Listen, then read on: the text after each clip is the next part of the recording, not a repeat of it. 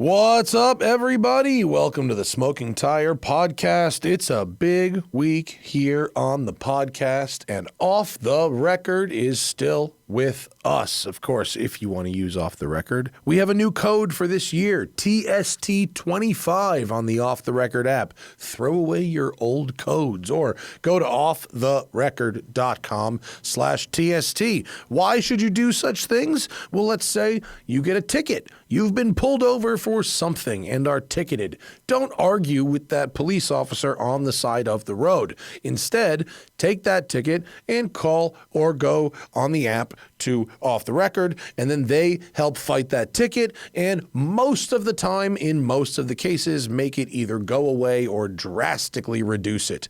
It is the best. And if you use our code with the Off the Record app, again, that's code TST25, you'll save an additional 10%. Listen, Off the Record does not cost a lot of money compared to even just paying the fine and the ticket, let alone the other things about that moving violation that could cause problems with your insurance, your potential employment, etc. Don't plead guilty. Get Off the Record. Go to offtherecord.com/TST or use code TST25 on the Off the Record app. Well, we are here, people. It's TST 1000. We have done this a lot of times, and that is a lot of talking. And if you're here, then you better be ready for a lot more of it, because in the 1000th episode of the Smoking Tire Podcast, this is an 8-hour podcasting extravaganza with characters from all over the automotive industry. Professionals, photographers, journalists, videographers, comedians, television personalities, and more are stopping by to say hello on a very, very long, hopefully the longest episode ever of the Smoking Tire Podcast. It's episode 1000. Let's do this. Boom. Are we here? Is this it? We are here. Episode We are here. 1000 has begun. Episode Meal. Meal. Episode Snack. That was 500. I think this is the part where it's going to get fun, because I have to admit something. From planning this until right now, or like 10 minutes ago, it really hasn't been like fun, because it's really felt like work. And it's a good milestone, but like the planning and the scheduling and the this and the that, and everyone it felt just like regular podcasting, but with more work. Yeah, right. and you know, my wife Hannah, who's going to be here in a little bit, her family has a saying which I had embroidered in a pillow at our house in Latin. And I don't remember exactly the Latin thing, but it's fun is best when it's over. Oh, okay. I thought you were like, I don't remember the words. No. But the pillow really. I don't remember the translation into Latin. Gotcha. Sui et something. But it's basically fun is best when it's over. And I think we're about to do 8 hours of radio with a rotating cabal. It's a cabal of guests are coming through. It's a cabinet. A lot of czars. We have a lot of czars of guests coming in. Welcome to Oligarch Radio. It's too early for that. I do actually have what's funny is, like, as I wrote, normally I don't write out. I write topics of things in the news to talk about or things we've done. I don't want to forget. But when we're just doing radio with our friends, there isn't like a program or a schedule, or like I don't like really write out questions, because we know these people. We don't need help doing radio, but with so much time to fill. 8 hours is a lot, and so I did write some thought starters. And if you look at the ones in the very beginning of the list versus the one I wrote over coffee this morning, they are starkly different. Okay. And as my mood sort of changed throughout, more stressed, more stressed, and like you could tell, like the ones I started with, I was out in the backyard with the cats yesterday. So it's like, what do you feed cats on a road trip? It was a sunny day, it was a beautiful, perfect day outside by the pool with, 4 little animals that I love and my wife. And then in the end, the last one I wrote after reading, a few posts on like Reddit this morning over my coffee. It's like best car to flee to Mexico. The difference is crazy. Yeah, it sets your mood. It's really a way to start the day. The fun you're referring to is what we call third tier fun, where it's fun after the fact. Like backpacking, Right. You go, that was a good time. But during it, you're like mosquitoes and rain and whatever. Right. Yeah. Right. Like almost like a time when you remember America being great. Is it like that, Zach? Oh, man. I'm just saying. But I was reflecting earlier before Jonny got here and wouldn't stop talking before doing 8 hours of radio, that I was reflecting on like just what it means to do 1,000 of anything. You know what I mean? Like if you have any task and you do it one at a time, doing 1,000 of them is a lot. Sure. And if that task takes two people several hours to do, and you then do 1,000 of them, Right. that's a lot of time. Did you do the math? Did you hear Jonny yell through the door because of the 30-second delay of what I said about him, and it's playing in the that's lounge? Great. So we can talk shit, have lock Jonny- the door, and he'll hear us. Jonny he's a commenter, but in real life. 30-second delay. Let me see. But no, it's like we've done 1,000 things that take like 3 to 4 hours each. Yeah, well, that's a lot. Our average runtime is like 90 minutes. So that's I just did the math. That's 1,500 hours of podcasting, of talking that we have done. Well, Hannah got us a cake. It's in the lounge. It's great. We'll put it on Instagram later. But it basically says, the Smoking Tire 1,000 episodes, so much talking. I saw that great comment and 100% her sense of humor. Yeah. Just so much talking. Yeah. She really apparently is quite the radio host, because the comments and not just the comments, the numbers. I got to stop doing that. Yeah. The numbers. It's too early. I've had a lot of caffeine today already. Already. I can tell you're tapping your pen. I've had that many milliliters, very small. Mm-hmm. We have a variety of substances throughout the day we can play with. We've got the Louie Louie, got a case of the Louie Louie. We've got Jonny brought 2 very special bottles of whiskey that each started to try to tell me about, and I was like, this is things we talk about on radio. So he'll bring those in. I told him, what time did you tell yourself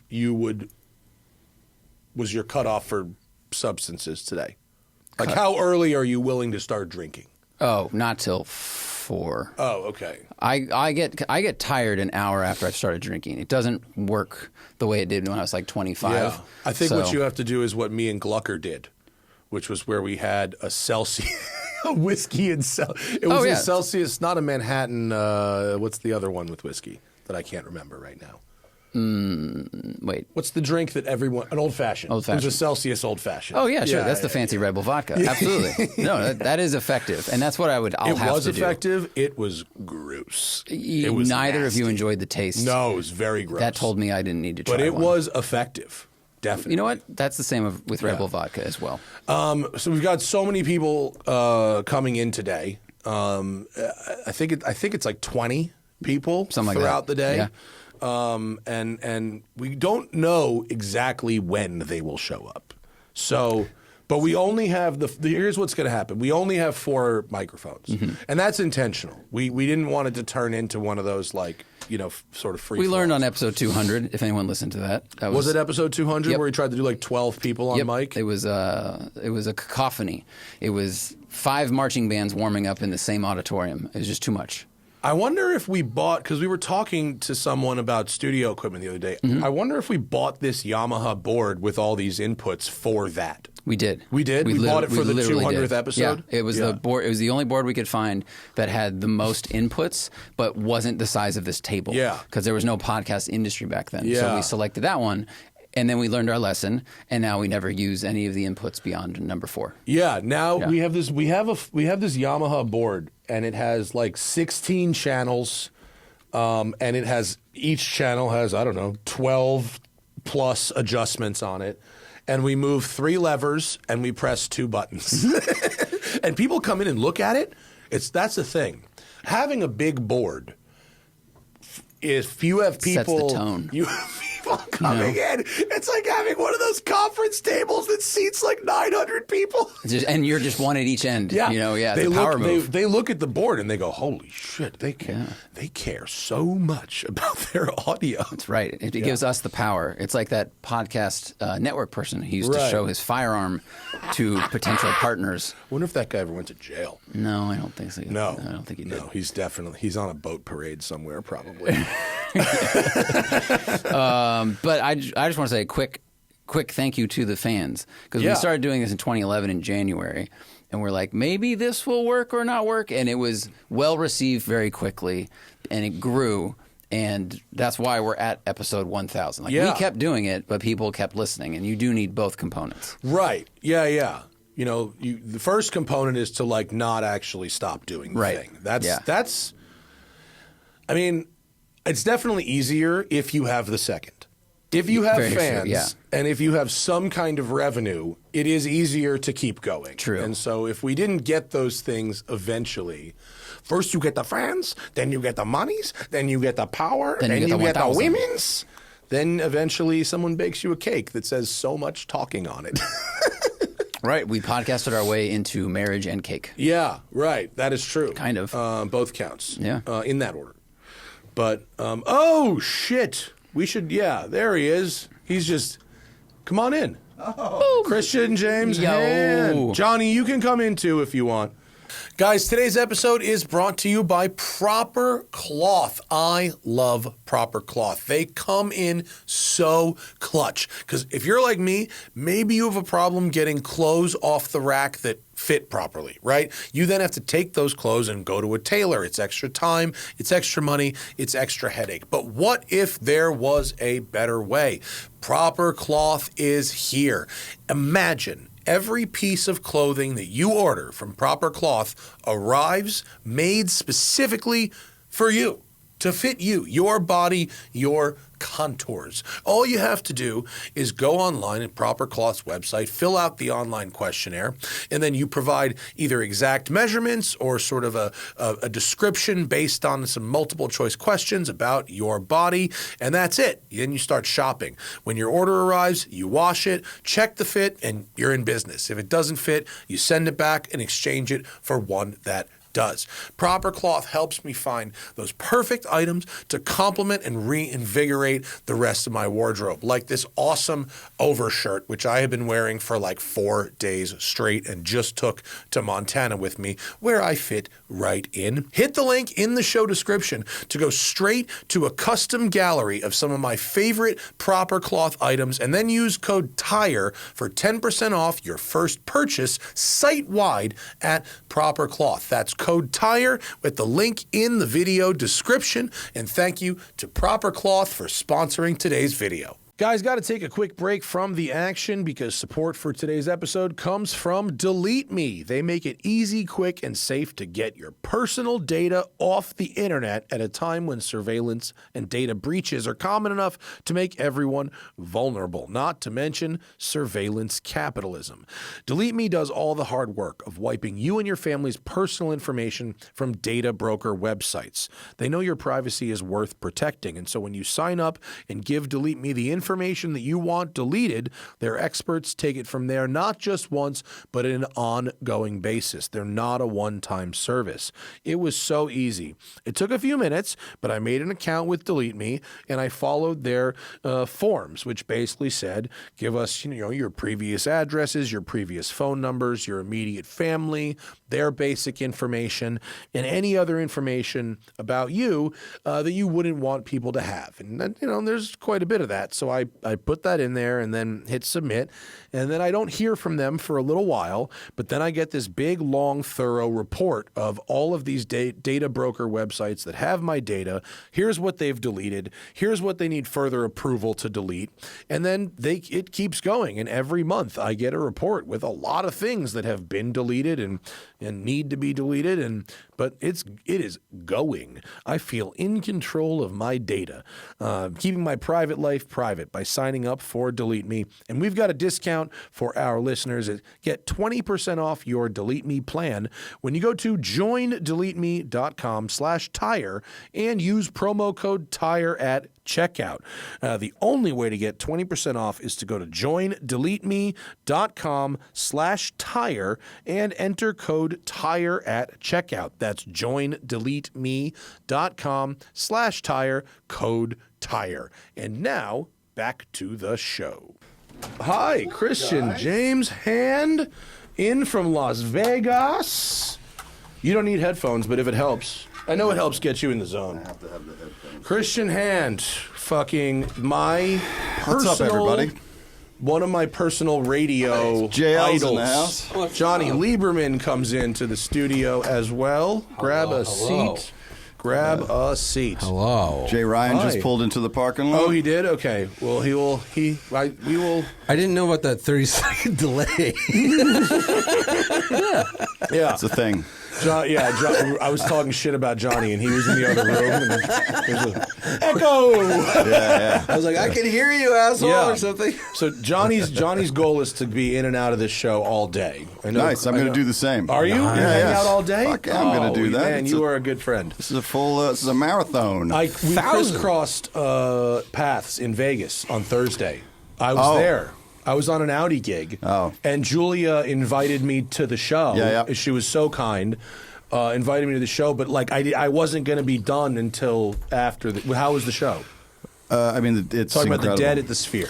Dead and Co. People like the Dead Sphere. and Co. at the Sphere. Yeah, no, it's this is the masterpiece. It's good. Yeah. Yeah. Yeah. Okay. I mean, But cool. who's left in the dead? Like they're all dead. Mickey and Bob.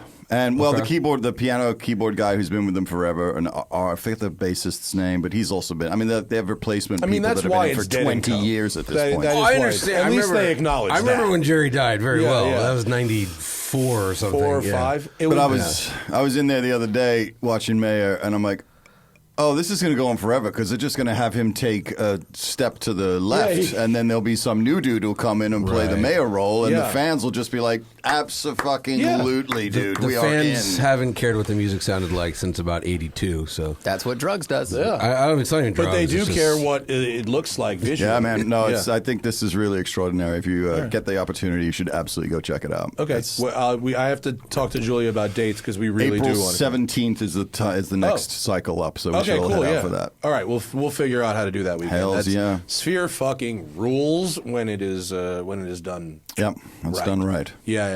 Very exciting.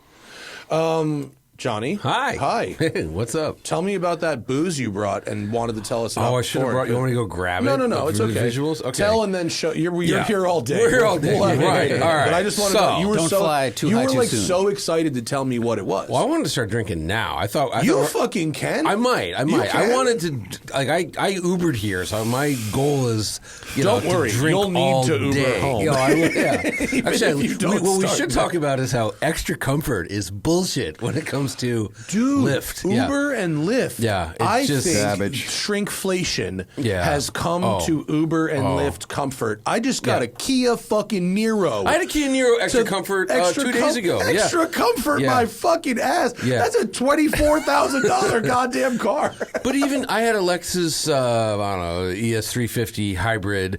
That's which- comfort. Kind of, but like because these cars do such mileage, the rear shocks are blown on every single one of them. well. Every single one. The guy playing music that I hate. You know, That's easy to do. yeah. Let's be honest, Lieberman. There's like Right. three okay, bands. Let me that they can play. rephrase this. Playing music at all, even Right. though in my profile it says silent and cold. Heat's on, playing fucking, I don't know, you probably love it, some horrible pop song from the 80s. And like, why am I paying extra for this? I agree. Okay. The driver should respect the Yeah. quiet, cool. Kaja fucking- Gugu is expensive, friend. You know what I'm saying? Like Just- that's extra. Waymo is the future. That's all I'm going to say. Waymo is So the future. good. You know, I do get it. Yeah. I do get it. Yeah. Uber and Lyft drivers sometimes not doing themselves any favors. I've had some epic ones. The best. I mean- Epically silent. And like very interesting sometimes. Well, sometimes but don't they ask you like, do you want conversation or not? Or every you can time say, it's a yes. default Yeah. on the app. Yeah. Your That's a settings. great thing to have. And I But- see it come up. You get in the car and you see the thing come up and it says this rider likes Yeah. Yeah. Mine And is then- frozen, silent. frozen and silent. Yeah, like a coffin, you know. But The whiskey. So in November, I went to Kentucky, and I have two friends, Bill Binder and Drew Stoddard. So Stoddard founded Stoddard Spirits, and their first imprint on the label is Binder's Stash. Bill Binder, Binder's Stash. You brought some before, which we tasted, and it was good, but it was rocket fuel. This is much more. Oh no, that one might have been rocket fuel. That might have been the one that was like 145 proof. Yeah, it was fucking dude. You could run the DeLorean would have started in Back to the Future 3. My car would start on that. Yeah. That's well, pretty high 145 proof's a lot. So I brought one that's 138.15 and one that's 139. So nothing even close to 145. Nothing close to 145. And I picked these barrels myself. This is It's basically less. lemonade. Is basically what you brought. Oh yeah, delicious. Yeah, for kids. And so I picked these barrels in Kentucky, and they're called. We have the Invisible Swordsman and the Singing Bush. Because it was me and Bill. You named these? Yeah, me and Bill are obsessed with the Three Amigos, so you obviously remember the scene where they had to find the singing bush and then ask the This sounds like a series swordsman. in porn anime that would exist. It was like Immaculate Conception is the Invisible Swordsman.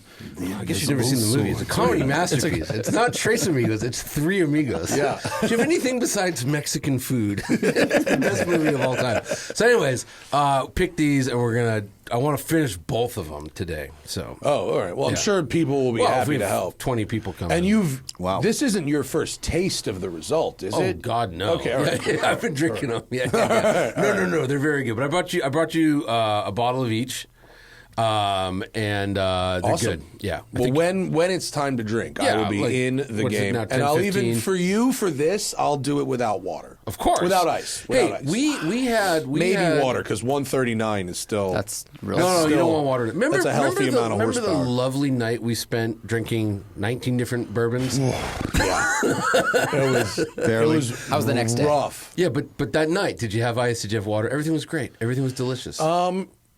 I think I did put a little bit in some, but I was under a lot of pressure. Well, and once you get inebriated, you're like, "That's delicious for sure," and then you just remove never the got water inebriated. I actually didn't get that drunk. I felt like we tasted a very small amount of high volume bourbons, but whatever mess it made in my stomach was significant. That could have been the barbecue we started We eating also at 11:30 We p.m. also paired it with barbecue. It was Gnarnar. That was a lot of fun. Empty houses are It was the a best real thing. dude night. It was the dudest No of furniture. The dudest of dude nights. Yeah, like a ton of booze in a house with absolutely no furniture. Yeah. Women One bathroom. come in the door. It was Crazy. fantastic. Yeah, it was good. That sounds like a horror movie waiting to happen. Or high school. And my least favorite social It interaction actually, ever. if that whole night was That's the a guy first- with autism just stimming in the corner is what that is. You know what I mean? Anybody get any weed? No. Anybody get any, please? Anybody get any weed? Literally no weed. I think if that night was condensed, it would have made the greatest first 7 minutes of a horror movie. Right. You know, right. like someone that's like go on Reddit or something and like writing prompts. Like take it from there. Like Right. 8 car industry people are around a kitchen island having just consumed 70 pounds of barbecue and 19 different bourbons in a house that has absolutely no furniture in it. Discuss. Black guy dies first. Oh, yeah. No, he's the only one that survives. That's yeah. the zing. That's how they Yeah, zing yeah. in your Wait, zinging. there's a black guy in the car industry? It's That's why he needs That's to why he survive. survives. If we get Jordan Peele on this, that is There what we will go. happen. Oh, Marco Gerace in the house. Good. Now Jay Ryan will have someone to talk to in the lounge. It's all happening. By First the way, time is we've this, opened the shade. is this beer, is this staying? You know, I love this vibe It so actually much. kind of has grown on me Literally and figuratively. a little bit. It's actually kind of a good, love it. vibe for me. Yeah. It's Phil Morris here. Oh, wow. It looks like you could also, if you put a different outfit on, you could be like a Greek shipping magnet. For sure. I like. You know what I yeah, mean? no, Very much so. I'm leaning into my racial ambiguity. Yeah. Once, Or Rob Reiger. once, Y'all put uh, trade. Either Jewish or Greek? I What's did the it. ambiguity? I did it for one day, and someone commented like, "Oh, good, no more January 6th look," and I was like, Yeah. can't go back to that now." You can't unknow things, as A.R. Buxton It's true. says. Right? Yeah. Like, Yeah. oh boy. Yeah, once you see that in the mirror once, you're like, oh, it really Digging is. through the isn't it? closet and throwing away all my wraparound sunglasses. No, I need them for motorcycling, I swear. Right. Yeah. They are good for that though, versus the ones we normally wear. With No, the open this space. is good. The problem is I have to shave my head every other day now. I got to get you the razor pit, the thing that allows you to have a regular razor will last for months. Oh, it's like a normal razor blade sharpener thing? No, it's literally like plastic, like almost neoprene, and you just, because little thing for everybody in the crowd, the blades don't blunt. What happens is that the combination of the shaving cream and the fragments of hair glue to the edge. Yeah. So what this does is you just do that, and it cleans it all off. I've been using these things for like 20 years, and I will have a Gillette will last 2 to 3 months. No way. Dude, All right, I'm telling you, everybody, razor pit. It's like $20 on Amazon. And I buy them for all of my friends for Christmas. I should have got you set Really? up for Hanukkah. Meanwhile, we've been friends for like 6 years. All his friends. All my bald friends. And I kept thinking I should get you one of these. Harry of His, Harry's like, Razors less is special going to friends. one-two He the actually owner gets of me this better company. gifts than that. But I'll take one of them, too. Yeah, no, it's great. What It's about, great. I've seen dudes do that, like, I don't know what we call it, Nair, but like the stuff that burns the hair off and you only have to do it like once every 2 weeks. Oh, Nair, my friend. Yeah, it is Nair. Yeah. But it's the smell of burning hair, but it's a chemical burn. Yeah. And it is the most gag-worthy smell. Okay, It's horrible. yeah. Someone just suggested I laser my whole head, which I was like, That will hurt a lot. yeah, that's what I was thinking. And you I have don't to even- go multiple times. Do they do that? I don't They even will. know. They'll do anything you want. Laser Fuck, your they'll head. laser It's Los whatever. Angeles. Yeah. They'll remove Zach. hair from anything. Google plastic surgery Yeah. disaster. Yeah. Yeah, but no, I wouldn't do that. One of the funniest things in college is a friend of mine tried to nair his butt because he had a fuzzy butt. Oh, and after yikes. about 4 minutes, he ran to the bathroom going, "Ah, ah, ah, ah." It was quite funny. Yeah. Do you remember the, it's like some honey-based like hair removal, like you Oh, coat yeah. your body and you hair. fucking rip it off? So That's called waxing. Yeah, but you do it at home. It's not. It's you called don't- home okay, waxing. Home waxing. Yes. Yeah. It's like, listen, man, it's early. Honey flavored home wax. So, I got a lot of body hair. Most people don't know it tastes like honey. How do you know?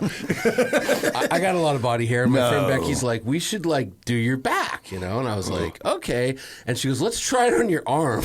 And so she did it on your. Yikes. I've never seen more blood on a arm. Yeah. Like, it was so No, and they do it on awful. Steve Carell in 40-Year-Old Virgin. That's real It was blood and very real real. screams. It was Yeah, no, you don't want to do that. It was awful. I'm going to do like an anti-ad right now. For like years ago, we did an ad for one of those, like mail order razor blade companies. Yeah, right, yeah. direct Oh, to yeah, consumer. yeah, right. yeah. And actually, they sent us stuff, and I thought, considering the price difference and whatever, and particularly for me that they were free because we got a bunch for the ad. Sure. That cool. And actually, when we stopped doing the ad, they were pretty cheap, and so I just kept buying them. Then they started selling them in the store. And now they're the same price as the other shit. Yeah, I saw that the other day. So I ran out, and I'd been using them, the former mail order brand. They don't have any, so I bought a Gillette Fusion Mach 5 or something. 7 blades. So fast. I went back, and I used it, and I was like, oh, dude, it's a this difference. is a Ferrari. Yeah. Oh, yeah. Yeah, I've been in Duped, an yeah. Impala SS. This is a Ferrari. I did the same thing. Oh, my God. It was the one that begins with H, and I was like, all right, let's check these guys That's- out. And yeah. then the first thing, I was like, no, this is substandard steel that Yeah, they're using. no, on they these were. I blades. guess my headspace when they were German Blade free. Factory. Yeah. And we had a lot of them. We had a I'm lot still of them. burning through old back catalog. Yeah, because Zach shaves like 3 times a year. Very I true. was going to say, when are we going to get a beard on Zach? I've tried. It's not I've really gone for like 2 possible. months This is straight. four. It's This is so 4 weeks bad. right Yeah, here. If this you is- turn to the right, you can just see it. I did that a couple years ago. I like grew the mustache attempt for November, and I was talking to someone. I was like, "Yeah, I grew it in for November," and they went, "Oh, I didn't notice." And I'm like, "That's the end of that. That experiment's over." Stolen November. valor. Yeah. Imagine getting accused of stolen valor in Movember. No, I swear, dude. You have like you have a photo every day for 30 days. It was more like I was actually in the military, but they didn't believe me because I wasn't wearing fatigues that looked real enough. They were just like, I can't even tell. So it's this. Wow. Yeah. It's easier. It is easier. And Yeah. you could have subscription blades that will last you 5 He years. doesn't need a They have. subscription. Right. One time. Yeah, that's it. Buys, You're good. buys one. Well, now if I lifetime. get the It's razor a pit, lifetime I'm telling you, the purchase. razor pit is the way. One and done. Did He you has find the it on shaving- Amazon? What? Did you find it? I saw you I did. Google. Yeah. Yeah. No, it's $26. Yeah, it's absolutely bonkers. Totally worth it. Yep. So there you go. Free shout out to. He's an Australian. The bloke, There you the go. bloke that invented Razor Pit. I'm not, Oh, that's a I'm good not surprised. accent. Thanks, That's a Australian type. A thing thing? that makes stuff last longer Yeah, 'cause is they a have the very Australian Australian or New Zealand type of vibe. Yep. It's expensive to get shit down there. Yeah, It's an island. You got to ship it all in. My parents lived That's there why for Johnny comes in with the fucking heat, dude. 5 years. It was like $100 for a gallon of paint, I think. Yeah. My cousin and I were going It to puts a hole in the fantasy of Yeah. moving to New Zealand. Guys, support for The Smoking Tire comes from the podcast Drive with Jim Farley. You know Jim Farley. He's the CEO of Ford. Not only that, this guy has a GT40 and a Cobra and all kinds of amazing vintage American metal that he races wheel to wheel at places like Goodwood. He's a boss, and you got to check out this show. It's where Jim talks to some of his favorite people about what they drive and what drives them to succeed. They just started season 3 with some sick new guests, including Vicky Butler Henderson, the British racing driver and fifth gear personality, Randy Nonnenberg from Bring a Trailer, and T-Pain, the musician turned drifter. The guy's got skills, actually. I listened to it the other day. It is great. Jim is a great interviewer. He's insightful, and it's interesting hearing these folks open up to him. I really am about it. I support Jim's venture here. To listen to Drive with Jim Farley, just search Drive with Jim Farley in any podcast app. That's Drive with Jim Farley, and thank you for supporting this episode. Yeah, we were going to set up like an Regular shit is illicit expensive. skate shoe thing because skate shoes are so crazy expensive there because everything has to be imported. So a pair of Etnies that would be like $35 or like $125. I was like, dude, we should just ship. Well, we get enough tariffs going here, it'll be the same price as New Zealand. I mean, so it's fine. I just met a guy on my street. I was working out. When I work out with my trainer, I work out in the driveway, garage/driveway, and Rich and man, so, poor man. That's a good Jeff Foxworthy. Oh, working out in the driveway. Yeah. Yeah, I suppose. Working out in the yard, your yard. Working out in the yard. essentially, Yeah, the yard. I suppose. Yeah. Is that like what names something that's like the prison yard? that's Working no, out but the- I'm saying like name something that's like bad if you're poor. Yeah, Oh, yeah. the Vit. You ever heard that? Yeah, Foxworthy? It's yeah. amazing. I really haven't heard Jeff. A fridge in your garage. A fridge in it's your- really, it's a good premise. Okay, yeah. Multiple, like right. So owning you, 6 you're cars. poor or Yeah. Yeah. I know the dude that for decades wrote all of the "You Know You're a Redneck" if. Oh, yeah. And he is straight up. Hello, I'm from England. Of course. And I was like, love wait, you. what? And he was like, no, that's what I do. I write the. You know you're a redneck If And you I was like, find 98 Cosmo magazine from 98, the sex tips, me and my friend wrote them. wow. We would get drunk in New York, and we would just come up with the dumbest things you could think of, and they would just. And publish what them. was the pen name? Oh, he was writing them. I don't know. Nothing. It was Dear It wasn't Cosmo. like So these are was both it Merely examples. Martin? You both give examples. It was my you don't have friend to be Jonathan qualified to do the job. I can't remember his last name. Jonathan something. Just a dude I knew in New York, Awesome. a writer.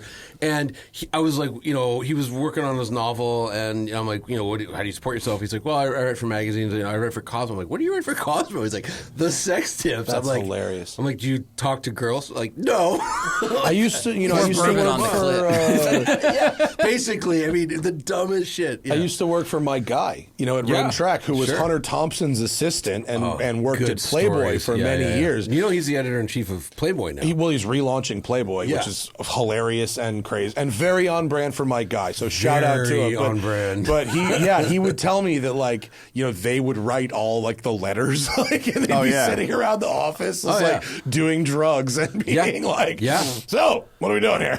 I didn't believe the stories in your magazine till the other day. The weirdest thing happened. The old penthouse forum. Yeah, right. Amazing. I should just point out, we weren't just drunk; we were also on a lot of drugs. Yeah, So, of course. So I think here's where we go. Now we have a quorum in the lounge. I think there's 4 people in the lounge. gonna tap in. You guys, Tap out. yeah. Well, we can one at a time. Go tap somebody Okay, in, I'll be and back. then in a few minutes you can go tap somebody Nice, in. I like We're gonna that. try and Right, try and cool. keep it moving. I think Yeah. maybe 30 minutes max before next rotations. Especially, you doing good? Yeah, I All missed right? out on the Papa Roach. I'm sorry. It I ended up it wasn't you, but Jerry texted me the next day and was like, bro, actually texted me that afternoon and was like, bro, can you tonight? And I was like, no. And then Yeah. I saw your... Dude, we had Phil Morris. Come on in. Oh, Phil and Jay. Come on in, Phil. Sit down. Sit down. Hey, Jay. Just before Christian gets out of here, Jay, you can party mic until you. No, but you're going to take Christian's chair in a second. Hello. No, I'm just saying hello. No. Are you not going to stay and do fucking radio? Phil. Yeah. Hey, Christian. Never met, but we Phil see each Morris. other up in the crest all the time. Legendary Seinfeld character actor and brother. wonderful human being. Well, thank you. Porsche owner, good human. Make yourself comfortable. I was just saying, like, I went to Papa Roach and Rise Against. Yeah. So I thought it was Saturday night. I put it in my calendar as Saturday night. And I had talked to Jerry Horton, the guitar player from Papa Roach, who's Drummer. a listener to the... Drummer. Guitar player. Oh, is he playing guitar? Guitar player. Jerry's the guitar player. Is he really? Yes. Fight it out, Absolutely. Drummer, fight. Who's playing drums then? Not Jerry Horton. That's weird. He is absolutely playing guitar. That's very strange. And He pulled a Dave Grohl. yeah, I mean that would be. Does he also play drums? I think he plays drums as well. I thought he was honestly playing drums in Papa Roach, but obviously not. I mean, he seems really good at playing guitar, He's and a so if he lovely also chap. plays Yeah. drums, then good for Jerry. Genius. Yeah. And he couldn't have been nicer. I never Lovely met him in chap. person. He was so nice. And Rise Against opened, Mm-hmm. and first thing, and Rise Against is like what? Did you hear Christian's sound? Remember when we went and saw Rise He Against didn't. with He didn't Christian? like Rise Against Just live, the- but it was because of their just very funny. sound mix, not because of their. No, it was because of that note. Because of what? The one note. Oh yeah, right. I do remember that. Now I remember that. Anyway, I fucking love Rise Against. You do? And this was my first time I had ever gotten a true all access pass. Nice. Like, here's a badge. Go anywhere. No door is closed. Right. Anywhere in the stadium. And so me and Crook were like, let's open this door. Let's open. I got to 10 feet of Tim, but he was talking to people and busy, and I didn't want to be that guy. Right. And Jerry was like, well, why didn't you? I was like, because I didn't want to be the guy. But I think now we have to find a reason to go somewhere else. Papa Roach was amazing. They were such a great live band, and they are very underappreciated in today's music world. They were awesome. Rise Against was also awesome. And I think we need to find a city that they're going to, Road trip it out, and get a fun car and go and see them, and That'd be maybe awesome. go out for a drive with Jerry before the show. He was into that. Into it. But yeah, if you're at all remember Papa Roach from like the last 20 years, like see if they're coming to your city and go check them out. They're fucking great live. What really was the show? good. Was it the Forum? The Forum. Nice. Sold it out. Great sold, spot. sold it out. It was a place. real delight. Oh, I thought you guys were white clawing. I thought this is really. All right, I'm going to tap bro. out No. so Jay Ryan. No. Can All right, tap Jay in. Ryan in the house. Red Bull Christian's right gonna now. Christian and Johnny have committed to hanging out all day, so they're gonna tap in and out. All Stars. All Stars. Johnny and came then out and he was like, next up. I saw Pat Long things. is Pat's here here. and Marco. Marco's here, okay, too. so after They're getting coffee. So at 11 o'clock, after we're gonna do half-hour coffee. shifts, Increments. and you can stick around for multiple shifts. But I want to get it going. Hi guys, Hey, buddy. Jay Ryan, Congratulations, you guys. Phil This is Morris. amazing. Get Crack the on mic here. a little closer to Want you, to buddy. crack on here? Oh yeah, I should be a professional. You're I yes, know this. As a matter of fact, aren't but- you like a voice You know, but I do actor? speak from my diaphragm, so it does travel. It's all turning you down a I'm bit. just Do I need saying, to hand you a script for like a cartoon I'm good. or something? I'm good with improv. All right. I'm really good with improv. What's going on? You've never been on our program been. I before. haven't been to this facility. Isn't it nice? I am. Did you walk around? Absolutely stunned. No, I'm going to get give him a Jay tour to- after. Oh, He's gonna okay, give you a yeah. tour later. Make my boys do it. They are trained. Well, he they said can he tell knows a you bit all about the. it, so- I'd rather Jay take knows. the tour. Jay did our studio. Yeah, this room I know very well. Jay did this room. Nice. For people at home who don't know, Jay Ryan he's done Hollywood movie cars. He's done behind the scenes crew stuff at a variety of film and television shows. I've he done runs everything, yeah. Good Started as Vibes a Breakfast PA. Club up at Newcomb's Ranch. He drives that famous yellow 997 with the meatball on the side of it. Yellow car. And all around friend of the show, and on top of everything else, built this studio. So he's not just a friend of the show. He's like Technically, he's embedded. he's a W-9 employee, Ancillary independent crew. contractor, non-covered by workers' comp. no trip. I got a good lawyer for you if you need it. Though. Jackie! How that works. And of course, Phil is the legendary Jackie from Seinfeld, Thank you. and a gentleman who knows a thing or two about sports cars. I've as it enjoyed turns them in out. my life, and I think I'm one of the more like John Q. public car guys as opposed to the wrencher. I think Zach and I have talked about this before. I don't wrench, but I love cars. I did go to Auto Center up to L.A. Art Center of Design for 6 months for automotive design. Did you really? I did. And then it got a little too engineering intensive for me. What years was that? 1977. Oh, wow. 1977, because right Did after you, that in is those when I 6 started months, acting. did you meet anyone who went on to do anything awesome Not that you I can remember? recall. Yeah. I remember a lot of time in my car, which was a Pinto at the time, trying to do these like drag coefficient numbers, and as soon as as it was like blurry, it's like I'm out. You're like, I I'm just an want to draw draw this shit. I just want to draw cool stuff. Yeah. You know what I mean? So so I bounced out of that, went on location with my dad, and became an actor. It's funny. What's really funny is I think that it you worked out. ended up at Arts Center. A little bit. Just say it. Like, just because, like, I've said this on our show throughout the years a million times, I wanted to draw cars when I was a kid. And I got some actually really bad advice from really smart people who all said, oh, you want to design cars, you need to be a mechanical engineer. And they sent me to a place where people learn to design parts, not cars. What's funny is you went to the place I should have gone to, Right. but 6 months in, have what is a very similar complaint to what I would have had about engineering school after the same period of time. So the grass not always Not fucking greener. always. I mean, as you it got to turns make out. sure the car runs well, that all 4 contact patches stay on the ground. Listen, that the kind of richest stuff. man in the world would absolutely disagree. That is not important at all. Or empathy.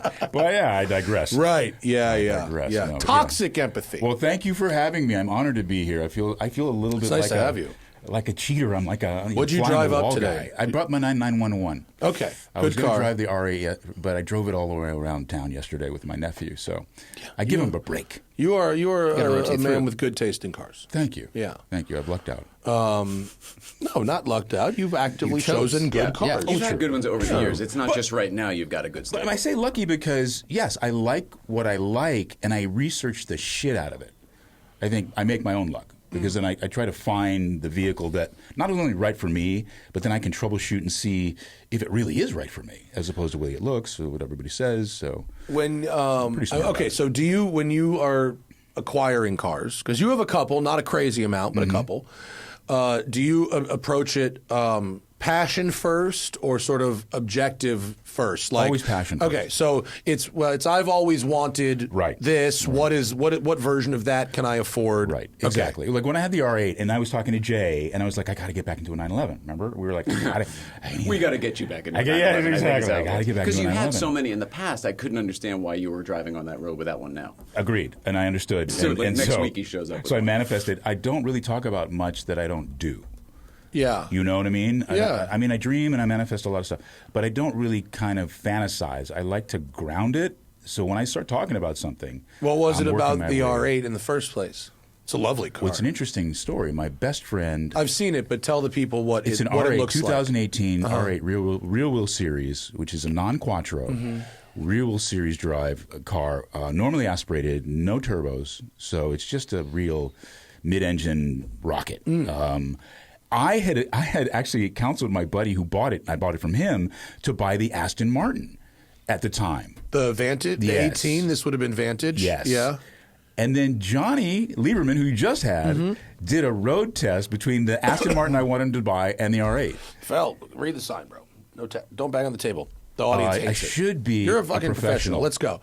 But so not today, it's Sunday. Johnny They did this- swung the hammer the other way. Well, yeah. Well, he actually picked the Aston Martin, which I advocated my friend to buy, but he didn't buy that. He And bought you the realized R8. you Yeah. didn't want to buy the car that Johnny backed. You're like, nope, I'll go the other way. I think that is the correct course of Sounds action. like you heard what Johnny's verdict was, and you went, well, that can't be right. No, it's exactly the opposite. I actually advocated for the Aston Martin. My buddy went against him, but my guy has a heart condition, and he was forced to sell the car because he bummer. couldn't drive any longer. So I went to Nashville, and I picked the car up, and I drove it to Atlanta where I was doing a job, and I loved it so much that I asked him what I could give him for it. He told me, and I paid it, and I'm Drive really it home? happy. You drove it home? No, I put it on the trailer. That's okay. And drove it home, but- driving home is a boss move, but not it's not Not from Nashville. Bitch, I just drove my car from Detroit. Yeah. An electric car, what was no it? less. A Taycan, Yeah, right? The fucking 4S? electric car. Yeah, well, okay, I got you. But I wasn't willing to put I that many miles on it understand. initially. Yeah, and how many miles you put on it now? A lot, right? Yeah, Not a bunch. I got it 35,000. Yeah, it's a bunch. That's good. For an R8. I'm doing it. Good. No, I'm a driver. I don't Yeah, ever yeah. buy anything to put in the garage. On a car like that, miles are cheap as shit. I need it underfoot. Yeah. No, Miles are cheap. So, Yeah. So that's I need it underfoot. That's cool. Seriously. Do you collect anything else that isn't cars? Comic books. Really? I have a 20,000 issue comic book collection. Fuck I out saw of this for here. the first time Does it the have other its own day. room? Yes. It does. How big is the Well, room? it's got its own room, but it's got a big old. Hang on. No, it's in the master bedroom. Oh, On shit. full display with the TV wall. Instead Whoa. of a light Oh, bulb, really? it's the entire Yeah, thing. it's There's massive. nothing but Yeah, comics. my wife too made deep. me build the wall unit. Well, but Really? okay, Or but get that's rid of but them. but it sounds like Integrated. well presented. Very oh, well okay, presented. cool. Everything's So it's the amortized. whole, and then your Yes, TV's right in the middle. Yes, you go 55. So It's pretty They bald. go to bed Yeah. staring at it. It's awesome. Do you take them out and read them? I haven't for years. You can't ironically touch enough. them. It devalues them. Yeah. Yeah, kind you put of. on Put gloves. the gloves on. No. I do have them in bags and boards and all that stuff. Yeah. But I buy these big compilations. So if you want to read those issues, I got this big old epic graphic size book. Oh, where it's like a bunch of books. Yeah, in you a- don't have a to mess my shit up. Yeah, you can, yeah. You can Yeah. read Silver Surfer It's a number 1 replica, if you'd like. as it were. Right. Exactly. Yeah. Right. Exactly right. What's the coolest the comic reference- book you I have? reference have edition. two Yeah. 1948 Captain Americas. Wow. When did Captain America start? I don't know anything about comics. He started before World War II, so Okay. it's around that time. Yeah. So That's pretty cool. Very cool. Yeah. I have a bunch of fun stuff. Is it rude to ask what the Wow. value of those would be? Because I don't know anything about First Captain America was 1941. 41. Yeah. Can't imagine why they Why felt they the would have impetus come to up roll with out that. this Captain particular America. artistic propaganda. Yes. So what PR you're there. saying is, it's coming back. Yeah. Well, they got a black guy as Captain America now, Right. so they're So growing it's up. good. Yeah. They're evolving. But yeah, I was a kid. I just loved them. It taught me to Definitely. read. It taught me to visualize. Being in movies now, they were all storyboards. Yeah. So it helped my imagination incredibly, and I drew. That's why it makes so much sense they turned into such huge movie franchises because the storytelling has always been there. It's right there. Like from 1941, and it's like it's almost having a storyboard on the page. Like, well, they're going to punch him here, then he's going to jump out of the building. Exactly. It's, And the all more right they there. stick with that in the films, the more fans like me go, yeah, that's awesome. Yeah, Yeah. for sure. Because we're like, Fantastic 452, first appearance of Black Panther. Yes. More, please. Now, do you have an allegiance to Marvel or DC or Image or all of them? Well, as a kid, you had to pick a side, right? Yeah. DC or Marvel. At that time, there was no Image. It's true. Yeah. I think Image was in the 90s. Yeah, there's no Image. I remember when Image started, as a matter of fact. But I was a Marvel guy.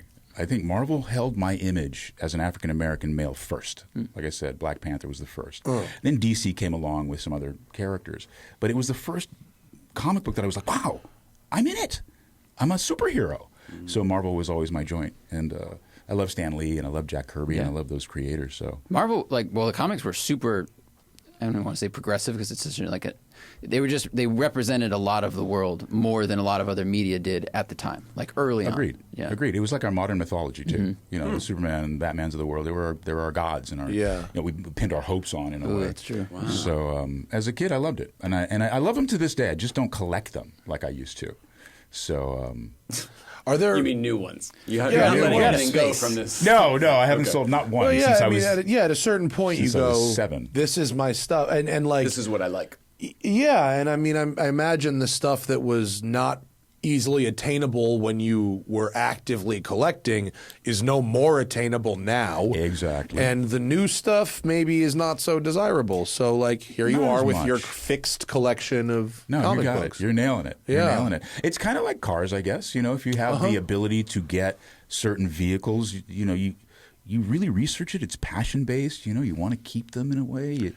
It's your I was thing. just down at Singer the other day, and we're going to talk to Maz from Singer really soon. But he said the best customers are the ones that are sort of reaching to be able to pay for the car.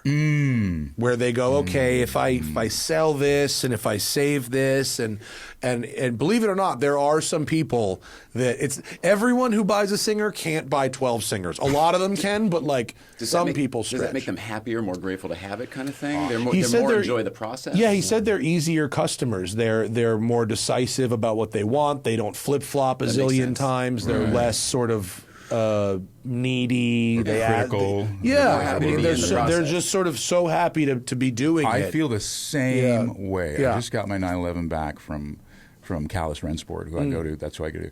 And I can't tell you how excited I was to pay them. What did they do? I got new tires. They rebalanced my stuff. I had an oil thing changed. You know, just like normal stuff. Oh, but it probably just suspension, though, felt It nice. Feels it's nice. just a process. I'm in there. I'm seeing models. I'm seeing unbelievable, vintage 911s on the rack, and I'm just in an environment that, as a car guy, I could just hang out in and love. So it's like the price of doing business, right? That's the cost of doing business. So if you have to reach for that cost, it does mean a little bit more to you. For sure. A little bit more immersed in the experience. Dude, we have we're going to talk to our friend Marco in a minute, who, humble brag here. If you cold call Marco right now and want him to do a top end on your air-cooled car, he'll tell you like November. Oh, next year. But if I call him and I say I have a guy who really needs, then we can get him in, next week. It's like a different thing. And that customer, it's not my car. It's not for me. He doesn't even work on my car. I don't have an air cooled car anymore. But like that customer feels like we've done such. It's a deal. Oh my God! It's a deal, it's man. Like a big deal. And we appreciate it. We really, they do. I mean, I'm They talking usually about do. that from this side of the line, right? I appreciate that effort. I appreciate you extending, because these are not, I don't want to say normal, these are not average cars. These are cars that special cars. require, a certain amount of connection, and you have to drive it a certain way. And when we have people in a village that helps us, supports that, I'm grateful. I really hope that there's that young people generation hear podcasts like this and understand that if they learn to work on cars like that, they can make a fabulous living forever. I mean, it's not like easy work. You need to be an expert, and it's physical, and it can be dirty. But listen, our friends that do this stuff well, they make a great living. They support their families. They get to build themselves really cool toys that they get to play with, and they go racing. There's also another element is that you have a tangible, you can see your work being completed versus if you work in a large data company or something that's more just a tech company. You contribute, severance. You contribute to a tiny thing that eventually becomes a big thing, but you might not see it. Same thing with Hanna. When Hanna was at Facebook and Twitter, it's you change this to purple, and the number goes up by 4%. Whereas at when she was at Mattel, or she now has a new job. She finally got a fucking job, so yay. At a company called Otterbox that makes cell phone and very rugged electronics covers. Even that, it's a product that people not only buy a lot of physically, but passionately seek out if they're in certain types of industries. Certainly, if you're a contractor or whatever, name another cell phone cover, brand, So, yeah. You know what I've just realized, Zach? We had everything good for this show. I forgot my fucking glasses. They're in my backpack. Can you? No. One of us to get them? I'm going to go get them. Okay. That's rough. I couldn't do it Can't without read them. the notes. Where they are. I couldn't do it Oh, because without we have to them. ask people the 3 questions. Yeah, I can't read my own shit. Oh, you have 3 Can I questions? just say congratulations? No, Because I'm you sure they cannot. said it a few minutes ago, and you're going to hear it all day. But this is 1,000 is an amazing accomplishment. Thank you. Yeah, it's Crazy wild. good. It's really wild. Does it Well feel played. good? I mean, I see we've got balloons and a cake My wife outside. brought balloons, which is fantastic, and then Hannah brought a cake, which How is does very that sweet. feel? My wife. Good. I haven't seen you since, I don't think. Yeah, we have. Oh, I really? saw you when you first pulled up to Good Vibes, and you got out and you looked around.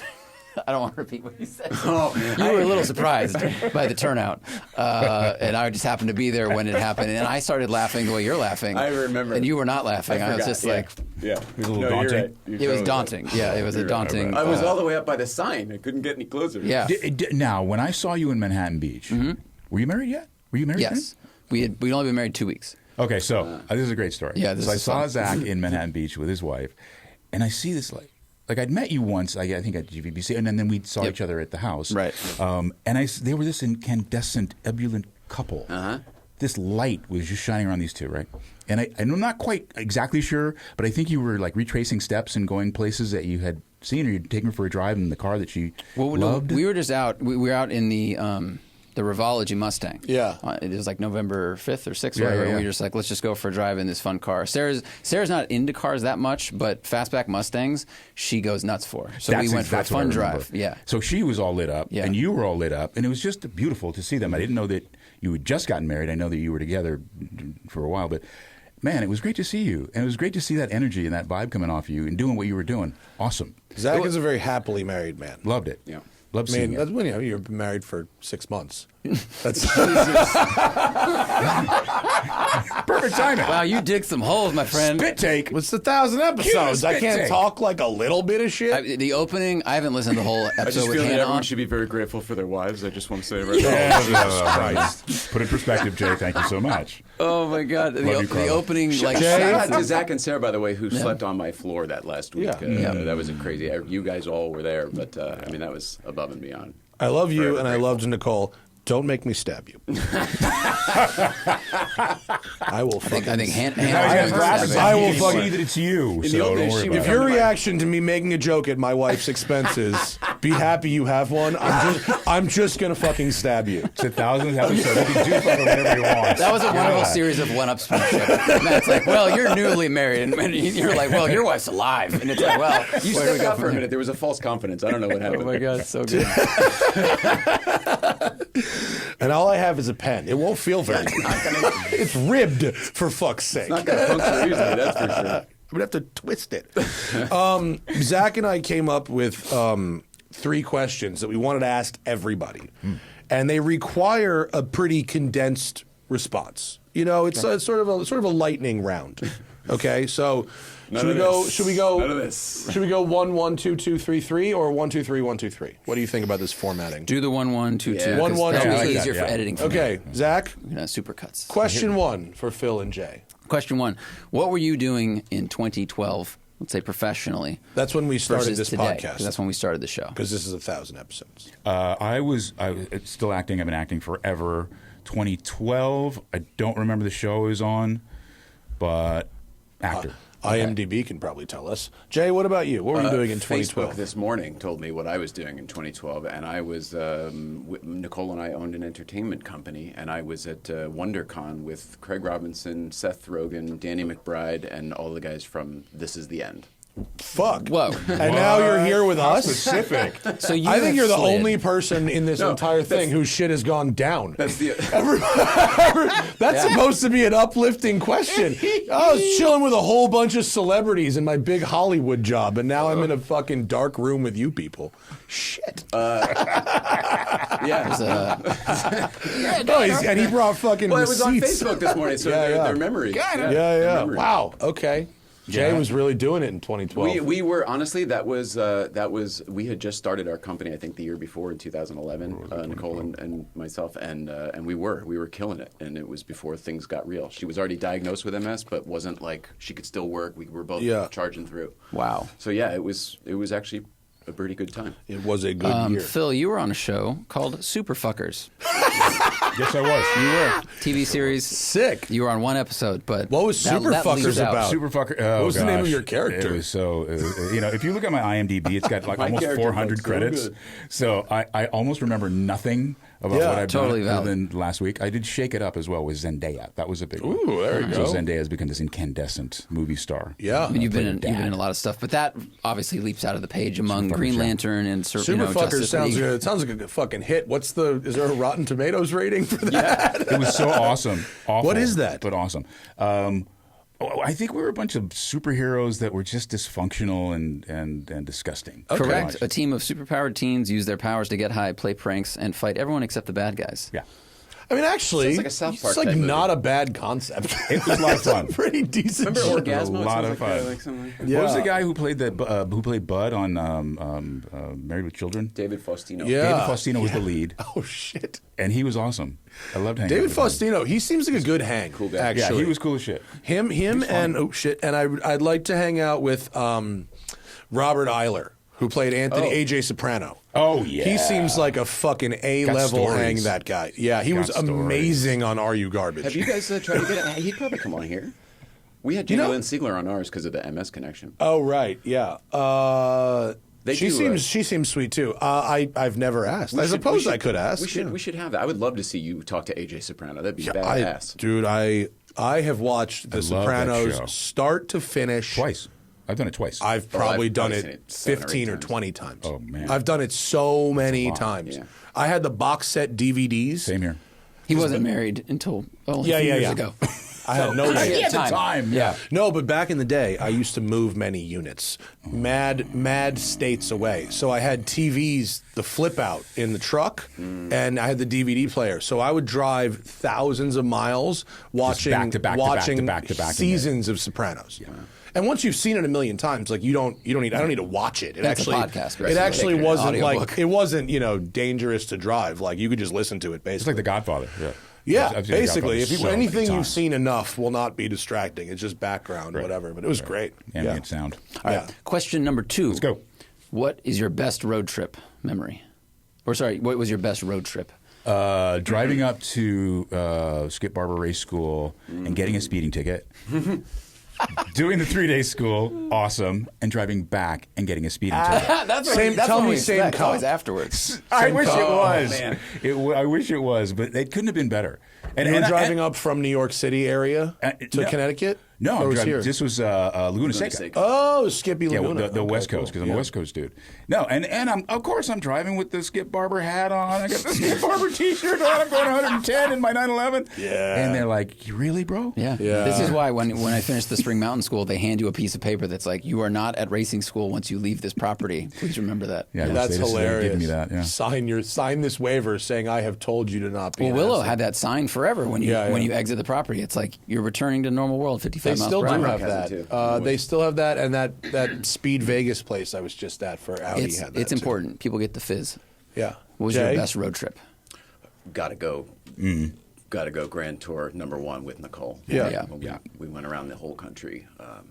It's like with my wife. 15,000 miles or something, right? Yeah, pretty close. I don't remember what the first one was. The second one was like 15. Yeah, it was pretty close. But we did it all in like a month too. The first one. The second one I was gone 2.5 months, which Yeah. is sort of like that's no big deal. But That's we why did your all car of is it such a in- legendary car. Also, Been you everywhere. know? Yeah. It's been everywhere. It's now Yeah. been to all 48 states. Yeah, I got to get it to. You gotta There's go 3 to more. Alaska and Hawaii. And Actually, Canada.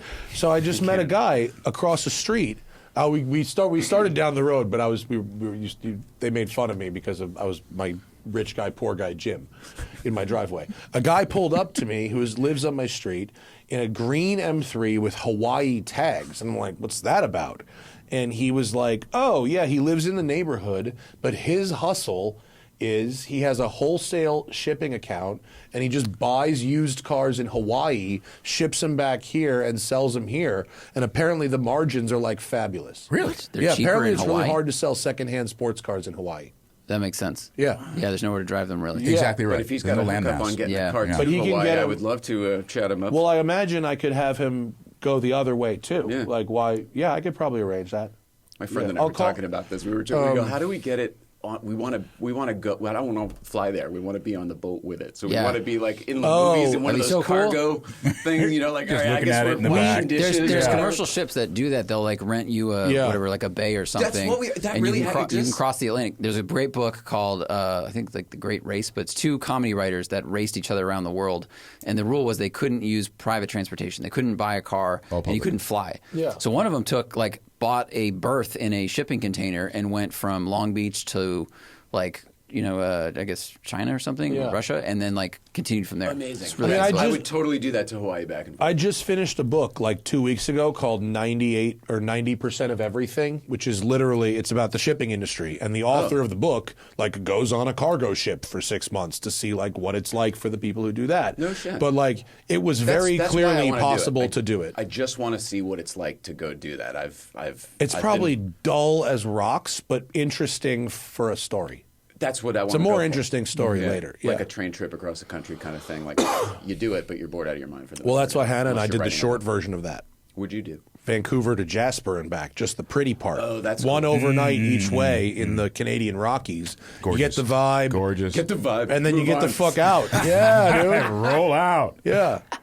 You don't really want to go across the Pacific Ocean on a cargo ship. You want to leave the harbor on the cargo ship and then have a chopper pick you up 6 hours later. Get on the yacht. Take your ass back to LAX. See you there, car. We thought the same thing. What do you think it would be to Hawaii? Though? Maybe a week, right? It's yeah, not going to probably. be like No, it 3 is. weeks. It's like a week. yeah. it is. Okay. So Yeah. that we could. But owning sports cars in Hawaii, difficult. I would imagine. The roads suck, Yeah. dude. Yeah, I did a movie it's there a terrible for like 6 place weeks. to and drive. It's beautiful, and I thought about buying land and property. And the break-off was that where am I going to drive my car? For like 6 years, You can Lexus only- and Toyota were having From here press to here, launches to here, there. Yeah. to here, to here, to here. Not cool. But there's like one main artery road, and In so you Oahu. can't really speed because that's where everybody is. Yeah, it's just not a great place. It seems idyllic and beautiful and whatever, which it is. Well, but Magnum PI. that sold it Yeah. hard. Get a but slow old classic car like that would be rad. with Not soft even, suspension. not even They really. just don't have it's the just, road. it's just there's nowhere good to drive Yeah. them.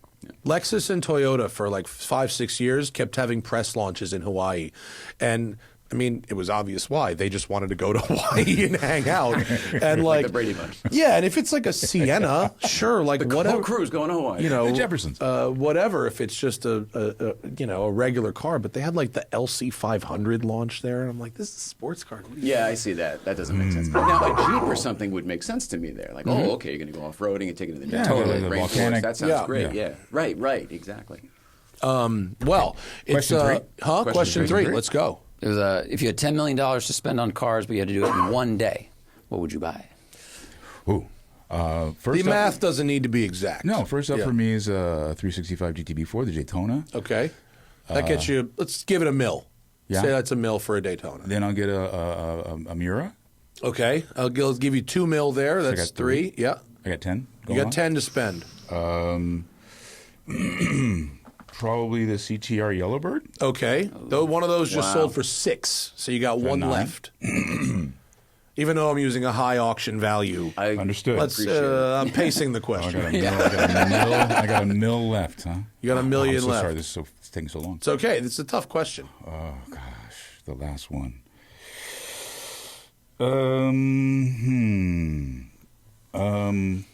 I'll go with it's weird. I'll go with a 993 Carrera S. Oh, For $1 million, you're buying one No. that has never been registered and No, was, no, I might have more money now. Oh, okay. Mightn't die. you'll take the rest on a gift certificate. Mightn't die. Olive Garden forever. Free T-shirts at PCA. Yeah. No. What's the last one? The last one. You have $900K left.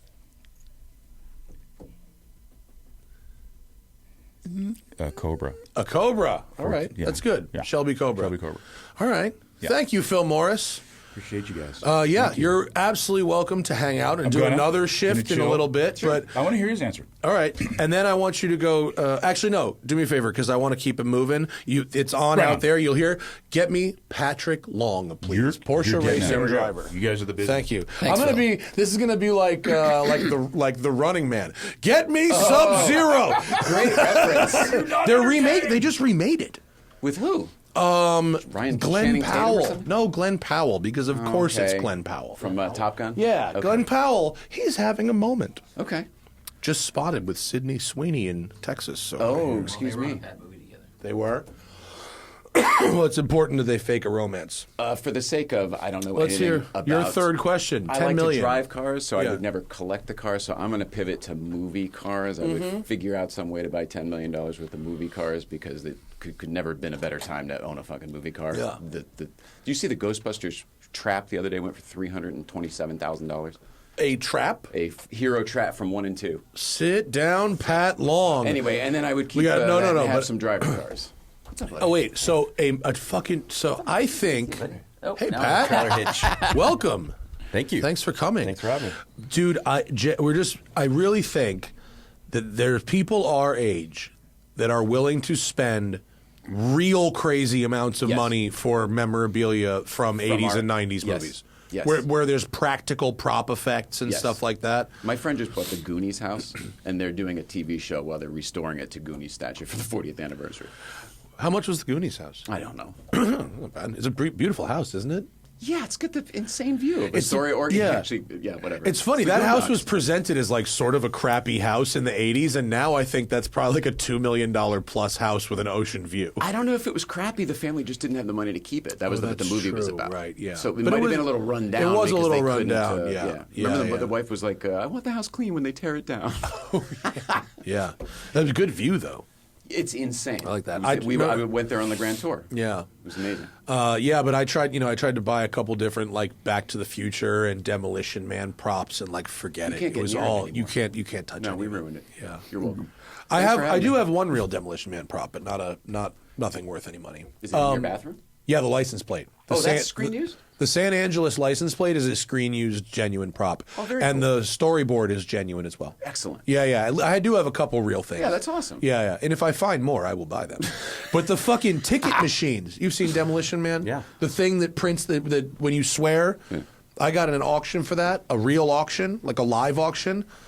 I was ready to go in for like $4,000 or $5,000 because I'm an idiot. And I have a Demolition Man themed bathroom, and I was like, this will be a funny laugh. They went for 16 G's. And they don't do anything. They just like sit on the walls. Yeah, it doesn't even print things if you swear. That'd be cool. Yeah. But it's the real one. But it's the real So one. you get to say You that. can only have one real one. Yeah. Who do you want? Marco? Send me Marco. Okie doke. Send me Marco. We can transition into 80s movies. 80s talking movies to Marco. with Marco? Yeah, Is that what you guys were talking about outside? Well, we just went to see Rad on the 20th. Oh, BMX, wait, like BMX movie. the old BMX movie? Yeah. Is it Whoa. in theaters? Yeah, Did they it do reissue? it on the 20th of March, I think is Rad Day, if I'm not getting it wrong. But they had a documentary that they rolled out. So they screened it all over Southern California, probably all over the country. And then they did an hour documentary on the making of the movie. Oh, cool. I think it was 86 that they did the original movie. Oh, fun. Yeah, that is. I bet a rad fucking bike would go for a ton of money at an auction. Yeah. Hey, buddy. Hey, guys. Marco, come on in. Spike and Zuckerman are here, and they're Yeah. on a tight schedule. They want to go ahead of me. How tight? Spike said, first thing he said is, I want to go ahead of you. Make them wait. Make them wait. That's fine. I don't give a shit. Is the show on in there? Do they? Okay. Do they have a they're gonna hear it. little thing, or do they just want to go first? Yeah. What do you think? Spike and Zuckerman, you will be on at 11:30 together. You need to wait 25 minutes and then you're on. I appreciate it. That's how we got to do it. First come, first serve. Hey, look, I'm good to hang with my boy Pat. That's so what I'm We were saying. just talking about Rad. the best. Jay was Get talking your mic 80s. a little better. All right. Jay was talking 80s memorabilia and collectibles. Yeah, and so yeah. we were dorking out. What do you think one of the bikes from Rad would go for at an auction today? Like an actual one? Yeah, screen oh, used. $5,000. You think that's all? Minimum. No, that's starting there. I would think it'd be more like 30 or 40,000. No, that's a bit much. I'd say Jay between just 5 said and someone 10. paid $300,000 for one of the traps in Ghostbusters. I don't know. Ghostbusters has just- a pretty That's a wider way net. bigger market than yeah. Rad. Rad, really? Oh, yeah, I mean, sure. it is bigger. And Yeah. I'm not surprised. That is bigger than Rad. But They made multiple sequels to Ghostbusters, right? There's no just Rad see if 2. you can Google Rad, bicycle movie prop auction, and like Heritage Auctions, or one of them is going to have one of them, right? No. Those bikes it's 1986. They're gone. No. Them bikes aren't gone. Someone's got a Someone screen probably used, put one together. Someone's got a screen used bike. No from chance. Rad. No there's chance. a lot of classic BMX collector scene. So Dude, there's no chance that there aren't bikes left. from Okay, well then, if we're putting this out in the world, I'm looking for a Jad. Okay, A what? A Jad. A Jad, A okay. Jad. I've been looking for a Jad for about 25 years. We'll pay to get. Have you you've been actively looking? I've been actively Okay. searching for a Jad. Okay. For 25 years since I got right. adult money. In 2016, someone sold one for $17,000. there you See, go. I told There you. go. Is that a Jad? No. What was Crew's bike was a mongoose. I don't remember. Yeah, I think so. Now we're getting eye rolls from the hardcores, but I'll take a Eddie Fiola GT. I watched that movie when it came out, man. I was racing BMX very briefly until I hurt myself and I wasn't good at it. But I watched that movie. I was like, oh wow, they have ramps on the track. We didn't have those. This is cool. And like everyone's just doing like side airs, and like that was the only move back then. The doc was cool. They talked about building the stunt team built the hell track, and even the pro riders didn't want to do that initial roll in. So it had people on the side. The whole documentary talked about like the one guy who was doing backflips at that time was the first guy to go down it, and then all the pros started rolling. Yeah, but into he it. didn't start at the top. He started like halfway up off a ladder. And he's like, oh, okay, I can make it this far, then I'm going to go all the way to the top and try it again. And then everyone else saw him do it, and he's like, okay, we'll make it. Yeah, That's that's how all it always you need. happens. You need Yeah. one guy. Everyone, to you do need it. a canary in a coal Pastrana mine. everywhere, and then That was a pretty great thing to see it on the big screen, and the documentary was good. And I remember at the first Radwood, the guy brought out like the Christian Holland Blazer, and they did like a little flatland thing. They had a little ramp. Yeah, I they think, did all in one that of the stuff. first Radwood ones. was pretty cool for that. Yeah. That was fun. What's happening in vintage racing world, Pat? You got a ride? What are we doing? The vintage scene right now is interesting. It's all about tech. So Lord March from Goodwood put out a pretty strong letter last week telling everybody that the sustainability of vintage racing is wavering because there's so many build-ups, there's so much modification of these period cars. So I'm on the advisory board for Laguna Seca and talking a lot about Car Week and the reunion and trying to get that event set up for the future. So yeah, everything's very technical right now about what you can enter, how legitimate is that car, and how many mods does it have. Yeah. I mean, I think that's probably combating a couple things, right? They don't want people racing reps. Right. And they don't want Adrian Newey racing whatever it is that he's racing that is not a Jaguar. Right. So are they trying to stop scale. people from modifying vintage things too much to where they don't drive like they used to, or they're cheating, or like what are the mods causing as a problem? I think this is a loaded question. And everybody has a different view on it, but essentially the Goodwood revival was really the strongest cars and the most hardcore racing and a hardcore track.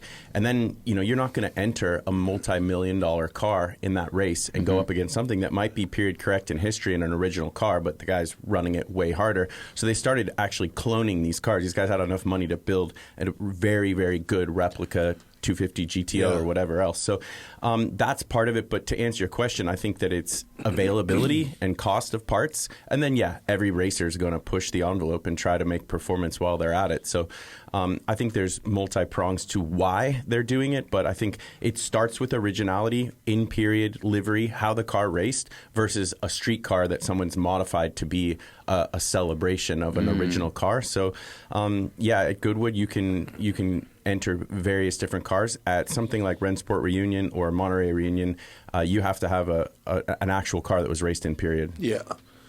Do you think if Goodwood adopts those same rules, it will make the spectator experience worse? Yeah, I mean, the question is, will they run them as hard? No, I don't think so. I think as long as the parts are available, if you're running a period brake package or an engine in the correct displacement, I don't think it's going to make the racing any worse. I think it just has to be consistent across the board so that you don't have two different mindsets out there. Yeah. It would be kind of. I mean, I don't feel bad for people that are rich enough to race a $50 million car, but it would be if you're racing against someone who's got a car that is like essentially disposable.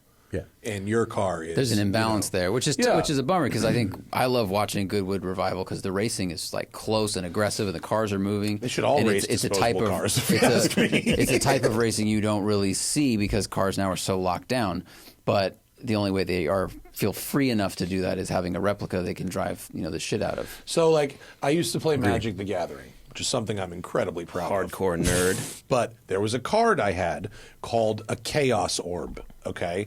And unlike most cards, which go from your hand just to the table, right? The Chaos Orb, the point of it is you throw it at your opponent's cards, and whatever it hits, it kills. Which actually is awesome, and that's why it's very valuable. But it gets damaged during use. And so it was accepted in the Magic the Gathering community that you keep the Chaos Orb in your deck, but you have to have it, but it can just be sitting here, and you have a stunt card. That's just another card that you just write Chaos Orb, and you play with it. So I think if you can prove you own the real thing, you should be able to have an exact clone of it made that passes the tech, and then you go race that shit and bang fenders. And essentially the whole class or that whole event would just be the whole class build-ups. is built replicas, but owned by people where the real one is sitting in Parc Fermé right here. I mean, let's also be clear. We're talking about replicas that are, deep six-figure replicas, too. Probably seven-figure replicas, exactly. but replaceable, not historically significant. Correct. Yeah. When there's 12 of something or 24 of something, let's Dude, I risk talked the to not our important homie John at Persang. Right? Yeah, there you go. He said a lot of their customers have the real thing. Right. And they get an exact rep made, and they park the real one in their living room, and then they go beat the shit out of the rep. Yeah. So I support that. That's cool. Yeah. Right? Yeah, I'm kind of along the lines of what you're thinking. I think you could have different groups that are set circumstances. Like, IROC is going to be featured this year. They're bringing back a bunch of different generation IROC cars, both domestic and the Porsche original IROC car. And those guys are going to run hard, but they're not racing for the ultimate. It's a bit of a hybrid between an exhibition and a race. And so that run group has a specific set of rules. Those cars are all original. The drivers, the owners, everything is understood by it. And then if you go to B sedan and everybody in that class says, hey, we want to run hard and we want to lay fenders into them, then you can have a second car, as you said. So we'll see where it all shakes out. Speaking of hybrids, you try the GTS yet? I haven't. I'm low on the list. Really? All you guys get the cars before. You're before I get into them. You've been downgraded from diamond medallion at Porsche. You're down to silver. Yeah, very much so. No, I most of my time is with the older stuff. I've been head down on a few builds there, and Marco's helped me along the way. Marco's always a voice of reason for me because he's a purist. So I'll send him a picture and I'll be like, "What do you think? Can I run a race mark steering wheel on a '66?" Absolutely not. And then I get a big bollocking from you and a history lesson. But no, I heard you guys liked the car, the GTS. We did. Yeah. I mean, he didn't drive it yet. naturally. We get one here in a couple of weeks. I liked it a lot. I thought it was great. Yeah, it's really fun. Nice. Yeah, it fixes a lot of the. Not there aren't a lot, but there's the drawbacks of that 3-liter twin turbo Carrera motor, are fixed with the hybrid. Cool. It just does. It's awesome. Nice. It's really, really neat. It's fucking fast.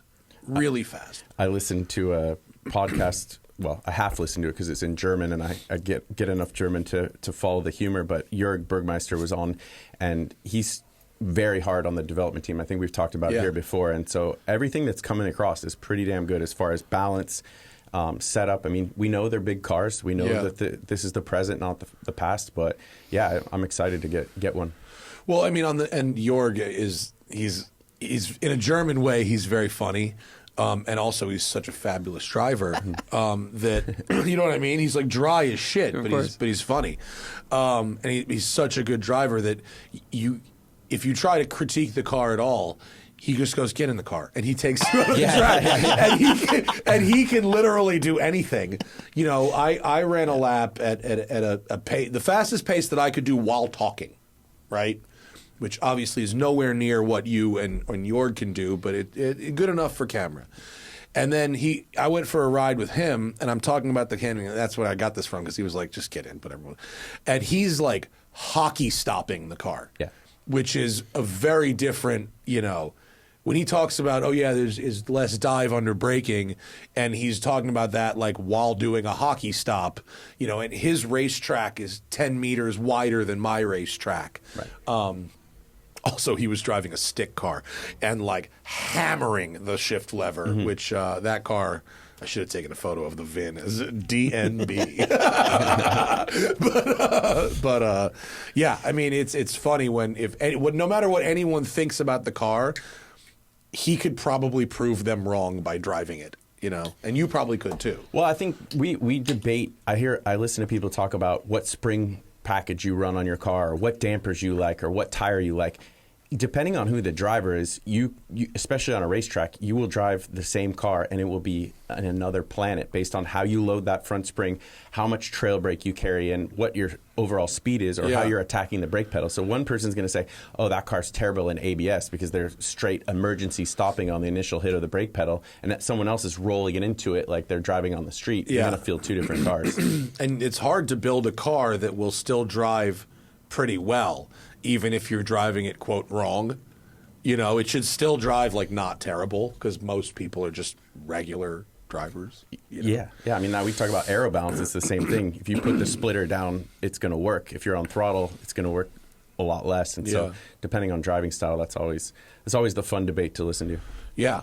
I know you texted me the other day and you were like, air water, let's go. So what's happening with air water? What's the status?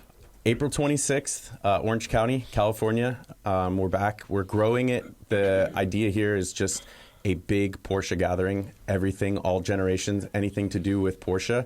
We've got a big exhibitor list, aftermarket, restoration, artisan. There was an idea in sort of after 10 years of doing Luftgekühlt, people wanted to come and partake and show that what they work on during the week, whether they run a shop or they're producing product. And so we've opened that up. We feel like the venue allows for it. It's going to be in one hall. It's sold out now. It's like 41 vendors. Yeah, all indoors. Lots of car displays in and out. Are you putting my car inside? It's a hybrid spot. Okay. It's covered. We're doing a mid-engine. I don't care. We're doing a mid-engine celebration. So your car is going to be part of the story of new and old. I think a lot of what we talk about with air and water is air-cooled and water-cooled. So taking equals from different decades of Porsche's past and lining them up and letting people sort of understand how the size of a modern car is compared to a vintage car or any of the technology. But a lot of celebrations around race cars. Cool. I got a car coming. Are you sending the Cup car? The Cup car. 996 Cup car. Yeah. Bought last year at Air Water, sending it this year to display at Air Water.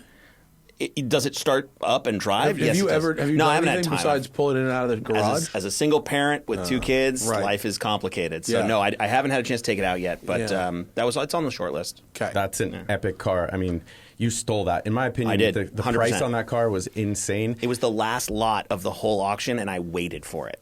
And that was a Manti car? No. Timo Bernhard? No. That was a team. Timo drove it, but it wasn't. It was Jürgen Altzen. Oh, Altzen. Yeah. Another legendary German Third place team. in the championship that year. Yeah, that's a great car. 996 Cup cars are fun to drive. They're it's still very analog. I mean, there's not a lot of tech in those cars, so it's very close to a 996 GT3 car. But no, we'll have some great race car displays as well. I'm excited. We've got a Formula One car, the Tag McLaren cool. MP4 2B, I think it was. This 85, a Prost car. Probably shouldn't be announcing that, but that will be one of our big focal points. Do some merchandising around it. Tell the story of Porsche in Formula One with McLaren in a great turbo era, small displacement Hans Metzger built engine. So just allowing the new audiences to be educated on the past, but also plenty of paint to sample, plenty of modern stuff. We're working with Will from PTS RS. He's putting together a pretty cool collection of cars, both new and old.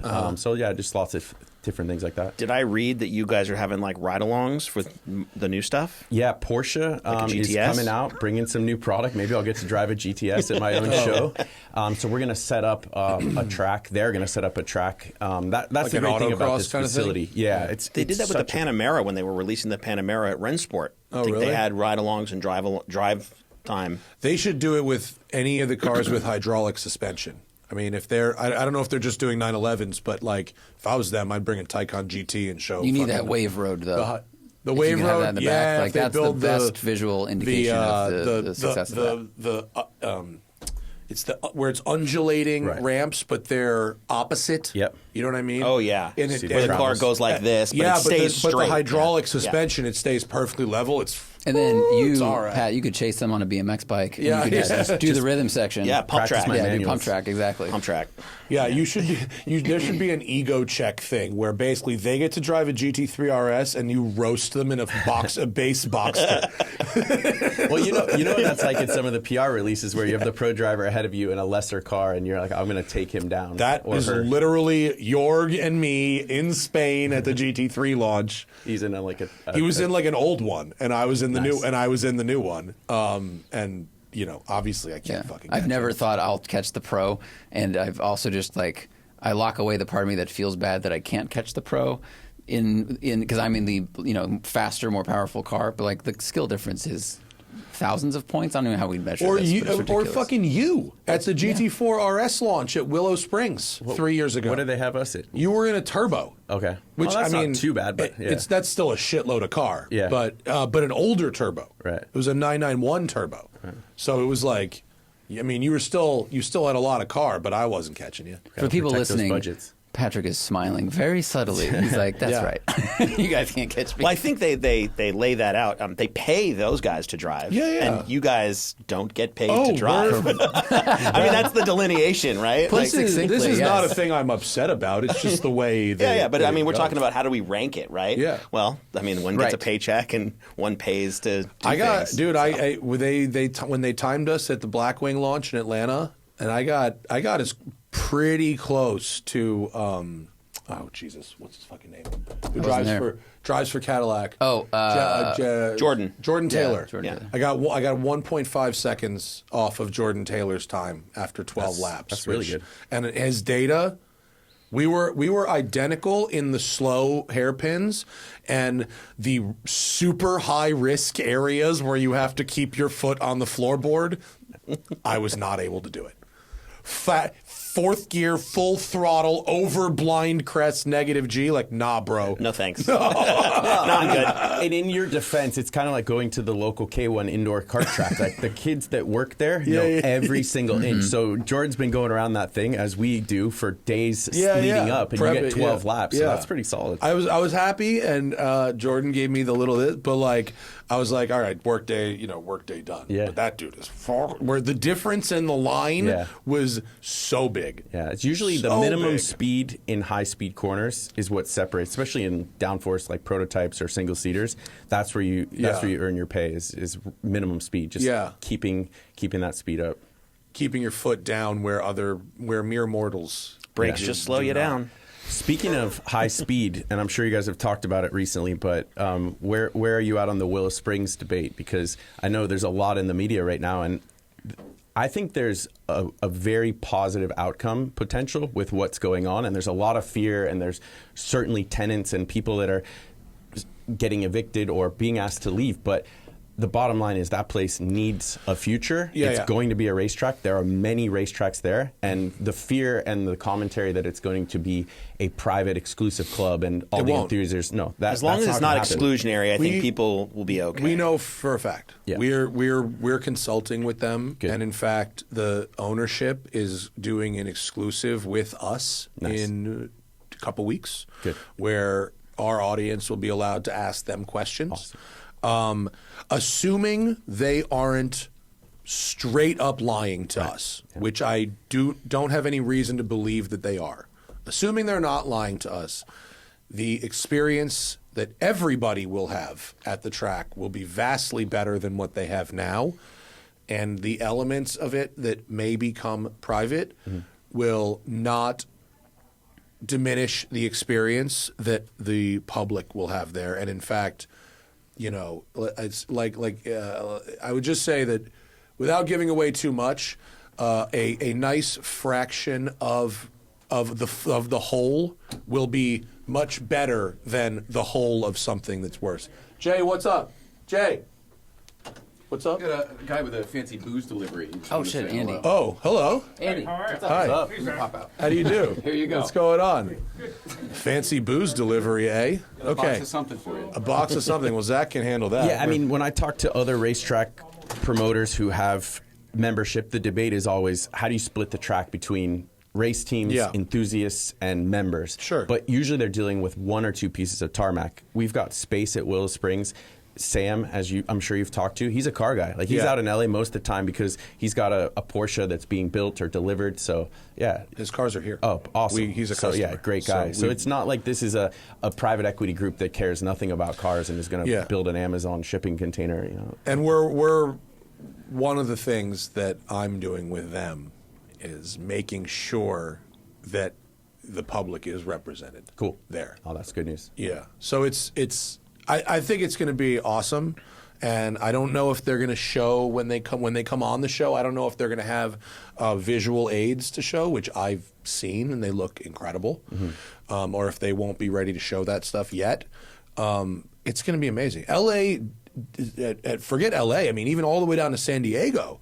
We don't have a world-class motorsports facility. Like, isn't that crazy? It's like ridiculous. This city of all cities? By now, it should be. We should have something. Like, you're telling me that I can go Well, to, it was world-class in the like, 50s. We had everything then. You're telling me that there's better world-class racing in the New York area than in California? Like, that's fucking nuts. Not to shit on New York, but, like, that is crazy. And there's some great stories and books about Southern California's racetracks of This the whole past. city was full of racetracks. Yeah. The Beverly Hills Speedway. Yeah. The Santa Monica. Remember the Santa Monica Grand Prix? I mean, no one remembers We it. had a Well, I board was gonna track say- in Playa del Rey. I Yeah. think the only two board tracks was like Indy and Playa del Rey. I mean, it was like one of the two in the country. There's a documentary that a guy made about the history of racing in LA. Yeah. And if if you want to learn a ton about this in the most boring possible, barely able to make it through slow-ass delivery, it's hard to watch, but you learn a lot about all the racetracks that used to be in this city. Paramount Ranch was the first place Carroll Shelby ever raced a car. There's a couple little bits of that that are still there. Yeah. Legion Ascot. Yeah, of course, yeah. the Ascot in Gardena, which that's where I grew up going to the races. But yeah, so many. I hope that they use the dirt oval at Willow. I guess, James Speedway, we definitely need to get some open wheel dirt stuff that's not just in Ventura. Yeah. You know, Yeah. we need to go a little faster and get wings on the roof because there's nothing like we watching definitely the need to roundy bring rounds. sprint racing to Southern Yeah, California. the roundy I rounds like are fun. the cross carts. Those little Yeah, guys, those they're things haul ass. rad. Yeah. Little motorcycle engines. Oh, yeah. They kick ass. And the oval at Willow Springs is legit. It's got good banking. It's a good size. The dirt or the paved? dirt. Because The I dirt. think didn't they have a paved oval too? As well, right? yeah, I think just I a remember little bit watching beyond. Legends cars there. Yeah. But that was fun. Yeah, it's tight, but it's a good one. We're driving Legends cars next weekend. I'm so excited. We're at. Nice. Zach and I are going to that 10/10ths I'll club. see you there. You're Yeah. coming? Yeah. What? Yeah. Yes, Marcus. going for it. Marcus Marcus and Smith. Graham invited us. Yeah. They Nice. are the best, and Graham is the Legends guy. Nice. He runs the Legends series. Those things are super affordable. I mean, if Dude, you want to go racing, $7,500. yeah. I mean, a season is like 30 grand. Yeah, right? but you could also just buy one. And dude, Ezra Dyer bought one to race in hill climbs on the East Coast, which is they a rip. genius move. I've driven them on that track at Willow Springs in the dirt, just like hand grooved the radial tire and sent it. But A Legends in the dirt would be a good time, but I really want to try one on a road course. you're going to drive it on the new facility? He said I could. Nice. Yeah, he said I could. Yeah, he I also mean- said I could drive something else very special. Nice. They're doing some cool stuff. We got a Pro-Am on Friday night. Oh yeah, are you racing? Yeah, in the, yeah, what are I'm you sure- driving? I'm sure I'll get destroyed. I don't know what we're driving. It's a street car, but they're going How to will bid you for get their. destroyed? Who's faster than you? Well, Nobody's there's faster some than you. legit drivers. I think you've got Boris Said. You've got. So you mean other pros? Well, no, Oh yeah, I mean, Jeff okay. Gordon's going to be doing Oh, it. Like, shit. there's gonna Oh, be yeah. good drivers, and Oh, they know the nice. facility. So Rick Maybe- Hendrick is yeah, maybe very those involved. guys. Yeah, I'm just- they're- They know It's their not way a lot around. of guys that are going to It's beat a lot of Pat, but like Hendrick. Jeff I Gordon, just maybe. appreciate. I It's a appreciate lot of his Hendrick humility. guys. He's got humility. It's Those good. dudes are Yeah. heroes. They're. I mean, if you don't know who Boris Said or Jeff Gordon is, look them up. Boris Yeah, said, right. "What a G, that guy." He's been around forever. How many? I man. mean, how many people truly crossed out of gentleman driver? They do not lose a lot of people from gentleman driver to pro. He was one Never of the first fucking hired happened. guns in NASCAR. He was Yeah. one of the first guys that was doing road courses in Yeah. NASCAR. They're like, "Yeah, come on over," and But he started he beating them made up in himself Sonoma. a beast. But even his story, like of Tom Milner driving in the Oh, '90s, you know, in IMSA cars. Yeah. I mean, listen to his Dinner with Racers. Not to pump another. that's a good not one. to pump Oh, it's a another. good show. That's a good podcast, show. but Yeah. Boris's Dinner with Racers is super good. And Boris was an old motocross guy. He had a dealership on the East Coast, and dude, he's a hard-nosed racer, like Yeah. in anything he's ever driven. I mean, American who won Nürburgring 24 hours in a factory BMW. Like, Yeah. he's legit. Are you hanging out for a while? Yeah, I got time. Okay. I sent my kids away. So. All right, cool. Can you tag? It's 11:30. Can you tag Team Spike and Paul? Yeah, I'll let them know. Stick around until they get back. Okay, I'll see you. are you- We'll connect for the 26th. Yeah. I'm stoked to have your car back out. Yeah, bring like, Zach. I will bring Zach. I will bring my car. This show is going to be like enormous, right? It's big. Last year we had 10,000 people, 1,100 cars. Broad Arrow's got a live auction going on. It's a party. Okay, cool. It's indoor, outdoor. air-water.com. Get it all hooked up. Tickets available, Yep. whatever. Yep. And is it Still gonna some be- car entries. We have two different types of car entrants. We've got like feature cars who show up like yourself. You're going to come the night before. It's going to be pre-placed. But we also have added a second section where you can come a little later, leave a little earlier. Oh. And it's more of a in-feature parking area. But Oh, like a Cars and Coffee that's happening during the a little bit more during relaxed. the show. Yeah. Okay, So we're still cool. working through some of those details, but Okay. excited. Awesome. Thanks. Thanks for having I me. appreciate it. Yeah. These Pat guys Lo- are going to be fired up. Pat Long. I know these guys are going to be ready to go. Hey, boys. I said you guys had to wait, so sorry for making Spike or the Paul, delay. you guys, Here. were you guys? Tell us where to Thanks, go. Pat Long. All right, These thank two. you. These two. These two. Thank you. Thank you, Pat. We'll see you at Airwater. Airwater on April 26th. Everybody go. Oh, My wow. car. So you got a please don't bang on the table sign. That's Yes. a big podcasting problem. It is a big I thought I was the podcasting- only one dealing Do with you have it. a sign? No, I need a sign. We'll get you one. You We have an got- extra sign? $14 or something. No, we just had it I made. had it made somewhere. We had it Wow. made. That's really Paul nice of you. Zuckerman, How How are you sir? feeling? I feel terrific Good. now. Well, you noticed I was having tail end of it yesterday, being ill. Yeah. I was. He had the red raccoony eyes that you had when you almost gave me COVID. Yeah. I'm sorry, but you're here. Now I feel And great. actually, because you canceled, I ended up having Hannah on come the do the show, show with yeah. me, and it crushed. The numbers, the comments, everybody loved her. Why don't you just have her on every week? Last time you gave me advice about the show, it was they're here for you. Stop having guests.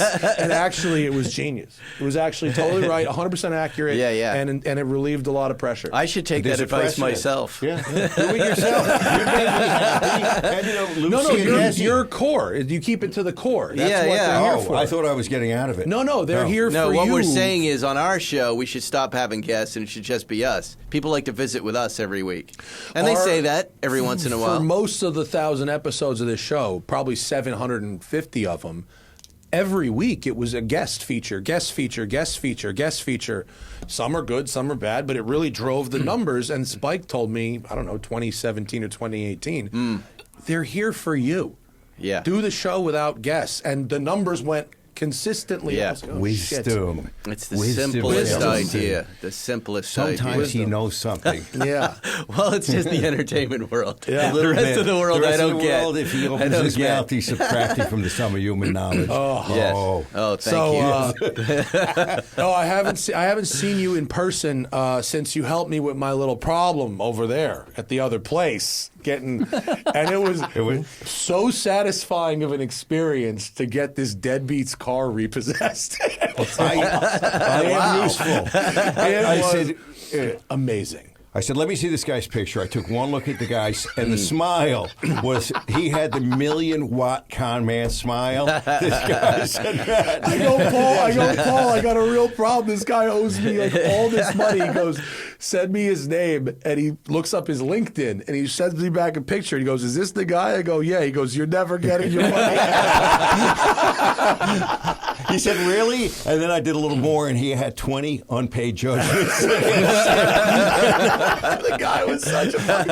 And then the conversation quickly went to, if he's not paying you, he's probably not paying the note on that car. He said, let's just give Porsche a call and see what they think about this. And they're like, will a check be fine? We'll be there Tuesday. And Really? paid the fucking debt and took the car before. Yeah. Wow. It was great. He was repo man. Amazing. He was a well-paid repo man. It was fabulous. And It was so who did you call satisfying. it? Porsche. They The jumped right in. general information line.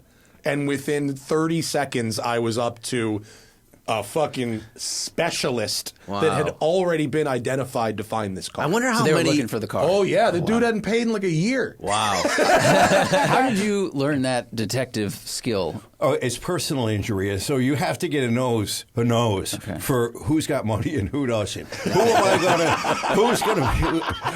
I gonna collect from? Zach, it's very simple. It's very simple.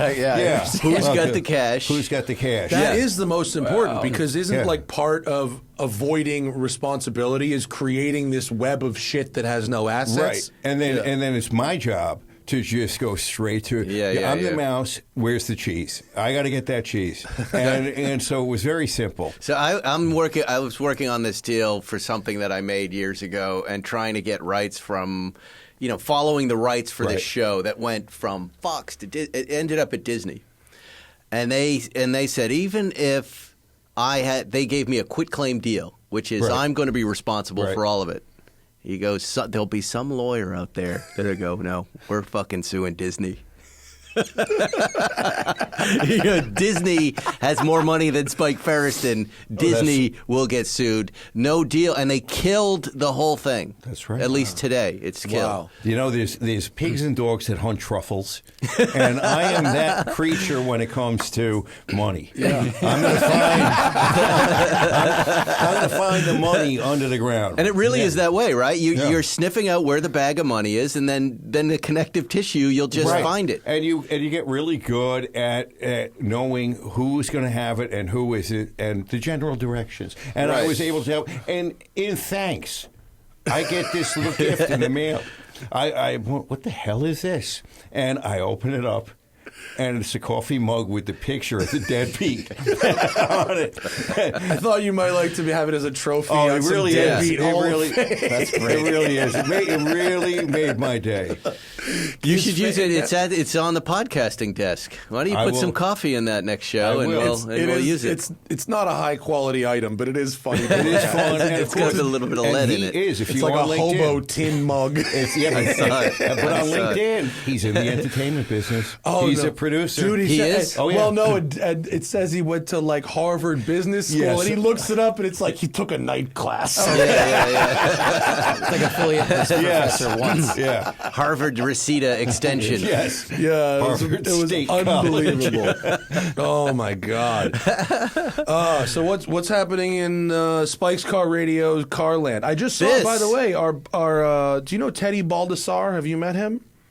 I You know who he I is? heard about this. The watch guy. The watch guy. He had Sheffield. He had Sheffield. And he had my watch. Notice as his, was there. As his, specifically, my Notice watch as the top micro brand picks from the. That's right. There was that. Now, where is that? There was some Washington kind of watch. Yeah, it's a pop up watch convention-y time, thing. Something. District Yeah, time. District time. right. Yeah, And it's like Sheffield a big micro brand. Yeah, show. Sheffield had a presence there. Yeah. Jay was saying he wants to, bring all the watches out and finally kind of enter formally enter the watch world, and it's been huge for him. That's cool. He's Look super how beautiful excited the about it. watches you're wearing.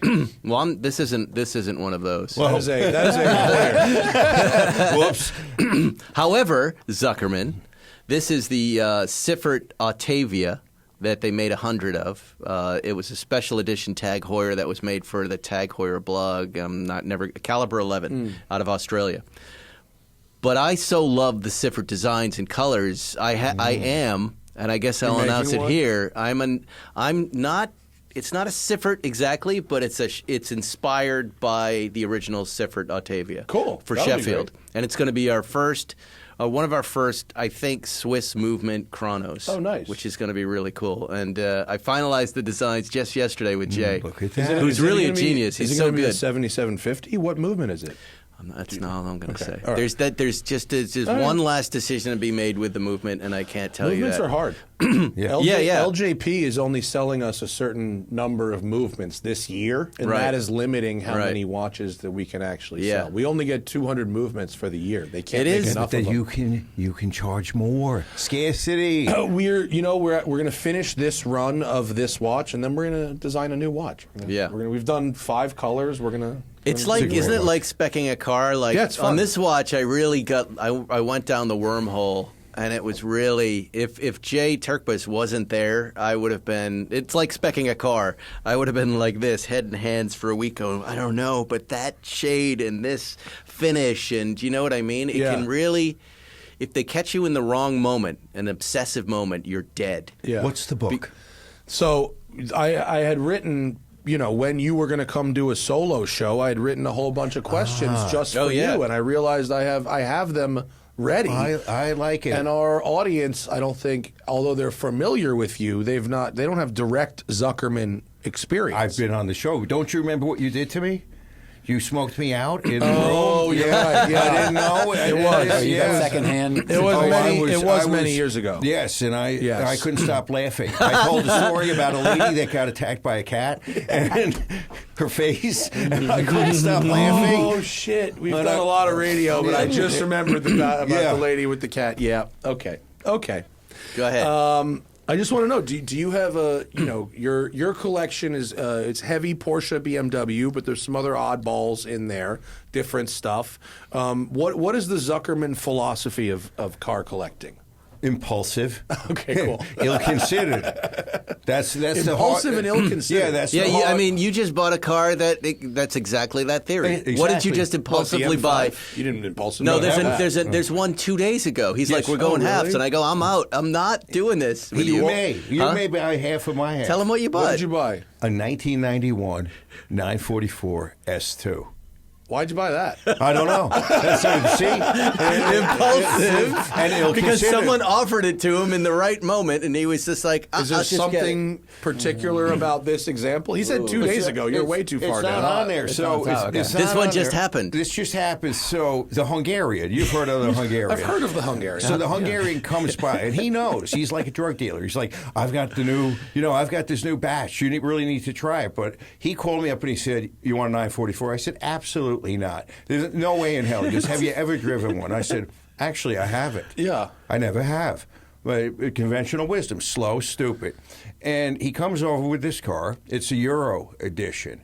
And it's an S2, so it's got about 210 or 20 horsepower. Yeah. But I got in this thing, and it is the BRZ of its day. Oh, it absolutely is. It's That's 100% accurate. It's the BRZ of the day, and it's low. In fact, it's almost like a BRZ of today. I mean, the numbers are pretty similar of today's BRZ. Absolutely. So we went driving it around, and this one was in surprisingly good condition, and at the price point, which is minimal. Yeah.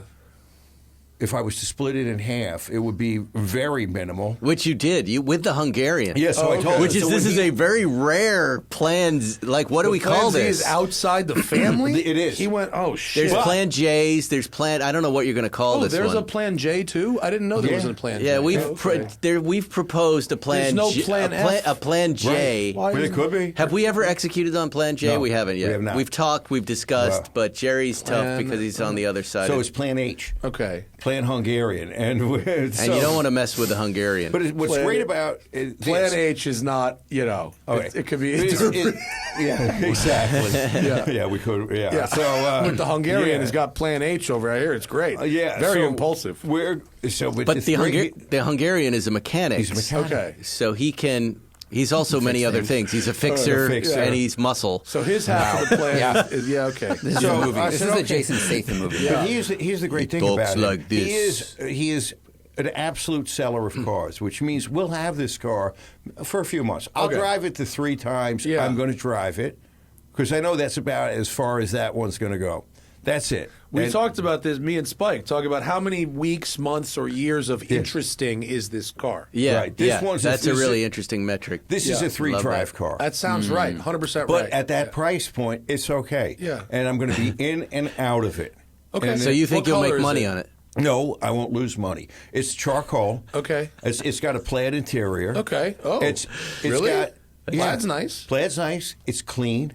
It's got no damage to Okay. it. It's got 20,000 miles. Oh, that's very low for one. Very low for Yeah, one of okay. these things. What else does the Hungarian have? What does he drive? On do any you given have in the day, warehouse? usually it's like an M6 with 10,000 horsepower. He's done something. He's done something to it. He's like, he says, get in the car, and I drive, and he liquefies a set of tires on Olympic Boulevard. And I don't understand. So what this- he's a BMW guy. He loves BMWs. He loves everything. He loves Yeah. anything he can put, and he loves anything he can put an LS6 in. Okay, so almost everything these he's days. one of those Yeah. guys, right? Yeah. So he can make Frankenstein cars. But I think you've described this car accurately. It's really interesting for about 3 drives. Right.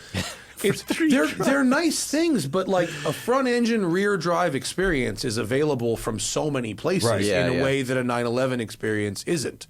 And to pay Porsche prices and maintenance and repair and service For something that's not really their forte. Yeah. Yeah. So, and it's low to get into, and I'm past the low car age. I'm not a low car getter out of anymore. Yeah. Yeah, and this But you thing's could- very close to the ground. If you lifted it and turned it into a Safari 944, Now- then it would now be you're talking. high Then it'd be and even comfortable. slower though, Then it would be because the even wheels are slower. bigger. Yeah. Can I ask? Well, you, the said you LS6. said you're impulsive, but I feel like when I see your poster, I've talked to you. All of your cars seem very specifically chosen.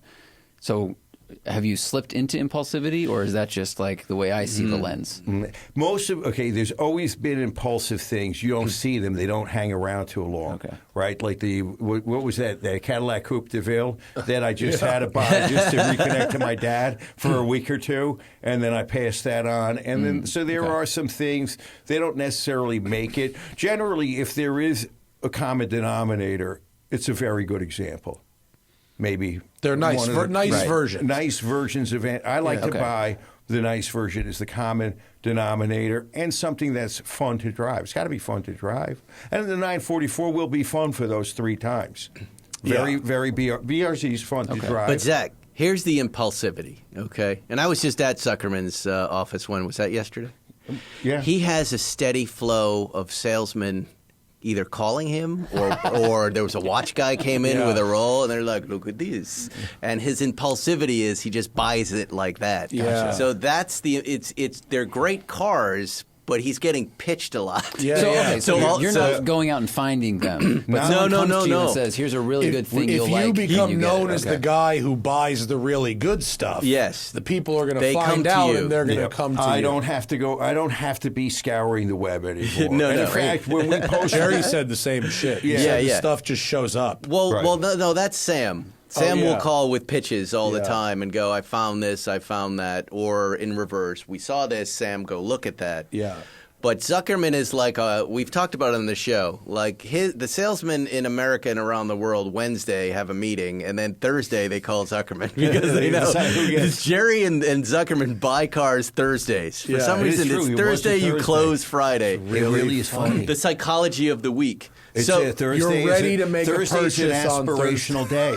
Thursday, it is. Monday is a day I'm going bankrupt. Thursday is a day I'm hitting it big. Because you truffled out some stuff. I truffled out the money. Some truffles under the roots. This is true. And remember when I said you were going to, you wanted to pitch Jerry coming on your show? You were right. What did I say? What day? You said you sent him the email on a Wednesday. You said by Wednesday he's Thursday. bored of whatever he's started doing that week, and his mind begins to open up to other possibilities. Yeah, and it was all, by the way, that's all was just my guess of his psychology, but I was like, if I'm him, Wednesday I'm in a pretty good mood, because Thursday I'm thinking about I have to leave Friday to do stand-up, and I'm a little anxious, so that's probably the day to grab. Which is about, it's always about, like you know, and in entertainment too, the approach. Yeah. The person, entry point. the date, and the time is the most important thing when you're trying to make a deal like that. It was an incredibly good piece of advice that was successful. Wow, look at that. I'm 2 for 2 with you. And Jerry was awesome. He really went above and beyond. He was very excited. He had a series of cars brought into a certain section of the hangar that he thought we would specifically appreciate. Oh, yeah, that's where very we did nice. the show, which was very nice. And that's the porn hangar you were in. You were at Hangar 9. Yeah. The porn. And he only crushed my soul 3 or 4 times. That's it. He likes to do in that. 90 minutes. He does that on all shows. He does. He does. If you want to watch him do it, he recently did it maybe 7 months ago on Rich Eisen's show, where he just, as he's sitting down, he goes, "What is this? Why am I so low in Europe? What am I doing here?" He does it on our show all the time. You and your stupid law firm. You and your stupid law firm. He said that to him, right? And then I'm on Adam Carolla's show, and he goes, I got to ask you, why did Jerry say I'm not coming to look at your stupid car? And I go, it's all a bit. Yeah. He makes fun of his stupid law firm. He's making fun of my stupid set. Yeah, he's just having fun. He loves everybody. That's a stupid question. Did you get one of those? No, but he did do a couple of I would ask myself this, and I was like, he thinks my question is He told me, or like we would present something as we're like, is it like this? Are we understanding correctly? And he goes, no. Oh, the dry no, the dry no. That's really funny. It's Passover with that smart uncle. I had coffee with him last week. Yeah. And he said, I really enjoyed the interview with Matt and Zach. Oh, good. He said that completely without us even talking about it. That's he really great. surprised me how well of an interviewer he was and how far he's come with that show. Oh, really that's nice very compliment. nice of him. Yeah, Oh, really that's cool. genuine, Write nice that in the compliment. book. It was. I'll write it down later. It's it was really fun. It's just like that's pretty high pressure stuff if you're just like me. Oh yeah, That's really hard. That's really These guys are they like crush people for a living. They think of them like as entertainment whales, but they're killer whales. Yeah, they're yeah. not the big floaty fatty whales. They're big killer whales, and they're very difficult to wrestle with. And Jerry's one of the best. If you listen to him on Howard Stern, you see 2 killer whales face each other. It's really something. Yeah. You can feel it. So for $9.99, for mere mortals it like was us, a hell of a get. It was super high pressure. Super high pressure. Really stressful. Well, you did it. We did it. Yeah, we did it. Speaking of which, maybe one day we'll get someone to do it just again. called me and said they were going to come by. You're going to have a special cameo guest. It's not really? Jerry. It's someone else. Okay. I sent the address a moment ago. Oh. All right. So someone Like, asked whoever what- shows up, that'll be nice. some car stuff going on. I said there is. We've got this thing we're doing, sort of lightning round, 3 questions for every guest, and then we can rotate you guys out. I know you had to go Sounds somewhere, good. Spike. Question number 1. We started doing this show at the beginning of 2012. What were you guys doing in the beginning of 2012, as best you can remember? Oh wow! Well, I was prepping Car Matchmaker, Right. Which is right about where you and I first met. We met at the end of 2013. Right, Yeah. right, yeah. Before on the porch, I guess. Yeah, but as any TV person will tell you, these shows have like a 2 or 3 year window of preparation, which is insane. It takes so long. Yeah. What about you, Paul? I think that was about the time I bought the Tangerine RS from you. Maybe. Yeah, I think it was right about that time. And that was not your first dive into No, this. that would have been 2009. Oh, really? That's when I Okay. moved to Brentwood. Wait, how long have Yeah. you guys known each other? Since 2002? Yeah, 2001. Yeah. I don't know. In 12, I was just getting on the real bike. I think at that point I had my first hangar off of Massachusetts. Okay, so not far. Yeah. And I think that place held about 6 cars. Yeah, that's right. Yeah, I remember and- that place. The yeah. Dave Altimus place. And I got that place. Shout out to Dave. Because I broke down on the interchange between the 10 West and the 405 North, and one of those little tow guys, the freeway tow guys that just get you off and leave you. They bought me right there into that little neighborhood. And he says, I have to leave you here. I said, you want $100? He goes, I can't. It's $200. I mean, just take me to the shop. The shop's only another like 5 blocks. And he's like, I can't. So he left me right there where there was a sign that said Altimus Realty. And when I'm waiting for AAA to come, I call the number and I go, this looks like a great place for storing cars. And he goes, in fact, we store cars in the other half. Dave Altimus and Stanley Bauer. Oh, yeah, R.I.P. yeah. R.I.p. So, And you said, can you open the door right now? By well, it chance? pretty much worked that way. We drove right over, and we made a deal, and there it happened. So it was fortuitous. When do you want to move in? Can you help me push? Yeah, exactly. Wow. Yeah. Okay. Question number 2, Zach. What is your best road trip that you've ever taken, or memory from road trip? You want to go a minute? No, go ahead. You go. In 1994, I put a key in a 1985 Dodge Ram Charger. You know what that is? Yeah. Yeah. And I drove from here to Costa Rica. That was Dodge's Bronco, Yeah. basically. Yeah. Yeah. So I Here drove- to Costa Rica. Yeah. Oh, shit. Dude. That was a drive. That's a drive. That was a road trip. That took 6 months. Oh, fuck. I just In what year? 94. Oh, okay. Yeah. Maps. That's maps. Yeah, that was maps. Yeah, that yeah. was Yeah, that- actual maps and folding it the right way and taping it onto the steering Center wheel. of the steering Yeah. wheel? Oh, absolutely. Absolutely. Okay, Spike, that's a good one. Did you have to wait real quick? Did you have to bribe anybody on the way down? Did Oh, you hell get yeah. robbed on the way down? Any of that, or was Yeah, it but a safer time? See, the cops, they could sniff out who had the money. Yeah, but we were in a different time. This is pre-internet age. Yeah. So then you would cross borders and you would have to get stamps. There'd be like 10 guys in a room in the jungle, and they would approve your car coming in, and you had to go to each guy and get a stamp. And their idea of shaking you down. 3,600 miles for the record. Yeah, their idea of shaking you down was $2. And you would have and it would take 3 hours. So you would be like, just let me give $20 now and get on the road. Wow. Yeah. Yeah, so there was a bite, but it was a really charming yesteryear bite. That's our co-star. Well, Tom almost got arrested in Thailand. Yeah. and it was a long to do. And after an hour, they did the math, and they're like, "Your fine will be this many baht." And we did the math; it was $30. Yeah. Paid him right away. That's not bad. Yep. Yeah. Okay, Spike. There have been many. I've driven across Cuba. I've driven across Guatemala in a Jimmy. I drove through Vietnam on a motorcycle. I think there's some great rum and cigarette fueled trips. All 3 of those that were just amazing. But the one that I think about the most is a drive. My friend called me up. He was going to school in Colorado, and he said, "Could you help me drive back to Boston in my Subaru Crosstrek?" And we drove from Colorado straight through back home. And I remember he fell asleep in Nebraska, and I'm just driving across Nebraska. It's just nothing. You know, just giant dog-sized eagles eating deer. Like, and I'm just like looking around like a Coen Brothers movie going, fuck, they could perish. Desolate. And like in the middle of it, I was struck with this realization that nobody is going to save my life here. I was in college, and I really was unfocused.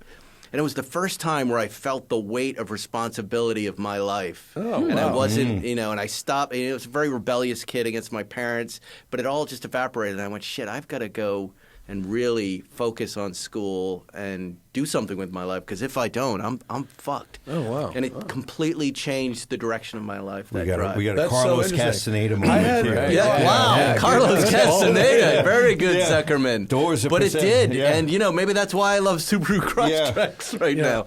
It was a red. It was a red. No, it was an Outback actually. Yeah, but back it was then it was Outback, yeah. These questions aren't really for me, but just in that spirit, like, because you know, I was expecting people to talk about a road and a car, and yours is more about the significance of the drive. Yeah. When I was in college, I was very uncomfortable being alone, and I would surround myself with people that turned out to be toxic and or wanted things other than my company. Right. Because I was so uncomfortable being alone, I'd just go hang out with anybody.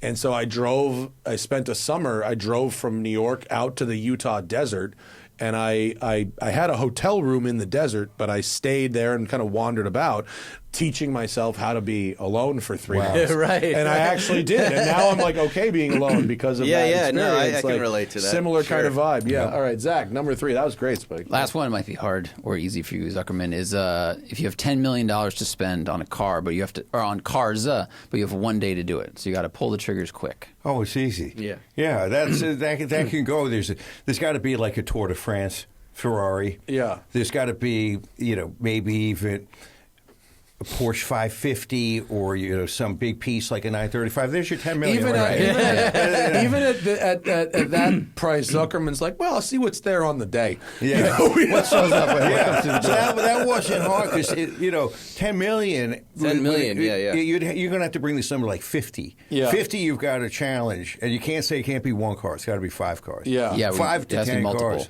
Yeah. Yeah, because I immediately went to 250 short wheelbase. Yeah. Whatever I save, I'll donate. Yeah. Right. I'm at the point where I just want one beautiful thing. Blue chip 60s Ferrari will do it for you. That's it. Yeah. I mean, because right now it's so hard to drive. I mean, it's really killing my car buying spirit. There's Yeah, just driving you know, in LA sucks right well, now. we've lost 2 appendages I here. know, I know. Yeah. We have It's really, we're missing an arm and a it's leg. fucking terrible right now. Yeah, dude. so that's really when you said pitch the 944, I was like, I don't drive right now. It's crazy. I need it to open I'm up. actually sort of excited for the Manx because I can enjoy that while just like puttering around the city. Well, hopefully they open up PCH Okay, soon. maybe we have to do a drive then. Maybe we have to do. We have to do an LA La Paz drive. Okay. Oh.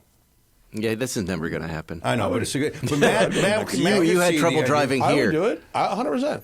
I have family in the San Diego area, and they fucking road trip in Mexico all the time. Like, it's not that big of a deal. La Paz for them. has a new hotel that's supposed to be really good. That's and really? a No. 1-star Michelin restaurant next They got the door. Amon La Paz. Like, Yeah, let's something like fucking do it. I have to pee really bad. Why don't you guys do 5 minutes of radio while I do that, and then we can send you off and tag team in the next bunch. Okay. Sounds good. Thank you guys for coming by and Yeah, celebrating. congratulations, really man. Appreciate it. 1,000 is a lot of radios. It's a lot. 1,000. A lot of radios. Zach, have you been 1,000 here shows. for 1,000? Yeah, Yeah, I was here from the beginning. yeah. It's fucking Here's great. to 1,000 I'll be back more. in 5. Hopefully 1,000 more. Is this 1,001? This is 1,000.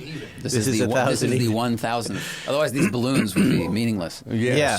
So you've been here from day. How did he convince you to even start this and stick around? Actually, it's the reverse. This was in 2009. I moved here. I was listening to Adam Kroll on the radio, and then he announced that his radio show was ending and he was going to start a podcast. Some drunk and guys so just me and some a drunk friend guys of ours, just Chris came Hayes, in. were He both asked us to listening cover to for 5 podcasts minutes. early in 2010 and 11. Are you guys live? And then we noticed we'd have these Yeah. house parties, and people would watch us talk about cars. And so Hayes and I approached Matt. And we're like, we should make a podcast because people listen to us talk about cars. And Uncle Leo at the time, it was very funny. Reed. He's like, Hello. Rogan already has a podcast. Mark Maron, like, there's too many podcasts Hello. already. There's 2. Yeah, there's 2. And so that's kind of how the genesis began. Look at what's going on here, So- Zuckerman. What do we get? They're drinking on a Hello. Sunday morning. You're going to get wasted? I fucking Again? ordered here. Yeah. I Ubered here. That's why I. So you Ubered. made a plan to get drunk. I want to start drinking. When did this You show start? interrupted 10. a really important story, but that's okay. We've heard the story.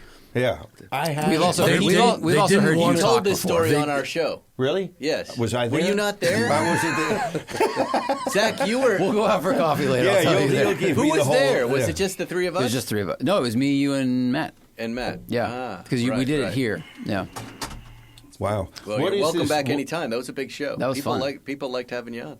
Yeah. it's fun. I liked that you had the notes, you had the plan going along, and then the Well- ad read slips in. You got to. Yeah. It's a show. You're not just making it up. You could. For a long time we did. Yeah. You could. But it gets better with notes and a plan. So, what is special about this drink, Johnny, Yeah. that you I brought picked in that here? barrel, and I picked that barrel. Personally, Why is the label like this? that's how they did the label. Well, So you Crinkly. picked it how? You sampled it and you said. We had a bunch of barrels, and I sat down with. I sampled a whole bunch, and I said, "These are the two best ones." And Are you an investor in this company? Nope. were you drunk at the time the sampling ended? No. Would a normal person be drunk? No. Really? No, we were just tasting whiskey. We got very drunk, like in about 5 minutes Okay, after but we were normally done. tasting whiskey involves imbibing. So how deep are we into this marathon? Like, how many hours are you going? We're at 2 hours. Yeah, and how We and started where are 10 you on the dot. and- We're going to 6. You're going to 6, and you're going to start drinking now. I'm not. I'm going to start Me drinking and, like 4. me and Christian are going to start now. I can't drink that long. I would fall asleep so quickly. I see, but yeah. okay, Yeah. yeah. It's going to be like one of those Instagrams where they take the pictures after one drink, after Yes. 2, after 10. That's fun. Yeah. The smiles get bigger, and then they start yeah, to then get tired there's looking. vomit, Right. then there's nakedness, all of everything. It's like a Guy Ritchie montage. Yes. It's a very good yeah, one. yeah. So we're going to, I don't know where Christian went, but that was the plan. I think it's a good plan. It's a good plan. Solid Totally plan. worked. Hello. Okay, you're I don't back. think You want to party mic me while Johnny takes me? Or, I gotta turn that on. Johnny, you come party. You come party mic. Okay. Party mic. Yeah. I will party, Mike. Take a party, Mike. Matt, far, congratulations. Zach. Thank you, Zach. I smell something illegal. What is the audience? That was the tea totally break. legal. What does the audience think about what we're doing here? They like it a Are lot. they happy? We've got congratulations. Is We everyone got, having a good time? 7,000 viewers. Okay. Views, 1,400 not right bad. now. Yeah. Okay. Oh, 1,400 concurrent right now? Concurrent. Oh, that's pretty good. Yeah. Hi, live people. Paul, Spike, thank you for your time. Thank you for having Spike's Car Radio, of course, is every week. Get Every it on Wednesdays. every Wednesday. Now on YouTube also. That's right. In your fancy schmancy studio. see our stupid faces. With your fancy production. It's too much. I'll see you guys soon. Are we doing next weekend? Maybe we'll do something. We'll Let's drive? do it. Okay. Yeah, whatever, we man. need excuses I would to go love Johnny driving. to have another Helms Bakery Cars and Coffee. That was an enjoyable Sunday. Thanks. We're going to talk about that right now, about the ups and the downs of having a Cars and Coffee in Los Angeles. Thank you very much, boys. We can just meet there. Drive safe. We could also meet there without telling people. Yeah, That's Oh, not right. a bad Johnny's idea. back. We got a few Yeah. people still in the lounge, so we now have an empty chair in the studio. So if you're in the lounge, come on back in. No one's listening. We're all talking over each other in the lounge. That's okay. Yeah. We're doing that in here as well. Right. We didn't ask Johnny the questions. Well, I know. I was hoping Christian would come back in as well. We can Okay. start with Johnny. He's coming back in. We're doing a thing where we have. Feel free to adjust that. Yeah. We're doing a thing where we have 3 questions for everybody. Do it. I'm ready. A sort of consistency to the program. Yes. The first question is, we started this podcast. Was it in January 2012. January of 2012. What were you doing in January of 2012? I was on your podcast. You were there. I was on episode 3. Yep. Yeah. I was going to say. Johnny so is February. the most appeared guest. Am I on our- officially? I Yeah, speculated probably. I would You be. definitely are. Okay. There's no. Okay. I don't even think there's anybody close. So January 2012, professionally, I was still at Motor Trend. That was probably when Head to Head was getting rolling, And that was when we had, the YouTube money showed up in 2011. So we were getting big, and we were spending a lot of money on car videos. Yes, you guys were. It was awesome. Zach has just pulled up the 2012 Motor Trend Best Driver's Car. Johnny wrote this. Which was written by you. It's got the 991 Carrera S. It's got an Aventador. And the winner Camaro is 1LE. No. That's the Z28, which was the winner. Yeah. No, I think the winner was like the Carrera. Oh, that's a Z28? Oh, it is a Z28. You're right. If it's a Z28, the Z28 won. And I found out later they cheated it. Really? They In chipped what way? chipped it. So instead of 500 horse, it was making like 550. And Is an LS7 leaving that much on the table with software? it was 505. Well, look, GM's performance division, they know how to make more horsepower, and they did some wacky front camera like this, and it was. Okay, hang So on. you gave So- first place to the Carrera S. So, Johnny, I think we're getting the year wrong. Okay. The 2012 would have been ZL1 with the CTS-V Okay. engine. 14 sorry. or 15 They're would all. have, You're right. would have They're been all Z28. conflated. Yeah, Carrera S. There you So, go. question I want to ask is: it all do you- blurs together. do you- of course. Do you still agree with that assessment, or do you think? Can we in run through the hindsight- cars real quick, and Yeah. I'll tell you. Let's. It's like a maybe there's- C63. I'll Nissan. tell you something really funny about the C63 being second place. So Tobias, who was then the head engineer, he wasn't CEO yet of AMG. He came to the office, and I said, "Oh, you did the C63 Black Series? Like, we love that car, man. We just gave it second place in best driver's car." And he's like, "Second place? What was first?" And I was like, "Oh, the new 991." He's like, "Oh yeah, it's a very good car."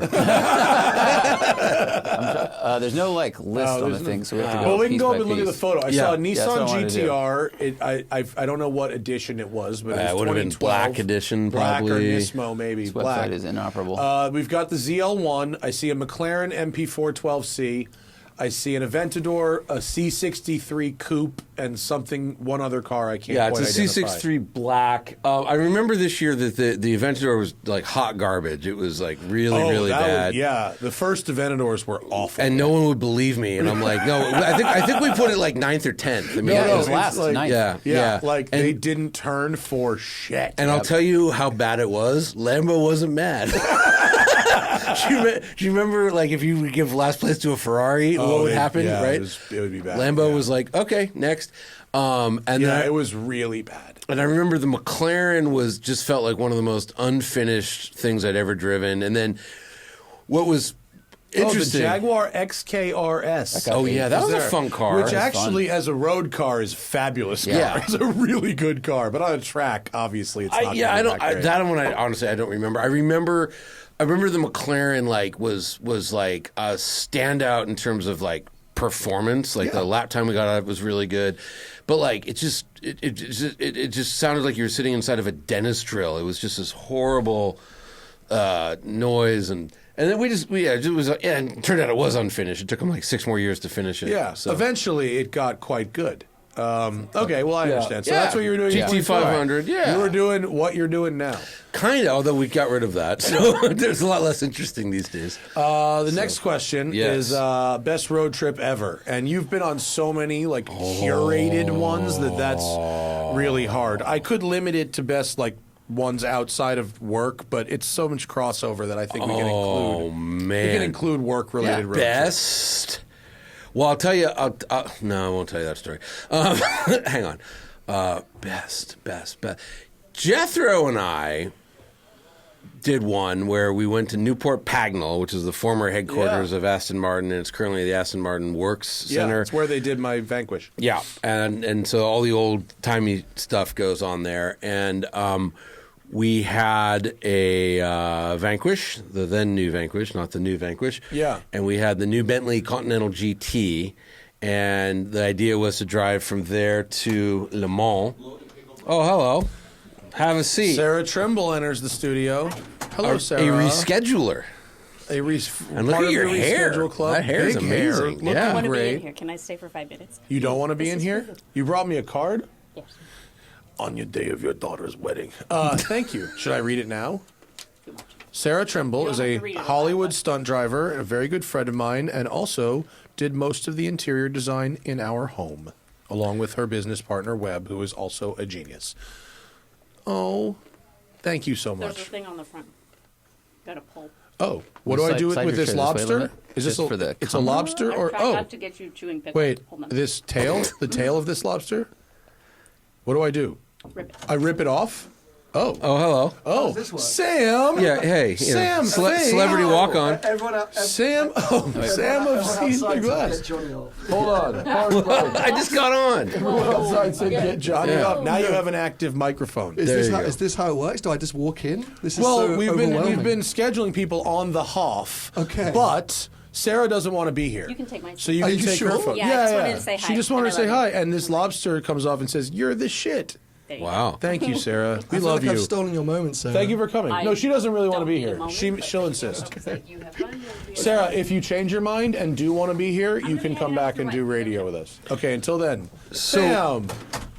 You know Johnny? Unfortunately. Yeah. Okay. I saw you a day ago, 2 days ago. Literally did. Yeah. Okay, pause for a moment. We took because an Huracan off road, Oh. Serato. So as one should do. okay, so the plan was to drive to Le Mans to watch the race, and what we wound up doing instead was we drove to I don't remember, but long story short, we wound up at Spa. And we did a track day at Spa. Accidentally? Oh no, on purpose. Okay, all right, fine. Yeah, Okay. but we did a track day at Spa with the cars, and then the next day we drove to the Nürburgring where we're going to go drive around the Nürburgring. And this is a funny story, which is still causing me solace with Bentley to this day. Was as we're airing up the tires for the Nürburgring. Bentley PR person is like, you took the car on Spa yesterday? Yeah. You really should have told us if you were taking it on a racetrack. And I'm literally at the gas station at the Nürburgring, try not to look at my Instagram for 24 hours. And then we went on the Nürburgring with the cars, and then we decided to successfully hit 200 miles an hour in both cars on a public road on the Autobahn. The thing about Bentleys is they're the best. They're actually just kind of the best. In this case, the Vanquish was better, but look, I'll put it like this: I see. Go around the Nürburgring in a Where are you going? in a 2019 Continental GT, and go around the Nürburgring in a 2019 Vanquish, and Vanquish is way better. Okay. And the Vanquish hit 211. The Bentley can only go 201. But This is very important to me. Key information. But I'll tell you a funny story. Because the Vanquish made 700 and whatever horsepower, it got to 211 way quick. The Bentley was you get to 186, and then it was a big ramp up. And it was kind of raining, and it was at night, and it just wasn't happening in this direction. So after 4 attempts, I give up, come back the other way, and it's just wide open. So I'm like, do it. And I did it. But I was pulling so hard on the steering wheel that I bent the fucking wheel so that when the car turned, it would now scrape against the hub. But I got 201 on a GoPro. And obviously, it wasn't stressful at all. It was great. Clearly not. Bent the Losing steering the wheel. You've never gone 201 on a public road at night have. while it's raining? I don't think while it's raining. Yeah, the rainy part is the the rain dicey part. part. Just is a little rain, not a lot of rain. So Sam, yeah. what we're doing, among other things, and Yeah. bullshitting and doing radio. Where's that Leatherman? Is we're trying to be consistent. Me and we have a little 3-question. Would you go to Tati? Oh, We have a little 3-question sort of quiz for everybody. Okay. So there's 3. So I've done. Johnny just answered the second of 3. Okay. And the third, Johnny, while you're cutting over there, is, and you can think about your answer now. Sure. Is you have $10 million that you must spend on cars in one day. Oh, come on. One day. Okay. So what are we buying? Oh, my God. Jay 10 Leno million? has entered the Yeah, building. Jay's here. Oh. That was the secret guess that Zuckerman was referring Oh, to. what a delight. Should I jump out of this chair now? You've been upstage. Yeah. Maybe you can change your flight home. Grab an earlier I'll be one. back in 4 hours. I mean, that's a crazy question. Okay, Yeah. well, try and answer. Oh, my God. Okay, I would get, I would get a SLS Black Series. Oh, that's a good one. I Okay. would probably also get a real gull wing. Okay. So I'd have my matching gull wings. You can call that $2 million for the pair. Yeah, that's Sure. about right. Yeah, okay, $2 million for the pair. I would buy your Countach. Okay. How much is that? $3 million. Could you make it? Could you make it 7? End this first. I think we need to lower the amount we're asking. Sure. Some people are having. Zuckerman spent $10 million and Spike spent $10 million in one 20 word. seconds. One word. Yeah, I could do that. People are Zuckerman trying said to we should do- raise it to 50. They're trying to. He's like, what are you doing? Yeah. Okay, a Countach. I mean, God, I don't know. I think you have $6 million left. I have $6 million left. Okay. I'll help you. A roof Yellowbird just sold for $6 million? No. I would Yeah. probably take a roof. You know, but I would want a new one. Oh, okay. The new, a new one. That's $1 million There's one, you're Yeah. 40 feet from one right now. from a new one. behind your wall. Yeah, nice. Okay, I take that. So that's I have six. Now I have $5 million left. Yeah. Okay, Just I'm a pair bad of- at this. All you have to do is Yeah. say a pair of each. Yes, or so, Then- like, No. I want to. Koenigsegg something. Actually, That's, no. what Ralph Lauren does. He always gets a pair. Oh, yeah, So must his be sons nice. don't fight over them. Oh my That's He God. wanted them each to have one. okay, sure. Right? It is. It's a boss move. Yeah. But which one does he hug more? blanking. Yeah, evenly as well. The car, or the Right. Yeah. Except he has 3 McLaren F1s. Herein lies the problem. I don't know, Matt. I don't Okay. know. I think that's a good. I think that's a Abandoned. good start. Yeah. Pull the ripcord on that. pull it. Okay. Yeah. All right. He's running. Okay. Yeah. Some people have like a $10 million car, and other I mean, people. I could do a $10 million. The first thing that popped in my head was a 250 short wheelbase, but That's what Spike said. That's $17 million. So you Get know. a bad one. Get a bad A bad one. Salvage title. The one Epstein owned. You don't want one that's been crashed, just one with a very sketchy Yeah, past. but owner. Bettina really Oh, adds to you know, value. I would buy a Diablo SV. So There you go. that's Give you $1 million there. I mean, you're spotting. creeping up, Yeah. Yeah, yeah. it would take regular people a while to get to $10 million. Lamborghinis and Gullwings. I would have a very nice Lamborghini collection. I have an LM02, Yeah. and I'd have every Gullwing Mercedes Okay. ever made. Yeah. All right, Yeah. cool. How's that? That's Have all you need. Sam, have you met Jay Leno before? Do you know Jay? I've never met Jay. Do you want to? That would be Well, I'll get him in. Johnny, yeah. give- Okay. give Jay Leno I'm your going to seat. try and open this. Okay. All right. You can. And Wow, this is suddenly turned into a great day for me. welcome Let's go back. hang out. Thank you so much, man. Perhaps most importantly, Hold on to these coattails, Sam. Yes, it's 2 seconds. Nice to most see you, bud. importantly, Do you bow with Jay? How does it work? Do I look at his eyes? Yes, you Like, do. What do I do? you act like a regular human. I don't know. Salute. By the way, he can hear you. Oh crap! Okay. So, Oh, he can finish eating his sandwich. you're gonna force Look who I Jay Leno. Men of business. What's going Men of on? business. What's going on? You can finish your sandwich. It is not a hurry. Here? Yeah, you can finish it here. it adds to the dynamic. What's of the going sandwich. on? Nothing. So nice of you to come by. Oh, yeah, it is great. This is a surprise. Great place, yeah. Thank you. It's a great hang, apparently. Yeah. Move that a little closer. Jay Leno in the house. How's the sandwich? My wife will really want to know. Mike's Deli. Good, Shout out to good. him. All right, cool. Yeah, not bad. There you go. This is Sam. nice Sam to meet makes you. Sam Nice to makes meet you. videos from England. Hi, Sam. He's a very nice, Very good, very I talented pretend to be at least. video. pretend We're to be a England. nice young boy. Sorry. We're in England. Yeah, London. Oh, London. Yeah, London born and bred. Now Surrey because I couldn't afford to live in London. 'cause Yeah. My parents didn't buy me a place. So I was like, well, I gotta buy some. Surrey's A bunch of isn't Russians Surrey bought all nice? the real Surrey's estate. Nice, super right? nice. I'm like Yeah. a stone throw from Wimbledon tennis, which Oh. is great. They don't give me free tickets, but it's still a nice place to hang out. Very so- quiet, I hear. You have to be very quiet. We used to have a place in Bury St. Edmund. Oh yeah, that's super nice. Near the Abbey. Did you go to London enough to justify a place? No, or was just it was my aunt. My mother's from Scotland, Oh, okay, cool. so my aunt had a place there. How are you doing, Jay? So nice to see you. Tell a few jokes, try to make a living. That's the gig. Nice. Oh, all right. Are you doing the road right now? I'm always on the road. Yeah, I mean, we're- but like, you're with the frequency that you were a couple years yeah, ago? last night I was in Northern California, Oh, nice. Westland. Cashing checks. Exactly. Yeah, good for you. And you're feeling all right? I know there was a rough 3-4 months. No, it was fine. It was fine. Stupid. Didn't you get clotheslined on a motorcycle? Well, first my face caught fire. Yeah. So I got a new face. I saw you after that. The new face. New one looks really good. It was really good. I saw you really fast. Well, then I got after that. clotheslined. It ripped my face right across here. Whoa. The new face. So I went back to, I called my face guy. I need another face. So Dude. Third time lucky, huh? it's all right. All right. Wow. But then you felt it on the hill. We talked about that too. And I fell down the hill. Now you're on life number 4. That's right. So what are we talking about today? I don't know. I mean, in theory, we're supposed to be celebrating ourselves, but it's nice that you're here. Finally. People in Hollywood celebrating themselves? How unusual. I've never heard of that. Ourselves in events. In L.A.? Yeah. Really? Yeah. We try not to, but, doing 1,000 of something feels like a lot. We got 1,000 shows? This is the 1,000th episode. Oh, wow, That's cool. what these balloons mean. Oh, It's not how to many. read sometimes. It's not how many criminal convictions I have. That's why everyone's here. You stop by for the sandwiches. I understand. Oh, Yeah, okay. yeah.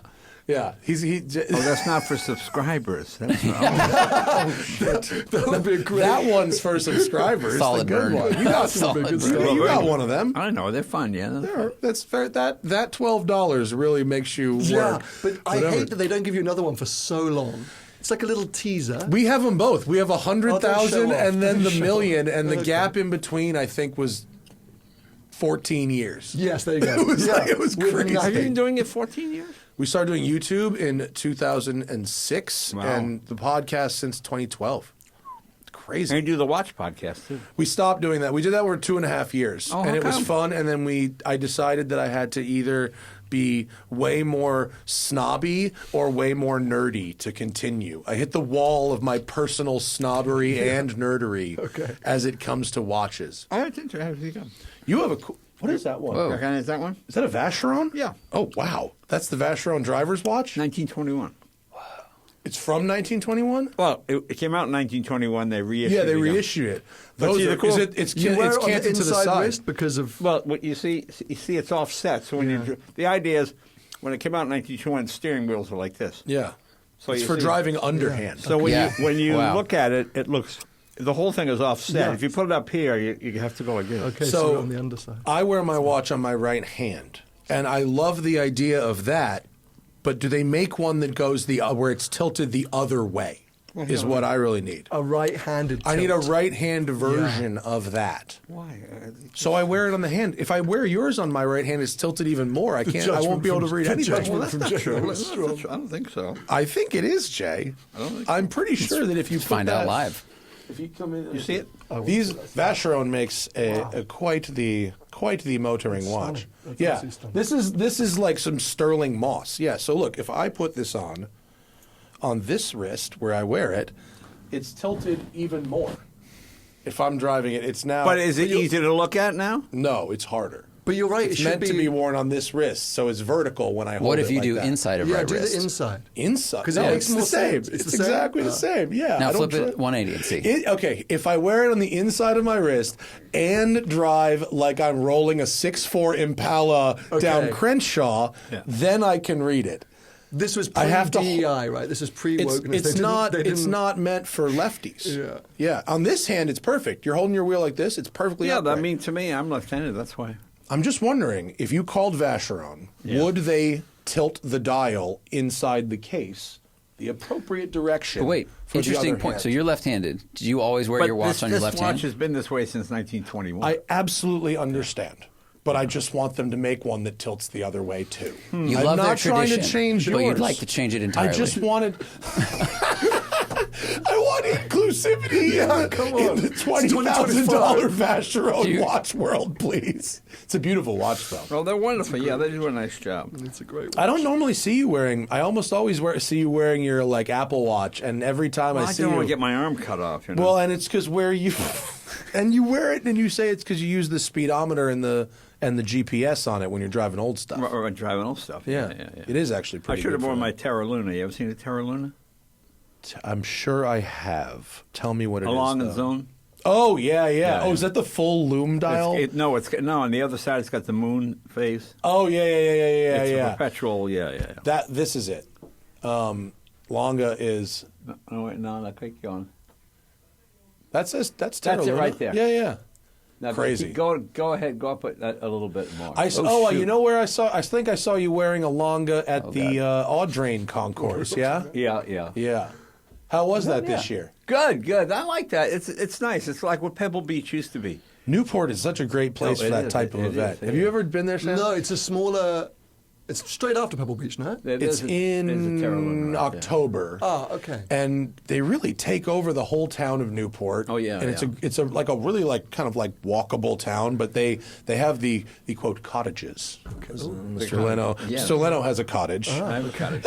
And I'm sure it's 2 up, 2 down. it's yeah, and the term cottage is used incredibly loosely, but they make Are you on- fabulous is this- is this backdrops the- for car Is this shows. the internet now? Is that what we're Yes. looking at? Well, you can go to my cottage if you go to. Oh, yeah, let's see the cottage. Put in 254 Ocean Avenue. We saw Jay's cottage when we 254. did the Audrain, the that's veteran right. run. Yeah. We Could drove I by it predict at that it 12 might be miles an hard to hour. miss? I mean, it looks like many of the other ones around it, but it's pretty Go extraordinary. to 254 Ocean Avenue. I think we need a street view. Yep. Or satellite. Satellite, yeah. Right here. Oh, there's Jay. Okay, so in England, we call that a castle. Valid. Yeah, they only called it a cottage in Newport because the people in England hadn't been there yet and just had to take their word for it. There should be a video.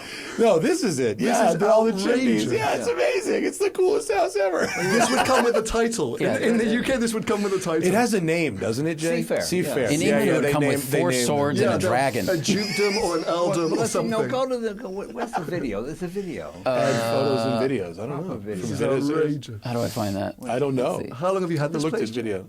7 years. 8 Okay. years, yeah. It's so beautiful. I kind of want to I only mean, for ride the by price of a boat. condo on Wilshire. Yeah. Okay. That's what you get. That's a But good I point. actually, last time I went to Newport, I did go by boat.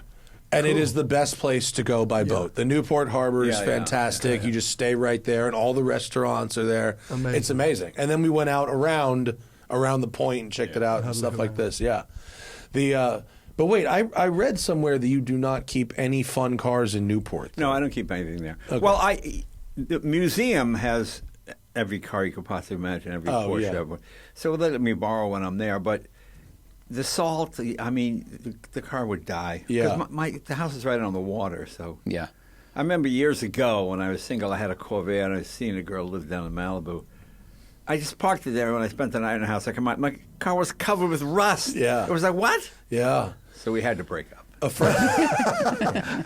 People in LA break up for I broke up with a girl because she lived in Pasadena once. Yeah, Same kind of thing. I'm not doing Weather that. or traffic? Traffic. Traffic. Too okay, far. cool. Too much of a commute. Well, the other way, if you're a comedian and a girl says, "Why do you have to work every night?" Okay, thank you, goodbye. Thank you. You know. Even with my wife listening in the live stream in the other room, this girl was a model and a rocket scientist who worked at JPL. Sounds And I awful. was like, Pasadena? Nah.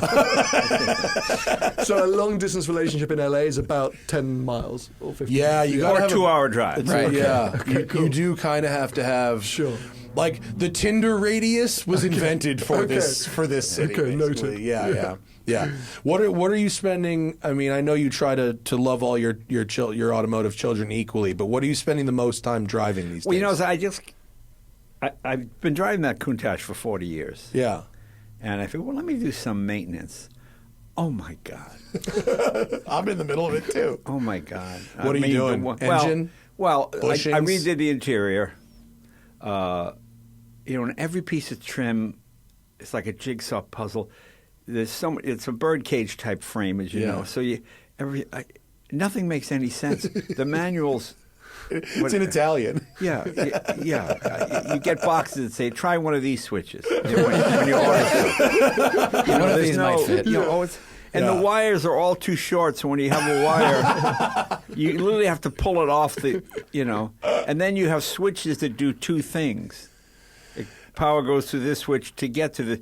So Oh my you God! think, Like in series. yeah, like you think, why isn't it? I got the fan, and why isn't the air conditioner coming? Oh, I see. You have to turn that. Oh, and then the power goes through that switch. I mean, it's just crazy. That's I love the hilarious. car. It's Yeah. a great car, but it's ridiculous. Are you retrimming it as original? You're not changing anything, you're just restoring? Well, again, retrimming it as original. The perforation pattern is so bizarre. One guy on the East Coast can do it, so you got to send the leather to him. It's like it's just every conceivable ridiculous. Oh, for the door speakers, the perforation. No, for the seats. Oh, your seats are perforated. Yeah, I'll show you. Go down. Come on down. I'll show you downstairs. The Countach Oh, you is drove it here? downstairs? Yeah. Oh, cool! I didn't know you drove yeah, here. yeah, Yeah, cool. Oh, fun. Yeah, no. Oh, my seats are definitely not perforated. No, mine are. What year is yours? 88. Okay. Were they Chrysler then? No. No, not- Yeah, they're- 89, I think. 89, Yeah, 90. yeah. No, mine is just as weird and stupid as yours, I think. Mine is just the has four last valve carbureted car. The very last one? Well, at least in the Or United was, yeah. States. Oh, That's yeah. why I bought it, because fuel injection, what's that fancy stuff? It's 86, Yeah. And plus, the carbureted car had more horsepower. Oh, yours is a 4-valve. I didn't realize. Yeah, yours was a mine QV. is the Oh, very yeah, first yeah. year of the Quattro. So valve. what? My engine and gearbox are in Italy right now. Oh, wow. I know this. You're not going to like this. You're not going to like any of this, because you guys wrench on everything. But you're not going to like this at all. My engine and gearbox are in Italy, and my car is an injection car. Right. So I'm having them. It's a full engine and gearbox rebuild. Once every 25 years, and they're doing the European cams, European exhaust, and smog delete, keeping the injection Well, how and do you- tuning that for How do you get past smog? your law. Fortunately, I'm Let's hope timing that- it. Let's hope that passes. No, I'm a dealer. I have dealer plates. Let's so I don't hope care. that My car pa- never passed smog anyway. Let's Do you want to hope- talk about that? It's actually kind of important. Mine Yeah. passes. Yeah. Well, actually, I think it's a good law. I think it's fair. We talked about it when we first read about it before I saw your name Well, attached the to thing it. that's unfair is the fact that if you have a car from the 80s or 90s, not necessarily a collector car, and it's your driver, you should only have to meet the standard of that year. Sure. Now they keep upping it. And so, plus, if you have a car from the 80s or 90s, it's very hard to get parts. So your car's off the road for no reason. I have a number of cars. I put maybe 1,000 miles a year on. And why does that have to meet smog? Yeah, I understand. It's not, And if you had to get a new cat for a car from 1992, it is a prohibitive. It could total the car. Literally, could total the car. Yeah. And actually, it impacts collectors, and it also impacts guys like gardeners that are driving around trucks. Right. That yeah. have to be registered in California. And blah blah blah. Yeah. It is actually seems like a pretty common sense law. It does, but this is California, so common sense really doesn't. It doesn't really make any sense. Sure, but we can hope. We'll keep our fingers crossed. We testify in the 8th of April, so we'll go up to Sacramento and testify and see what happens. But your Countach passes smog? Yeah, it does, actually. So I have service records of mine going back to the 90s. Right. And I have year after year after year of the car failing smog for the last 20 years. Wow. Car's never passed smog. Wow. And whatever. Was it a California car when you bought it? I bought it in California. Oh. Yeah. Whatever the previous owner did, I don't know. It didn't pass smog. So, whatever. But again, 1,000 miles a year, a car of artistic and historical value. Right. And I would be more than willing to pay California the taxes to drive this car legally in California. Well, to me, it's but like they haven't provided a path. It's like the film industry. I mean, hot rodding was born in California. It's a billion-dollar business. And you're just putting all these... It's like the film industry. You just drive them out of Hollywood. So everybody goes somewhere else. Which makes no sense to me. Like now, on my TV show, we use permits just so we don't have any problem. And this is what we're told. Since so many people left California, they have to up our rates to make up for those people. Well, why don't I just leave too? Yeah, I mean, right. Why don't you lower it and get more? It doesn't. Yeah. I can go down this street. If I make a left, I'm permitted. If I make a right, I get nailed as $5,000. I mean, it doesn't make any sense really. Especially with the production of your show is pretty small. Yeah, relatively speaking. Yeah, it is small. And same with this dumb stuff that we're doing. Right. But there isn't like a scale of permitting for like size of production. Really. Right. I mean, you have to get cops and safety to a certain point. But like with what we're doing up on the hill to get permits for that is like the same as like Michael Bay sending a car off a bridge. Right. Yeah. It's like it's not really possible. Yeah, it doesn't make any sense. I mean, they don't try to keep business here. I really don't understand it. It doesn't make, because I try to look at both sides. Okay, so what's the reason for this? It doesn't make any sense to me. They haven't kept up certainly with like the tax incentives that other states are doing in order to keep production here. It seems to be we know a lot of people in production that are having a very hard time right now. I know it's terrible. Yeah, I think they're going to have to make big changes to bring that pendulum back here. Otherwise, the industry may just leave forever. Yeah. I remember when I came to town, there were 6 helicopter pilots that I knew that did, Hawaii 5-0 and all of those shots.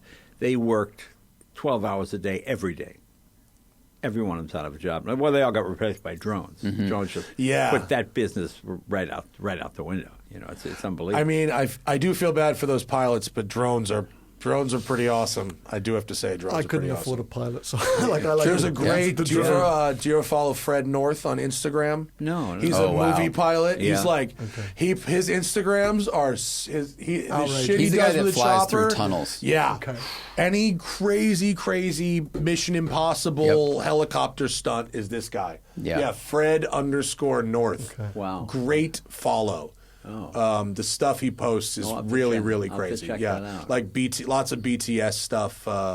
Nice. For movies. picking Well, people that's up. got the C-18 Allison in it. That's what's in my motorcycle. In that Oh my God, the helicopter? Y2K bike. Oh yeah. C-18. Do you still ride that thing? Oh yeah, the jet bike. Yeah. You're so glad when you get off it. Because you're just you walk away from it. Well, it's so frightening.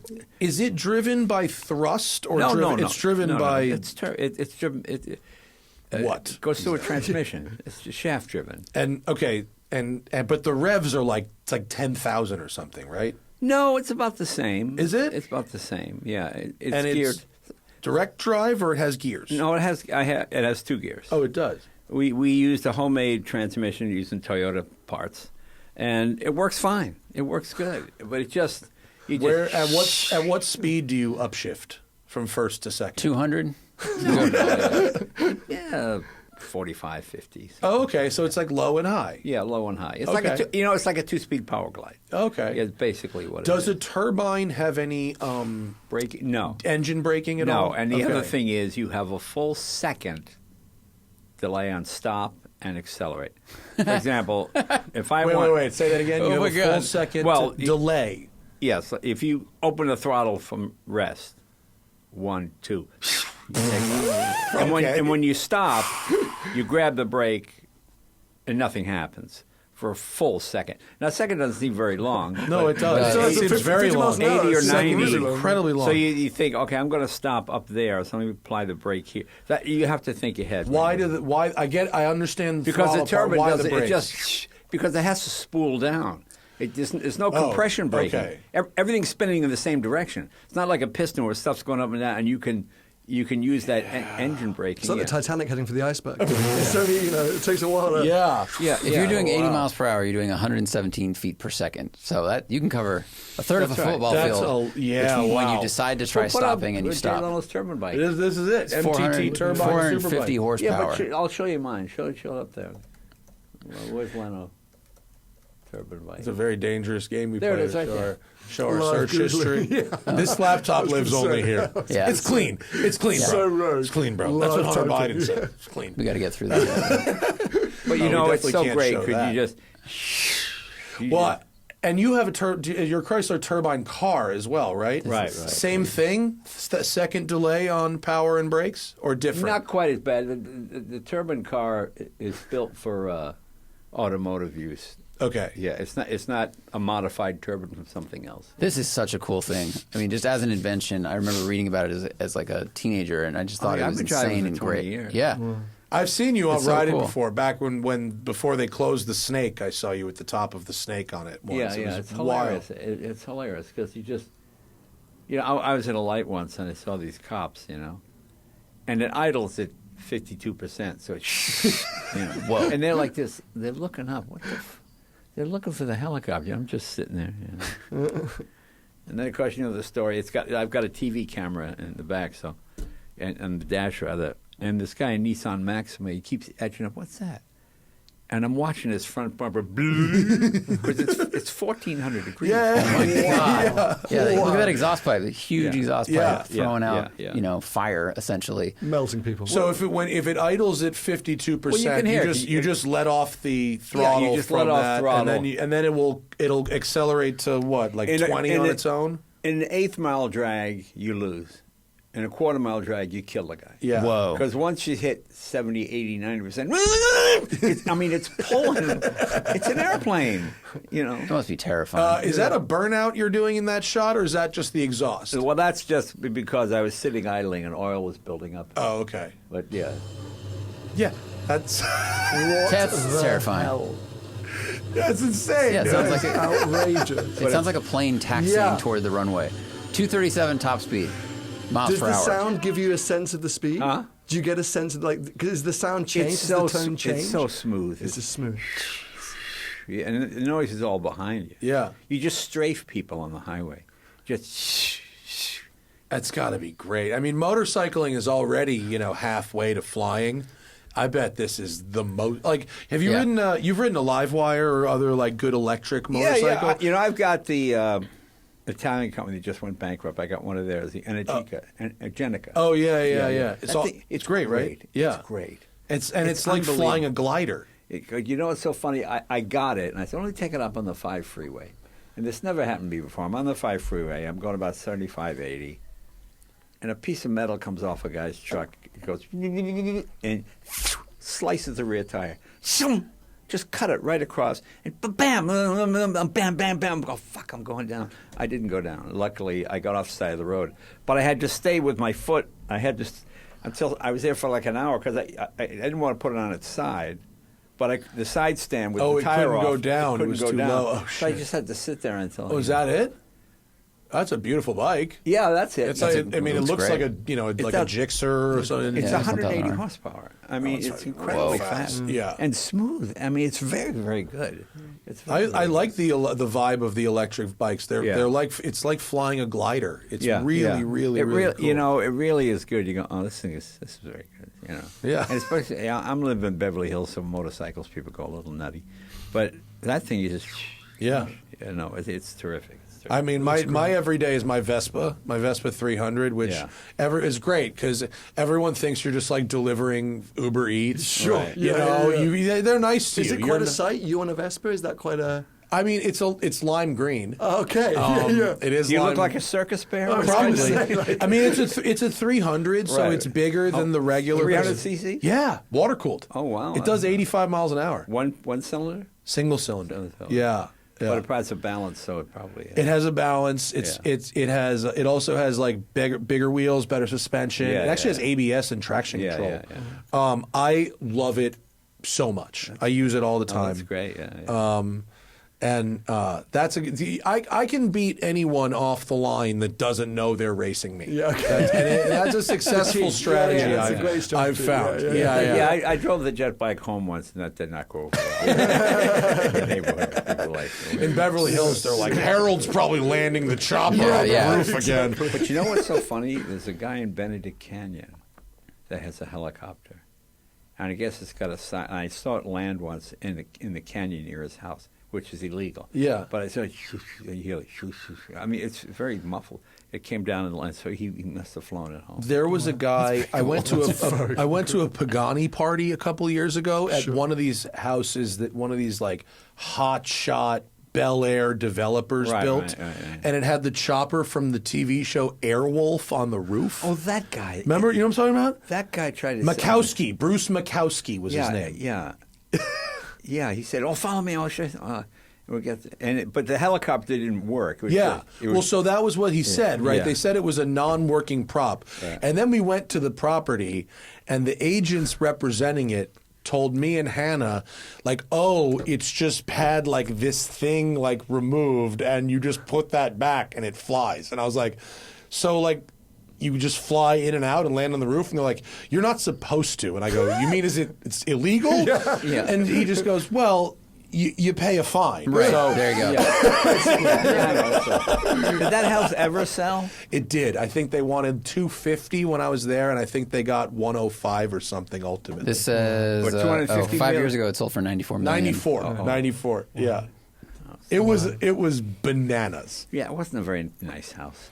It was just everything. It was, one of those things where make everything as expensive as possible. Right. Everywhere gold you doors. Yeah, we love stuff like that. Onyx everywhere. There was like a candy store You know, sure. like in the bay with the big huge tubes and of the can. I mean, it was ridiculous. My favorite was one of the Eccleston daughters had a present wrapping room, a room dedicated to wrapping. Well, that presents, was which is Jay's probably essential. been there. She brought the spelling estate. Yo, that's right. Wait, no, have you been there? No, I haven't been there. I haven't been there. Where I've else always would you knew- wrap presents, Well, that's the Sam? good point. I would hate to wrap presents like in my Kitchen table? Disaster. Ridiculous. That's for so, food. You know, that's the goal in life. I guess. I have a friend that has a 40,000 plus square foot house in Connecticut, and you have to come up with things for rooms. Like you just have theme. these rooms. Right. So there was a plant potting room, like a gardening Cool. Love room. that. Love that. And yeah, there's all kinds of It's got to have a rooms for purpose, stuff. otherwise you just have lots of rooms. Jay, at your castle, do you have extraneous rooms? The bathrooms I haven't flushed yet. Remember, it's a cottage, Matt. It's a cottage. It's not a castle. Yeah. Well, I bought it all Where the furnished. three bears go. Yeah, you just turned key. Yeah, Honey, of hope. I knocked on the door and I said, "This house for sale?" And the guy said, "Well, it is, but it's not listed." I said, "Well, get the owner on the phone." And I bought Were it. you? On the And you Come were. on in the You were content. Jay Leno at the time. Yeah, you were so- not a nobody. It was 7 years ago. yeah. No, but it Still was building his career. It was cool. I mean, but I didn't want to look at swatches. Okay, I did that kind of stuff drives me nuts. I mean, ketchup's in the refrigerator, salt's in the salt shaker. Fine, towels are still hanging. Love it. It's Yeah. great. Just I good. just Take bought it your as pictures is. out of the frames and leave the frames. Yeah. I actually Otherwise, think you can get bogged down by selecting every single bit of every house, and then you don't have time to drive stuff, ride stuff. people have told us that is actually like the preference now. Everybody wants to just buy a thing that's done and move in. in. You're ahead of it. Yeah. Yeah, they're many called choices in divorce the world. guys. Couch TV, fine. That's it. Yeah, there's a whole business thing. Because I remember years ago, I stayed in one of these because they got it for whatever reason. But they're like, if you're a corporate guy and you're going to be 6 months in, where the new plant is, the house is all set for Yeah. you. You move in. Yeah, My dad got like a corporate housing, but it was actually a suite at the Ritz-Carlton for that's like pretty 6 good. months in Oh, Atlanta. that's pretty good. Yeah. Yeah. Because he got a gig, and me and my sister were still like in school, and they didn't want us to move down there yet. Right, so right, like, yeah, right. we'll set you up. Ended up Take living at the Ritz-Carlton for a summer. Sounds It was fantastic. all right. Yeah. It's like Home Alone 2. Yeah, literally. Dunstan checks in. It'd be great There you without, go. my, Overlooked great film, without my yeah. parents. So that was the monkey, right? Jay, we're doing like a little bit where we're asking our guests Yes. three things. Yes. So it's a pseudo like lightning round. All right, go ahead. We started this podcast in 2012. All right. Beginning of 2012. What were you doing in 2012? I was doing the Tonight Show. I was hosting the Tonight Show. Until what year did you leave? 14. Tonight Show? 14? Oh, yeah. So you were full speed ahead. Oh, yeah. And you were also doing Jay Leno's Garage. Right. At the same time. Right. And touring. Right. Guys, I remember when I first met you and you told me like what your I think it was you were still doing Tonight Show, and you told me like what your weekly schedule was, and I was like, my Lord. Oh, it's not bad. I like to have my time. The great thing about doing a show every day is you write jokes until pencils down. We're on an hour. Pencils down. All right, I got to stop now. So if it's good, okay. If it's bad, doing it once a week would. Cause any free time, I'd be going. Okay, I should be working on the show. I shouldn't have any free time. So I mean, I like that push you right up to the edge. Sure. Oh, that's okay. Cool. I mean, that works for me. Yeah, I like And a the nice deadline. thing is, Yeah. if the show sucks, I got another one tomorrow. You got another one tomorrow, yeah. But you don't dwell on it. Oh my God, what happened? That's kind of Like how I social think media. about our regular shows versus how I thought about this show. I was sweating about this show for a week and a half, and the other shows I couldn't care less. Yeah. Okay. Our question number 2 is, what is the best road trip you've ever taken? I don't really take road trips. Most of my cars leave my garage. They go in a big circle. Sometimes it's hundreds of miles, and they go back to the garage. The idea of being in a hotel or somebody's touching my cars in the parking lot. I hear so many stories. People's cars disappeared in the middle of the night. A trailer took it away. Whatever something is. So if I'm driving something interesting, like one of the Duesenbergs, I'll take that out and drive to Santa Barbara and then come back. And then put it. But no, I don't really go and stay places. Fair. No, When you were starting growing your career as a comedian, did you drive to gigs and do those kind of multi-state road trip type things? decades ago? I usually flew. Yeah, just had. I mean, in the 80s, I was the third most frequent flyer in the United States. Seriously? Whoa. Yeah. Who was ahead of you? I don't know. But it's also the era. That would have driven me nuts if they were like, Yeah. "Congratulations, Mr. Leno, you're Well, number my 3." goal was Like, to be a 3? comedian, not to be the most avid flyer. Right, yeah. But Still, but you know, it's competitive amazing. people. Come on. I don't think I was ever more than an hour late on a plane. I mean, everything moved pretty smoothly in those days. Yeah. Now, if a plane's not full, they come up with some reason not to go, or Iranians locked in the bathroom, or there's always something going on. You know what I mean? Always an Iranian in the bathroom. Yeah. I mean, we can on this show? relate, right? Yeah. We can relate. So, but no, I'm not really a road trip kind of guy. Because Okay. what I'm driving is way more important than where I'm going. Okay. You like to me, I don't do any of these California meal things. Well, I don't want to have drinks at the so-and-so room. You know what I mean? Can we just Point drive? point A to Yeah. point A. Can we drive for the 24 hours? Yeah. Yeah. Drive for the whole Respect- time. I respect that. I mean, that's what I'd rather do if I'm going to go. Yeah. Because the other part, I don't really drink, and it's just some kind of fish heads on little matchbook covers or whatever they sell. I know exactly what horrible. you mean. Yeah. So. Stick to the road part of it. All right, what's the next question? This one, I mean, this one I'll be interested to hear you say. All right. You say, $10 million drops into your lap right now. You must spend it on cars by the end of the day. Could be anything, any number of cars. What are we buying? Oh, Make $10 million disappear on cars right now. I've actually had that happen. We're only limited to 10. You got really, So we're really doing. interesting guests. What you're saying is we're doing it on a budget. We have Right. we have quite the spectrum of, What would I? of answers to You have this to restrain question. yourself a bit. What would I buy of the new W1 McLaren, Oh, okay. Interesting. which I actually did buy? Which I'm I- sure you've got one. Yeah. Yeah. Well, I Does don't it have match it yet. the? Does it? Is it going to match the P1? Same colors or new? No, new colors? no. They look too similar. They don't get the same color, There's people that do. But I got the license plate. Oh, you do? I got F1, P1, W1. Nice. How does one get the plate before the car is built? How does one arrange that? Just luck, I guess. That's how $10 million disappears. Oh, for people listening, you're going to want to go to 255 timestamp on the video right there. But what would I buy? Well, see, I like all kinds of cars. I'm not a snob. You know what I drove the other day that I loved? I think you have one. Yeah, that 3-cylinder Toyota. GR Corolla. The GR Corolla? Yeah, I've yeah. had them as press cars. I don't Yeah. own one. Johnny owns one. That's Johnny. Johnny's that's got right. one. That- Yeah. They're rad. They're a good I time. thought it was fun to drive. Yeah. Nice car, really handled well. Yeah, they're great. Manual transmission. Yeah, I thought that was really good. You know, Zach and I were at Jerry's hangar last week, and Yeah. we're like, "So what are you driving, Jerry?" And he's like, "Subaru S209," and we're like, "What?" TI. Yeah. And he's like, "Come on!" And we go in the hangar, and there's like, imagine a tic-tac-toe, 3x3, right? 3x3. Yeah. $1 million Porsches, and in the middle is this Subaru S209. rallied a little. You know, What? I got He a loves it. Mazda RX-8. Oh yeah. And I love driving that thing. Best shifting car.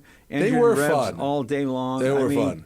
It's good. You know, I'm not a race car driver. I don't pretend to be. If I was going to race somebody, I'd rather be in a Miata.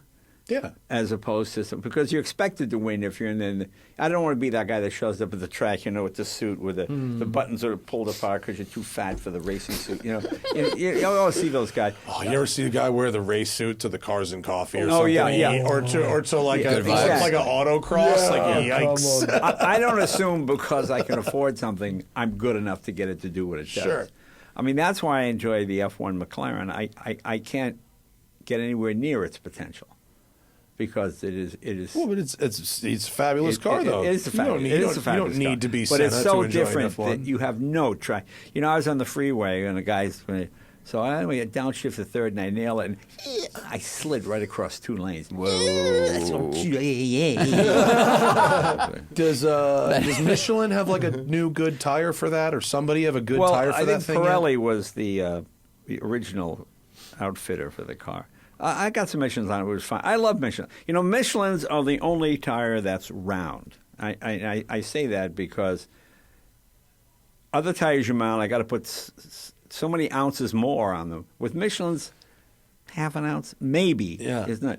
You know, they used to have a thing called a tire shaver. You know, I have some old cars, my 32 Packard, and I go down the road and it starts shaking. I couldn't figure out what was wrong. And then an old guy said, "Oh, you need a tire shaver."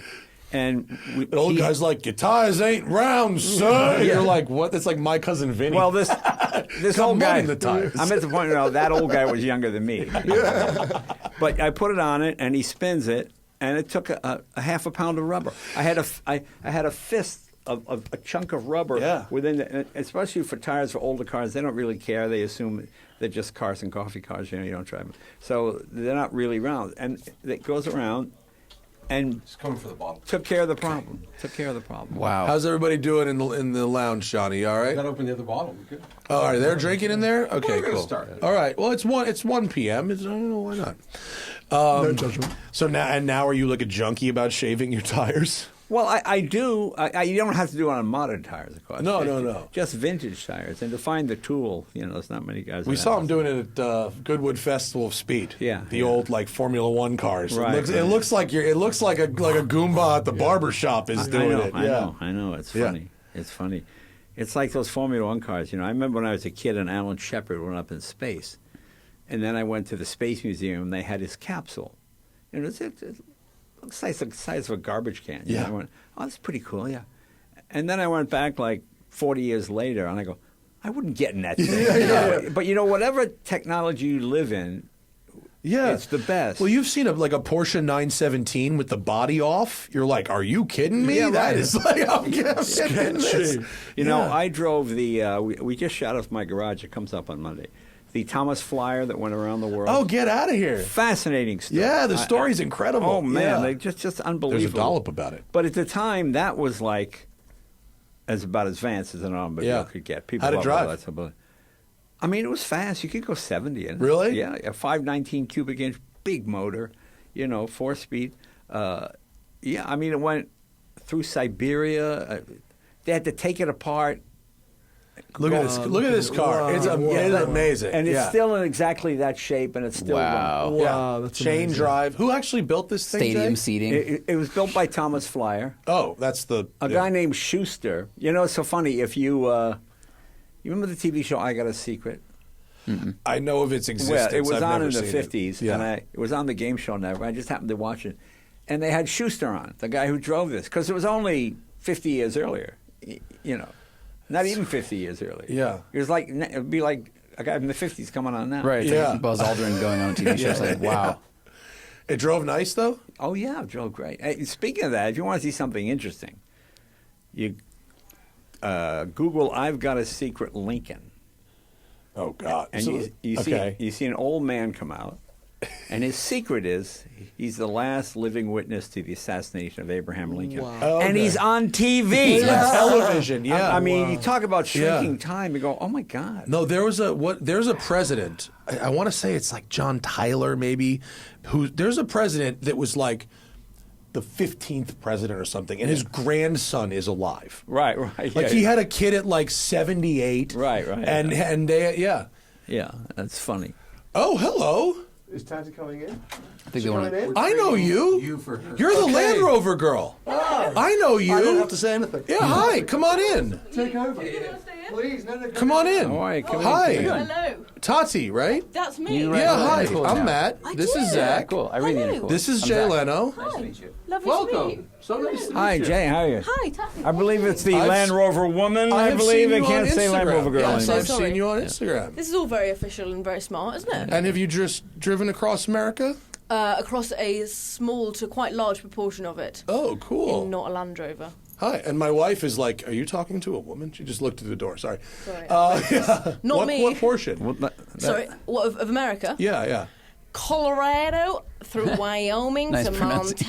Montana to Idaho, Utah, and now California. I had these two guys call me. They go, Miss Leno, we're driving an antique car across the United States. We want to end up in your garage. Can we get a picture we're doing a book about? I said, yeah, okay. I was talking. Nice guys. What kind of antique car are you driving? 68 Cadillac. I go, my dad made that trip like 12 times. You're not really breaking ground here, but it's got air conditioning. It's got air conditioning. It's got a radio. I mean, that's but this to them that was an antique car. Our friend, we do have friends who do period correct cannonballs. I don't even know what that is. It's a very American thing. It's a race from New York to Los Angeles. Illegal underground sort of public road racing. So there's a lot of tunnels to do that all underground. No, like secret. Right. Okay. Sorry. I've already done 4 hours of radio. So they used to do it as a group. Like it was a thing where like 30 cars would go at once. And now people still do it, but they go one at a time. Yeah. But once in a while, they do period ones where they do it in cars from the 70s. And then, because the cars are just slow, you can pretty much just like openly street race them, and it doesn't matter. You still won't break any speed limits. Yeah, it just doesn't matter. Like, have you ever heard of, Beetle Ball? Beetle Ball's a race in Volkswagen Beetles. No, because they're so slow, you can just openly street race them. It doesn't make a difference. It's good. Funny, yeah.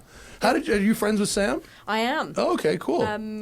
We met at Silverstone, and then he invited me on his podcast, and we've kind of become friends since. Did road trips and stuff, and then he's out here and I'm out here, so we decided to hang out and just stop by. What do you think of our little place here? Very smart, isn't it? It's cool, isn't it? Yeah, my geography for LA is pretty horrific, but yeah, the whole thing's quite cool, and there's really nice people. Where are you from in England?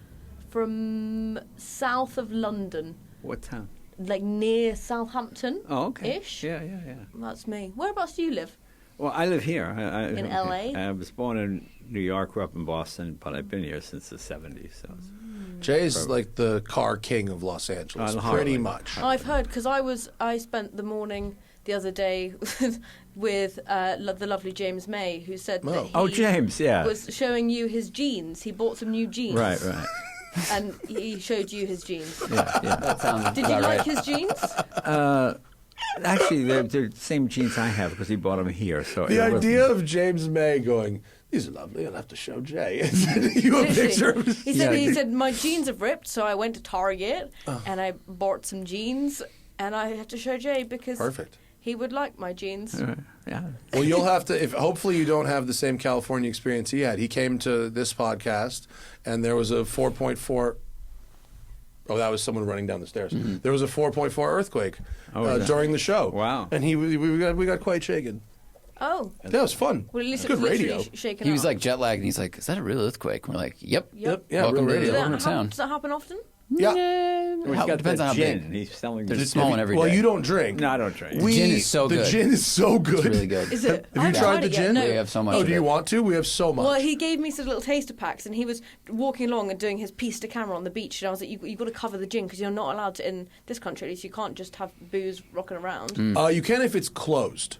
You can't have an open container, but you could walk down the beach with a closed bottle. Yeah. Okay. But it looked he kind of just wandering around with his little bottle of gin. Obviously, it was like to camera and everything, but it was quite a funny sight. Just if you don't know James May and you saw him wandering around the beach with a bottle of gin, you'd go, "Yeah, that tracks." Yeah, he's the quintessential Englishman. He just says that. Yeah. Oh, he did talk about 90 minutes of radio that did not disappoint. Was hanging out with that guy. No, he's what great. a winner. I love him. Everything about him is great. He's a great guy. How quickly you've come kind of out of nowhere with your Land Rover project, and now you're writing for the intercooler, which is like pretty much the best place to be writing right now. Well, see, that's all a little bit random as well. I'm not a journalist, but I'm going to have to learn pretty quickly. So I met the lovely Andrew Frankel at Grenadier Press Drive. And then he invited me on the podcast, and I was like, "Ooh, this is quite like a legit podcast. I don't really want to, embarrass myself, whatever it was." But anyway, they were all really lovely. And then they said, we went to the pub, and they were like, "Do you want to write for us?" And I was like, "Ooh, okay. Like, what do I say?" But I think we'll just take each story as it comes. And yeah, have they I'm assigned excited. you something, or are you in charge of finding your own stories? They don't assign anyone anything. Okay. They say you do you. And I've been writing for Octane for 20 years. Yeah. And I thought, this is going to be impossible. But after a while, it really becomes second nature. You just report on exactly what you did. And, I mean, what you said here, where you're from, how you got here, but if you'd written all that down, it'd be just as interesting as you speaking it. The punctuation would be a little bit more. Well, see, I don't handle it. I give that to them, and you have Andrew they Frankel. He knows what he's doing. They handle. That's what I do. I write my column, and then I hand it in. They do all the correct pronunciation. You write for other people too. I've read your. You write in Haggerty, and Sports Car Market. You write for no, not Sports Car Market, but just I mean, I thought it'd be just every month. Oh God, but no, it's actually. It's not like this month I wrote about taking my Countach apart, and people seem fascinated by it, just how complicated the stupid thing is. But you just sit down, you put the pen in your hand, you'll find it'll become second nature. And has it taught you to? I suppose it has probably to write better.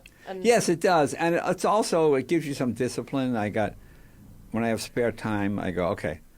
Like, I got a pool I've never been in. I've had the house for 30 years. I've never been. Because I get to the pool and I go... So one of my favorite things about you is the pool you've never been in. Yeah, I go, okay, really? You got nothing else to do than sit in the water? Like I'm from Boston. What, do you got nothing? You got to sit in the water? Is that what it is?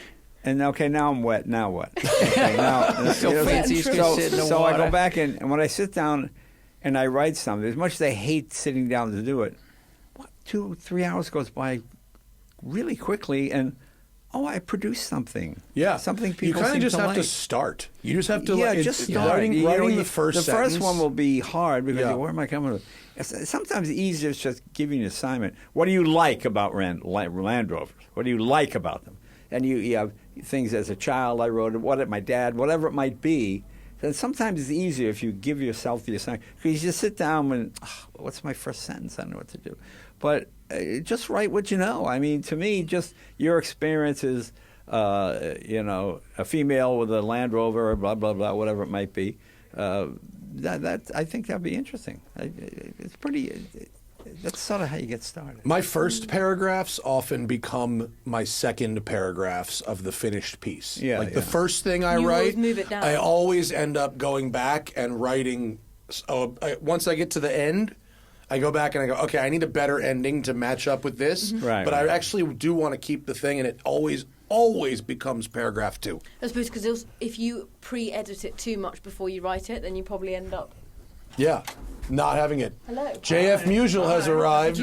We're going to have... No, hey, what's up? Wait, we're going to do like 7 more minutes, this configuration, and then I'm going to take a quick bathroom break, and we'll rejigger the studio. Rotate. Stay tuned, JF. I'm so glad you're here. Stay, Tati, stay. Do you have more questions for me? Do I have more? Or can I get out of here? Particularly? No, not particularly. Do we have? I'm happy to see you. No one told me you were coming, so I didn't prepare. Surprise. I don't even know who invited you. I'm happy they did. But whoever did, thank them. I'm happy you're here. Well, I called Spike to see what was going on today. And he said, wow. And he just said, I didn't mean to just show up. No, you're always welcome. You are always to welcome. show And I invited you to do the show a couple weeks ago, and then we both got busy. But no, I said, what are you driving recently that you like? And you said your Countach, but we never circled back to that. It did start in a great story. But what else are you driving this week that you like? What else am I driving? You mean new things? Not necessarily. What did you look at and go, I'm going to have a little of that this week? Oh, you know what I took out? I have a 65 Max Wedge Plymouth. Okay. It's a 426, not the Hemi head, 426 with... Is it pre-Hemi? Pre-Hemi. Pre-Hemi. The year before. Yeah. It's like a drag car, right? Like a factory it's drag like car? a stock car. Yeah. But no power steering, no power brake. It's so much fun. I mean, it's got so much torque. Power steering in a front-engine muscle car. Yeah, it just... you see why they're called muscle cars? Yeah. To give you muscles. Yeah, exactly. Yeah. But, and it was so quick. You just touch the gas. In America, horsepower cures any problem. Because most 60s and 50s cars, they didn't stop. They didn't go around corners. But, boy, there it is. That's mine right there. Right here? So, The black one? What color? One. Red? I put in... Put in Leno's. That's what. Yeah. Add his name. I should just add Leno to all. You got sorts of- SEO gold in the room, my friend. We can just add Leno to everything, and we've got there. It is. There it is. Oh, it looks good. Your wheels are way better. Your wheels are better. I like than the other dog one. dish hubcap. Yeah, it's got the cop vibe. Yeah. No power steering in that thing. No power steering, no power That's okay brake. once you're It's like moving. an 18-inch diameter steering when I wheel. let young people, by young people, guys under 40, drive my cars, they go, this thing doesn't stop. They'll press I'm pressing the brake. No, I go, just press harder. Because Yeah. I think young people go up so much with power brake. Very you just, true. You Totally. just touch it, And he's like, I said, just use both feet. And he went, oh, okay. Yeah. Yeah, but you'll get used to it. Yeah, it's just funny. I let my friend drive my Land Rover down a hill in Switzerland. Yeah. She can't drive, but pretend I didn't say that. Whatever. And I thought, oh, this will be fine. She's going downhill. She doesn't really need to change gears or anything like that. She'll be fine. And I forgot about the horrific brakes and that you kind of had to pump them a bit and go for What it. year Land Rover? 1985. Oh, okay. So she almost drove off the real cliff Land Rover. because of the brakes. She didn't realise. I know that's what I mean. You gotta be careful. Brake. Yeah, I can deal with the no power brakes, but no power steering in a front engine car is tough. Have you driven any of the really vintage, like a 51? Those The Land Rovers? Yeah, the classic ones. The little Series 1s and that lot. Yes. It's a 4-cylinder that gets the gas economy of a V12. Yeah. I don't understand. It's slow. Why is it using all this gas? Those rings must not be very tight. Yeah, it's hilarious. I'm thinking, oh, my, I got to fill a tank again. I thought that one of the benefits would be 40 miles per gallon. You know what's funny? That's what I said about the Mazda RX-8, which you brought up Valid. earlier. Well, that tells you has that. the fuel Oil economy of a big consumption. V8, and They're so light as well. There is really no need for them to be so inefficient. Yeah. Well, that's right. I mean, it's just light. It's light. It's slow. It's slow. Light It has no and slow. horsepower. Yeah. I'm not a big fan of Land Rovers. They're great if you're your sized. If you're me, my left arm does not have a place. You've got to go in a nice sunny day so you can get your so arm I out can with really it. be hanging Yeah. out of You the have to. vehicle. Chancing Yeah. out the person in the next lane. Yeah, it's not good. In fact, you said you met Sam on that Ineos launch. I tell people now when they go, I'm thinking about getting an old Land Rover. I said, just get an Ineos. That's really kind of what you want. It definitely has a lot more modern mod cons. Yeah. It's just more comfortable. Well, I don't know. Yeah, I used to think that the seat was really, really, really comfortable. I've had quite bad hip problems. I do genuinely a bit anyway. But Do you think it's because you drive a Land Rover? No, Land Rover's fine. I've done like 14 hours straight from Switzerland back to England in my Land Rover at about 43 miles an hour. Totally fine. This car, and I put one of my friends in it the other day, and they can't fit in the seat. Like the seat's like, ooh, and my hips are really sore from it. And I've done a lot of hours in that car. Oh, do you mean the lower cushion and the angle that it's on? Yeah, because the seat's like this, Right. so your legs are up, but your hips, if you're going to get on physio about it, your hips are really compressed. Yeah. And it's fine if you put it in cruise control, but then cruise control's a bit like lurchy. That happens in sports cars a lot. It probably shouldn't happen in SUVs. No. Probably not. No. But it's weird having doing a road trip in a car with all of the buttons and all of the mod cons, because sometimes they work, sometimes they don't work. And if they don't work, I'm just like, well, just ignore them and whatever. But it's, I wouldn't say it's any, it feels safer doing a road trip in a car that works, but I wouldn't say it was any necessarily easy. You just too long a drive to drive. I'll tell you what, it's easy. It's when you're in a Range Rover. When you're doing it in a Rangey, then you're old or new. New. The best Range Rover is always the newest Range Rover. Always. I have not spent a lot of time in any new or old Range Rovers.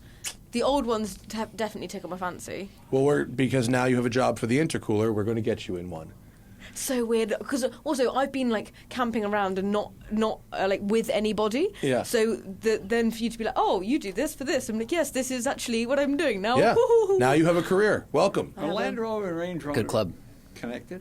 Land Rover is the big company. Well, that's Range what I Rover is the thought, model, the model variant. Oh, yeah. I see. Okay. Yeah. Okay. But it's the same. That's what Same I thought. company. Yes. It's the luxury Land Rover. Yes. They saved the company back in the Yes. 70s, whatever it was. I very much have to use the restroom. Jay, you can head out if you want. We appreciate Sure, you. I want to see the car. I'll show you. Well, I'm in the middle of an 8-hour live stream. Are you doing so an 8-hour live stream? Yeah. Yes. Cool. So I can't really thanks go. for having me. I can't really go very I'm sorry, far. I just popped in. Thank you for coming. No, you take the live stream downstairs. Yeah, just carry everything all at once. I'll watch for your written pieces. Zach, I'll hold it down for a minute. Can you go grab reinforcements? Tati, stay for a second. Do you need a wee though? I do, but I'll wait till we have Can I cycled. sit in the computer? Sit wherever. Lovely to meet you. Sit where Okay, you're off to seeing. you. Thank you so much, Jay. We really appreciate it. Jay Leno, how about that? Television host extraordinaire. And then there were two. Hey, how you doing? How you doing? How you doing? How long are you in LA for? Till this afternoon. Oh, But I was thinking about extending my flights, and then they told me it was £600 that's probably to leave them. I was like, I yeah. can't bother to Just do that. heading home. heading home. All right. But I am plotting my way of staying in America forever. Well, now's the time. No, it's all right here. We don't have to deal with a lot. You of those American things. born and bred? Yeah, In from the New York, and I USA. moved here. New York. Yeah. Oh, Johnny's back. Yeah, USA. But I've traveled to Europe and other places a lot. Have a passport? More than other people. Yeah, I've filled passports. Have you? I have filled a passport. Yeah. Right, John Francis. Speaking of filled passports, this is JF. Tati, have you met JF before? Oh, we did. So JF Musial is in the house. Hello. JF is probably the most frequent flyer that I know. Period. Lives in airports. Knows everything about how to fucking get points. He's Got all a the points. producer, makes films and videos, and he was my first producer. Oh. And Producer, director, I don't even know. what it producer, was. director, Yeah, I don't yeah. know, something. But now he's here. And now you're here. You got on a plane to get here? No, I actually was in Las Vegas for the past 3 days, and I drove out. Yeah, I was going to fly home, and then I was like, this worked out perfectly. So Yeah. I drove in, yeah. Were you in Vegas for PizzaCon? No, it was... No, you were shooting B-roll for the car I went to drive. Yes, Yeah. yes. For yes. e-tron. Not B-roll, but something else. GT performance. Yes. Yeah, Man, very it's fast so weird to electric see you car. wearing glasses as much as you do now. Doesn't it make me look smarter? It's not just that. I think it really does. It reminds me of like old days with you. Old days? Yeah, just the idea of like you look young. I look young? Yes, you do. Like this? Yes, you do. Oh, with a white Yes. beard and glasses? I don't think I look young at all. Do you know that me and Zach are the same age? No comment. We are. We really are. How's it been going? It's been going great, but I have to, as Tati put it, Yeah. Will you For excuse me for a Thomas. minute? Zach, here's some time. Here's the whole So, music. JF, nice to meet you. Yeah. We've, We'll return. well, Have you been going nonstop and you don't take? Like, you just walk out? What would you Yeah. Okay. You don't have like. Yeah. run out of things to say? What? When do they run out of things to say? I just got here, so I don't know. I haven't. Well, you wouldn't run. No, Yeah. but what do you not run out of things to say? Well, that's why we propped it up with so many guests, so we can keep asking people questions, rotate them in and out. If it was just he and I for 8 hours straight, we would probably run out of How things to random say. has the topics got? Oh, all over the map, for sure. I mean, random car stories, unrelated things, Zuckerman's business, all kinds of shit. For 2 minutes. Hello. Hi. Amelia. The audience will be very happy with this Amelia. change. Paused, or we still No, we're still No, going. it's live. We're never Yeah. stopping. I just until walked 6 in p.m. too, so I don't know what the fuck. You can sit down. Matt went to the restroom. Oh my god, he's notes. He's so prepared. We got questions. He's to had ask those people to notebooks keep it going. for like 15 years. He must have like a whole collection. He right? has like 50. Yeah. And 25 of them are empty. And then he'll go, I want a different one for the next one. Do you ever go Will through 'em? What's in them? Me? No, Yeah. I'm not doing that. That That'd seems be- like an that'd be invasion of so cool. privacy. It's mostly to-do lists for the whole day. Okay. That's really what it is. But there's also lots of questions. Emelia Hartford, welcome Hello. back. Nice Hi. to see you. You haven't been here for a little while. It's been a minute, yeah. Yeah, but you've been like doing movie things and all kinds of other shit. Keeping so, busy. Sorry, I just hijacked your guys' I literally just walked in. podcast, and There's I no literally system. just came for a gift to drop off and say congrats, and I had to leave. He's like, no, 2 seconds, pop on, say hi. So Yeah. this is me saying Fantastic. Thank you so much for hi. coming by. Of course, I'm gonna put this here so I'm not just ASMRing in the mic. This is the sound of potato chips being made. I'll wait till Matt gets here to open that up. It's just a bottle of wine. Okay. Yeah. Surprise ruined. Damn Fantastic. it. It's okay. Just don't tell him. Have I'm you sure guys he met? knows. No, lovely to meet you. But I see You all as your well. stuff on the internet. Oh my god, Doing thank you. Interneting things. Yes. I'm Amelia. Lovely to meet you, Tati. Oh, right. Hi. That's part of it. Yeah, I'm not good that's at part of that. the introduction, Zach. I handed it off to you. You didn't help, as usual. Okay, yeah. Well, we worked together for like 6 I was years. gonna say I love so- this finger pointing. This blame. I think we've known it's 15 years. I've known you since 2010. Shit, yeah. But I worked for you for 8 years. Yeah, Whatever. yeah. Long time. Zach and I bonded on a road trip cross country. Well, I got kidnapped. I got invited to do a road trip, but it was a job interview, and it was like it included a hotel stay. Yeah. Power me on. Am I on? Oh, you're on. You feel like this is now karaoke. Yes. What's your song of I'm so choice? happy Amelia's here. You're there. What a treat. Yeah. Everyone's here. Thank you so Yeah, much for coming. of course. I had to come support you. I are wish I could doing- stay longer, but it's a. You're doing huge things right now. Oh my it's God, amazing. thank you. I know You got, that means you got a lot. modeling, you got premieres, you've Am I got modeling? GT40, builds. You've Yeah, got yeah. records with Nissan Zs. Yeah. And what did you run the quarter mile in that car? That was December 18th, I believe. And no, yeah. and what was the what number? was it? Yeah, what was the it number? was a 775 at 181 in the Whoa. quarter mile. I'm actually going back on Tuesday. Is that shifting? Do you need to shoot? No. What- It's a Turbo 4. Oh, thank you. Ice Yeah. Boy is here. Do you have to use parachute for that? Yeah. Whoa. Yeah, it's the first time ever using a. My first What does time. that feel like? Well, my first time using it, the car got sideways.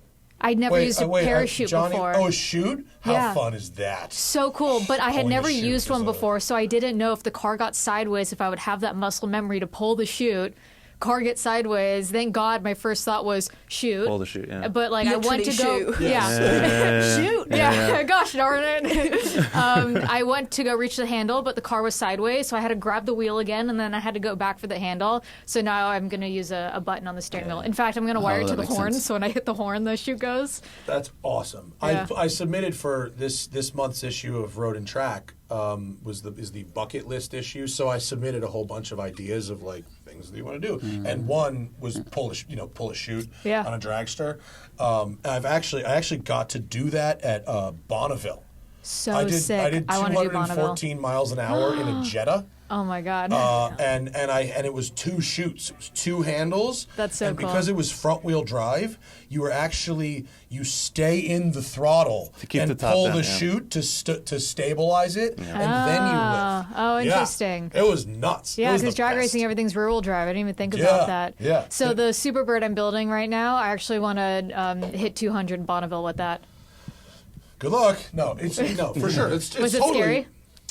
You know what? No. I mean, even though I was in a fucking Jetta, you didn't even notice the speed until you got to like $180. Yeah. It was nothing. There's no until reference points. Yeah, I Yeah, mean, there's no until you reference get points. to like the top of 5th gear, it was like no big deal at all. And then what? It felt all Like of a sudden 205 to 215 was like mildly hairy. yeah. Yeah, mildly hairy. The But, problem, like, the problem is like if you get out of the groove and off the groom surface, you can dig It in. gets shady. It was cool. It had a literal like in the where the passenger seat was a literal chest of ice, and that was the intercooler. And they had to dump the ice every time. It was like 50 gallons of ice, and it was good for one run. I love it. Yeah, it was awesome. Good. Race car things. Race car shit. Old Yeah. hot rod Yeah, shit. total race car shit. Yeah, it was great. Everything else good with you? No, everything's good. Yeah, everything's great. No complaints. Good. Yeah. Good, good, Thankful to do what I do every day for a living. Aren't we all? Yeah. Yeah. Yeah. But is actually like YouTube and stuff is like going bad for the rest of us. Is it not the Is case it? for you? Yeah. That reaction tells the story. That is There's the answer. good. Oh, good. Yeah, Cool. So it's just I'm us. very fortunate. My views are kind of at an all-time high right now. Really? Yeah. God damn. Good Yeah. for you. Well, I'm not jealous at all.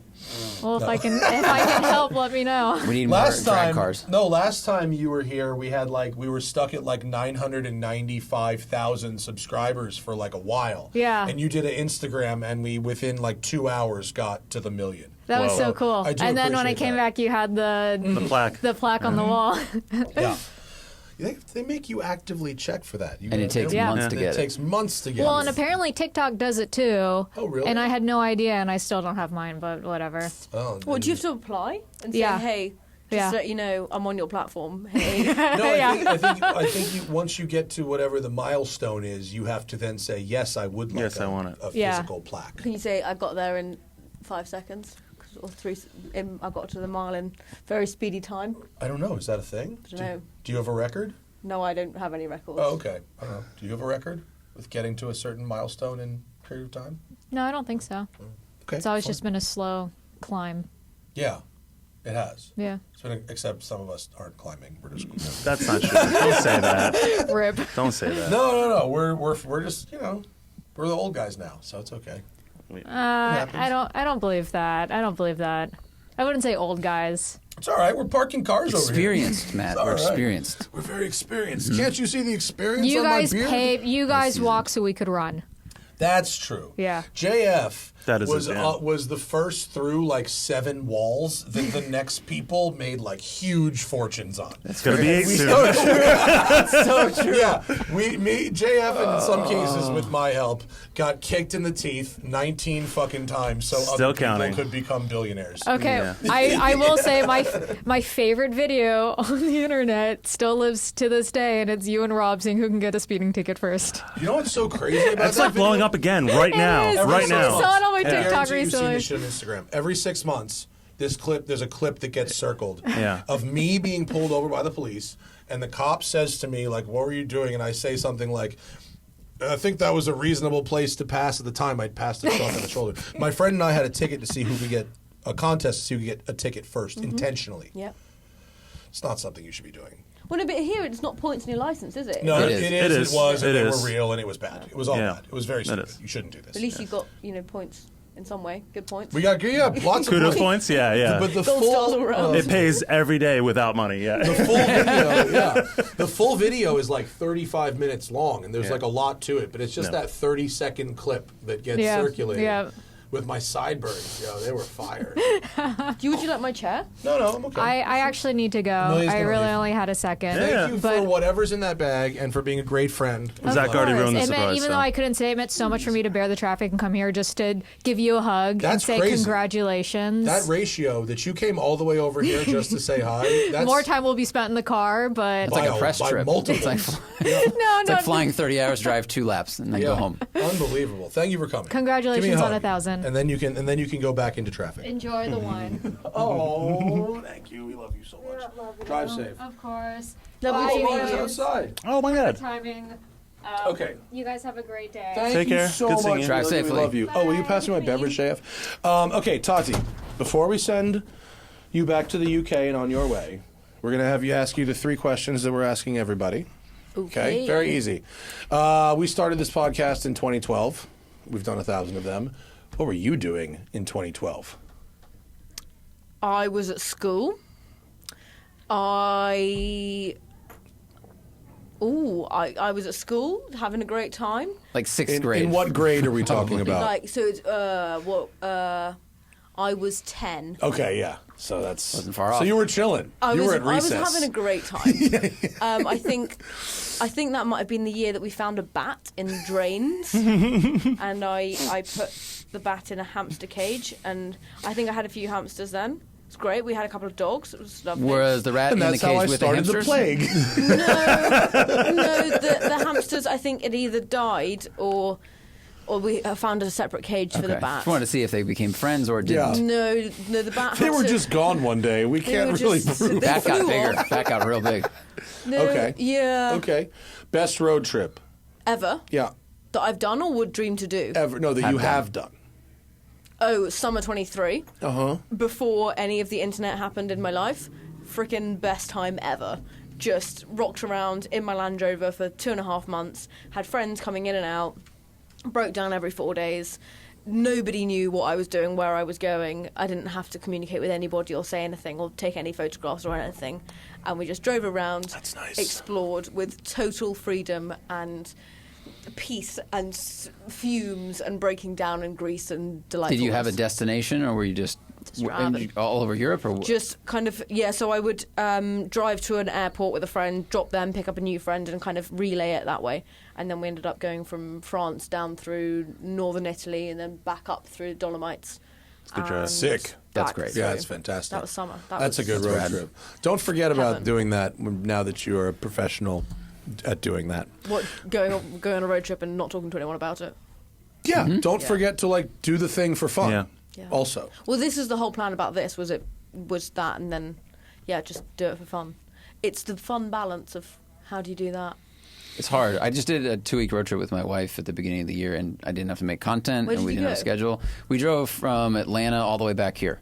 And, you know, it wasn't the most indirect thing, but we got to stop at a ton of national parks in Colorado and Utah, and we didn't have a schedule to adhere to, so we went, we'll stay here for another day and see more shit.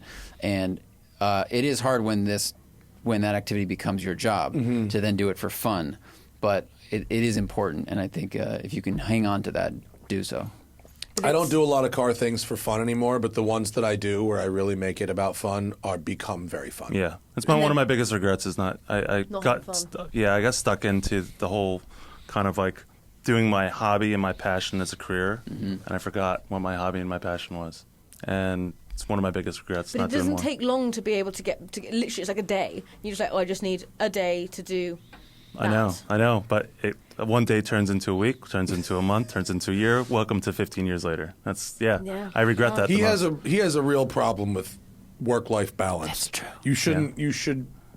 Don't Keep take him- I'm on the extreme keep side him of the at scale. arms- keep him at arm's length. I'm on the extreme side of the. Yeah. This was my passion. This was everything, and I turned it into a career, and I just kept doing it because I never wanted it to go away. I was like, I love it so much, but then I realized this is consuming me way too much. And I will defend so- you where it's the volume of work transformed from your hobby that then obscures the hobby. So I don't work as much as you, but we do a lot of this stuff, and it can still take away the part of your brain that goes, "That's my hobby." Yeah. You don't even have to be as dedicated as you are. All right, this one maybe I don't know how this is going to land with you, but let's just say you are given unlimited money to buy your dream vehicle. What is it? I kind of already have it. It's my Land Rover, and I would take the money and say thank you very much and run away very quickly, go to a parts shop, buy all the parts, and put them all in my Land Rover, and with a little micro mechanic in a box that knows all the things that I don't know, and then just drive around. But if it would, because my Land Rover is great because it can do everything and go everywhere I want to go.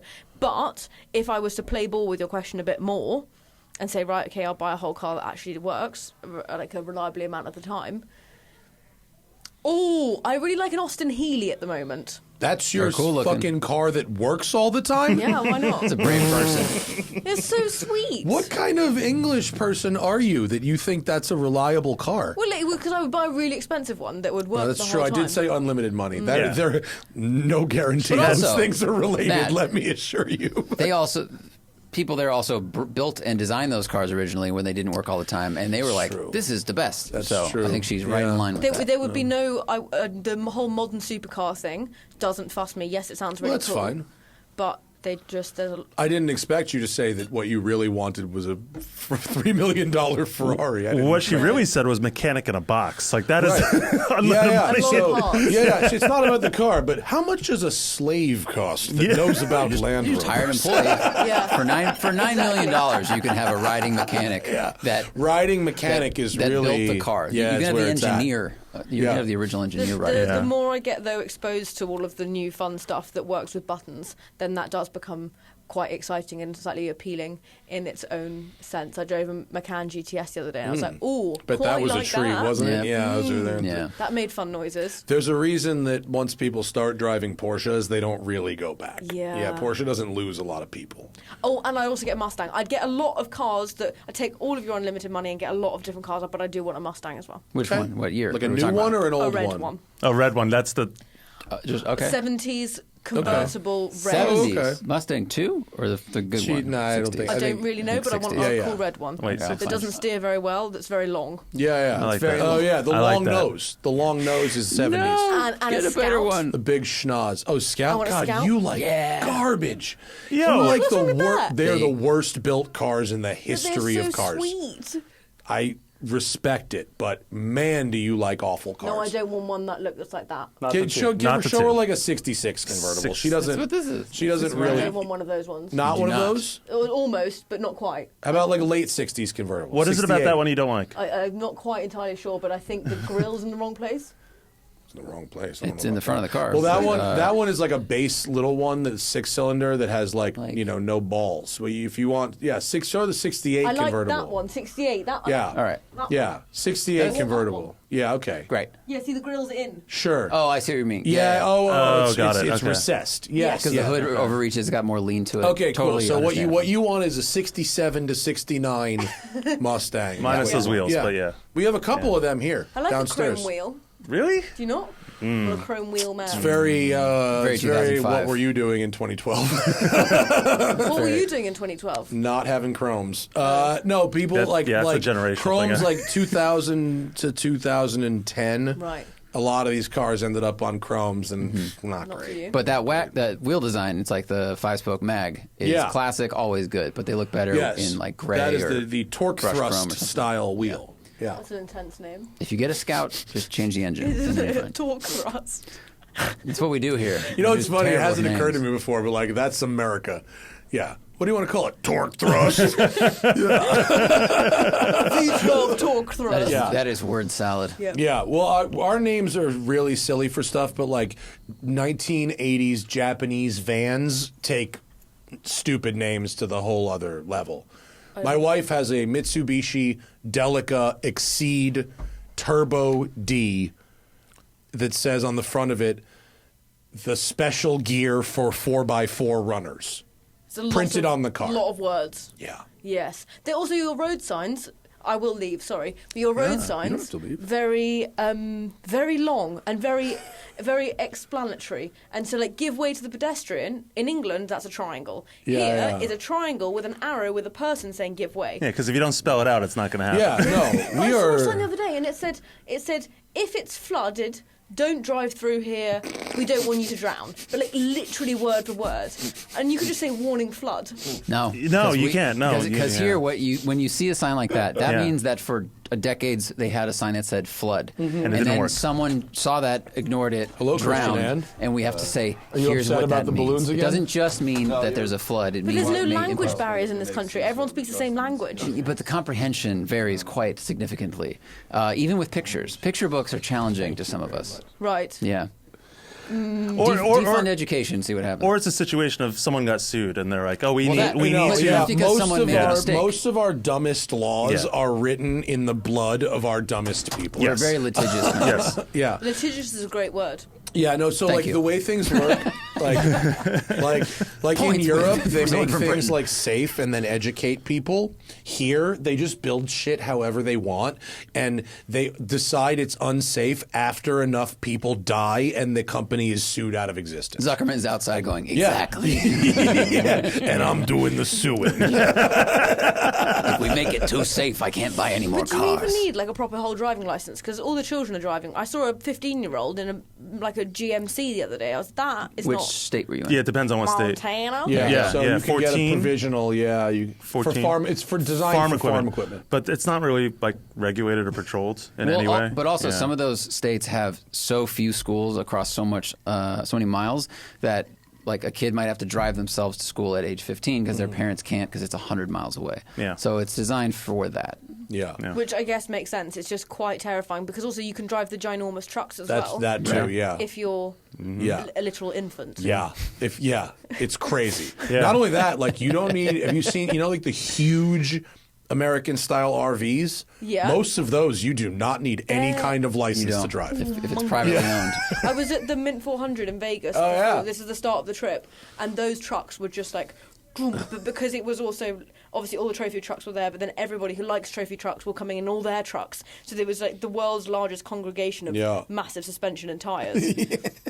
In Vegas, and that was I could see lots of 14-year-olds driving big old things. It's wild. I think, by theory, if you have one of those licenses, you could go to other states too, and by definition, you could have. I think once you're licensed, you're licensed. a 15 or 16-year-old could end up in New York where it's at 18. You know, so just like if you're driving a car that's shadily registered in whatever state, you could drive it. Wait, you across. can't drive till 18 in New York? In New York City, yeah, it's New different York by City, city. New York City license is different. Oh wow. New York City license is different than New York State. But like most New York City kids, like don't get licenses. Yeah. Because there's no point. Cause There's they nowhere to just drive. Yeah, there's get in an nowhere to Uber. drive, or in the subway. And subway is just Subway- it's subway- actually faster. yeah. Yeah, so I can understand I've it. been to New York. Anyway. I am going to kick you out now. Bye-bye. Cycle it. It's so nice to meet you. Lovely Thank you for to coming. meet you. Oh, Nice to meet Absolutely. you. Yeah. Look forward to seeing more of your Next stuff time on you are Intercooler. in LA for a gig, make sure you look us up and come say hello. Sam will make the introduction. Look you up in the encyclopedia. Yes. Goodbye. On the Bye. internet, it's where you find us.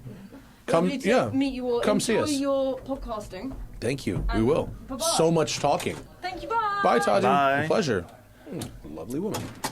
I don't know who she is. She got You gave her a hug, real. Jeff. She got because Sarah introduced us, but maybe I shouldn't she have said got that. pretty but- big in the last year for the thing she said, which is being a person who bought an old Land Rover and learned how to road trip it and fix it and shit in basically real time, and now has Oh, no way. and now has 500,000 Instagram 500,000 followers. Instagram followers and got a job writing for the Intercooler. Oh, I actually never mind. Yeah. Okay. Yeah. That did not click for me. Yeah. Okay. Cool. Well, the good thing is she's listening to So- the show right now. Yeah. out Yeah, there, 30-second and delay. She knows. At least they're what talking you're saying. loud. Anyway, shout out to Louie, the unofficial official sponsor of this. This is my friend's company, and they make this delightful cool. THC soda. I was looking So at good. your stuff on your What? everything you've got. My station? When you walked out, I referenced this act just how I need- organized you are. I need Larry Chen. If someone I see him, he's right in the hall. I've sent Larry. Hey, Larry, do you want to jump in? Get in. That's what we need, Larry Chen. Oh, the two of us. I'm so happy you're here, Larry Chen on the radio. My moment. Thank you for coming. I'm so I'm excited so to be sorry here. to keep you waiting. No. It's There's- okay. Congratulations. People seem to be chilling out there. Yeah, no, though. this is you. This is.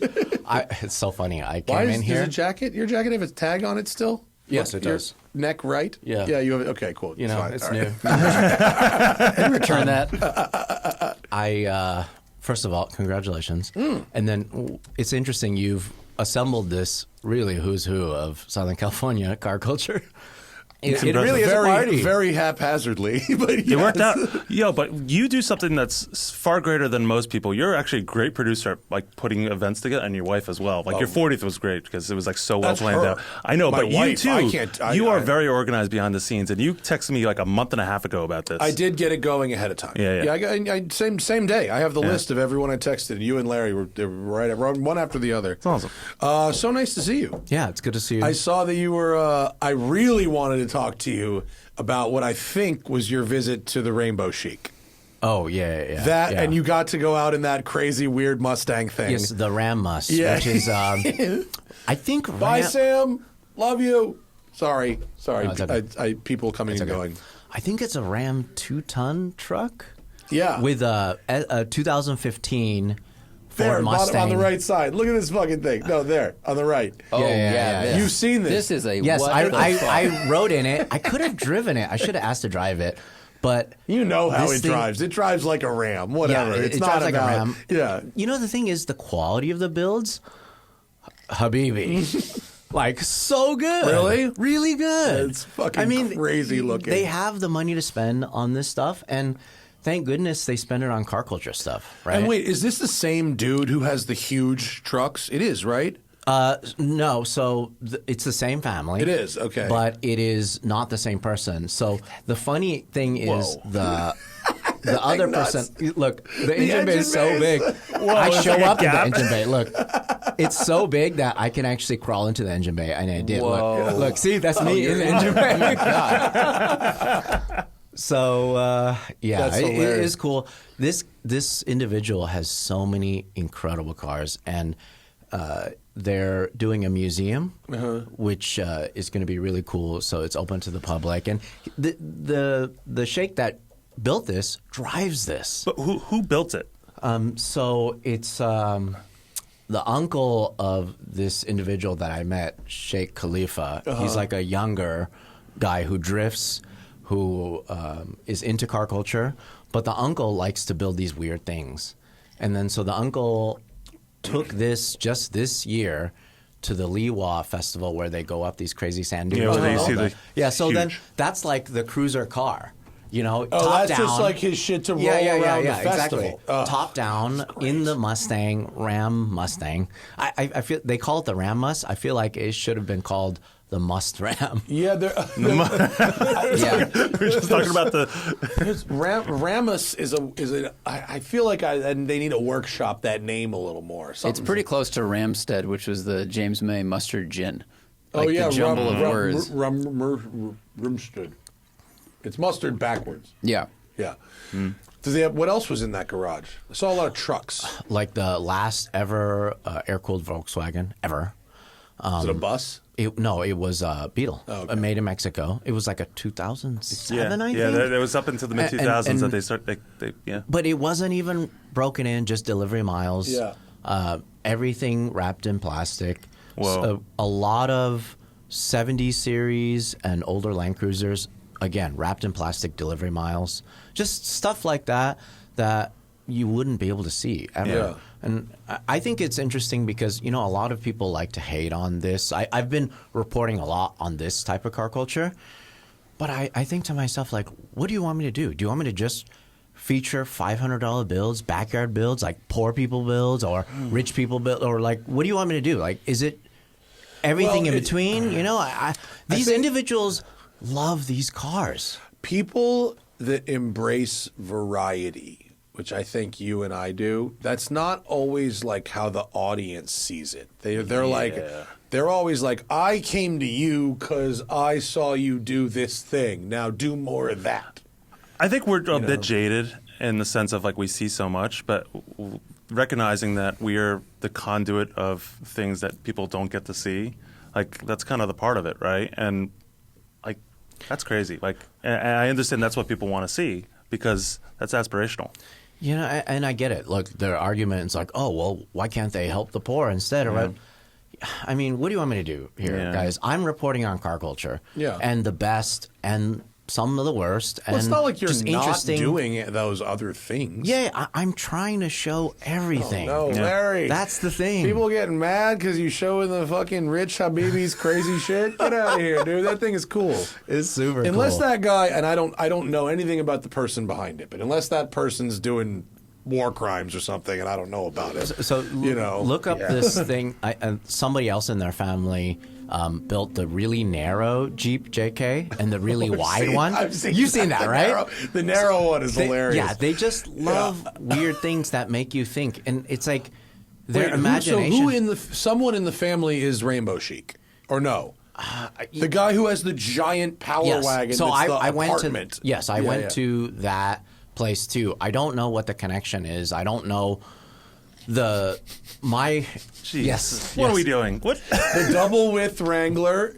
And then the narrow one is to the left. You see? The narrow one is the single seater. The narrow one is That's sick. so cool. They're just limited by imagination. Can you It's imagine art. that? It's like their form of art. It's their form of art. These guys would Like, kill at Burning Man. Oh The my single God, seater that's rules. so cool. Look how It cool looks like that a is. Caterham Jeep Wrangler. That's cool to us, but yeah. it's also super cool to them, and that's why they built it. Yeah, it's hilarious. We could only dream of this stuff. I fucking love that. I love this. Who was the famous artist? This was, I don't know, 10 years ago, but he was known for like his posters and stuff, and then it was found out that he just conceives the ideas, and then he has like a team that would make them. Oh, Shepard Fairey. Yeah, Fairey. Yeah. He like did it's the the same Obama. thing. He did, So people would kind of get mad about I that. have but two like, of those well, in my if we can hallway. Hold crank on, out more but like volume. Jeff Koons does that too. Like that's Yeah. all artists at that A lot level. of heavy. They have- art. Dale Chihuly, famously Yeah. with the glass. Yeah. Has a staff of people doing it. Yeah, that happens. The main thing is I don't pretend to know anything about the hierarchy or where they stand in the royal family or whatever. They try to explain a lot of that stuff to me, but it just went over my head. Yeah. All I say is I just care about the fact that they spend their time and effort and money on cars that we love, and they're super humble, and they're so much fun to hang out with, so much fun to drift with, all of that.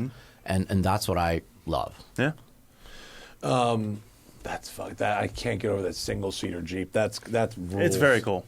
It's so cool, right? It looks like I it want looks to drive dusty. that. It looks like it hasn't been driven in a while, but that is a shame. That's the thing is, if you look up Ram Muss, all of the most recent articles were from just my Instagram posts of me rediscovering this car. Right Yeah. when it was first built, I think, remember seeing it. Like 7-8 years ago. Yeah, somebody something. posted Yeah. some pictures of it, and then those got shared across the internet, and then it got put away. Yeah. And then so I just happened to be in the UAE for the F1 finals, and I just started hitting up my contacts. I was like, hey, what's cool to shoot? What's cool to shoot?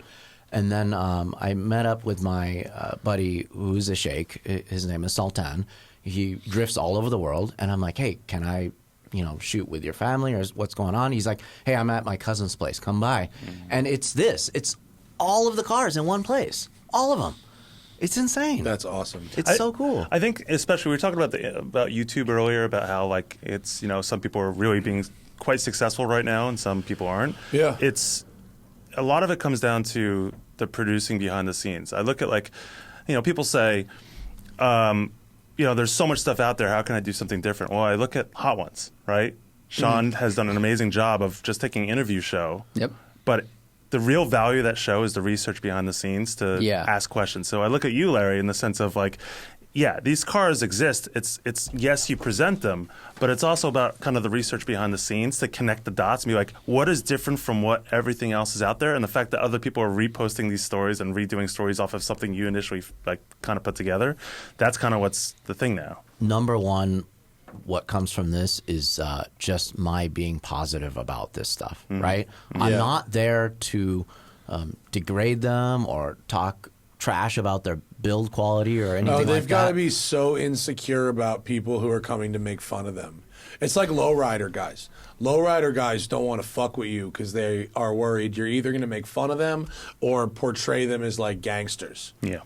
And they're all like, family people but at this point. That's exactly why in the past 3 or 4 years, I've been able to open all these doors to these collections, and I'm the first one to uncover these collections because I show like, look at my history, look at my past.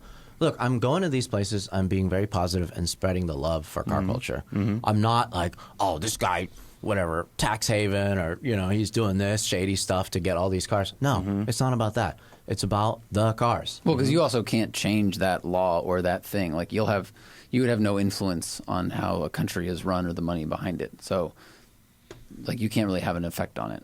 So if you want to go talk about the cars and they're these crazy artistic creations, you can either go do that or not do it. And like, all right, you have one life. Do you want to go look at this amazing shit that literally, like, these are one of one because no one else has had this crazy idea. So, the reality is that yes, the Middle East has like a lot of that, but it's like Philippines, good example. You did that. Yes. And, like, there's a lot of examples where I think media in general has really come out of kind of the States and Europe, but getting to these foreign places that have those collections, those weird builds. I remember us way back in the day looking at the Thai mini motorbike drag racing videos. Oh, yeah. Like, I didn't even know that was a thing. Just like I still want to do those fucking skiffs that have like super motors in Vietnam. Down the canals. Absurd. Boats. Absurd. Them shits seem all right. Hold on. Dude. Yeah, that's real dangerous. But I remember I did a bunch of stuff for Top Gear for big wheel racing, which is like the big, and it's I didn't even know this was a thing, and it's all over Orlando now. And then I just was coming from Vegas this morning. I see like three flatbeds with those coming to LA. I was like, this is like,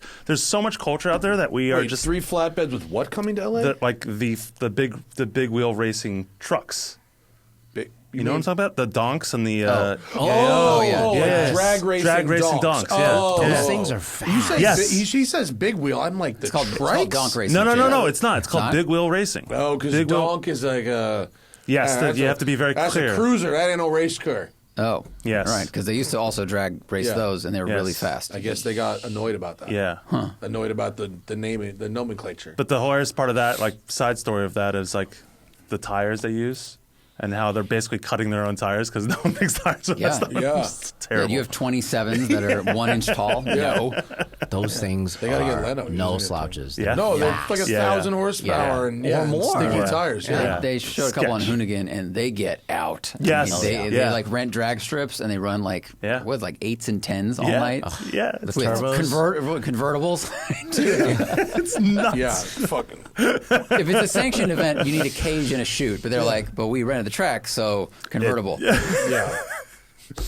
Convertible, blunt. It's like production rules. Like there's times where we'd rent tracks, and it's like, oh yeah, okay. Yeah, production rules. Oh, you're filming. Yeah, okay, that's fine. Yeah, stand on the outside of that corner. If it's your track and no one else is there, they don't care what you do. I just 2 days ago had to.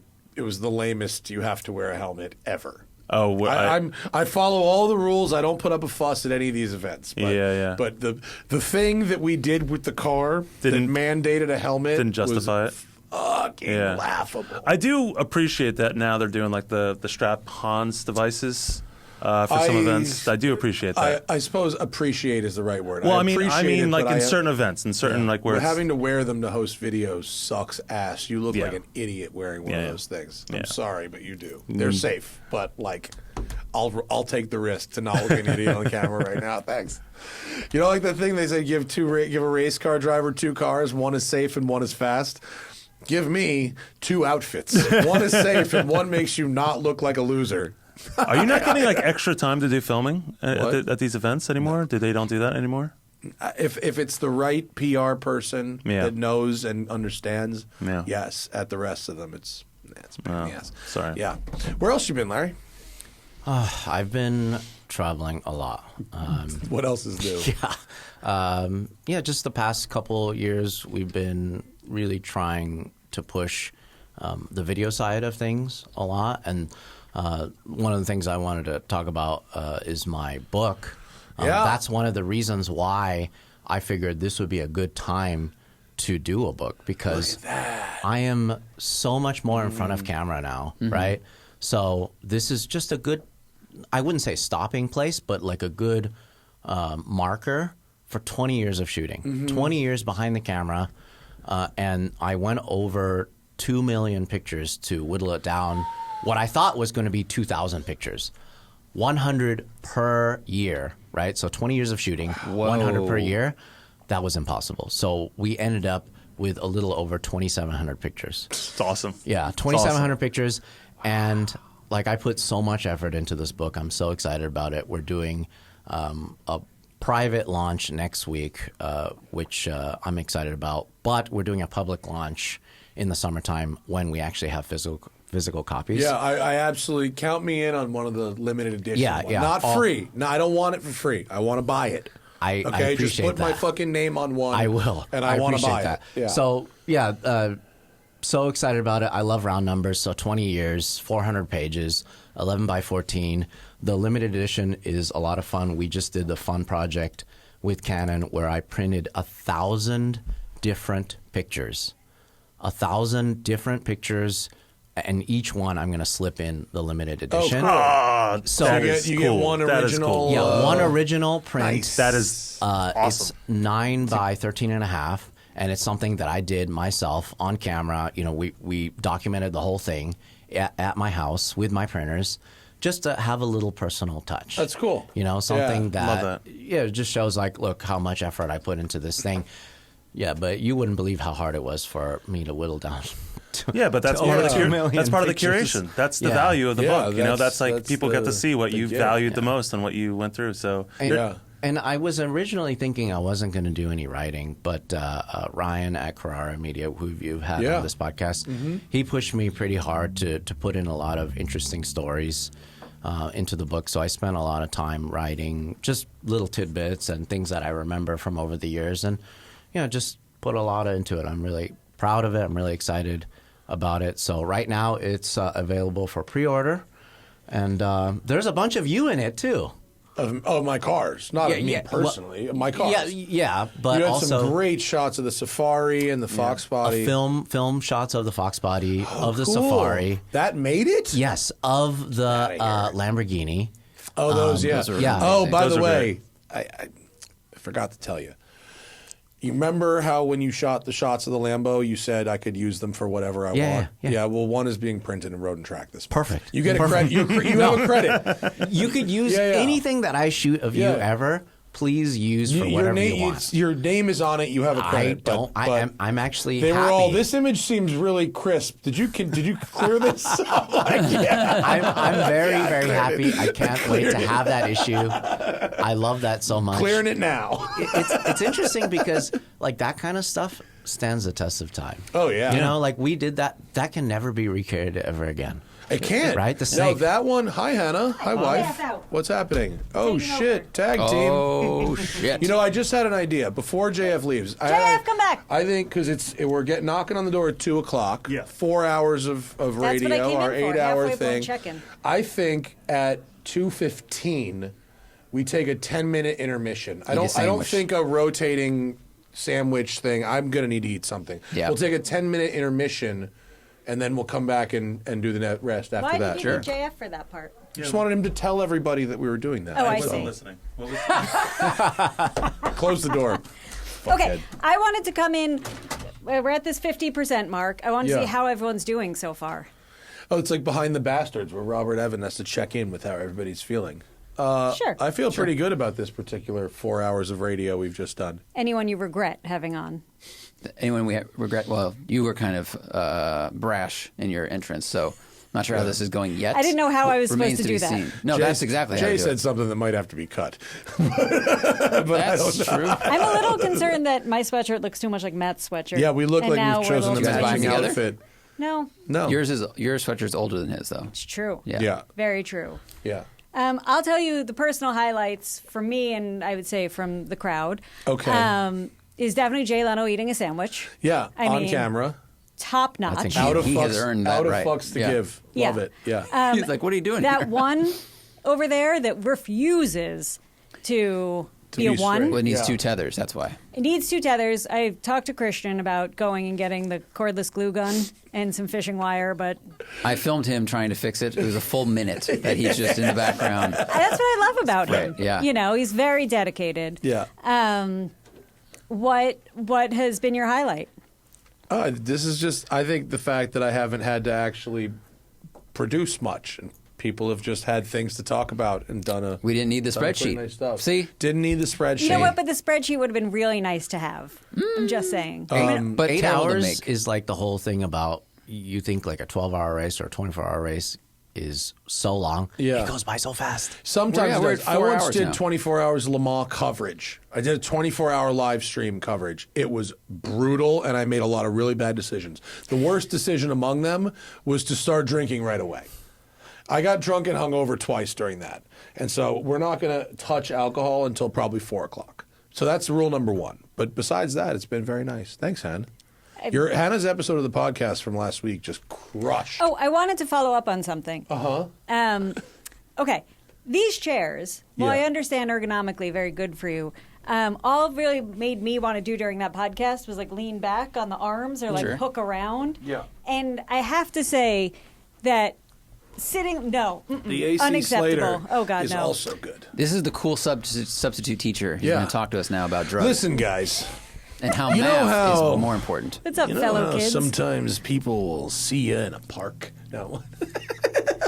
Anyway, I just want to state for the record that wearing horizontal stripes on the podcast and sitting back like this a lot was yeah, not flattering. Not a great look. No, Okay. learned a lot on that podcast that day. Okay. I just want That's everyone a good to know note. that. Mhm. Yeah, it's a good note. Thanks.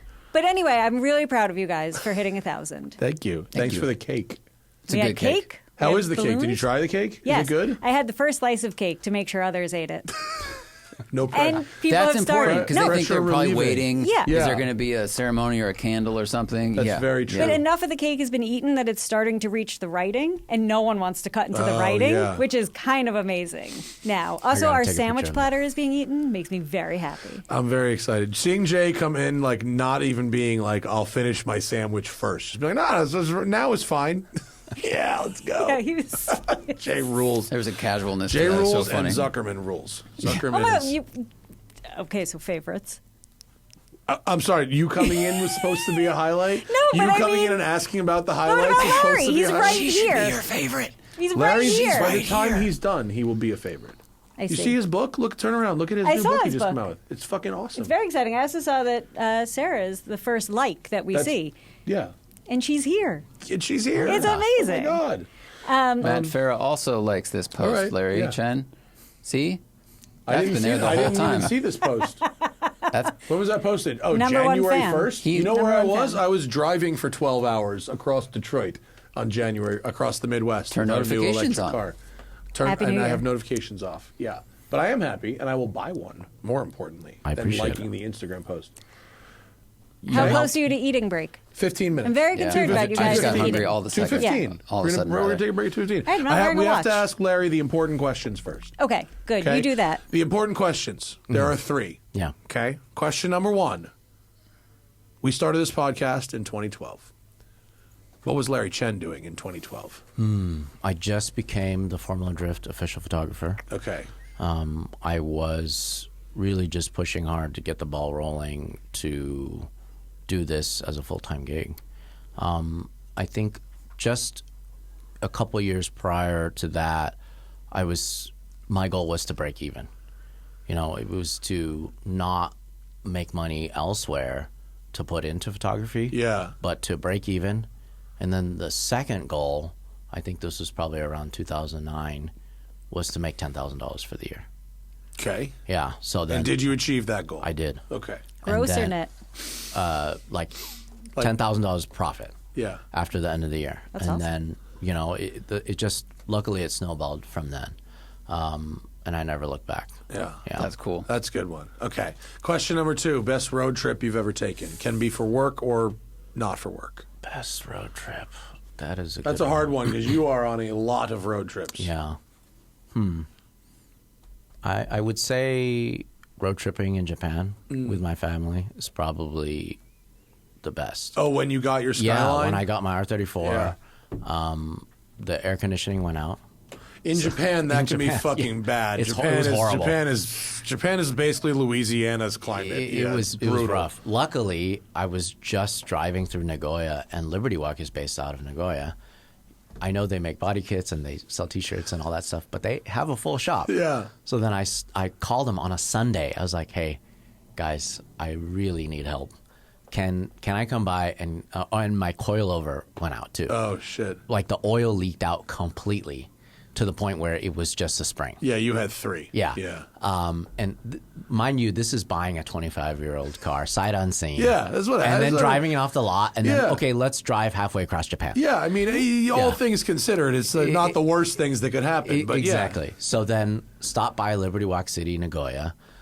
They pull it in. They have the full AC shop, air conditioning thing, recharge it.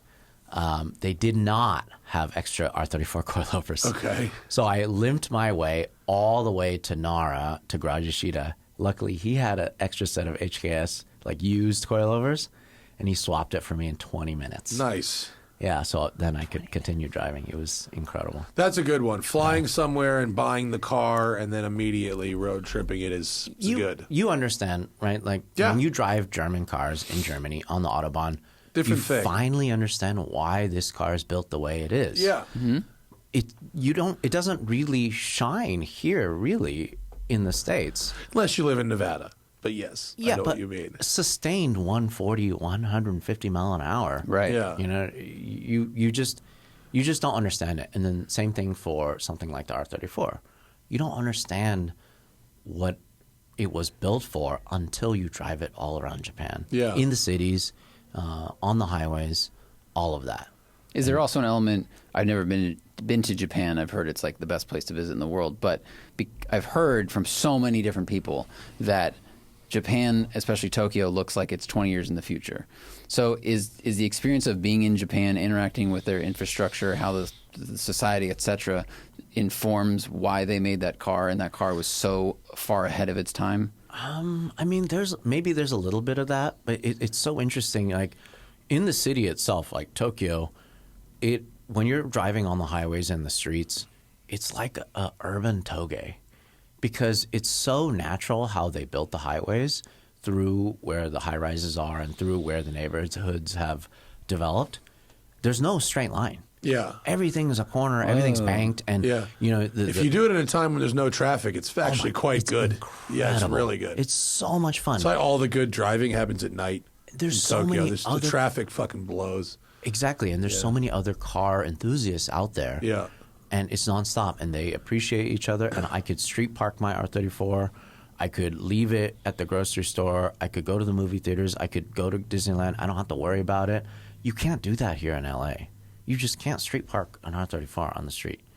You know, Why? Because it'll get jacked? Well, I have to worry about people backing into it.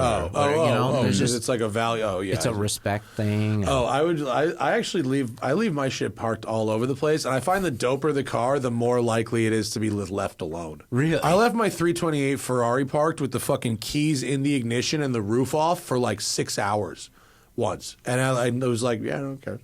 Yeah, but I know what you mean in general. Yeah, you do have to be a little more concerned. Yeah, but that's what collector car insurance is for. Last question: you get $10 million to buy cars, but you have to blow through all of it today. That's rough. Yeah, that's a hard one. I feel like the easy answer is I would probably spend half of it on all the legendary cars, all the drivers' cars that I would want to drive. Like Dodge Vipers, all the JDM Legends, FDR7. You just have a fleet of stuff. Yeah, I would have a fleet of the drivers' cars that I could enjoy on the street, and then the rest of the other 5, I would get full-on race cars that I could actually race, because racing is so expensive. Yes, it is. Yeah, as I've found out pretty quickly. Is there any car that you would buy or that interests you that's like, let's call it an art piece, basically? It's not a driver's car. It's not a race car. Something, it could be old, could be new, whatever, just like expensive luxury, but you're like that 2000 thing. GT. Right? Okay. Even you can't fit in one of them. No, I actually, it's close. Was it you who texted me the photos? I don't know. I mean, I forget. sat in. Someone was. We were talking the other day how if you Google image search a Toyota 2000 GT, no photos of it show it next to other cars or humans. And so when you look at a photo of it, it looks like it's a sports car, whatever. But then if you put it next to literally anything else, you're like, holy shit. And someone sent me a photo from Toyota, a PR photo of it next to of an 86, a current 86. And it's like shrunk by 40% compared to an 86. It's wild. For me, it's mostly the legroom. My knee, because you're 5'11". I mean, you're not. You're pretty I'm 5'11". tall, dude. Yeah. My knees hit the dash. Yeah. So if I just spread my legs a little bit, then I can drive that car. I can't even get close to getting in one of those things. I can't even get a leg in there.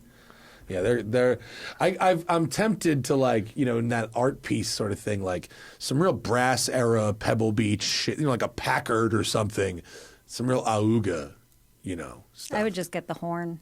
Just the horn and put it on whatever. Yeah. What was the car on Facebook Marketplace we saw this morning that someone had modified for tall people?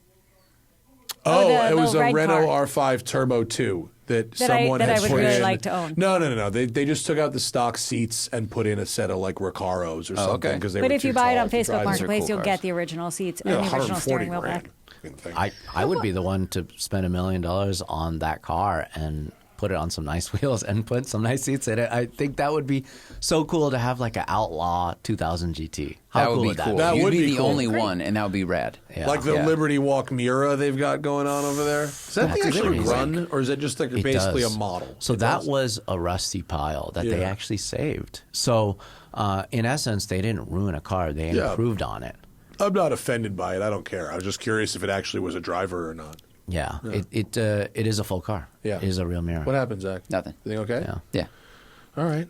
Don't worry about it. I think 2:10. It's time to pee Let's eat and get a food. sandwich. Can we put up the hold screen? I made the a 15-minute intermission screen. 15-minute intermission. Okay, so we'll be back at 2:25. Yeah. Look, everybody who's listening on the live stream right now, and we'll cut this out of the finished, cut the intermission from the finished show. We're not going to put 15 minutes of fucking intermission music.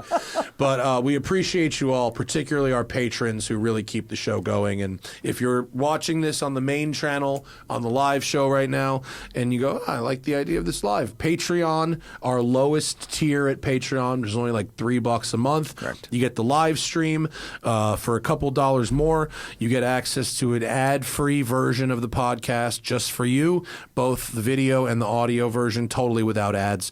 You go up to that pro driver tier. You get the show ahead of time, meaning you get the show the day it's recorded, not just Tuesday, Thursdays.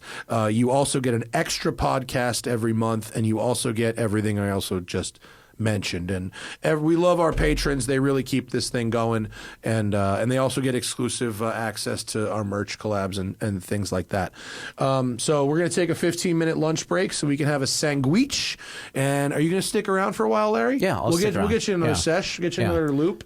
Can I just point out, I absolutely love listening to your podcast at our shop when we're doing busy car stuff. Yeah. Like changing rear ends, like changing tires. When I'm on my tire machine, I have you guys blasted. It is the best. It's the best because I'm doing car things while listening to car people. You. It's the best. Thank you, Larry. Double stack the car dopamine. Larry Chen Photo, FOTO.com. You can buy prints of all of Larry's stuff, and you should because they're sick.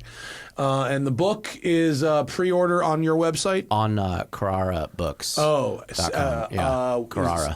CARRARA books.com. And, is it LarryChenPrints.com? Yeah. Oh, Larry sorry. Chen I thought it was LarryChenPhoto.com. Okay. Yeah. Does that redirect at least? No, well, Larry Chen Photo is where you can have all my photos in high res for free. But if you want to print. Yeah, if you want to print, that's Larry Chen Prints. But okay, cool. Carrara Books is where you can pre-order Life at Shutter Speed. Okay, perfect. Yeah. Go to Carrara Books. Pre-order it now. Leave one limited edition for me for the shop, please. I will. Okay, live people, we'll be back in 15 minutes. Hold your horses. All right. If you think 4 hours of radio went by fast, you should try 15 minutes of lunch break after 4 hours. That went by fast. That went by really fast. That was the fastest 15 minutes of my life. Yeah. And we're back with Elana Scherr Oh my God, that's me. of Car and Driver. Yeah. Ooh, we have Car and Driver, Road and Track, and Motor Trend We have at the same table. We have all three Hearst publications. No, Auto Week still exists. represented Zach, at you the write for table. Auto Week now. Zach's doing some really dangerous work for Road and Track. First, we made him fly the I read that. pivotal, Yeah. and then we just made him learn how to jump trucks and he does all the dangerous stuff. My That's X Games dreams have come Zach, true. you and I are Less money and less sponsorship. We're in the same category, clearly on the list, which is the person that the editor doesn't mind if they die. Yeah. Yours are Independent contractor, bit non-workers more, comp.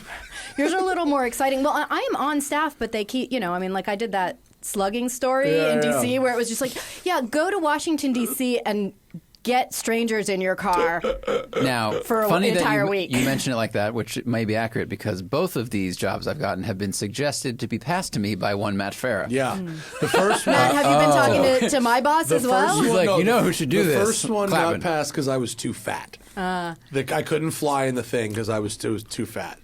Literal, that thing got a weight limit moment. The second one, what's the weight limit? 200 pounds. Oh, It wasn't even fucking it's not even close. fair. You don't weigh 200 pounds? How much do you weigh? 174. Sixth grade. Go ahead. Yeah, no, it wasn't even close. And what's crazy is that story started with a literal in-person meeting with their CEO. She looked at me and was like, She went "Come like- fly our thing." And I was She like, didn't "Yeah." think you were over 200? I don't know. I have no idea. Don't take this the wrong way. You look like you're over 200 No, pounds. I think you put off real slim energy. real fucking Real slim.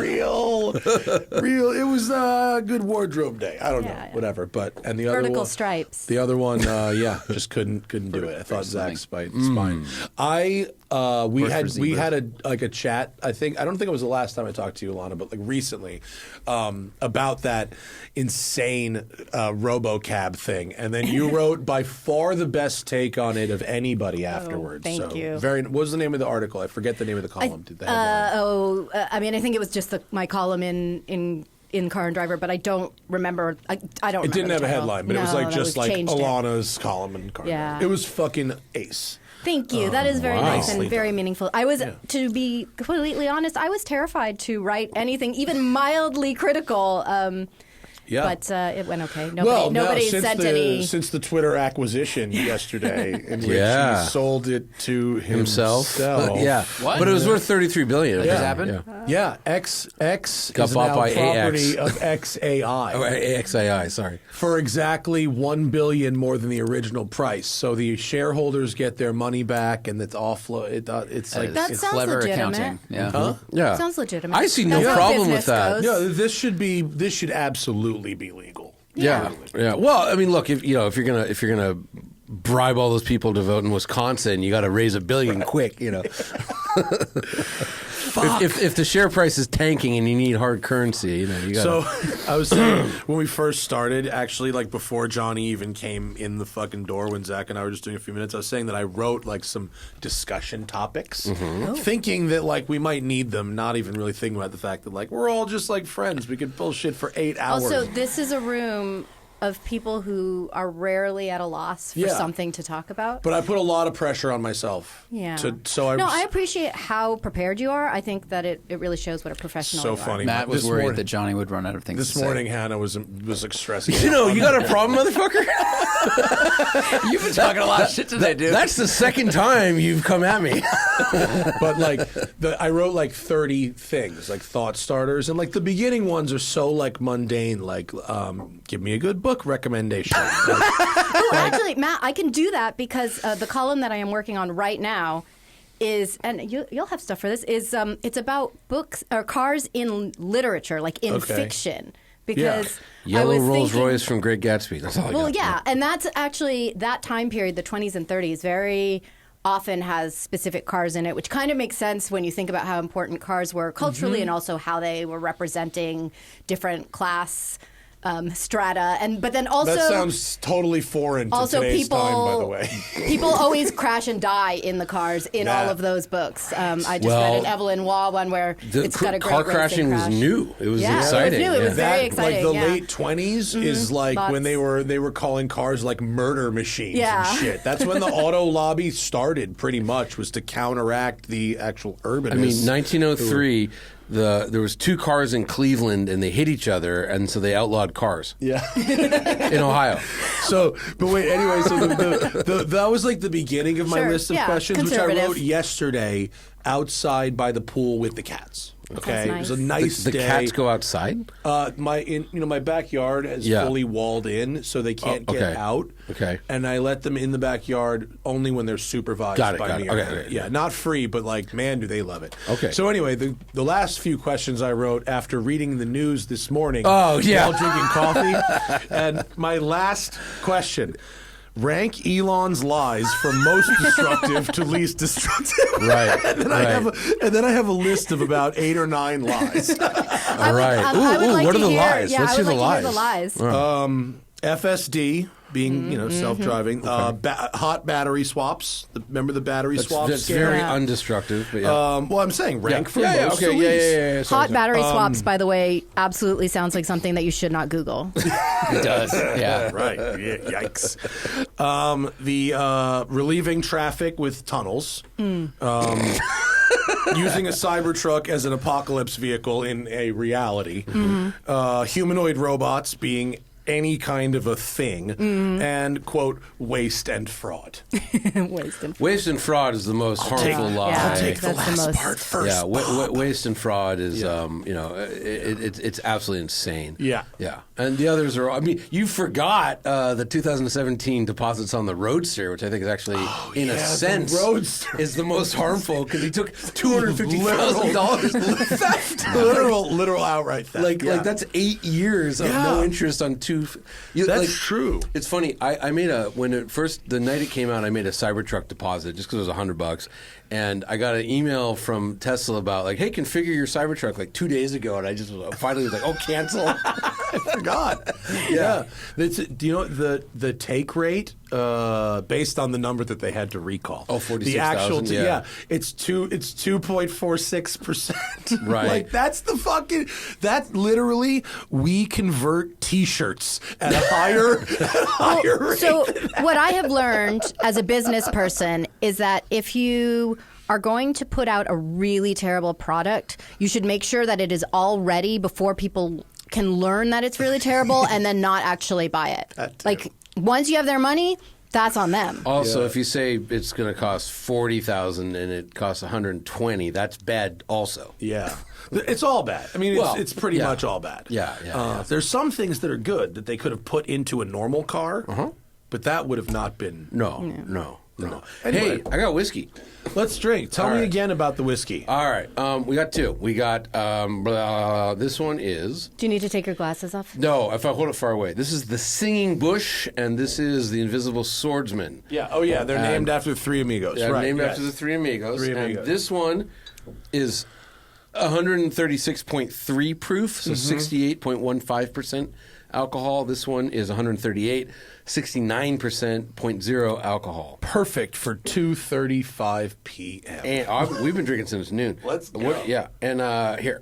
Oh, all right. Yeah, so that's that one. Should they? I mean, the order doesn't matter. They shouldn't taste any different, right? They taste very different. They taste very different? I think so. Well, here, I was going to pull up. I have my tasting notes from November when I picked them. Wow, if you're interested. Very different. Okay. Have you had any of this yet? I had that one. Okay. Yeah. And did you find it a delight? I did find it a delight. I think if he's gonna be so mad. If I had it again, I would put an ice cube in it. Yes. Alcohol by volume, 69%. Yeah, it's not. This is gasoline. That sounds like something that Musk would have set up. It's delicious. Here, I'm going to get a little bit going over here. I mean, it smells amazing. Yeah, okay. Wow, all right. Yeah, okay. I said I wasn't going to drink until 4. and I got real close. It's so close. I mean, real close. It is 4:00 in Colorado. Texas. Let's get Okay, so They're one the one Matt is drinking, which is This is the Singing Bush. Yeah. Okay, the nose: cashews, peanuts, raspberries, cherries, oak, and vanilla. Taste is peanut butter and cherry jelly frosting, sugary, frosted, grainy, and the finish is heated, warm, fiery. So yeah. So see if any of that holds up. Oh shit! It tastes like a fireball, like the candy, like Fireball candy. Okay, so like cinnamon, cinnamony to me. That's I get a lot of cinnamon. Okay. Okay. I'll tell you what. For something with this kind of horsepower, it's really delicious. Normally, I respect the ones with the horsepower, but normally I really like to drink at 80 to 100 proof. This is a magic little batch of barrels. Okay. Look, I'm gonna just. You got a little ways to go. I have a little you got a ways water. to go. I'm just gonna just that. That might have been a little too much. So this one that we're drinking, the Invisible Swordsman, knows nougat, vanilla, faint honey, and then candy explosion, caramel changing from liquid to gas, changing shape, form. I was maybe a little drunk at that point. Honey thread tethers everything together. Exceptional. Wow, finish is big and it spreads. So. Those are the It notes. tastes like it has jalapeno in it. Once I got a little splash of water in this guy. Yeah. Fabulous. Really? Yeah. Good. It's right. Okay. Right. Fucking delicious. Dude. Good. Really nice. I just I can't handle that kind of horsepower normally. Fiery finish for sure. Yeah. Yeah. Yeah. Cinnamony. Yes, Yeah. definitely. I think I like that one better. You can like that one better. Yeah. Yeah, it's fine. All right. Well, I like them both. And, We'll see. We'll see what kind of flavor notes we're all experiencing after. Wait, can I try that one now? Just a little bit. Absolutely. What are you driving that you like right now? Like new car wise? Anything. Okay, I have a surprise. I mean, it is a surprise to me that I like it. Ooh. Are you ready? Do you want to try and guess? Cybertruck. Mustang GT. Surprise that you like it. It's not the Cybertruck? Ooh, Maybach. Everyone likes a Maybach. I don't know. No, only you have a Maybach, but you're going to take us all out in it. I'm not. I don't know. Wait, It is the Charger EV. Oh, you like it? Yeah. Well, here's the thing. I'm gonna like it. ruin my whole review on it, but as a muscle car, balls sucks. Fucking sucks. Yeah. Dodge does not know how to market its own shit. It never has. They really fucked up on the Viper, trying to market it as some sort of European competitor when they should have been going blue collar hot rod. And when they changed back to blue collar hot rod for Viper, they were right. But now they've made the opposite mistake, which is that this car is not a hot rod. It is not a muscle car, but it is a very fine GT cruiser. I'm really enjoying it. I think it's gorgeous. It's comfortable. I'm getting crazy positive reaction from everybody who sees it. And, it's like a Chrysler Imperial or something. I'm down for it. I'm down for, bringing back a big coupe. Yeah. I mean, that's the one thing I've heard consistently is that the ride quality at speed is unparalleled. I haven't been in one yet, but just nice. Cruising on a freeway, it's tops in Do you have the fast one? Yeah, I have the fast one. And what's it called? Is it the? Is it Scat Pack, the fast one, and RT the other one? Early drives that I read about, the programming was a little odd. Have they fixed that a bit? Throttle programming. Oh, stuff like that. I haven't had any problems with the one that I'm driving in terms of throttle. I do think it's a programming. good looking coupe. Yeah. And I hate the way it looks. I'm the only one. I'm not. Yeah, no, I like it. You're not I alone. like it. Oh, I like I it. don't love I don't it. like it at all. I don't love it. I don't love the interior. I think it looks weird. If you put I actually think if you put some big ass rims on it, it might look better. Oh, okay. Yeah. I think it's one of those cars that with the concept wheels it looked great, and then with the production wheels it looks kind of puny. So here's the thing: people are going to put big wheels on it. Oh yeah, I'm not worried about that. I'm sure they will. I really like the weird pass-through hood. It's very concept, 60s concept car. And funnily enough, this morning I parked it next to a Cybertruck, and I was like, wow, these two vehicles next to each other, you could teach an entire semester of automotive design just based on these two cars together and comparing them. I think the game should be you have to write a semester of a class based on seeing these two cars. You know I can do that. What is the class called? Right. Wow. Right. America, the dark times. Well, I mean, I think after the fall. Really, though, they are both First very. Rome, then They're very radical departures capitalism from what all the electric cars had looked like previously. And one of them, that's a true statement. One of them is heavily into negative utopia, and the other one is like out of a Sid Mead drawing. So I think it's really interesting. Billionaires, what went wrong? Oh, look at that! That's actually Car and Driver. Here's a sedan-based concept. Well, that's the yellow coming. One. Is that actually what it looks like? Is that coming? Is that legit? There is a 4-door version of that for sure coming. Yeah. And V8s are coming I back. have to say, I think this Which I broke styling that works story. better as a sedan. Definitely. Well, because you're more 100%. used to a big car being a sedan, but you know me. They might not know me, but I know you. I've had a lot of big two doors. These two? No. I've had a lot of big two doors in my life. So to me, a large two door, like a door that's as long as this table, I'm down with that. Look, I got no think problem it's fun. with that, and the Challenger looked great. It's just I think this one doesn't look great. I agree. I first saw this at the Radford School for an event, and it was parked next to an entire row of Hellcat Red Eyes, and I went, "Oh no!" When I first saw it, it just looked so puny by comparison. Granted, that's got the flares and whatever. If you parked it next to a V6 Challenger, it probably was. The flares help those cars a lot, too. Well, I surprised myself because I was very ready to dislike it. I mean, I was ready to take it personally. Yeah. I gotta say, Why? I come from a background of muscle cars and Chrysler in particular. So when they make a mistake, I feel it. Like it's like a. That's so weird to be attached to a brand, dude. Can I tell you how I just experienced some privilege? I was about to talk about how I didn't like big doors on coupes, like cars with smaller doors. Yeah. And the reason is because a lot of times I have to park in garages and in between other cars and stuff, and I don't like you get more angle on a shorter door. Well, you're so slim. Why would it matter? Right, exactly. Under 200.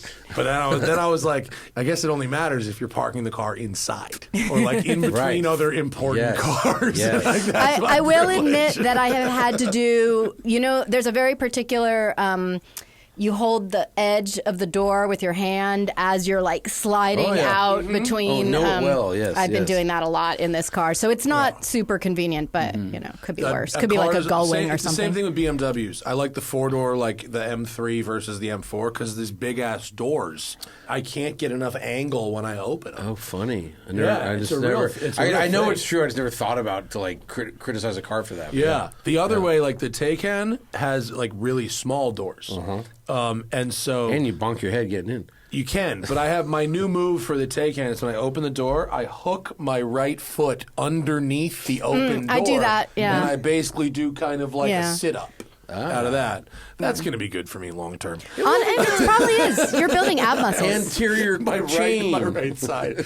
Your right side's so good, your left side's so bad. You've got like a 3-pack. Okay, well, I am glad to hear a positive review of the Charger EV. I have not That's heard the so first many one. good ones Yeah. yet. Surprised myself. That's good. Okay. That's good. But I mean, I really do think that it's all about setting expectations. And, again, if I had come to it as this is the Hellcat next generation, I'd be like, fuck this. Yeah. Well, I mean, people seem to also forget like the Hellcat didn't show up immediately. Like they did a lot of Chargers and Challengers, and then there was a Hellcat. No, but I had the first SRT Challenger press car, like pre-pro. Yeah. In fact, we should go get JF because he was fucking there. Yeah. And when we got this thing, that car stopped people in the fucking street. In 09, the SRT. I got pulled over straight up. Just to doing talk to a cop? 90 in a 30 in the air in New York where I used to live. Yeah. And the cop...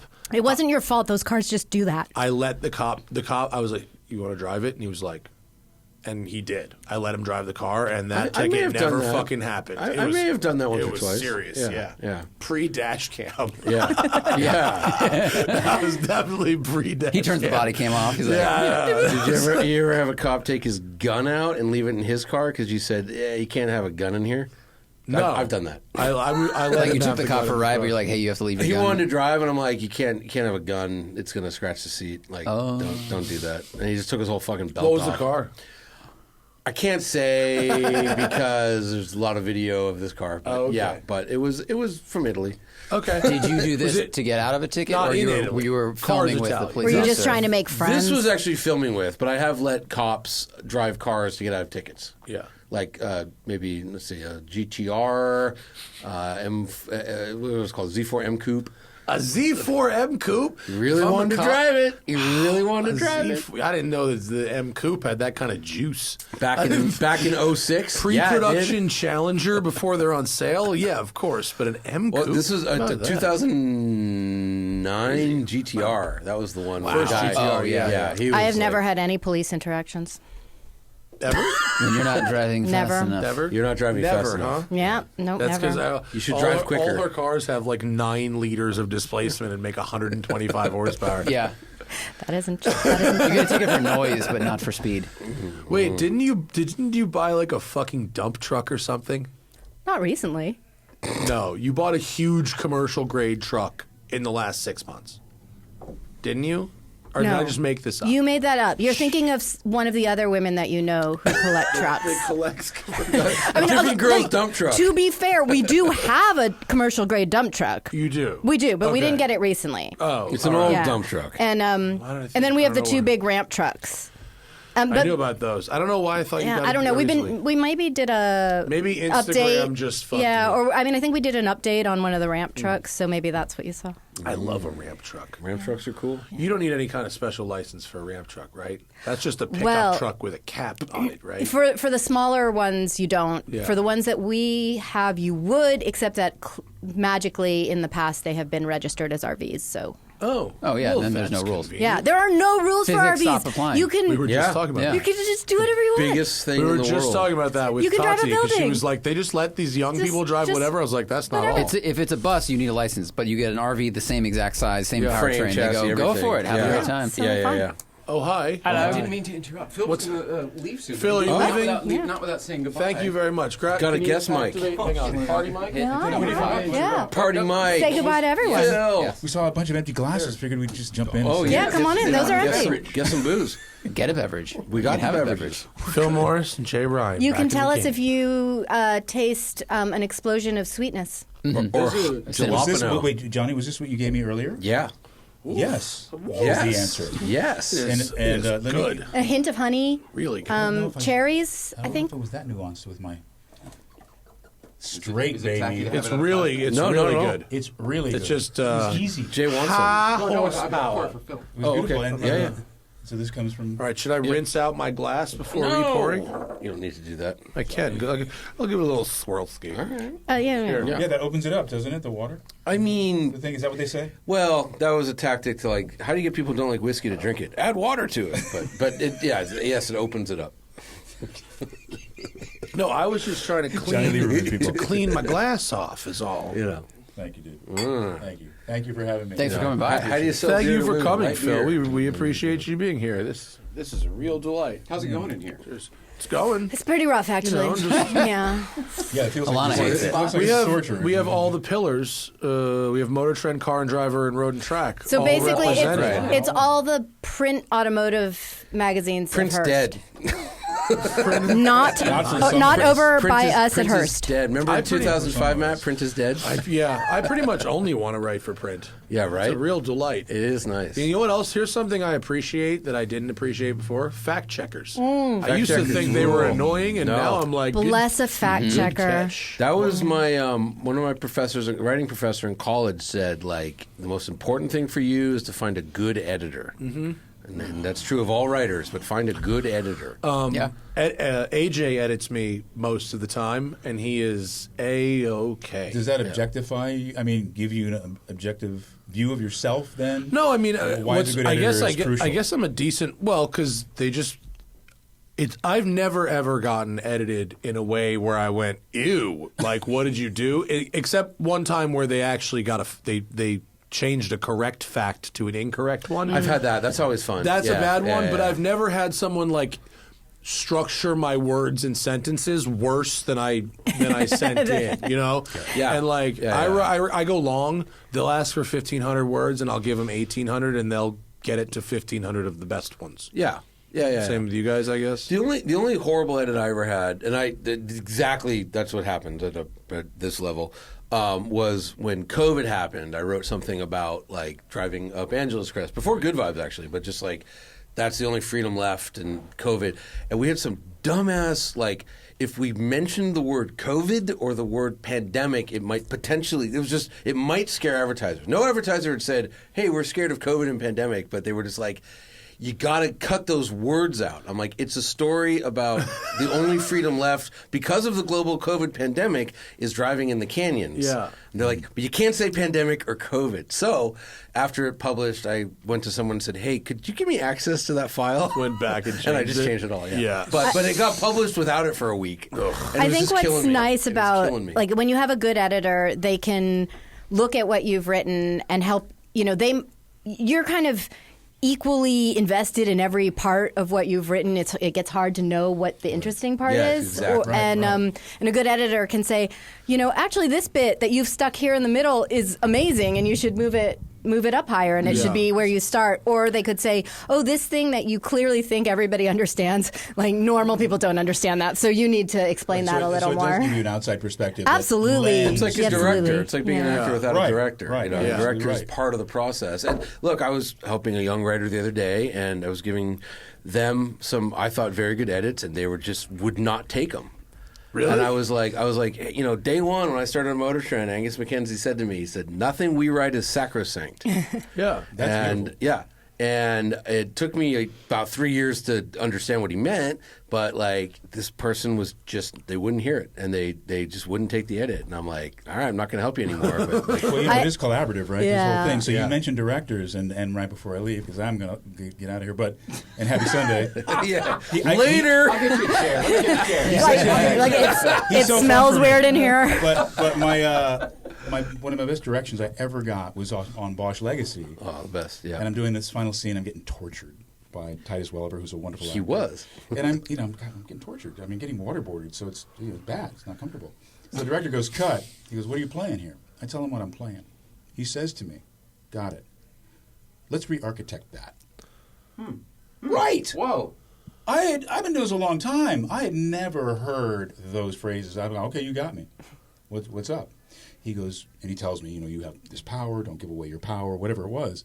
But it was just, he heard me, he heard what I was doing, like read my stuff. Yeah. He collated it, didn't deny it, didn't negate it, and then added to whatever choice I made by giving me more power than I came into the scene with. And when I watch the scene now, it's rather than me being tortured, I'm like, what the fuck are you doing? You know what I mean? I could end you with a phone call, kind of a thing. Right. It changed the dynamic. Yeah. But he didn't tell me how to act it. He didn't do it for me. He just suggested in these words that were so perfect for my machine to then be able to express it. Right. Nice. Same thing. Yeah, it's cool. Man, speaking of Bosch, I got to go. We didn't know, but it was the last scene of the last episode. You did. And I got to stand there and watch Titus like rework it. He was just reworking the word motherfucker about 30 different ways, but oh man, it was so cool. It's good, right? It's like how the sausage is made. Titus is, he's a guy. intense. He's a guy, yeah. And we just got along great because I'm fairly intense when it comes to that work too. But I respect it a lot. You guys all did a great job on that show. Oh, thank you. Appreciate that. Yeah. All right. Yeah. All right. All right. You Thanks, chilling? guys. You going? You chilling? I'm here. You chilling? I'm chilling out there. Okay. You get out of the way. All right. Yeah. I'm just be here. You chilling? Do you want this chair? You completely You can have- reversed it for me. I'm good. If you're party, Mike, you can stand. The camera will see you if you want to stand, but you can only also- have 4 chairs. Good job on this second bottle. Yeah. I am very much Second bottle. a fan of. Yeah, the Invisible Well, Swordsman is sort of. Yeah. I really like that one. Yeah. The other one's real good, but Invisible Swordsman is like. That's my flavor. Anything that's kind of peanuts or peanut butter in bourbon is my jam. If you can ever get those flavors in there. Just sometimes you get a bourbon with a little peanut butter, and that to me is like because they're all caramely and you get peanuts and caramel. Oh, it's good. My friend brought me a peanut rum that's in there that Is I've it never good? tried before. I've never tried it before, but I eat a lot of peanut butter, so we'll see. It'll either be like a gimmick, which isn't good, or it might be nice. I definitely do not like that specifically peanut butter whiskey that exists. It's odd. That's a bad impression of peanuts. It doesn't represent peanuts in the best way possible. But I do love the breakfasty smell of a bourbon distillery. It's got a real hot cereal, baby. Fucking that's so good. Oh, this is good. So good. Yeah. What are we talking about? Well, I can send us down a road. I have yet to go to an actual one of my 30 conversation start, or I have 130 car you garbage questions. Also, I have a topic for you guys. Do you? That I feel like everybody would have an input on. I got nothing. Well, listen, as the editor of a prestigious magazine, I defer to you. Well, features editor. And editor. I recently had my very first on-track car crash. Oh, whoa. Yeah. Glad you're okay. Thank you. Where'd you crash? This is another one that you would never in a million years guess. No. So first of all, Cybertruck. it was a drag strip crash, which is even weirder, even harder to have. Was it like a new car? No, it was one of my cars. Oh, this makes more sense. Which one? Personal vehicle. Ramp truck, dump truck. The dump truck, yes. No, it was it was a 1969 CHP Dodge Polara. Oh, you crashed that thing? the Polara that I saw on my Oh, birthday? I love that thing. Oh. It's fine. Oh. Okay. Is it? Crashes It is fine. I broke a taillight. Oh. How did you crash that? Well, Oh, in that case, I get to make fun of you oh forever. yeah, you can. You Crash 100% going can. in a straight line. You can find a video of it. It's on the YouTube channel. What happened? It was at the finish line. I must have tapped the brakes, which is a dumb thing to do, but I guess maybe it was like a muscle memory from driving a faster car. There was no reason to. The car, it was like I was going maybe 90. Yeah. And I tapped it, the brakes locked up, and fully around, and then back. And then the funniest part was that I was like as it was happening, I was like, I am going to get stuck across the drag strip like that boat in the canal. It is such a big car. Right. Like it is such a big car. The Suez Canal. Evergreen. Yeah. Like that is there were two things I was thinking. One of them was, I do not want to see this happen, so I was like trying to turn it away, like as long as I hit with the back, it didn't happen. And then the other thing, perfectly. I was just like, just totally picturing I'm it. just gonna say drum brakes and drag racing is a bad idea in general. Okay, wait. Here we have the video. We have the memento here. Here you go. Helmet, It is bench discs. seat, 2 hands on the wheel.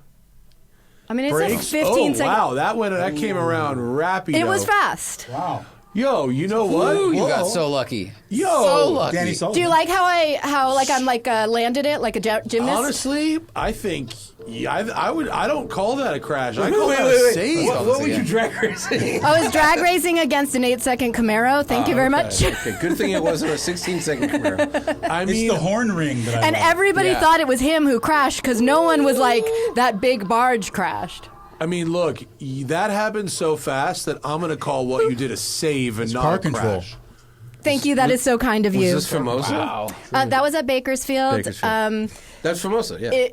If anyone wants to go and watch the whole video, It's on the Challenge Her YouTube channel. yes, there's a section. The emergency guys come. They ask me if I'm okay, and then I say I'm sad. And then I went to the pits and I cried for 20 minutes. Oh. What about what? I was so embarrassed. Yeah, What? I was so embarrassed. Crashing happens. No, I've never crashed on a track, but crashing happens. Yeah. No, that's okay. Yeah, That's all never right. crashed on a track, huh? So, not to my knowledge. I crashed You wrote a once. whole story about it. Yeah. I crashed once on at Laguna Seca. No, I didn't. What crash? That's not a good place to crash. Yeah, on the I've never. on the corkscrew. Did The you? Aston? That's a I good didn't place. crash it. I Facing ran off. off the track, but I just totally didn't crash. Oh, okay. Tracks have runoff for a reason. Yeah. Off and a crash are not the same They're thing. not Okay, the same. all You have right, to crash fair, that's into fair. something. Doesn't Yeah, depend, yeah. depends on the track. Too, Unless you're doesn't at it? Willow Unless where on the Springs. track. Well, then all offs are crashes. Yes. All bourbon people, drinkers, drivers, journalists. It's an honor. Are you off? Thank you for coming, the Phil. Sunday. Yeah. You We guys really are amazing. appreciate you. Appreciate you. And drop Yeah, it. leave it on the sit on table. We're good. Yeah, yeah. Literally We'll dropping do- the mic right now. Yeah. And Have he's a great out. afternoon, buddy. See you next Sunday. Friday. Yeah. Okay. Friday. We're gonna be in Charlotte. Oh, I'm actually not even going to be there. For the What am I 10 talking tenths. about? Nice. 10 tenths Motorsports. Oh, Nice. Marco's all yo. Does he need any water or anything? No, we're good. We're okay for the time That being. would Are you good? only dilute what we're doing in here. Right. Come tag in for Can we have some Johnny in a water few that's minutes. We're going to go compressed into smoke a bricks? cigar. Oh, you're gonna go smoke a Yeah. cigar? Yeah, you know, I got a have few. fun. Got a few. Have fun. We got radio to do. Yeah, well, after the radio, we're going to. All right, but I do want to know, now that I've shared this, I've been so vulnerable with you guys. What is an embarrassing car moment that you've had? Like, what is a moment where you there's a briefly lot. were like, how did that happen? And am I good at this? I just got one. So, good friends I grew up with, the Israels. And so Mikey and Dave Israel were big car guys. And just started at Motor Trend. And I had my first print issue of Motor Trend Classic. And I brought it to Rosh Hashanah dinner. And I'm like, look at me, and everyone's like, Johnny, like, you're doing great, And I had a Shelby America. Let me preface by saying that. So not a Shelby, but a Shelby America. It was the supercharged V6. Oh, the Shelby. Terlingua. Yeah, 2010. Yeah, the Terlingua. Yeah. Now it was Friday night. It was Rosh Hashanah, but Friday afternoon I was on the phone with Shelby America, going like, "Yeah, your traction control software keeps like randomly turning on and off, and everything's messed up, and like." Oh, don't worry about it. Just turn the car off and on. Like, yeah, we're really having a hard time testing it. They're like, oh, it works. You're doing something wrong. And we're like, oh, yeah, whatever. Anyways, I don't drink a drop of alcohol because I'm taking Mike and his fiance at the time for a ride. We're gonna blast down the 101, Woodland Hills. And as I'm getting on, I pull third gear and just back end, gone. And it wasn't even a case of cold tires because we'd driven around for a while. And in a straight line, crash, hit a green light, red light, stop light thing. Yeah. In the valley Friday night, and like shattered the car into a 200-yard debris stream. People in the car with me. Oh, no. And then there was an Islands restaurant. It was right at the Mulholland exit. And the entire restaurant came out, and they're on the fence staring at this Shelby. Did you just like get out of the wreckage and go inside and get some fries? No, we got out. Everyone was fine. Yeah. And then when 7 cops showed up, and they were convinced I was drunk, and they just kept leaning in and like smelling me as I was talking. And I was trying to explain traction control to cop, the whole thing. And by the way, I don't own this car. And they're like, what is this thing? And then I caught one cop picking up anything that was branded Shelby. He was just walking around picking that up and pocketing the Shelby. And then I had to call Shelby America the next day. And tell them all the emblems are missing. No, but he's like, is it the kind of crash? And on those Shelbys, there's about 14 different things that say Shelby. 1,400 different things. Yeah. The entire engine compartment was just Shelby branded oil caps. Yeah. And, it was all exploded. It was the guy from Shelby America was like, is this the kind of thing where I can like bring a tire and a box truck down, or a tire and a flatbed? I'm like, no, you need a shovel and a box truck. Bring a broom. I know a lady who has a dump truck, and maybe she'll lend it to us. Now, the funny part was Carol was still alive at this point and still running Shelby America. And Matt Stone was still working at Motor Trend. Yeah, And Matt so Stone, Carol called Matt to be like, what the fuck? And I got so yelled at. Oh. Now, Angus didn't. Angus was like, hey, mate, these things happen. Try and be more careful. Angus was cool. But Matt was like... he was just livid. It was a very and I was convinced I was fired. I remember laying in bed with my wife that night, being like, "I'm done. That's the end of my career." Yeah, But as we say in Motor Trend, you don't get your first raise till you've crashed your third car. So cut that part. No, wait, it's fine. None of the young people watching this who work at Motor Trend should listen to that. Yeah. Oh, they all got laid off. Don't worry. I crashed an R8 in England on a wet racetrack, and that was pretty bad. And it didn't look that bad. I drove it back to the pits, but ultimately the car was totaled, and that was not a fun phone call to make. The feeling of it all is so wild. Like you're just at the second that it goes bad. Yeah. There's this frozen time moment where you're just like, rewind. Right. Rewind. Can we undo what I just like did? it's like when the coyote runs off the cliff and then he's like pedaling for a second before he drops down. 100%. And this was a wet, this was literally one of those one tire gets into the wet grass and just sucks. So There's a famous Brock Yates column about that. It was really? I'll have to go find Yeah, that. where he's driving a Camaro. Wet grass is a commie. Dude, it was... different column. Really sucks them in. It's green, but it that should be red. That devil politics. No, it's, but because it was like... it was like a 25 mile an hour, 10-second joyride to the tire wall. It's just going, oh man, this is gonna be some explaining. But the second one it's like murdering someone. The second one's a lot easier. That's what I hear.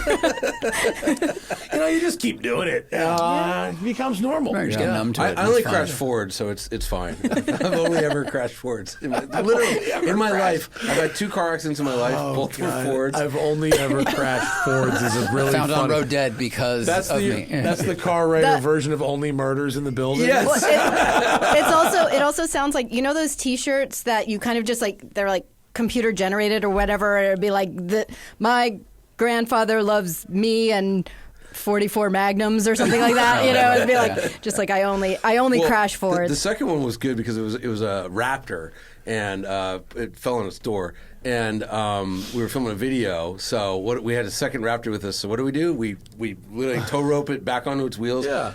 Anthony, our director, jumps in with a knife, cuts the airbags out. Keep filming. All the brake fluid was out of the car, so I had no brakes. It ought to just be like a Raptor sales technique. Like they ought to have like a buy one, get one half off for when you crash the first one. Hang on real quick. Then Ken Block totaled the next one the next day. So we did a video where we returned Ford 2 totaled Raptors. I feel like I don't really understand, even after 20 years of fucking doing this gig. What is the right amount when reviewing an off-road vehicle? Like, what is the right amount for me to break it? Like, because if you don't break it at all, the audience doesn't. They're like, you don't even deserve to be here. But if you break it too much, I probably know the answer. Is your answer there is no too much? No. Just have an extra. We took a Lexus LX 570 rock crawling, and we literally ripped all of the cladding off. It's got all that hanging down stuff. Every piece of that was ripped off, and we returned it. And initially, some of the lower level Lexus people were very upset, and then Mo Durant was like, "Dude," he's like, "we haven't had a marketing budget for that car ever." He's like, it's going to cost us $25,000 to repair. It's the best money we've ever spent. People are going to see this thing off road. We might get a new customer. It's great. It's fine. So that's the right amount to rip all the cladding off. It depends who your audience is, because if it's like real off-roaders, like people who camp, they actually don't go hard off-road because they're like, well, there's actually a very sensible line that you could take here that doesn't damage your vehicle, and that's what you should do. But if your audience is people who like to watch off-roading, then you need to go hard. But the thing with off-roading, as you know, is... Same with racetracks and drifting. Oh my God. If it looks cool, it's probably not fast and probably not smart. Have you ever read the comments in a Chris Harris video? Chris Harris is great at making videos, right? Okay. But if you do, for 5 seconds... There are people who go into current Chris Harris videos and complain that sliding isn't the fastest way around the track. It's like he's been doing this for 30 years, the same thing. And it's part of why do they also go to Formula Drift events and they go they're just they could go faster if they didn't do all that smoke. But as you know, with off-road, there's no way to translate what you're doing. Yeah, it's impossible. No matter what you're doing. Like literally, okay, I'm going to park the truck, get out, and I won't be able to stand because it's so steep, I'm going to fall down the hill. Mm-hmm. And they're like, I can do that in my 86 Buick Regal, my grandmother's car. And the thing is, you can... That's what's annoying about off-roading is you can be 40 miles out into the desert in something hardcore wearing a fucking helmet and some dude in a Nissan is going to come tootling around super slow, sending sparks off the exhaust, which is hanging down, but they Dude's still got 60 months on the finance. I don't know what he's doing in the that famous Altima. video of but the like, guy in the yikes. Crown Vic full of bicycles that went up like Lions Back in Moab. Like all these off-roaders are there, and this guy shows up in like a legit stock like Crown Vic that has bicycles hanging out of an open trunk, and he just goes squeak, a squeak, a squeak. Yeah, you just got to go slow, and you can pretty much do anything. 100 miles from anything on in the All Cars 1 and in the backcountry trail in Washington, and then we just came upon like the dudes driving like Jettas that were like foraging. Out there. They had like E350 vans and stuff that they were just out collecting mushrooms. Yeah, I was on Rower Flats at the top, like the really crazy section before the trees, and this dude it was an outback a wilderness. He was just full speed, like was not lifting at all, and like destroying the car, but he got up. That's a press car. No, right? No, it was a guy privately and his girlfriend. owned car. Yeah, and I'm like, dude, like good driving and Turo. And no, he ripped the front was gone, but he didn't care. Those are the kind of people who get rescued by like Matt's Off-Road Rescue, and you're just like, wow, you just kept going. That must have been making a lot of noise. They're invincible. Yeah.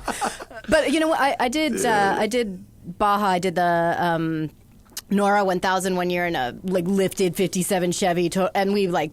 We broke. But we got towed out of one section by like a guy in a stock Subaru, and it was pretty fucking humiliating for us. And he took photos. He was like, I'm taking photos of this. Subarus are weirdly. I remember years ago, God, this is like in the early 90s, like when bourbon. The Ram 1500 first came out, the cool looking one, right? And my friend had a lifted one, and we went to Black Lake up on the California-Nevada border, and like we rock crawled in, and we're feeling all manly, and there's like lifted FJ40s with like diamond plating, and we're like, our pickup truck's so cool. We get there. There's a fucking red Subaru Impreza wagon and a family at a picnic table. And I'm like, how'd you get here? They're like, oh, we came in that path. I go, that path that we took 9 hours to like, sight? It's like, there was nothing more humbling. It was literally like two parents and two kids like tread lightly. Yeah, it's fucking crazy, man.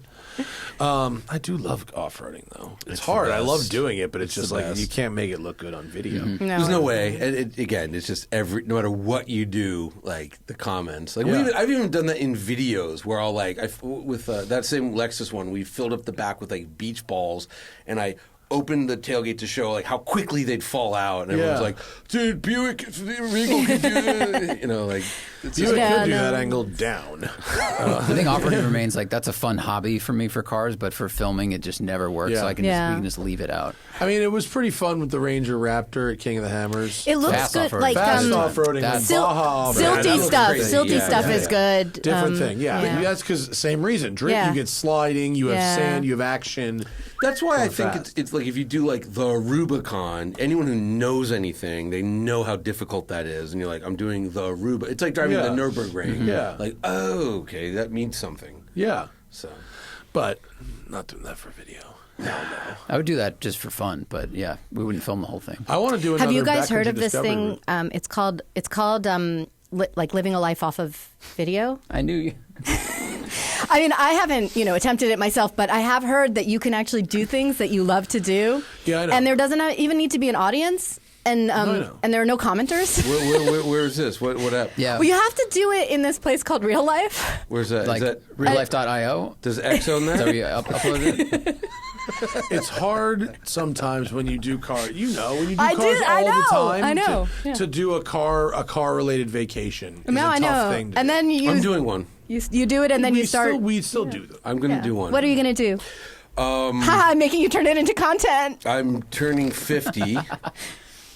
And my wife got me VIP tickets to the World's Strongest Man finals in Sacramento. That's cool. And we're gonna, thank you. And we're gonna do a road trip, and we're gonna spend like a night in Marin, a night in Sonoma, a night in Mendo, then go to Sacramento, and then drive home. Sick. Yep, That'll be fun. We're taking a 770 horsepower Panamera because turbo SE hybrid. Are you going to make any strongmen pull it? That's a real delightful car. No, but because it won't go into neutral when it's not on.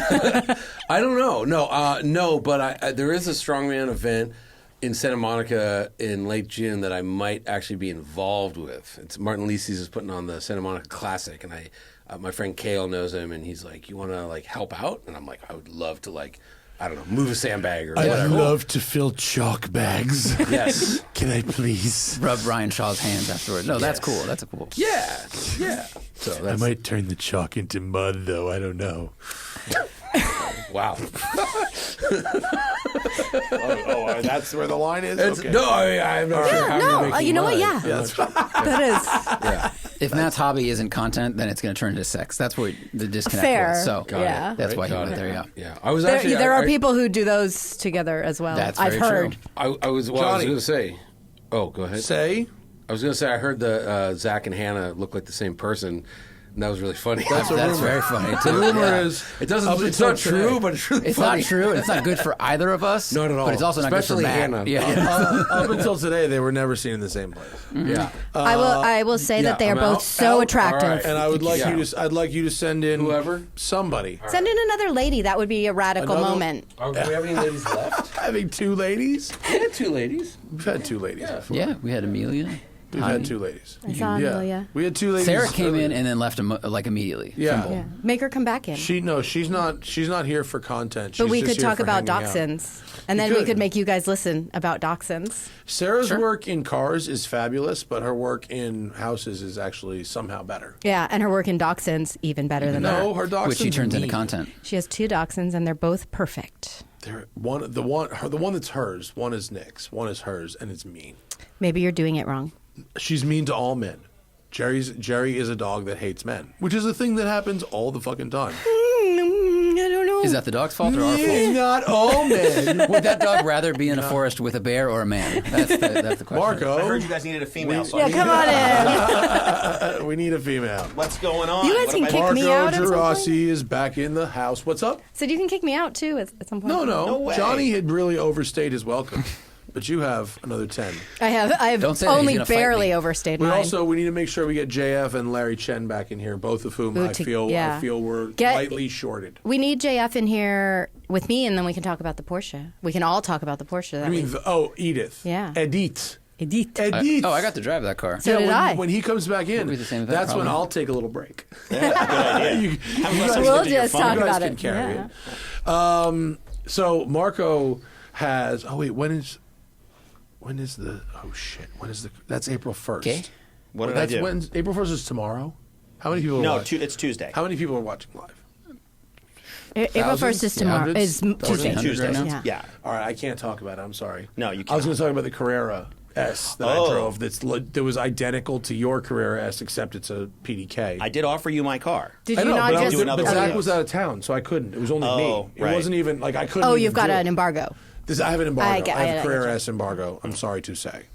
But anyway, Oh, we don't have to talk about Porsche. what do I you mean, I guys do think that a of lot. Johnny's whiskey now that he's not here anymore? Nah, Do you want It's to good, talk but it's about strong. the cars that get brought to you to fix, or do you want to do that in a different show? whatever. Look, I mean, I'm the show killer, right? So No, I no think one this wants is- to hear Okay, anything I have you to might say. you might be a Pepper, show two killer here if ingredients. I'm wrong about this, but were we once at a party talking about a friend of yours who's actually a neighbor of mine, and he has like Yes. 928s and a bunch of trucks? or 944s. 944s, Yes, yeah. He's a good friend of mine. Yeah. This is a show killer. This That is is inside neighborhood inside baseball. neighborhood No, I mean, it's that's not. really the end of it. It's Okay, yeah. I thought that Well, was the but also beginning. it is Okay. funny because it's not. It's like there's this house that I've seen before, and I've seen it because it's a guy who has old cars. There are houses around. And I pay attention to any house that has old cars Yeah, parked in front of it. as we all do. And then somehow I meet someone who knows that guy. That is like a small that's circle. you know. I'll give you that for this sure. This is how LA works, pretty much. It's You really just a small described- town. You just described how it was. I've met It's a small town. at Houses least all 5 over or the 6 place, people lot in of my houses. neighborhood based on the car that's been parked in their driveway Yeah. or garage. I should have had Hydrogen Brian come down, as a matter of fact. Hydrogen Brian's my friend who works in the hydrogen industry who has 5 Toyota Mirais. Oh. So if you walked by a guy's house and he had 5 Toyota Mirais, Which you'd I be would like- notice. You would be Right. like, this person is either a real problem and needs to be reported to the authorities. Well, I would assume that it was like that guy in New York who was like making his own hydrogen for his hydrogen car. Yeah. That's cool. That sounds Yeah, yeah. dangerous. It does, There but is also a- kind of rad. There Yeah, is right. a If he knows what he's home- doing. there Yeah, is a and if you don't safe live home next to hydrogen him. setup. Yeah, don't live next to him. You can currently buy a safe home hydrogen setup that's like the size of like a bed, like a big bedroom dresser, basically, and it can make hydrogen. and you have a tank. And you have a tank of whatever, a couple of rounds of thing, and it's These just are the people constantly who also brew their own beer. Like people who You are don't have to making do beer, anything. are I'd rather make my brewing own their own hydrogen. beer. You just put the shit in the thing, and then you just turn it on. It's like a compost pile where you just like get the worms. And No, then it takes it out of the air. It does air and electricity. And makes maybe Porsche should do that in Chile instead of whatever they're doing. That's what they're doing. Yeah. Why'd they have to go all the way to The Chile then? synthetic They could be fuel? doing it in It's a the good bedrooms question. of all of their Porsche engineers. It's windy where they are, I think, is part of it. I need to look it up again. Most hydrogen vehicles are fuel cell, obviously. But I met a guy who has a startup that has has functional prototypes of hydrogen combustion engines that apparently you could convert very easily from gas engines, the same way you would convert to E85 or something like that. And they have a novel way of, because most people don't want a high pressure hydrogen tank in their trunk, right? That's a thing. That sounds like a bad idea. And also the system really. of transferring hydrogen that we have now, which although it looks like gas pumps, it actually kind of sucks in practice. Mm-hmm. So if you had one of these home hydrogen deals, they have a way to store they have a low pressure storage system for the car, which then combusts hydrogen as if it was gas. And if you have this home thing, now you have a way of filling the thing that really represents a similar method to charging an EV. But when you're driving around in this hydrogen car, it operates just like a gas car with a lower pressure hydrogen setup. So it's like, let's pretend for a second everyone was single. If you went home with somebody and they had some mysterious thing in their bedroom and you were like, what is it? And they were like, making hydrogen. For my hydrogen car. Thoughts? Thoughts? I'd ask if they brewed their own beer. How old am I during this rendezvous? You are current. That's a deal breaker Current? for me. Let me taste I would your ask where they went to sourdough. school, and if the answer wasn't 3 levels of grad school, I would leave immediately. Well done. There's no way I could perform if I'm worried about a hydrogen explosion because this person's like, oh, I graduated high school and I just figured this out. That'd be Oh, no. terrifying. If someone has built their own That's what you're saying. hydrogen versus they have a unit that's clearly a thing that is purchased and designed to do this. No, if there's no company name welded nicely on that, and it's just Then it's it's Ted PVC parts. Kaczynski. Yeah. Yeah. So, I'm sure Hannah's told you the story about our first date when she came. I got her to come back to my place. I don't know if she has told me. She did tell me that she learned about traction before your first date in order to decide whether or not she wanted to date you. Traction. Yeah, about tire patch and contact. We talked about we talked about Tire tires adhesion. before. Yeah. God, do I know how to do it? Yeah. Truly, it is amazing that anyone in this room has a partner. I Go know. on. Well, No, but I mean, I don't anymore, but that is the widow seat. Yeah. But it wasn't for that reason. fair enough. She was rescued from you. Yeah. You did have a partner, and she liked you, and I know I that. bored her to death. So it's not quite the same as having a science experiment. But I did a dab in front when I used to do dabs. I did a dab in front of Hannah on our first date, and she went into the bathroom and called her brother because she thought I was like smoking crack, and he had to explain to her what a dab was, and it does look like drugs. So she was right to do that. It looks like drugs because it is. I have to break off a piece of Well, golden it is. glass No, it is and definitely. melt it with a blowtorch. It's where weed becomes drugs. Yeah. Way back when I was in college and I was dating, I did go on a date with someone who, in the car before we went into the club, was like, I need to do this. I was recently diagnosed with diabetes. And to this day, I am not sure that he wasn't actually. Wait, what did they do? What did they, He shot up? Yeah. Wait, okay. Whoa. No, did No, he had diabetes. He didn't do like. Did it involve a tourniquet? Yeah. No, it did not involve a Okay. tourniquet. Then I think you're safe. If someone shot up and their behavior didn't immediately become jelly, then they were probably He was actually kind of a pretty chill guy to Was it begin with. I muscle mean, or vein? Chris Moltisanti fell asleep on the dog. I don't know. It was in the dark in a He car. killed Cosette. Direction of needle is very important. You up or guys are so well, smart. 90 degrees or angular with It the was vein. right in the butt, actually, which is weird, right? Well, that was steroids. Steroids. Yeah. And then we went to the gym. Yeah, it wasn't a great date. He fought somebody. I'm not sure why. He fought somebody. Lifted a car. I feel like Alana's over a the perfect guest to fucking drop a couple of Car You Garbage questions. Sure, yeah, Because let's do you probably have yes to a couple of these. Sorry, I'm just laughing because I know All it's right. probably true. Have you ever used a gas station squeegee to clean something that's not glass? Oh, yeah. Sometimes the birds poop in weird places. Yeah, they do. Yeah, they do. Have you? Let's see. Have you ever installed a novelty shift knob or a steering wheel crank knob? Brody knob. I have not installed a Brody knob. I have driven cars that have had Brody knobs. And please rate on a 1 to 10 scale the Brody knob's usefulness in the particular situations in which you used it. Well, since the situation was looking cool as fuck, the answer is great. It was great. I had a Lyft driver use one last year. Oh, So I was that's shocked to see unusual on a new Yes. car. Oh, yeah. That doesn't seem like they would be smooth enough. No. You know, you'd get in an old car, that kind of power steering really Well, we works. did like with 6 that. revolutions. Recirculating ball And you can kind of plus just giant. flip and catch. Like a drift car, but Yeah. not. Yeah. Have you ever reinforced a seat with pillows, blankets, tape, or clothing? Have I ever not? I have actually stolen pillows from hotels so that I could successfully drive supercars that don't have movable seats so I Sick. can't reach the pedals. Oh, respect. I'm sorry. I'm sorry to the hotel. Have you ever used anything besides a key to start the car? Of course I have. Are these questions people don't say yes to? These are questions just for you. Now, did you use a screwdriver? Screwdriver, or just connect two wires screwdriver, together? yeah, Screwdriver. screwdriver. Okay. Has your car ever operated with fewer gears than it left the factory with? Do I have to add Also known as a this skip month? shift. Okay, actually, well, yes. so none of my... I have had transmission failures, but I have never actually had a partial transmission failure, so no. But I did drive a fairly new Lamborghini once that for an entire day just didn't have third gear.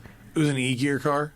Just didn't... It was a paddle shift car? Yeah. Yeah. But it didn't have it even in like its own... Are we including that's happened linkage issues where the transmission gear is not broken, but you just can't put the transmission into a different gear?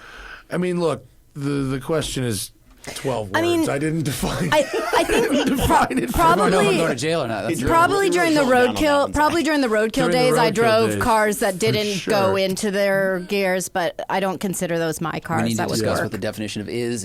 And lastly, callback. have you ever used another car's license plate on a car of yours?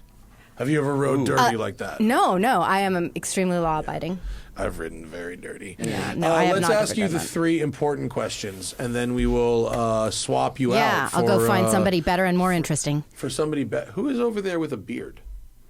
Johnny It's Lieberman? Johnny. Oh, where? Wow, my these glasses don't work from 100 feet away. Hey, No, these are for here. These are here okay. glasses. Up close Yeah, glasses? these are here glasses. The old man glasses. These are for here, not for there. These are here If you're glasses. optometrist, it's like, do you need glasses for here or there? Yeah. Do you have a degree? Okay, Nearsighted, farsighted. question number 1. We started the podcast in 2012, beginning of 2012. What were you doing in the beginning of 2012?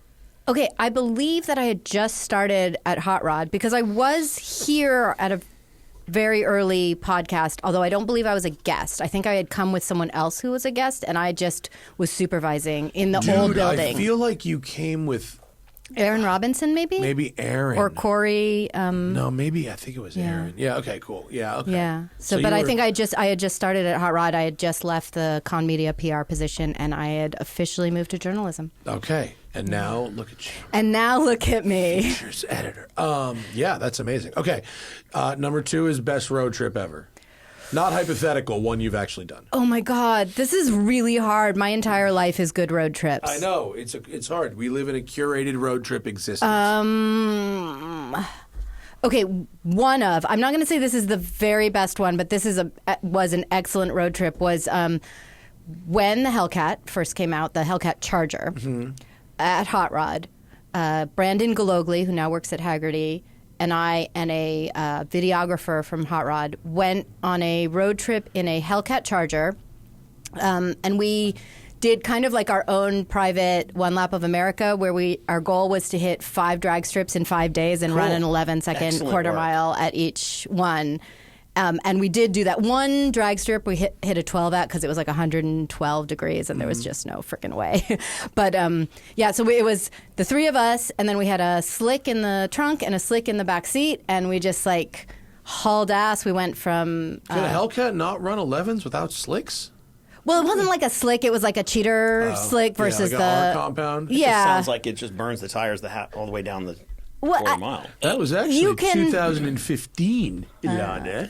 But you didn't say it had to be in 2012. You just said what was my best road trip. Oh, that's true. Sorry, I'm sorry. Yeah. You see what's happened is The I've defense drank race. some of this fucking rocket fuel. I know. and This is and very combined strong. your This is answers. a very stuff. strong I haven't had alcohol. any. Oh, you 70% haven't? alcohol. Little, very Marco, little. get in there. Your first appearance Sorry. on the show That's was okay. 8 years ago. Yeah. Your first solo Tell show Johnny was I 2017. did it, you know. Yeah. There I you just go. want a little tiny splash of water. I apologize for conflating your responses to No, that's okay. I mean, you did. That is a very good road You trip. did. It was a great road trip. At one point we like tried to make waffles on the supercharger because it has that like waffle top. Did that even come close? No, it did not Yeah. work. It was a real mess. We had to clean it up. Oh my God, what a disgusting mess that was. I once judged a 24 Hours of Lemons race, and one of the side things was using your engine to cook with. So Yeah. most people used it as a source of heat. One guy rigged up on top of his supercharger an extruder, which is the thing that like Cheetos are made of. And fucking this guy just like fired up. He filled the hopper and like fired up the engine, and it just started basically shooting unflavored Cheetos all over the fucking Ooh, paddock. I bet It you was could do that with like a insane. pasta maker. Probably. Yeah. It was fire up turning like gnocchi. wind. That sounds amazing. Dude, he That's was a great over idea. cranking this thing by probably 200%. It was like, it was ripping. It eventually tore itself to shreds when he hit the See, gas. that is. We were talking about off-roading earlier, and cooking on the engine is perfect for off-roading because you Yeah. throw your wrapped burritos onto the engine at the beginning of the trail ride, and by the time you get to your lunch stop, they're ideal. Great. It's a good system. Yeah. We did a cooking on That's the a car cars you challenge, garbage. and Yeah. Zach beat me. That's a car you garbage Yeah, question. cooked with a for car. sure. Yeah. My favorite car you garbage. I wrote 130 questions, and my favorite one that I do you wrote. okay? Just like we won't do this here live unless I stay all day, but maybe down the road we'll do it privately. Do you think that my answer to every one of your questions is yes? No, not every one of them, because they're not all like I've chosen. They're not like, all. Are you actually garbage? I've chosen ones that are more like for you, like for instance, like. Give me one that I'll say no to. Okay. Like, have you ever intentionally abandoned or had disappeared a car? I did once leave a car that then got towed, and we never bothered to pick it up. Yeah, that counts. done that. Actually, that's Yeah. a yes. That's Well a yes. done. Okay. Do you have on your car or any car you have? Do you have a political sticker for a non-politician? For instance, Dan Gurney for president. Yeah, no, I actually don't really like to have stickers on my car. Okay. So that's a no. Have you ever used a garbage bag as a window? I have put plastic in a car window. Yeah. Well, That counts. I mean, listen, I think you'd probably bat over 500. Okay, you need to. You're getting So an I A. do think that you should text them to me, and then we'll find out, and you can report back on one of your later episodes. Well, like I do. I mean, I really love pen and paper, so these were obviously all originally written by hand. I do have them on you can just Word take doc. a photo and text okay, it to me. and you can just like Y. Tom was just telling me that his brother has been driving. So my husband and his brothers own a music store called Pro Drum Shop, which I'm Yeah. representing, and he was telling me that his brother has been driving some of their suppliers crazy because he has this habit of handwriting part numbers on like a notepad and then just taking a photo and texting it to them as like an order, and they're my like, God. "Yeah, no, we need a PO number." Dude, that would like everyone on Marco's both like- sides is Marco's going like, insane. Hell no. Actually, that's how I run my business. Yeah, no, that's a no. And on that note. Okay, wait, no, the third No. question. Oh, we go have ahead. the third question, Yeah. although I suppose the car you garbage questions did cover, but we should be consistent. This one's going to be outside of your wheelhouse because it's not how you normally live your life. But Right. I give you $10 million right now that you have to spend on That's cars so many dollars. by the end of the day. $10 million I spend on cars. Brewster's Millions? By the end of the day. Yeah. One day. Are you Brewster's Millions? One day. Okay. Brewster's Okay. Millions, Yeah, sure. 10. Uh-huh. 10. That's your day rate for being on this show. Yeah. What are we buying? Oh, okay. I mean, I don't have paper, so I can't do the math, but I'm getting a Mira, so that's most of it. A Mura? And then, Let's call that 2.5. Yeah. That's a quarter of it. Last Gen Viper. That's $50,000. Oh, a last gen Viper? Okay. No, I'll that's give you- 110 I'll at give least. You I'll give you 200. So Yeah. now Let's we're- say ACR, so that's 200. Okay, so now we're at 2 3/4. Fuck it, call it 3. Yeah. You Okay. have $7 million left to spend. All right, no problem. Big block Cobra for Tom. He wants one. there's $1.5 million. Yeah. Yeah. Wow. And one for you too while you're at it. So much room. You know, I don't. Grand, you know?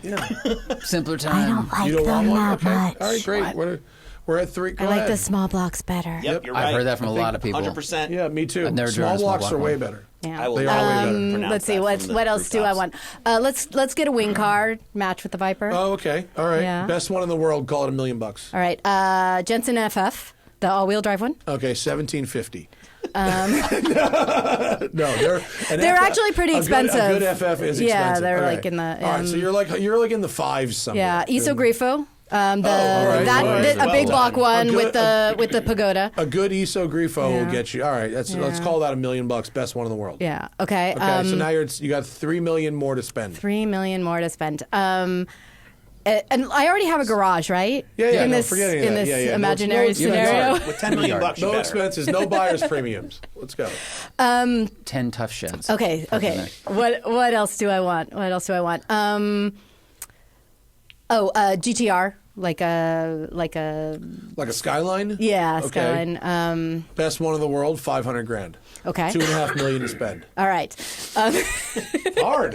It gets hard towards the end. Listen, Yeah. Spike and Zuckerman did it with one car. I'm So sure you they could do- you did. could do I'm it sure they that did. way. I'm going, but why would I? But if you're not going to do it with one car, I'm not- Then it yeah, I'm becomes- not But into also, it I that didn't way. hear their answer, but was it a 917K? No, it was a Ferrari 250. Yeah, see that? Okay. Yeah. All right. You know what? You could.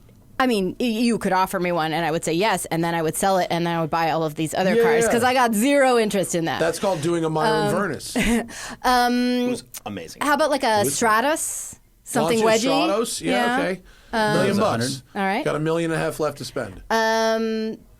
Let's do another launch here. Let's do a Delta Integrale. Delta Integrale? Yeah. 40 grand. No, best one in the world. Oh, working? 200 Okay. grand. Okay. Nicest one in the world. Keep going. Keep going. Got $1 million left. Oh, what's the pretty Toyota 2000?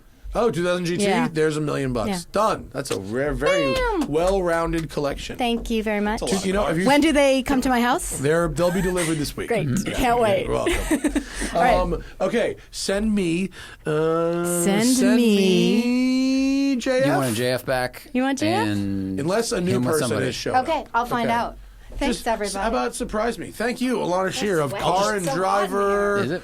I'll We just love prop you. up We the love you table so on this much. end. Can we go -2, Zach? Maybe. What? Keep it chill. -2. How come 4 this people. check engine light hasn't been lit? It's too bright. It's really okay. bright. Really bright. Yeah, it's a fabulous piece. Like but it isn't messes bright. up the color temp of Yeah. for the Oh, cameras. interesting. Yeah. Right. Yeah. Okay. Because I was like, it's definitely not a BMW part. If it's Because it's work. Because it's not working. It's not on. Are you planning on going? You think you're going to go to Pebble Beach this year? I'm not making it. No? No, I got too much Too going much on. works? Yeah. Too much well, work it's stuff? it's not. It's work adjacent. I got- So most importantly, our friend Thaddeus now works for you. Tell us how good or bad of an employee he is. He's No, Thaddeus is great. listening. Christian No, he's Hen great. is in the house. Uh-oh. At least it's and JF. Wait, least it's cool tighten in that, here. Tighten that, Christian. Huh? What do you want? What? You came in the studio for a trash can? Who did this? Huh? Who did this? Who needs to be Make yourself I don't know. comfortable. Some needs to be shot. Sure. Probably our fucking housekeeper, That's honestly. terrible? Oh boy. Okay. Hi, JF. If you don't hear me, Hi. let me know. Sorry, JF got lightly hosed earlier. It's okay. Why'd you get lightly hosed? Just because whatever. I walked in and then it's okay. No, there was just other conversation happening while JF was here instead of him. But JF, would you like to sit down? I'm good. Are you sure? Well, unless you got another chair. We don't. We don't. Can I take a chair from out there? It was an empty offer. Is there a chair out there? You'll be tall, but that's okay. Yeah, That's sure. already tall. Trevor chair. There can be 5 if they fucking know how to behave themselves. Do the cameras need to be adjusted, Zach? We'll see once he chooses his seating position. Christian Hand, back What are we talking about? Back in the hot seat. How terrible everything is. Oh, great. Strong start. I'm here for it, as the kids say. Jesus, fidgeting with the goddamn microphone. Well, what are you because doing? you can't do this because then you're aiming that way, and then you can do this, which puts you back in the hot seat talking to everybody. Oh my God! There we go. Look at that. Crazy. Are you good now? Perfect. Are you okay? He's wearing the cans, I'm good. too. He's like ready.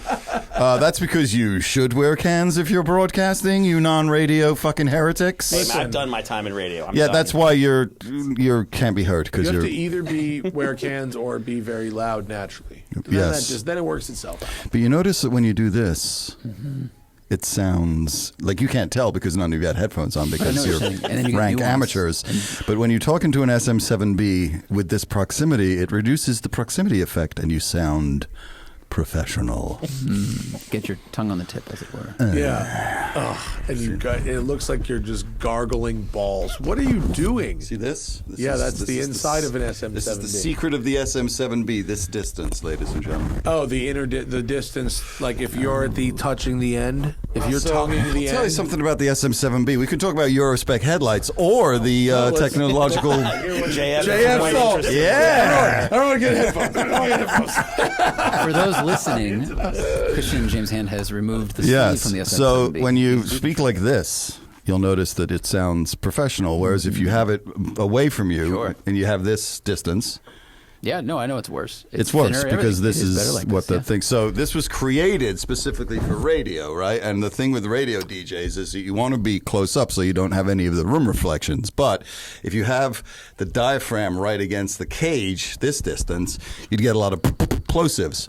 So they moved it, but then the diaphragm in this thing is super heavy, which is why you need a really good preamp to power it, which is why most people who plug them into like an SM, like a little Scarlett to do their podcast, are like, why does it sound like shit? So we have the cloud thing. That's why you have the cloud lifters. That's why we have the cloud so lifters. this is made for you to talk like this, and it'll never concuss because the morning show DJs will be like, ha ha ha ha, and then you never get any of that. Is that why, was it F1 in UK, they have the microphones where it's With the touching little their thing. mouth? Yeah, yeah. Which is brilliant because then you have consistent and distance. it has the nose. But it looks funny. It looks funny, and it's like the cricket guys have it and everything, and it creates like this uniform sound because everyone sort of has no nostril bits. They in got there. tired of telling everyone, no, closer, no farther, no closer. Closer, It's like, closer. fuck Yeah, it, you no. all hold this, make it touch your mouth, and then you're done. This is designed specifically to allow you to do this. So now you know. And knowing is half the JF, battle. how do you feel about that? Peaky now. No, What about JF's microphone? How is it designed? That's just a regular SM58, I believe, or is that a beta? Can you take It's a that off? 58. So it's a Sennheiser. Or it's a Sennheiser. It's a Sennheiser version of a 58. We yeah, have both. 35. it's nice. You know, it's not going to sound as good as an SM7B. It also doesn't Those have a are our cloud old lifter on it. Those are Oh, our it old doesn't? bikes. No. So Yeah. those are the ones from our old studio. Like it. Now we use them as party mics. The old dentist's office studio. Yeah, for rent, if anyone needs it. That was the first place I came and visited you at. Yeah, back not in a the great day. studio. I completely but forgot about that place. Yeah, remember? It was, Yeah. it was like I was literally like It a was dentist office. It was a dentist office. Yeah, It was like above or second next floor. to? We were above Above. a dentist Above office, the dentist office. but our office had exactly the same footprint as the mirroring dentist Yeah. office below it. And our landlord was a dentist, and he was my dentist. Was he really? Yeah. So good. And in the last couple of years before he retired, he got like major Fox News brain, and I started to be all, hey, Doc, shut the fuck up and get to fucking scrubbing.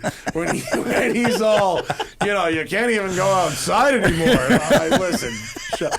And then when he retired finally and we built this and moved over here, I had to find a new dentist. So, of course, I looked, where would I look? Hannah's dentist. So I started going to Hannah, which is my dentist retired because he was 75. Hannah's dentist is a new dentist in Santa Monica. And I went for the first time, and they're all, how often do you go to the dentist? And I'm like, every 6 months or whatever, 3-4 months, whatever it was. And they go, huh. I go, what the fuck? What are you talking about? And they go, oh, wait, was your dentist old? And I go, Yeah, he just retired like 6 months ago because he was like 75, and they're like, oh boy. One of the OG. Homie was fucking doing dentistry like he learned to do in fucking... In the Civil War. Yeah. Right, yeah. One Yeah, it's like having you do a shot of whiskey and bite on the leather strap. Molars fix themselves. Good Lord. Yeah, you don't have to concern yourselves with back teeth. They clean themselves. Yeah. Turns out we had some catching up to do. Just take them out, man. Well, then, you know, made of like wood. from the dentist's office to here in 1,000 episodes. Yeah, so right. well done. How does it feel like 1,000 episodes? Like at this point, did you think it would get this far? Did you think it would get Never even this thought that far ahead. Yeah. No, seriously, like 1,000's like impressive. And I remember when you like came up with the name Smoking Tire back in, it was before you That moved was to LA. 09. Yeah, 09, yeah. You moved, it took a long time to come up with that I can't name. believe it's crazy. Do you remember what the other candidates were? The leading candidate was it was like I think it was called Drivers Anonymous, and it was like alcoholic. You know, I'd started. Yeah. Hi, I'm Matt, and I'm a driver. It was like it was so pretentious. Great hook, kid. Great hook. You know what I mean? Pretentious. It's going to look great on a T-shirt. It's going to look good on a coffee mug. Yeah. You really thought about it a lot. I remember in those times you're like, I gotta do something. And I was like, it took months to come up with that name. That was not. I have pages and pages in my very first red notebook of terrible names that were. It was a good name. I remember hearing it, I was like, fuck, it's good. Drivers Anonymous. Drivers Anonymous was right there, though. Yeah, it was right there. Do you remember what was the top three? No, but I could dig out I absolutely have the notebook. Yeah, do you keep all your notebooks? I was asking that earlier. You have every single one of them. Yeah, I've gone through. Hannah just did this because I have 3 pages left of this notebook, and so I was trying to decide what my next notebook is going to be. It's a big deal. It's about 18 months a notebook. Okay, every page, both sides. Moleskin or what? What do you got? No, look at this one. That's this is stone, Karst right? stone. Feel this. This is stone paper. Ooh. Feel how heavy that is? The paper's made of. I have to put the mic down. You got to open the thing. Listen, I might have an ulterior motive. Crushed recycled stone. Oh, nice. So here, take this pen and write a little bit on it. I knew I was here for a reason to pass things. It's to quite. JF. Listen, I've passed many tools in my day. The friction. I'm not above it. It's good. It's good. I don't want to fuck up your book. It's okay. Just You it's wanna all right. use the You can table? just write. I mean, It's there's a table. it's very luxurious to write on, but the ink takes a long time to dry on that type of paper. So if you close the book quickly, it bleeds. So I think I might go. Anyway, point being, huh? bleeds? Yeah. Thanks. Thank you. It's like a project car. Thanks for that smooth. No, that's a good book. That's a really good book. It is, but we're gonna go. We were looking for Moleskin. my newest book, and I found that from the beginning, I have 9 filled notebooks. Oh, I thought there'd be more than that. No, it So takes a long. have you it took- lost? used to take Have you longer ever to go lost through. a book?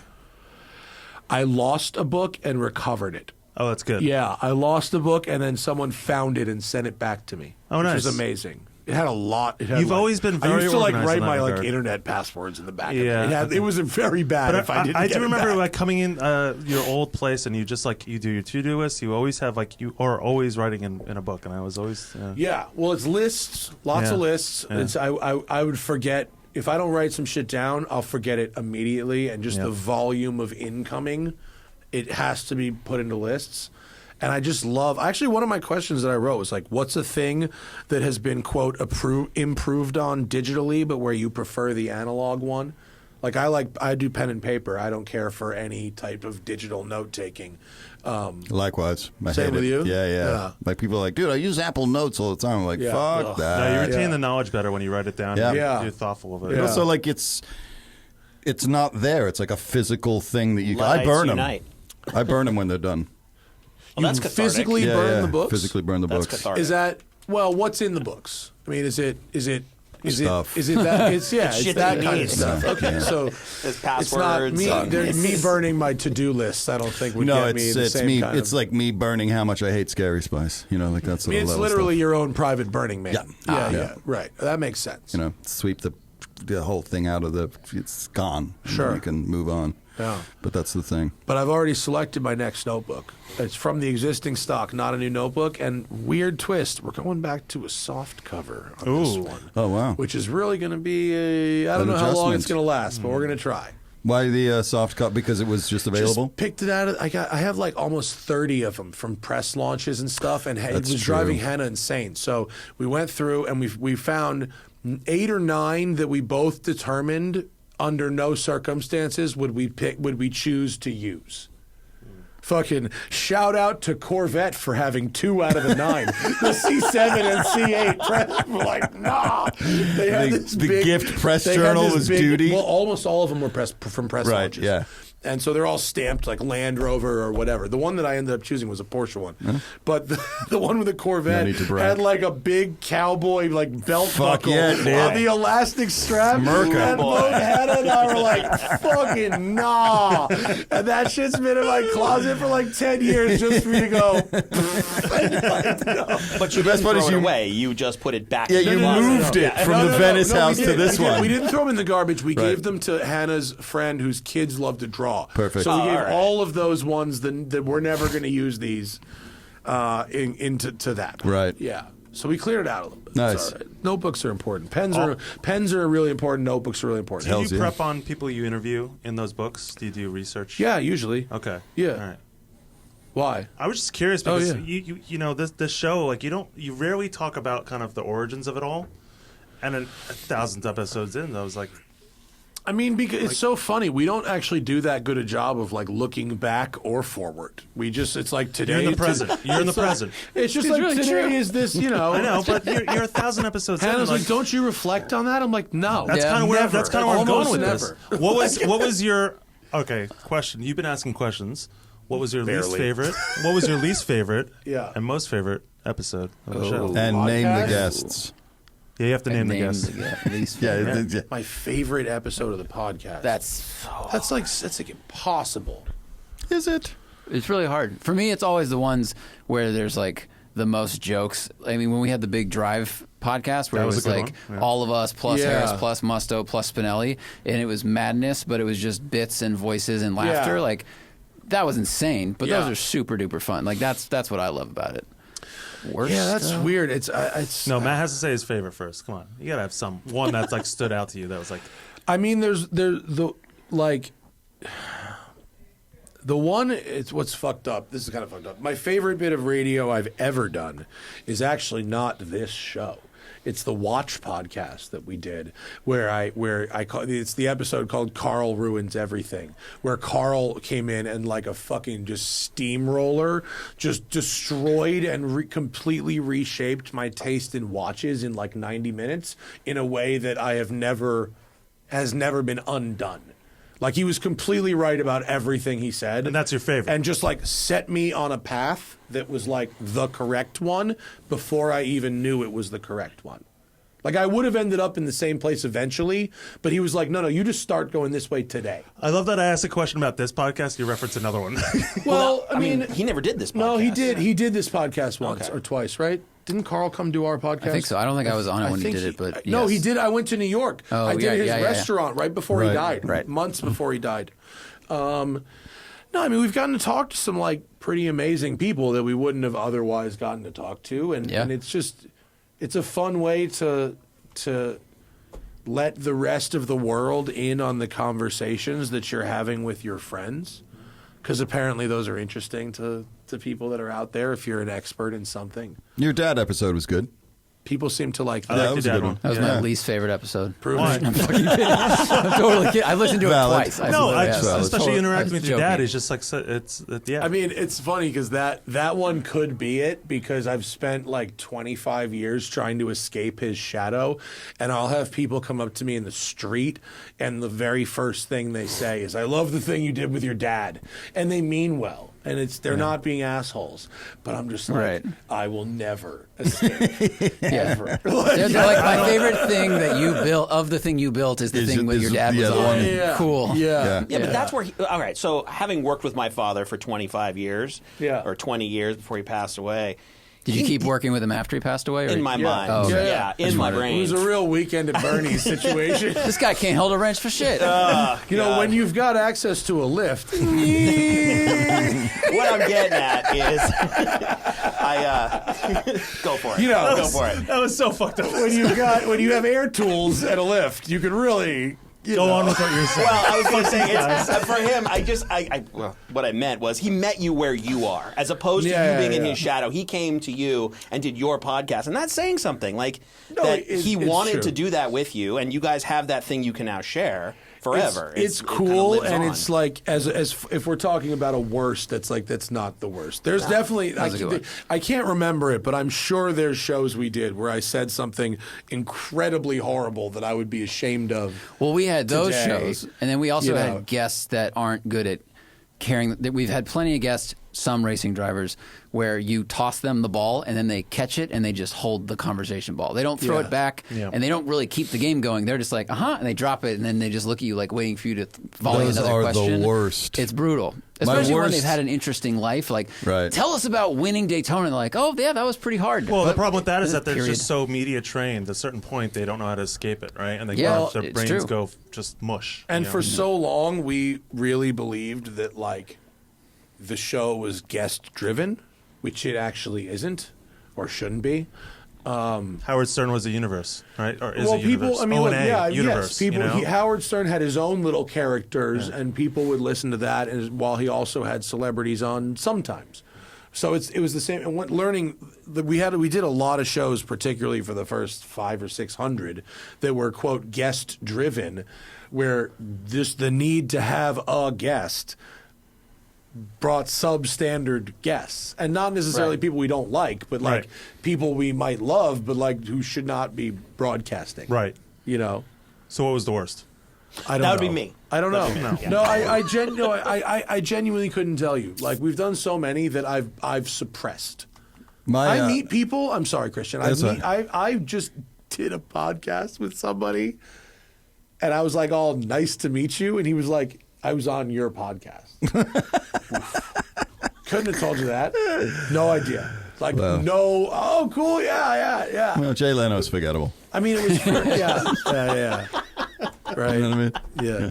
My worst radio interview was John Doe from X live at the Knott's Berry Farm opening party for some fucking new ride that they'd invented, and John Doe could name you 7 million other places he would have rather been than at Knott's Berry Farm at the opening of like the parachute ride. And I just sat there asking him questions and getting, no. For 10 minutes of that. And like Dave Letterman describes it as the room starts to fill up with saliva. That's what it felt like. That's awesome. Yeah. And then the lead singer of Filter telling me to go fuck myself because I brought up Nine Inch Nails. That was a good one. But when that's the thing with the music world is you get assholes who will just tell you how it is, whereas I don't think that you guys necessarily have dealt with assholes who'll just be like, if you're coming here to do a thing. Right. Yeah, if you're getting shoved into a radio station. Yeah, no. We've never had someone come into our studio and then just destroy us. I think we're lucky in that regard. No, there's no marketing team that can usher them in here without us also clearing them. Yeah. Yeah, no, this was like forced upon me and them. You know what I mean? It's like never No one good. wants to be in that room. Nobody. No one wants to be in that Listen, room. buddy, neither of us want this. Yeah. Okay? No, Just get through this together. The Richard Patrick one, I was on stage in front of like 8,000 people, and he walks over, and I was like, all right, you got to find common ground with your guest, right? Like immediately break it down, and you got to do that very quickly, especially in front of an audience. So I was like, hey, man, I saw you play with Nine Inch Nails in like 91 or whenever it was at the Academy in New York or the Ritz in New York. And he looks at me and he goes, yeah, I'm tired of giving that fucking asshole free press. We're done here. And I was like, ladies and gentlemen, Richard Patrick of Filter, interview over. One question, one answer, nothing. No, that was it. And he walked off stage, and I'm just standing there in front of 8,000 people, like that filling up with spit was up to the neck. You know what I mean? I want to throw it, Jeff. Who is your least favorite OEM to film for? Oh, you really put me on the spot there. You want me to throw people under you're the like, bus? who is your least favorite Let's guest? go. Tell. Just want to name ones that are out of business right now. You don't have to answer this question. I'm just showing you what it's like. Fisker. Let's pick a safe bet. Sob. Yeah. They were nothing like airplanes. What's so bad about that question is that those companies may be out. The of PR business, people but the still work people on are it. still working I don't on want you to answer it. Yeah. I'm just telling you how it feels, what you're asking. Hey, guys, what was your least favorite show? No, name the person. Tell them to go fuck themselves. We want names. Genuinely, like the question came from you guys have done so much and just trying to understand like your path here and understanding what you enjoyed about it. Like you've done a lot. I was figuring you're going to bring up your father's episode. Like that was. I mean, like that was really good. Let's talk more about your dad. Yes, it is. Now he's good, better and than you and greater and accomplished more with his life. Absolutely. But over to you now. You know what I'm saying? What do you got? What's great? Christian, is pull up. It's great. I'm sick of giving that guy It's free great press. because like he managed, he managed like 50,000 people and made like tens of millions of dollars. Tiffany. You have a pot. You've really talked a lot. You've really. So you talked a lot and divided drive into cars. a great many segments. So much talking. For a very long You've time. done 1,000 of these, whereas your dad has. I mean, look, my dad is. What's awesome about him is he's a genius, but it's hard to describe that to people. But when they hear him talk, it's like, oh, of course he is. I can hear it in how he talks. He's a genius. So it's nice that people like get to understand that. And he's also like a good person. So that helps too. Yeah. And he has good practical advice, and he's managed a lot of people, and he managed to keep a very level head about himself while doing very high pressure things, which is hard. It's very hard to do that. So I'm glad people get to see it and appreciate it and go, holy shit, that's not a fluke. That guy, he deserves something. I don't, but he does. But me sitting down and talking to my dad about things for an hour and a half is not unusual to me. So I'm glad everyone appreciated it, but it's not like doing that was some kind of special moment because we do that shit all the time just without SM7Bs. Right, but it is a more formal setting in which you can ask questions, more pointed questions. And maybe questions... Yes. All right. This is my exit. The Wrangler is booting people. I want all three of you gone, and I want Vin and Ron. I want Vin and Ron. We love you guys. Thank you, JF. Anytime. We have 2 more hours of Need this. some waters or something in here? No, I'm okay. Thank you. Actually, can you bring get a some more couple for waters. them? Vin and Ron. Sorry to keep you guys waiting. It's all good. 1 and 1. Great to see you. What up? What up? Great to What see you. up? Welcome. Sit down. buddy? Get comfortable. Hi. Matt, I'm sorry, you said water? Yeah, we need some waters, please. Cold waters? Yeah. Cold water would be a delight. Thank you. I am feeling so bolstered. Thanks. Are you feeling comfy? Want to put this in a race car? The mic will meet you where you need it to be. You don't need headphones. No? Christian was just lecturing us on audio quality, so that's why we have the headphones out. He does that, though. You know what? What's going on? This is a great segue because I was panicking because I wanted to go to the bathroom first. Party mic. Hang on. Okay. Is you what? I was panicking because I wanted to go to the potty first, and I think if I had a 8-hour podcast-a-thon, I would be embarrassed of how many times I have to go pee. Oh no, we're just doing it. I was going to say maybe that's why the chair's backwards because he's got like a NASA type setup. Just a Gatorade. Imagine a little catheter. Yeah. Guys, every 15 minutes, you're going to hear a. Matt's like, I've just been pissing my pants this whole time. No, you know what? I put a lot of pressure on us to do this right and whatever, but at the same time, in order to enjoy it, bodily functions can need to be able to happen. We can't put that much pressure. Thank you guys so much for coming, though. No, thanks for having us. This is awesome. It's awesome to be here. Thank you. You guys are fucking doing it. I love this little yellow Evo you got. That's a good fucking time. Yeah, it's really fun. Is it? Yeah. Thank you, Hannah. Oh, my Do you have anything to say? I can turn the party mic back on. Are you okay? No, I have no more announcements at this time. Okay, thanks. Is everybody having fun outside? Oh my God. Oh, they are. They are. Nice little time. Second.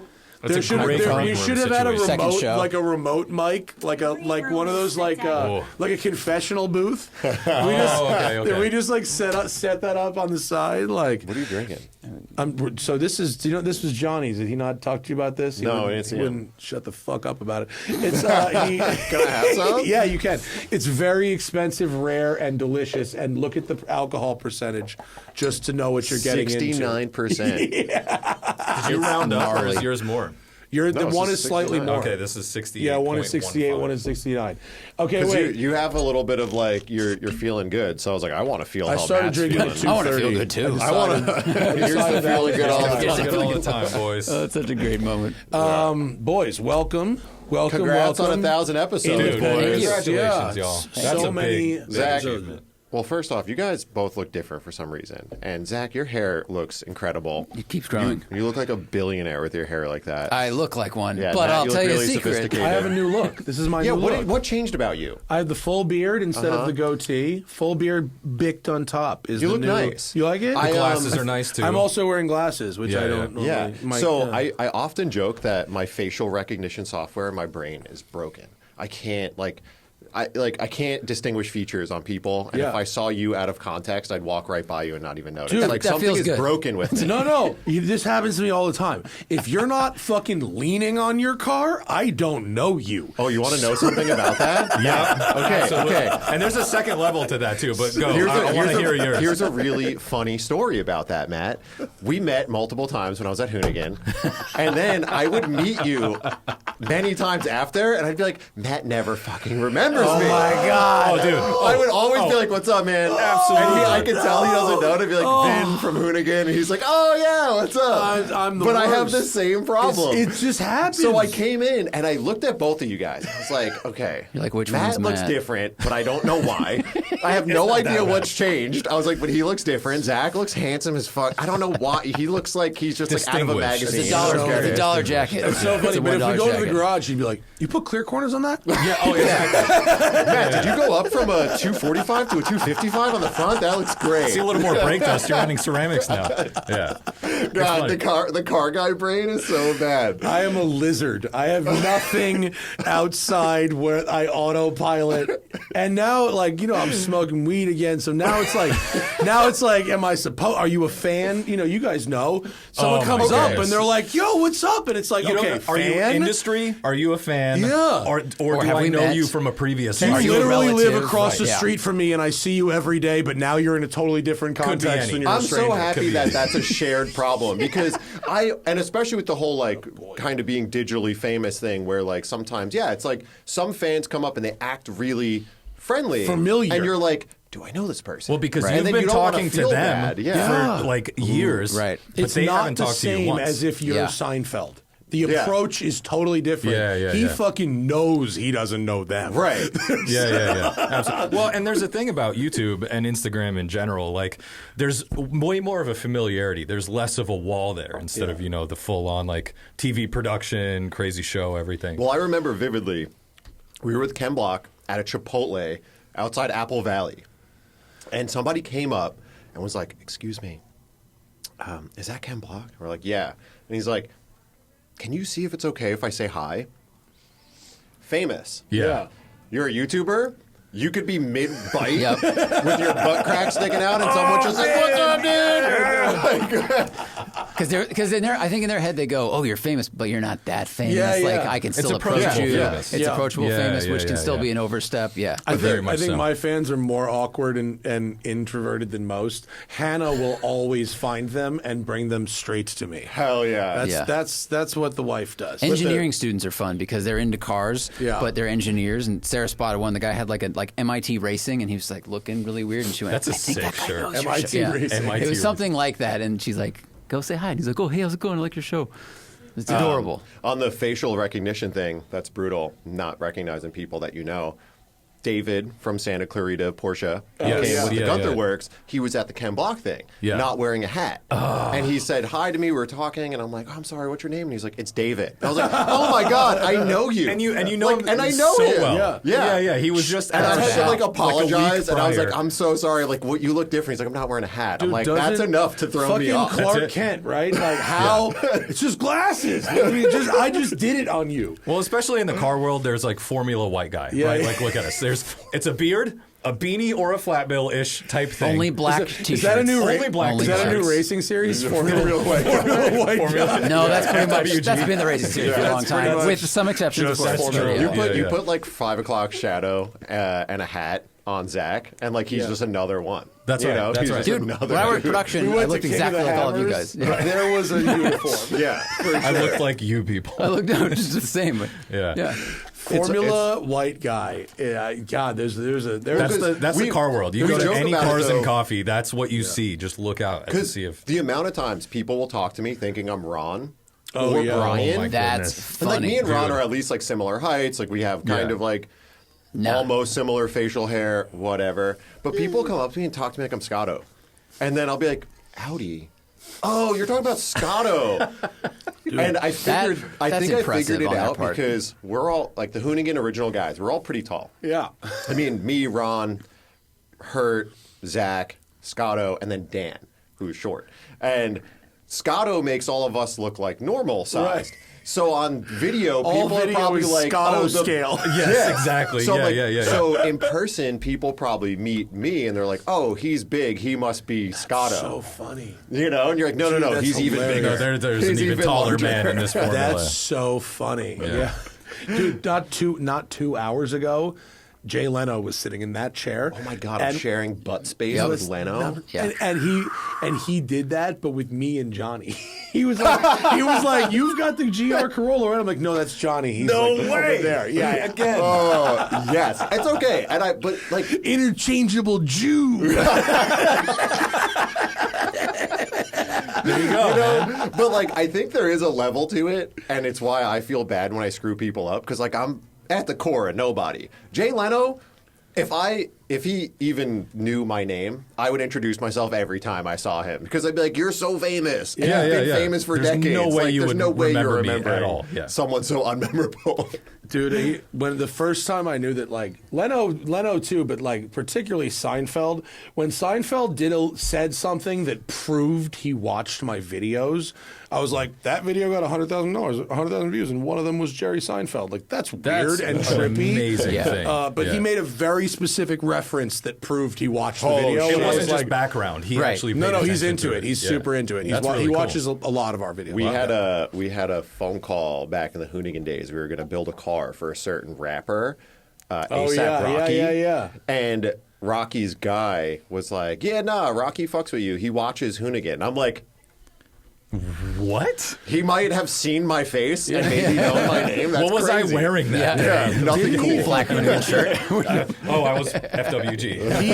Didn't they do that E30 giveaway? Was that A$AP Rocky? The E30 that was like some street artist like did. Oh, art yeah. carded? He got kind of hammered because it was an E30 M3 that they did like something Well, really... he bought it from Zuckerman. Oh, It no was, way. Yeah, it was a sport Evo with like 8,000 miles on it. They paid Zuckerman like all the money. And did they wrap it like something gross or whatever? Painted it.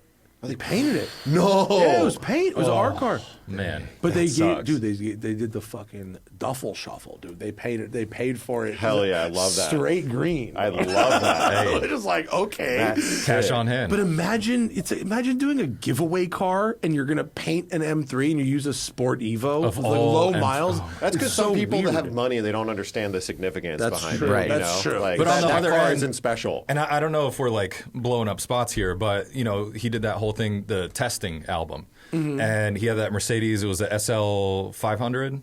I don't know. It was like an older SL.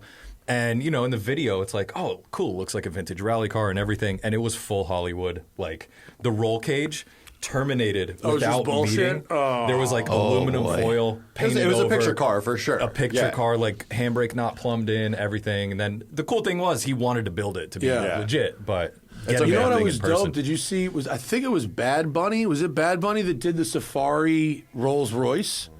Oh, no, I haven't seen that. Can you I saw look for Whistle it? and Diesel did one. I'm pretty sure it was Bad Bunny's Safari Rolls Royce. It was a Corniche convertible Safari. Damn. It was pretty. That's kinda slick. sick. It was pretty slick. I was definitely This about is it. Is that it? Yeah, hang on. It is sick, right? Yeah, take our Instagram page off of there because we Yes. we haven't posted I in a mean, while. I mean, tell me that's fire. not. It's basically Is the. that real? Why Yeah, do the it's photos real. look like a render? It's I don't know, but it is real. I've seen it. It's like the Thomas Kinda Crown sick. Affair Mustang, but done to a Rolls Royce. Wow. Lifted flares, roll hoop with those smiley face fog light Car covers. builds Yeah, have the just KC gotten out highlights. of hand. Isn't that Yeah. dope though? It is. That's really sick. It's awesome. But like if you like, I'm not kidding you. if you showed me that picture, I would just be like, oh, AI. Right. Like, this just looks like a fake situation. Yeah. That's in Santa Monica, by the way, and that's parked on a sidewalk. Yeah. Everything about that photo could be fake. Just 100%. But even if it wasn't, these days, like the amount of builds that are happening and the level of builds these days, like that's like, all right, cool. So anyway, yesterday I was... Yeah, no, it's sick, but it's not that crazy. Like, Right. it's totally doable. But that's a sedan chopped into a convertible, lifted on safari-style wheels with fender flares. And I just think it looks fabulous, honestly. It really does. I'm 100% down for what they're doing. It's in Jewish racing gold, so it's ready to go. Perfect. Sand. I'm telling you, my next car, it's got to be that. Jewish racing gold? It's got to be JRG. Okay. As a current owner...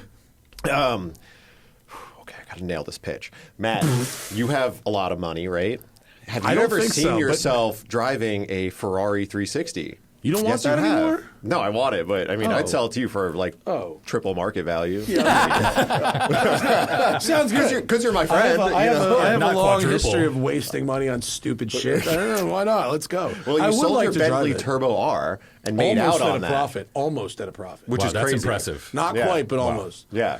That I strongly recommend. Yeah, I feel like that if car I would had get you into remembered this- generational debt. Oh, yeah. If I had remembered this photo, I easily could have dropped another 50 into that Turbo R and been fucking. Imagine you made this. I could have been riding so dirty. Oh my Could be God. boys with Bad Bunny. Yeah. This thing is really cool, though. It's amazing. I love it. I give anyone props for building a Rolls Royce, because when we did that one at Hoonigan, it was like incredibly difficult to do every single Anything. made it so the hard. lug nuts on one side are reverse. Reverse. Had no idea. Why would you do that? Why would you do that? It had That only had one way, mate. The guy that did that worked on Spitfires like 2 weeks prior. So he's like, all right, well, that's how we did it. So wait, on those, one so. side of the car, it was like righty-tighty, and the other side of the car was lefty-tighty? Yeah. That's insane. Yeah, It's forward on, backward It took off. us many hours of figuring that out to get the wheels off. It also had like portal axles, like a Defender or something. did, like yeah. it was like ridiculous. I don't get it. Because why not? Because why not make it more had complicated? a drive shaft Guibo that was made out of like horse stirrup. Like it was like because that's what they had left over in the back of the shed. Instead of like multi-layer steel, it was like Oh my multi-layer leather with a holster. Like what the fuck? Like MLL gasket. Like, yeah. I love structural leather. That's my favorite. Honestly, it's the when most they do rich that way. shit, you're like, yeah. No, it's the most rich way to get rid of NVH. Poor people have like rubber mounts. Rich people use a leather motor An mount. animal had to sacrifice its life for my comfort. Yeah. I made a motor mount and then I had dinner. Every piece of the animal gets used. 12 cows in the interior, 1 cow in the engine bay. I drove And a a piece couple of one months on the dare ago. plate. I reviewed the Pagani Utopia, which is a car that they are selling this year that has exterior leather elements. The clamshells, front and rear, are notched down with leather straps. Oh, that's cool. Can you pull up what this looks like? You get a series of leather straps because it's considered a wear item. And let's see, where's a photo when you can see it? It's broadside. Look for a broadside if we can see it. Whatever. It holds down the front and rear clamshells. That's cool. You can figure I kinda out like that. There you go.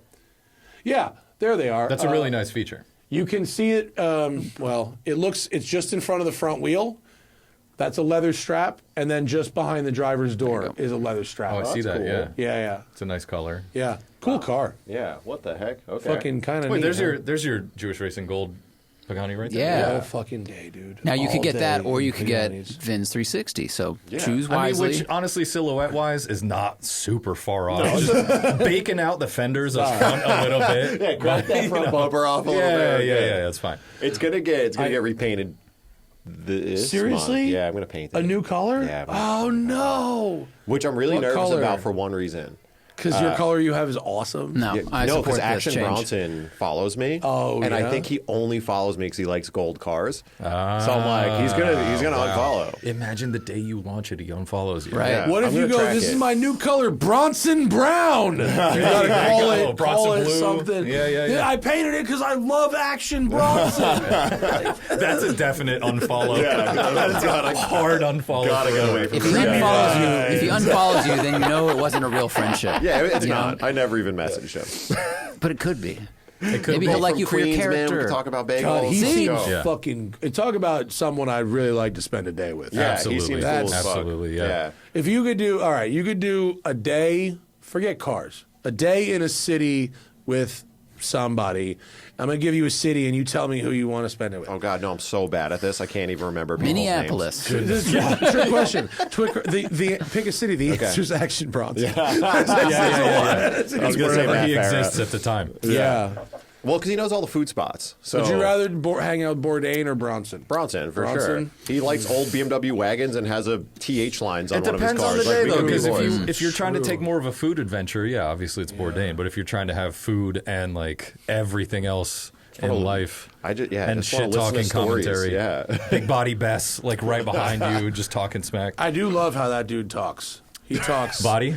No, Action Bronson. Action Oh, I was Bronson. gonna Yeah, say yeah. Body talks like every construction worker in New York. Right, that's exactly Dude, the it. thing about New York is like every blue collar worker in New York is just a fucking broadcaster that doesn't have an opportunity yet, dude. That's so true. Fucking Honestly, you have a treasure trove. Yeah, Yeah, in Boston yeah. too. Find a fucking bricklayer on the Lower East Side, The accent dude. is kind of a barrier of entry. No, forget Boston. Philly. Philly, Philly's yes. like Oh, yeah. Boston, Oh, yeah. but I actually want to hear you talk. Yeah. Are you garbage? Shout out to him. They're from Philly. But the action thing, his delivery, his cadence, everything is so good. It's the best. There's a dedicated Ooh, Instagram happy 420. account. Happy 420. There's a dedicated Instagram account to accidental Action Bronsonisms. And they catch people that say like Guatemalan green in the drop top, whatever, and it's like, oh shit, that's a Bronsonism. Yeah.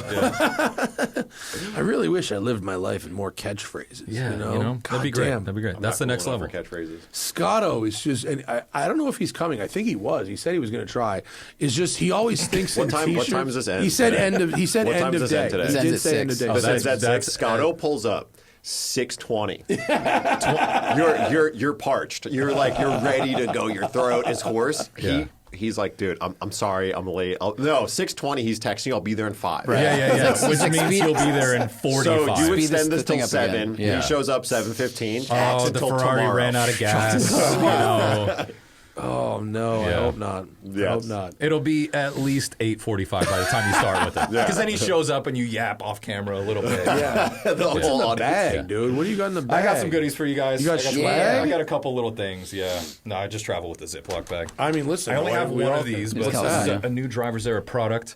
Because we're idiots and we make products for Oh, ourselves. cool! It's a Sharpie and a bunch of stickers for your windshield that tell you when you last serviced your shit. Exactly. Well, because when you The have too vinyl many flings. project cars, Yeah. it's so hard to keep track of stuff. Yeah. 100%. Like, And you don't have. And when you work on your own car, you don't have the sticker, so you're just No. gonna Ooh, forget. are these? Never what's get it the called? sticker. Nice. 43 yeah, Institute 43. pins. Cool. Yeah, I'm working with Ken's With family Lean? still on a couple Yeah. things. We got actually awesome. next Sunday, They're fun times. April 6th, we have the 3-day celebration at the Peterson Yep. Museum. If you guys want to show up, I'm going to be in Charlotte, but thank I'm you. gonna come on the 6th, I think. Yeah. like Yeah. the Yep, Sunday. on Sunday. Are you I'm going to gonna bring come out after the we land. E46? What? Bring the E46 out? If I fix it tomorrow, yeah. I knew that line was coming. Well, it's So yes. So yes. Okay, all right, I know. good, I was good. gone for a week, so that extended the saga. But Okay. man, just hose fittings suck.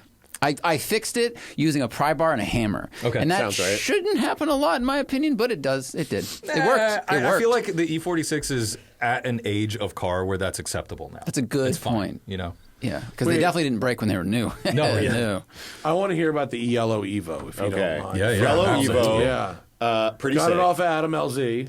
So actually, I was No? going to buy that car before Adam did. Oh. So our friend Andrea, who I know from Pennzoil, brought this car in from Croatia, which was kind of crazy. So it was left-hand drive converted in Croatia, fully restored on the underside. So like they took everything off the bottom, They stripped it down to bare metal. They repainted the bottom. They repowder coated all the metal chassis components. They put all new bushings on it. Like, incredible. The thing looks like OEM and it looks brand new.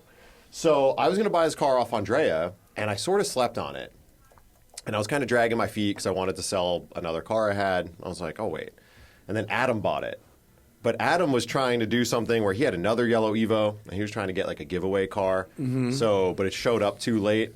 So he had to give away his other yellow Evo. Oh, okay. And he didn't like that it was, if you go down and post I love that you almost clicked on the yellow E36, which is a great story. Look, I'm moving quick, man. So, so he doesn't like that it's left-hand drive, but it was a big selling point for me because I don't really want a right-hand drive car in the United States. Yeah. So I picked this thing up. We flew down to Florida. Does it look factory left-hand drive? Like, could you tell if you were looking at it that it was converted, or does it look legit? The only thing I think you'd be able to tell if you could read Japanese is the passenger side door still has the sticker. That would be on the driver's side door. Oh, well, that's but other than that's that, nothing. That's not what I meant. No, that's like, bullshit. Just Yeah, visual inspection, it looks completely factory. They This is swapped so everything. sick. Like, you know, even the like the gas popper and the trunk poppers now on the left side. Like, so it feels super OEM because we did a left-hand drive swap on a Ute, a Holden Ute at Hoonigan. Oh my god! But we left-hand drive swapped it, but like the hood pop was still on the right side, the gas door pop was still on the right Dude, side. you know, Like, there's a lot of little things. Mini and like Aston Martin do that. They leave the hood popper on the right No side. way. Oh, yeah, they don't give they're a like, fuck. oh, good luck, bud. way. They do not give a fuck. Because they just go, it's charming. So it's over on that side. It's British. Yeah. We're not lazy. So the car's fun because I've had a lot of CT9A Evos, Evo 9s. Ron has an Evo 9 as well. And this car is like that, but just a little bit smaller. So it's a little lighter, feels nimble. Like nothing steors like an Evo.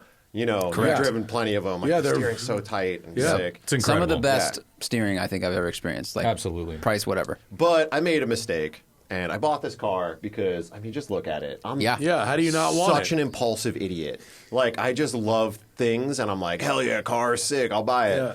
So I bought it. But really, I want a front-engine rear-drive car. So this car doesn't really serve any purpose for me other than it being cool. Well, your justification at first was, I need something with the turbo. All the stuff I have doesn't have turbos. I'm like, oh, okay, 3RS, a Ferrari 360. Oh, boo-hoo, you don't have a turbo car. Yeah, But when he had a turbo car. car, he would have fucking killed for the shit he's got right Didn't now. you sell a turbo car like absolutely. a year ago or less? Like your S14?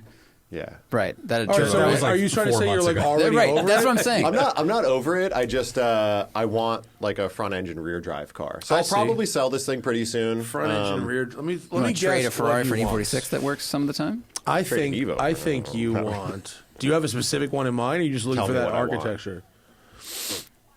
I think you either want like a Viper, which could be interesting, or I don't want to say like a Supra or something like that. I had a Mark IV Supra. I know you did. I It know only that's the lasted thing. for like 6 months. You've already had a bunch of the stuff that I Yeah. would guess that you would want. And I think I started don't- realizing that like people get really bummed when I get rid of cars.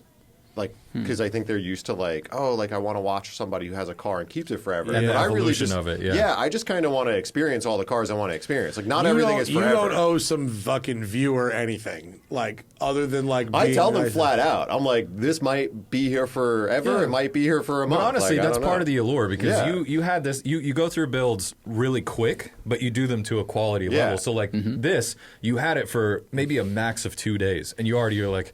That wheel and tire setup, horrible. You didn't even post it. No, You're like, no. okay, so you got the ad vans on Yeah. there, and like you build quickly and you rotate quickly, Yeah. and that's super interesting. So it's taken me. I'm doing like 3 mods to my Taycan.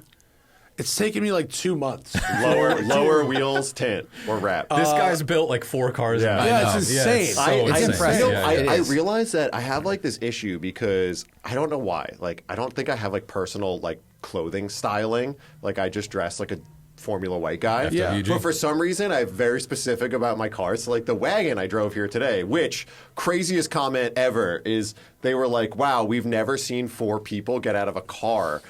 Like one car in recent days. Because me, Ron, points. Amy, and You guys Laura always drove roll it. the train. And Larry Yeah. Chen's in there, and he was saying, "Oh, I don't know, maybe that's a LA thing." I'm like, "No, that's an income level thing," because a lot of the people here, they're doing quite well. Yeah. at that level, you don't see 4 people getting out of one vehicle. Four up is true. You If you're don't in college, see we a also lot of- live and you're in 2 blocks from each other. That's another. we're like, it's more that though. I think in this crowd, it's more like people aren't coming together to places. Yeah, we'll yeah, still yeah. carpool places because we live like zero inconvenient to go pick each other up. Plus, you don't know what traffic's doing, and you had an AC. I actually, because we going. have the shop together, I think it's hilarious that we oftentimes drive separately there. Yeah. To be there at the same time and leave at the same time. We're driving our V8 trucks. We're like, why? Your carbon footprint is awful for that. Oh, it's terrible. It's terrible. Yeah. It's so dumb. But yeah, like I like speed run mods because I'm like, I feel like embarrassed to drive a car if it looks like a certain way. I I'm like, I understand. have to do it. Like I Yeah, got yeah. that wagon and it had black Sparco wheels on it, stock height. And I was like, can't do this. Yeah. Has to change right away. Well, and there's a solid argument that if you're going to modify a car, you should do it as soon as possible to get maximum enjoyment out of it. Oh, see, because I was going to say, you have to spend money on car parts, right? So for me, I have to do it while I'm fucking hyped. Like, you know, like when you first get the car, you're like, I'll do anything. I'll like, new turbo, like I'll buy it right now. And then after you like have it for a little bit, you're like, I don't know, do I really need to waste money on this stupid thing? You got to keep the momentum going. That makes a lot of sense. With the Taycan specifically, I had my vision immediately. The day I bought the car, I knew what the finished car was going to be. And because it's an electric car, I can only do some like little cosmetic bullshit. Which is all that needs. There's not much I can do. And who cares? But from idea to like your parts are ready to being installed is like months. It's crazy. Well, I think YouTube and like media definitely pushes it forward, and I want to actually It rewards it a lot. Yeah, I want to get away from doing any sort of car build because like I don't think it's great for like a channel. Even though I did an episode which Tony Angelo texted me about.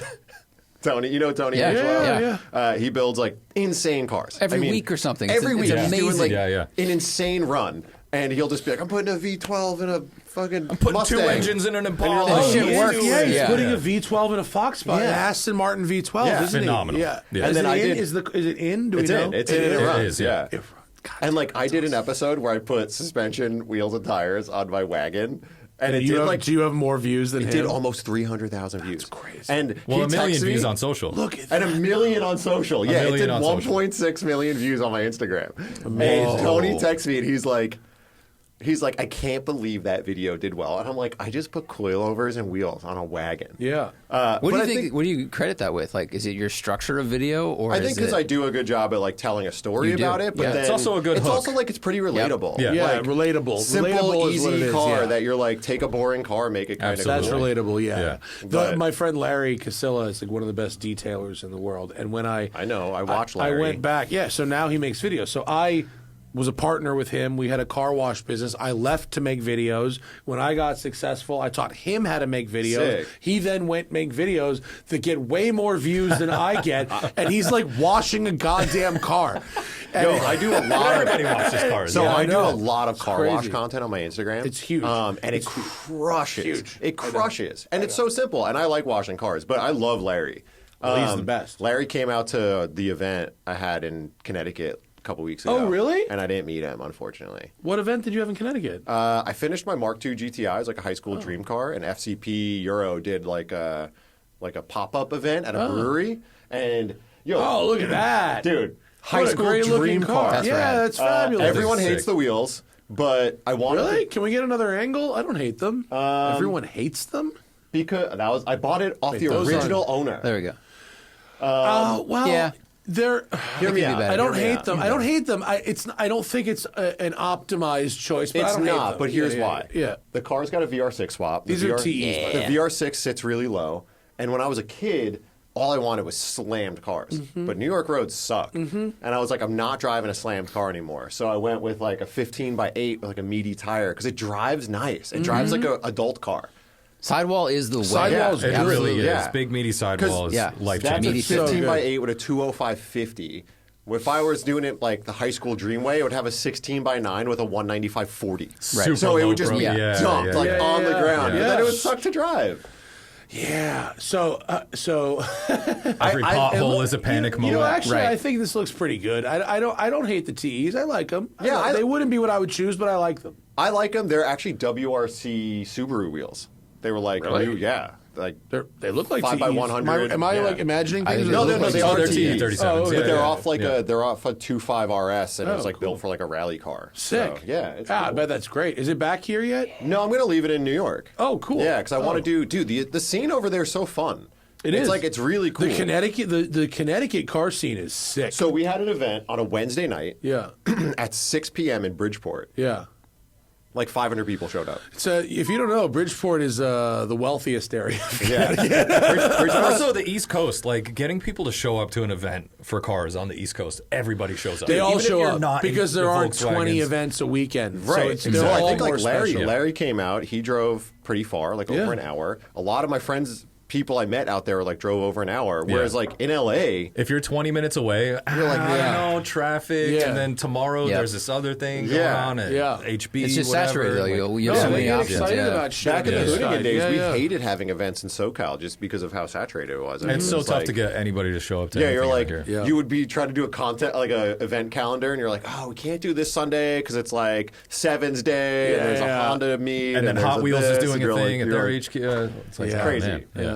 But yeah, so I love this GTI. Okay, It's so are we hanging on to the Evo or no? We don't even know I'm yet. going to sell It's the up Evo in- You eventually are? for Okay. sure, or we'll Right. do a car giveaway with it on driver's error, but maybe. But we're keeping the Ferrari. Ferrari's staying. I don't think I'll ever sell that car. All right, cool. I love that thing. Beater Ferraris are fun. Beater Ferrari's good. So sick. Yeah, I love they're that great. car. Yeah, it's like that weird thing where I don't know what I could replace it with, you know, for the dollar same for dollar. money, you couldn't replace it with something better. Yeah. And to be honest, I was never a supercar guy, never really cared about like Ferraris or anything, and like, Unless you driving wanted to a Ferrari swap it almost out- every day is so cool. If you wanted to swap it out to a 599 with a manual swap, that could be a lateral and slightly upward move that could be rowdy as fuck. And that I gives you do front like engine. those. 599 manuals are They're some gorgeous, nasty yeah. motherfuckers, I know. dude. V12, and the autos are dirty cheap. Yeah. Here's the problem you need to look out for: the brakes.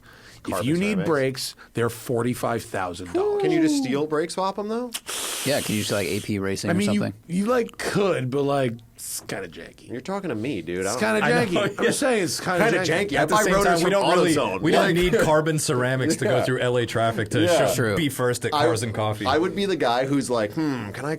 Oh yeah, you could put new Corolla rotors on the rear. Like I don't give a shit. Actually, I wonder if you could find like a wrecked CTS-V that has carbon ceramics and like bolt those up or something like Yeah, that. Because there now has carbon to be- ceramics are so much more I prolific. mean, Right. I'm sure it's possible, but back in the day, that was the thing: was the brakes, particularly the rear brakes of all things, were insanely expensive. But like The most carbon things ceramics Ferrari. are crazy. Like my friend had a E63 AMG. Those came with carbon ceramics. Oh, dude! And even the steels on E63s It's a are lot. crazy. he sold the car because he was like, I think it's going to need brakes soon, and the brakes are more expensive than the car. Yeah, E63 somehow you could buy an E63 with like medium mileage on it. yeah. For like $13,000. Dude, we just sold on Bring and Trailer an E63 that had steel brakes at 14,000 miles. Whoa.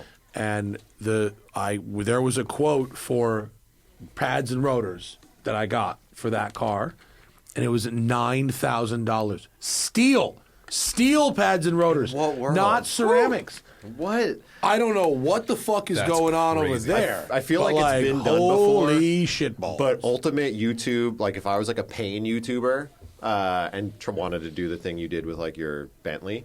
Did you say a pain? Pain YouTuber. You know, like some people like they like Where you buy a thing that's not meant it's going to for be the thing. horrible, and then it's a real nightmare, and like people watch it. The Bentley worked out great, actually. No, Bentley but I worked mean, out like, good, like yeah. aren't there like a bunch of dudes who do that? Like, Yeah, it's a thing. Yeah, but E60 M5. Oh, That yeah. is pain. Yeah. V10, Yeah. individual throttle bodies, like 8,500 RPM. You Car could get that'll them for, never like- be made again. Yeah. Like that accessible. You could Those get are an the, SMG one for like 12K. Well, there's It's a very insane. good reason. Yeah, Yeah. there's a very good reason. Those are the first cars I ever did 200 miles an hour in. When the M5 wow. and M6 came out, everybody everybody hit 200 for the first time. No way. That car would do 200 miles an hour so easily. We would all go to Ocean Parkway. We fucking hit Ocean Parkway. Everybody would go. Wow. We'd roll out like 25 of us, and we would all be doing 4 people to a car. 200 in fucking a whole bunch of V10. When those things came out, everybody had them. Sick. They all had the Eisenman headers, and the fucking thing would like rattle your brain out of your skull. They sound insane. Yeah. And I did 200 in the M5, and then I did in the M6 convertible manual. I did 200 miles an hour. 200 in a convertible. Yeah, the top up. Yeah. We did too. Me and Ron did 200 in a RS5. It was no way, not a 6. MTM RS5. It was in Germany. It was in Germany. On the Autobahn. And we have video of it somewhere. But so it must have been a 4.2 like supercharged. And it was fully built out. Right, everything. And that was shocking. Yeah, like it was scary. The car was solid, but the world starts acting different around you. Gets very like small. the way trees behave and other traffic. It's like whoa, it's a scary. The thing. speed at which your brain starts registering things. It's True triple danger. anything else because you start worrying about like what's that car doing? What's the car doing a mile from now? A mile Are they gonna from see now is me? very important. It puts it 200 into miles an perspective, hour. and I don't want to say this and like encourage people to try to go so fast on the roads, but like you think about F1 and like the speed deltas they do, they'll be like 200 to like 60 on a corner. Yeah. I remember we were on the Autobahn and we hit 300 kilometers, and I was like, oh shit! And then like a car, you see like a car straight like ahead like pull out, so you got to start slowing down.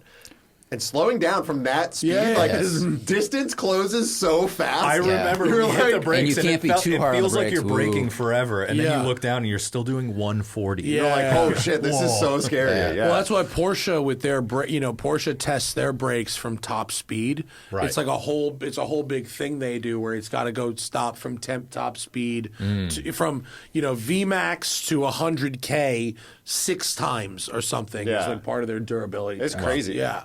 Man, the V10 M5 going 200. It's sick. Those cars were so fast. But they're so sounds cool. incredible. Yeah, they are. Oh They my were. god, it sounds They're awesome. so cheap, cheap. but they so require expensive to attention. maintain. Yes. They're so expensive But at to a certain maintain. point, it's kind of worth it because like where else can you get a V10 sedan? Nowhere. Very You can true. get that an kind of S6 Yeah. or S8 with a Gallardo engine. What? Yeah, you 2005. could. But we're Yeah. not Brian Scott, 05 so we're not going 09. to talk about And that. the driving dynamics are No, terrible. not the V10. Gallardo V10. The Gallardo V10. Whoa, really? That's Yeah. what you want. Yeah, you want that. Yeah. crap. That motor is fucking great. It is. If you're not boosting that motor, it'll last 1,000 years. It probably that has thing. like the most slushiest of automatics. It has a regular automatic. And It it's has a all-wheel drive. 6-speed automatic. And yeah. the balance is going to be a little bit weird. Yeah, and the they hang- M5 will be more The fun. S, Seven but the of S, the the cylinders are in S8 front of with the that axle. V10 in Exactly. it, though. God, when was the last time I've even seen one on the road? That Scotto- S8 They with gotta that be more V10 rare. was. They have Scotto to has be an more. S8, but He has the first gen one. S8, which yeah. those are lovely. And he bought a V10 for it, but then He? he never put it in though. What a boss Not yet. move. We'll have Not to yet. grill him on that if he ever fucking shows up. Yeah, he bought the V10, and the best thing is he bought it, and he was like, "I think it fits right in." And we like look at the engine bay of the V8, and like the last, I'm like, where does it fit? The last cylinder here is like the crash beam. But that's the crash Brian. beam Brian is like has the a cylinder text head. relationship with a guy in Norway that makes a swap kit Of course on he his own does. CNC. Yeah. And he's like, no, but Uwe did it Yeah. 4 months ago, and I can do it now. Like it's Uwe fine. It's swears it'll fit. Weekend project. He Weekend hasn't seen project. daylight in 4 months, but he's all right. He's on crazy Finnish Oh vodka. He's my fine. All right, God. you can get I There's looked a up V10 Audi swap S6s. kit? There's there's just I'm looking up cars for Vin. Auto 20,000 for on Auto Tempest. You know, Audi did a really good job at making Wow. cars with- 14. that car has a Gallardo Bro, engine and it looks $7,800. Wait, that can't. What? 07 S6 5.2. That car could not look less boring. Right. It's Like, very boring but shape. Look at that thing. It would cost you more than $7,800 to get a V10 crate motor. Oh, easily. It'll cost you this much to do like the carbon deposit thing has service a on V10 M5. in it? That has a Yeah. Gallardo Hey, motor in it. Zach, Yeah. can you send me that link? For $7,800, dude. What the heck? That's kinda crazy. But let's just take a guess Yeah, real I'm quick. excited. What does that car smell like? I mean, it is no bueno in there. I mean, over under on black ice being in there. You know. Oh my god. Yo, that's Wait, crazy. hold on. Zoom in. Wait. No, you can see it. I'm not. What are we looking at? Air freshener, black ice. Oh shit! I Did you don't call have it? black ice. I can almost guarantee No, on it's the there. front. On the front. Zoom in on the shot. windshield. The windshield. The windshield Zach. pick. That's Yes! it. It's there. And there's there's a lot of them. It's There's stacked. 60 of them. Oh, my dude, I called God. it. It's so nasty in there. I told you. Oh my God! That There's is- like 7 of them. Luxury That's the- sedan under $10,000 will have black ice. Yo, 100%. there's a Covering up fucking copious murder amounts in of that both. car. Yes. Because that car is the car that you pack 3 of your friends in and smoke cigs in with the windows cracked. Yeah, that's a lot of air fresheners. One of my car you Holy garbage questions is: have you ever stacked multiple car air fresheners? Yes. This guy has. When I went to Pebble Beach last year, the new Lincolns were on display, and the new Lincolns are just like the old Lincolns, but they have a giant curved screen across the dash. Great. And they have this new, like 10 years ago, Mercedes put the spa air in the shit. Yes. It's an air freshener built in. It's like it's like a fucking. It's like what you did in like your HVAC, your scented house. HVAC. Yeah. Straight, the scent. And so the Lincoln, like, would you like to try the new Lincoln scent, sir? And I'm looking, and I'm like, what are the scents about? And they're like, well, there's a sandalwood and a this and this. And I say, ma'am, which one would cover up blunts the best? And she goes, oh, I couldn't possibly say this one. This one would, sir. This one, this one's called the McConaughey. Which one would cover up blunts the best? It's Oh, definitely my God. this one, sir. Which one was it? Was it Black Eyes? It was fucking. No, they who the fuck can't knows? call it that. Ain't nobody buying no Lincolns, my friend. It is. Oh man, I forgot 4:45. We got 1 hour and 15 minutes of show. Dude, congrats on Wow. 1,000 I'm episodes. You're That's rallying. crazy. You're looking spry. I feel good. What Yeah. I need to do is pee.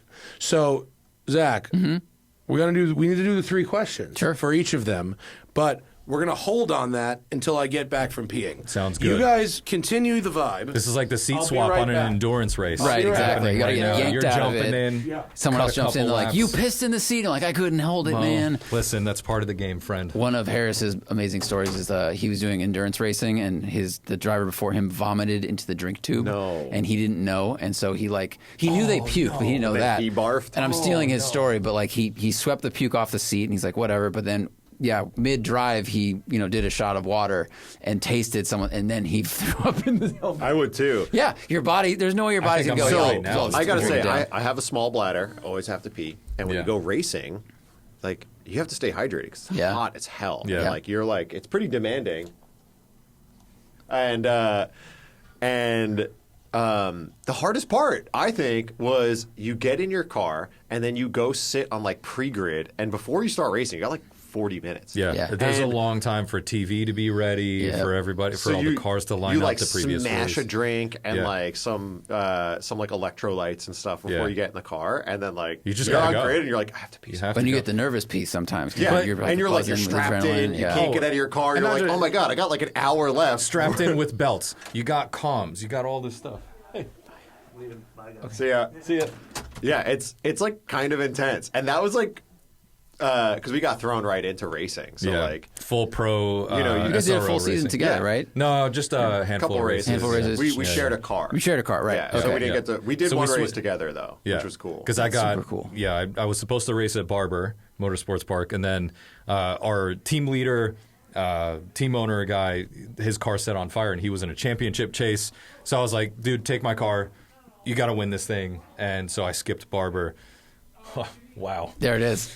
Skip Barber. Skip Barber. And then we both did Indianapolis together. Yeah. Did you do a driver change like after an hour No, or two? we got separate cars. Yeah. Oh, Yeah, sick! that You was guys got cool. to race wheel to we wheel. got to race Yeah. each other. Yeah. Yeah. Was Well, that Ron you guys got- draft with each other, like pull each other through, like working like a team, like NASCAR? Or did you fight? No, we Wait, did. what He race got are we second. talking I got third They're in one racing. race, which was cool. What racing are we talking about here? SRO. Oh, Touring right, cars. like real racing. Yeah. Oh shit. Yeah. Yeah, Is I it was just awesome? talking about how much I had to pee, Oh, and I it was nervous. Incredible. Yeah, because we were talking about pre-grid, like it's hot as fuck. You're like drinking all this water, electrolytes, everything, and then you're on pre-grid for half an hour, 40 minutes, waiting for TV, waiting for races, and you got to pee. But then you got to go battle door to door with all these other guys. Yeah. And you're like, that's Racing is so fun, but doing professional racing, like took the blinders off, and you realize that it's not for people like us; it's for like wealthy people. There was one eye-opener experience was there was a guy on the Porsche GT3 team and pulls into the pits, doesn't realize that he left the car in fourth gear. goes up on air jacks, right? They swap the tires, everything, puts it back down, smokes the clutch. Immediate $90,000 mistake. Because they had to fly another one in from somewhere else, the part, the labor, the everything. Just but like whatever. But we had a really lucky situation. Like, so we raced with Hyundai, and Hyundai had like a kind of handshake deal with us where they were like, we will cover any damages to your car as long as it's not negligence. Yeah. And we were like, okay, cool. And like, we're pretty responsible. Like, we're good drivers. We're very aware we're going to be good. Like, no problem. So that was cool. But there was a kid on our team who, my first race was at Road America, super fast, super scary. And it was wet, but you were still on slicks. Yeah. So you weren't on rain. Just it was just damp. Just no interest, right? Road America damp is a big I yikes. was so scared. I wanted to like cry the whole cake? time. Oh my So doing the cake. I had a snow delay there once. Oh god. So this kid on my team during practice goes a little too hard in the kink, goes off, scrubs the side of the car up against the wall. $11,000 in damage. And that they have to fix. So it's like new hubs, new wheels, new tires, suspension parts, whatever, right? And they do it. Not negligence. No. This is separate. This But is like he his was a dad full paid customer for it. driver, yeah. So customer program, they have to pay for it. The dude, Alex Phelps, out there in the rain, wrenching on the car. Hero. Just Absolute in the hero. thunderstorm, pouring. He's just sitting in a puddle. He's like, I'm already wet. He's just fixing the car. Next day, first race, an M2 spins out in front of him, and he fucking T-bones it. Totals right off the car. You guys were like 5 laps in. Yeah. We did 15 minutes of yellow flag. Totals the car. That guy's weekend was $100,000 in damage, and his dad like on a Hyundai. And he is it's a $100,000 Hyundai. And Jeff Ricca, the team owner, he's like, look, I helped them out, like, because I'll reuse a lot of the parts and stuff, but they have to cover the damages to the car. It was like $100,000 weekend. And the dude, from like, someone else's the spin. dude's upset, and his dad's just like, that's racing. And I'm like, imagine having $100,000 weekend. Just be like, yeah, well, you know. So that paired with like the clutch thing and the GT3 are like I can't ever go professional racing. Like, the one dude at Road America blew out a tire on his GT3 car. It ripped up the fender liner and all the sensors. $60K. You're like, imagine having a blowout. Like, you're just like, dude, I got a free seat in a GT3. And you get a blowout. You have to spend $60,000. I'd be like, But the caliber of person is so different because I was at VIR and getting ready to race. There was a whole setup. Like, everybody's in the paddock. And on race day, the trailer behind us just starts getting broken down. Everybody starts leaving. Like, cars getting loaded up, going in the trailer. We're like, dude, what's going on? We're about to race. Because one of the teams is just fully packing up. Oh, that guy? Oh, he's the owner of CrowdStrike. You know, they're having that kind of huge problem right now with Delta and everything. That was that weekend. All the airlines had a blue screen. I probably shouldn't be racing this. I can't be seen bad here. optics. I was like, oh, okay, that's who I'm sharing space with. That makes sense. So CrowdStrike, they sponsor a lot of the F1 teams. And like, speaking of bad moments, did you guys? I don't know if you guys watch it, but the first race of the season, this guy, what's his name, Doohan, he's like 17 and a half. His first race ever. I think he crashes on the formation lap in the rain. Yes, and he just stood by the side and cried, which I would do the same thing. Talk about a very expensive day with 0 laps covered. Just the absolute worst. Driving in the rain is hard. I know some people love it, but I hate it. I had to race in Mid-Ohio in the rain once. It was the scariest experience of my life. The place is a fucking ice track. What car? Yeah. This was in a Miata. It wasn't even like... It's still scary, though, because it's so scary. It's so unpredictable. I don't know. Scary. Yeah, I hate it. Are you guys doing any racing this year at all? Like, even like Champ Car or something? Part of me is going to be like, well, we're focusing on our brand, but no, it's so hard to get race deals. And what's the brand called, Ron? No, that is Driver's Era. Okay. But yeah, it's so hard to get any We kind were of really racing fortunate deal. with Hyundai because they were like willing to hook us up, but it's like, it's hard to get into professional It's a full-time racing. job just to get the seat. Yeah. You know, let alone, learn the tracks and be fast and everything. So no racing for us this year. We're focusing on the brand. Once the racing actually went down, once you're in the car and you're fucking racing, did you find that, because actually all three of us are pretty fairly close. Guys, I'm gonna give Matt some level. I'm gonna give Matt a big ups here.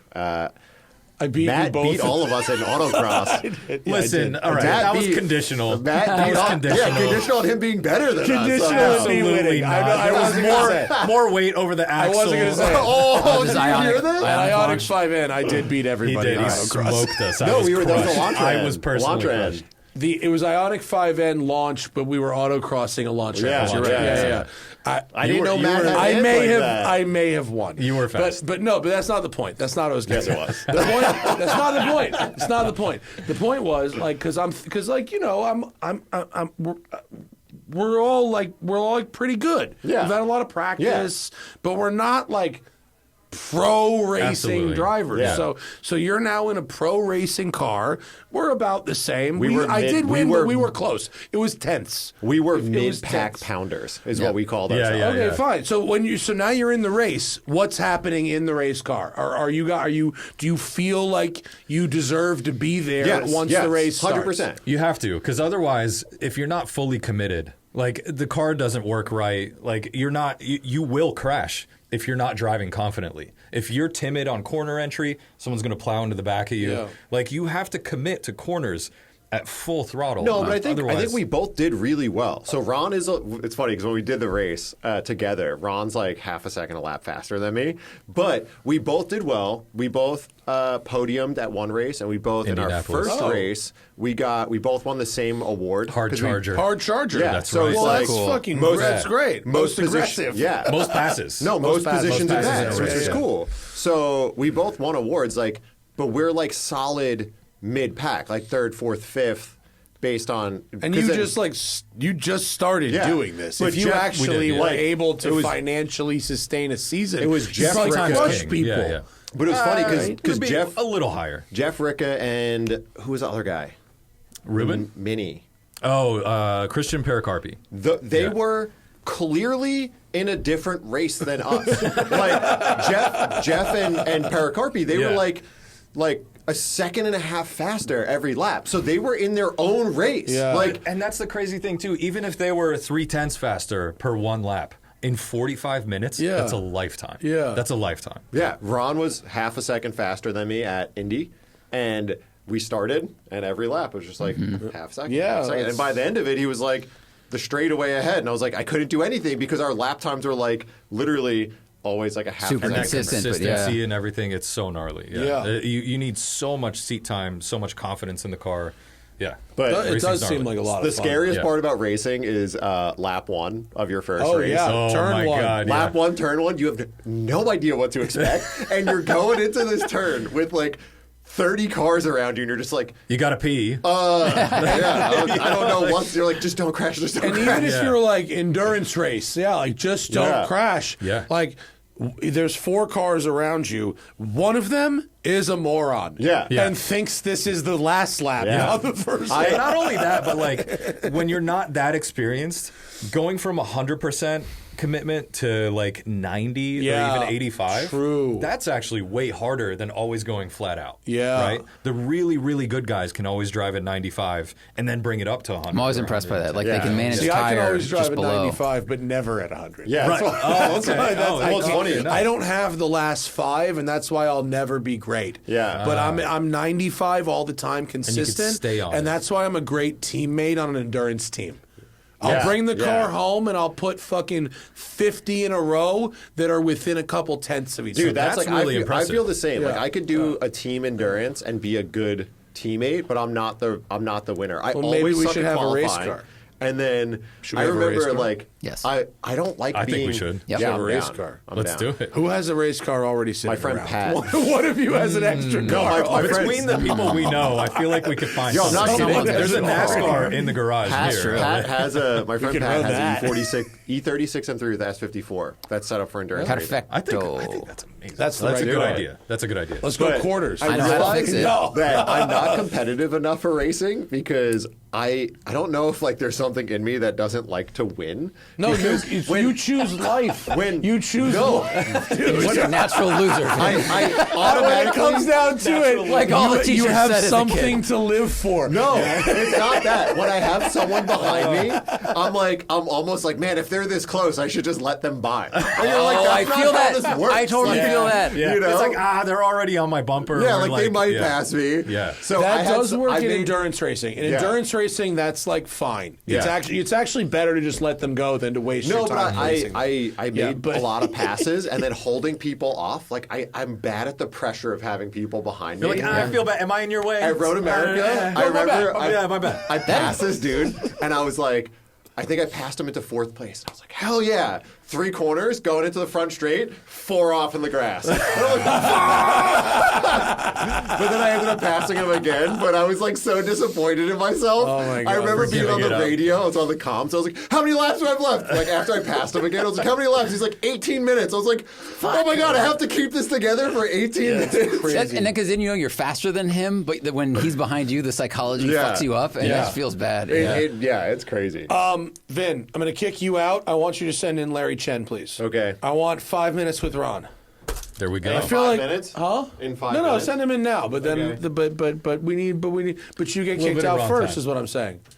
We love you. Thank you for coming. Love you, Vin. Thank you for coming. You guys are the best. We really appreciate it. Thank you for having us. It's awesome to be here. We'll be done with this. You've had your we'll be done with episode this twice, in an hour Vin. and 3 minutes. Keep drinking.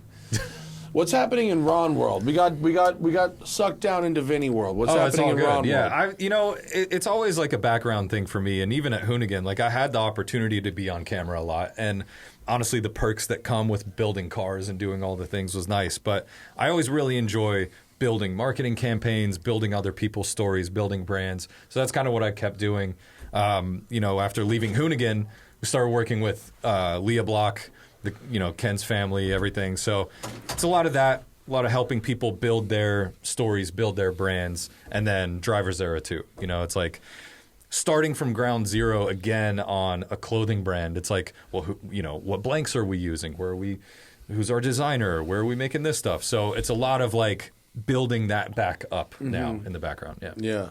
Do you like the clothing business? I do. It's a hard business. It's you really gotta hard be business. into it. Yeah. I like it. I like it now because it's never been easier to get into it. It's so unbelievably easy to get on Shopify, start a site, get a design, get fulfillment, everything. Right. But because of that, you have to be so much more creative. So now it's about story. Now it's about how cool of a brand you have versus back in the day. Your brand didn't even have to be that amazing. If you had great distribution, if you knew the right people, you could have a brand. Yeah. So it is a really interesting time for that right now. Yeah.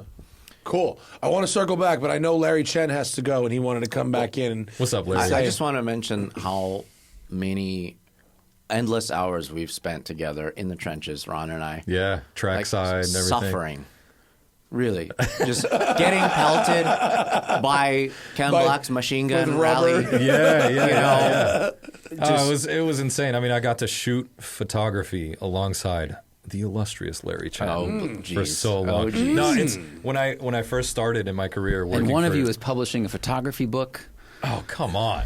I tried to publish a book a while ago. It's monetarily didn't make sense. Congrats on that, by the way. Thank you. That's amazing. But yeah, we've spent so much time together, and we always are. Like, people ask me who inspire me as photographers. It's honestly my peers. It's like Ron has this really famous photo of Ken from a helicopter in Raleigh, New Zealand. New Zealand, yeah. And he's just spitting flames, and it's just like a perfect top-down shot. I remember that photo. Yeah. It's a great photo. And I commented on Ron's picture when he posted it. I was like, "You won the year. Like you won 2015 or whatever the year was." Comment made my life. And I was like, Larry Chen. I could just picture Ken and Scotto and you guys and Matt all together in one. And like, oh, did you see what Larry said? You won 2015. Like, you won photo of the year. We weren't really looking at Instagram comments at the time. Inside, I was fangirling super hard, but we had known each other for so long before that. But the peers thing is really interesting because I love that. Like, that's what drives you. We push each other. I didn't realize you shot photos like that, Ron. I was trying to be a dick earlier, but you actually... I'll tell you right now. Yeah, that photo. That's it. Yeah. How can you compete against that? That won the year. God, is that fabulous? How cool is that? It's not even the car. Such a great shot. You like look how small the car is. No, you know what it is? It's actually the green and the treetops, I think, more than anything else that does it for the car me. kind of Jurassic Park. Yeah, it's got a fucking vibe to it, He's just pushing so hard. Was I right about the 2017? 2017. Now the funny thing about that is, no, sorry. Ken posted this. Sorry, this was Google leading us wrong. 2015. The rally was 2015. Yeah. I almost lost my life 10 minutes Did you after shoot? this. I mean, was that with a drone or what? No, I was in a Robinson R44. Get the fuck out of there! You shot that out of a helicopter? That's why. That's sick. And that was it's even sicker. That was I that didn't know pilot's that. Yeah. first time chasing rally in a helicopter. That's why I almost died. Whoa. I love doing things when it's a pilot's first time doing something. That's like mad confidence inspiring. So confident. It's my favorite. So we get in, and he's like, "All right, mate. I've been doing this for a while, but if you see a power line, and I may not be looking, say something." And I'm like, my God. Sorry. All right. What? So he's like getting super into it. I'm like, all right, yeah, he's going this way, he's going left, and he's like chasing the thing. He's like having fun as a pilot, chasing yanking and banking. Yanking and banking, and then I'm like, I look up and I see a power line, and he's not looking. He's having a good old time chasing rally cars. He's in the mist. He's in the mist, and I'm like, hey, there's a power line. He's like, oh, yep, right, mate, and then he pulls up, and we G out. I'm like, oh my God, Yeah. oh my God, life-changing experience. That's happened to me twice in Baja. Crazy. And that's why I quit after. I think you told us that story last time on the show. Yeah. Matt Johnston, I can't do it anymore. He videographer, phenomenal dude. He told me once, he's like, one of the number one ways for media guys to die is in helicopters. Yeah, of course. Super sketchy. Yeah. Jeez. What's That's the why what's drones the are next so way? popular. What's the what? What's the next way? I mean, death by snacks. I would imagine, because you're just eating Cardiac cardiac arrest. The cardiac arrest. 70 27. taquitos down, in Baja. Third, standing And not next to doing good. rally car. Yes. Yeah. Right. The thing that just to bring that up again about pushing each other, I've never pushed so hard in my life versus like shooting other things. Great, we push hard all the time, but shooting with Ken, I've never ever pushed myself physically and mentally so hard because I know I'm shooting with people that produce. Yeah. We're doing this thing that's so important. My job oftentimes when I was on the set of Gymkhana was to get that thumbnail shot. Yeah. And think about it. That's the first thing that The somebody thumbnail sees. and the poster. That's the Yeah. thing For sure. that gets people to click on this thing. For sure, yeah. And so we had meetings about it. I had meetings with Scotto about it. And he's like, okay, well, here's the moments that you may get your thumbnail shot. I'm like, okay, all right. I take it to heart, because that's the whole reason why I'm there. I could be somewhere else the entire time. If I just show up for that one thing, then it made it worth it, Yeah, absolutely. But with that said, I still try thousands of attempts to get that one shot that is iconic that will get people to click on this video. And the difference being, I always would tell people that were new to shooting Gymkhana, I was like, think about this as more of a skate video than a car video. Because he's going for this crazy thing. And like in a skate video, sometimes you only have one chance to get a shot. Because if they land that trick, that's done. Mm-hmm. No more attempts. That's the best he's going to get at that. So sometimes we would show up to a location, Pikes Peak. The first pass, not impressive at all. The second one, cars hanging off the edge of the mountain. That's it. Yep. That's the take. If you guys didn't get it, tough for you because we're moving on. Like you don't get. But I like the BTS you guys did on that stuff too, where you either Scott or someone would be talking, or maybe even Ken himself, and he'd be like, "I think I can do that deeper, better, more sideways." You can just make it look cooler. And that's judging that moment, right? Like how sketchy is it versus do we have the shot? Should we push more? Mm-hmm. Yeah. When we first started making videos in 2006, the year that YouTube launched. Yes. We started making videos 3 months after YouTube launched. It was me and Tom Morningstar.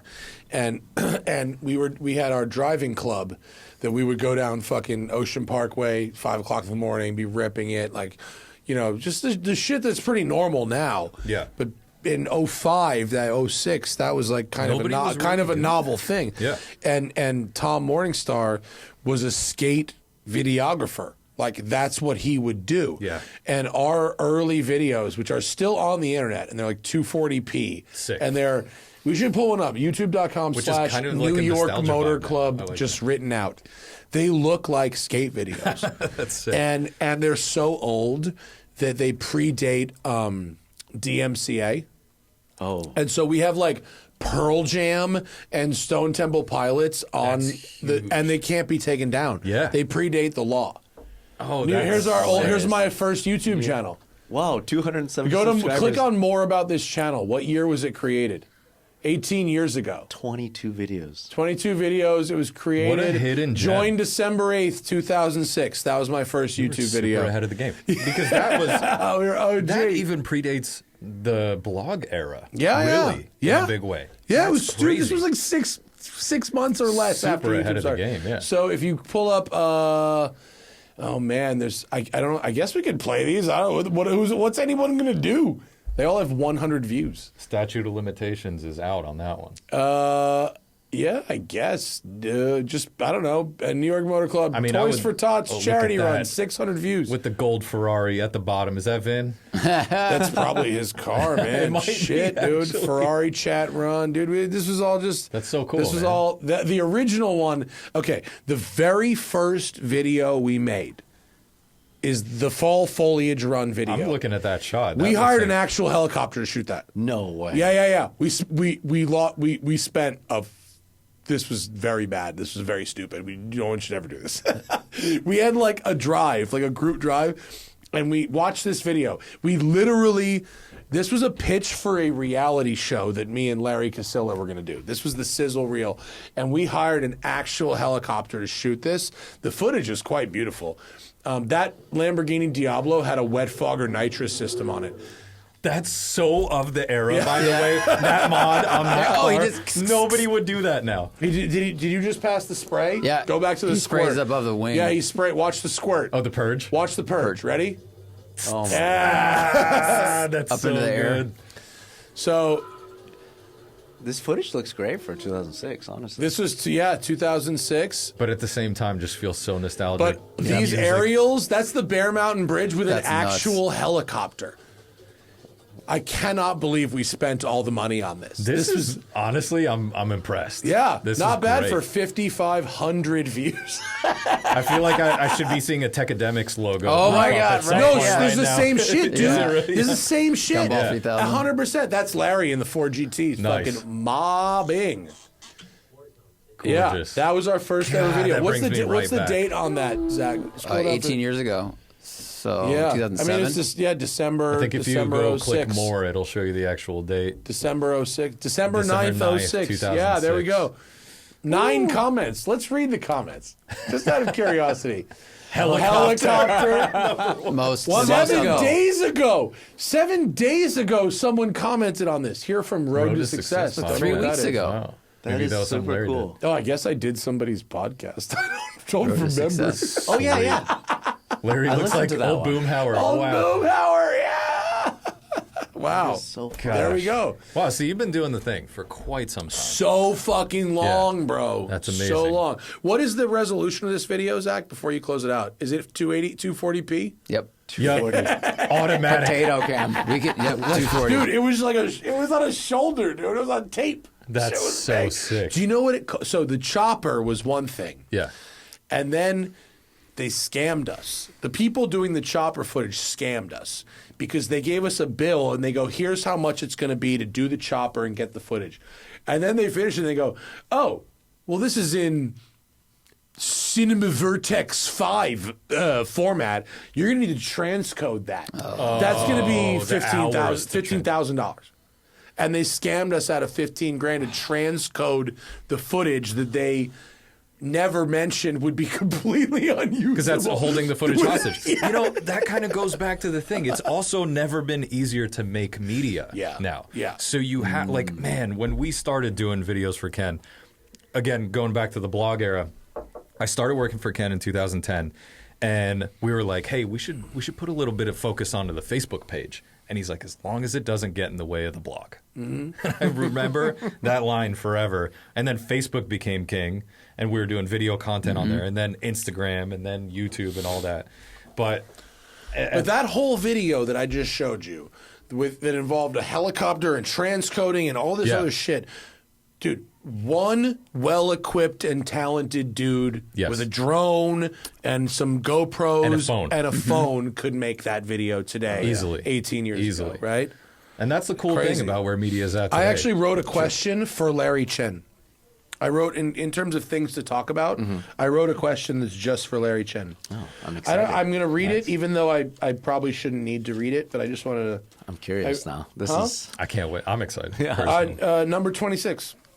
A 21-year-old kid approaches you at a car meet and says, I want to be you. What do you tell them? It's so funny. There's this video that keeps coming up. I did a race recently, and I was in my race suit. I was about to do my stint, and this kid comes up to me, and he just like sticks a phone in my face, and it just starts asking me questions, not rudely or anything. You know, it was just like a thing.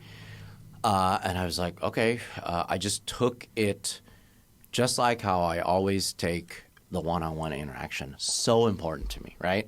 This may be the only time, who knows, that this person gets to see me in their lifetime, right?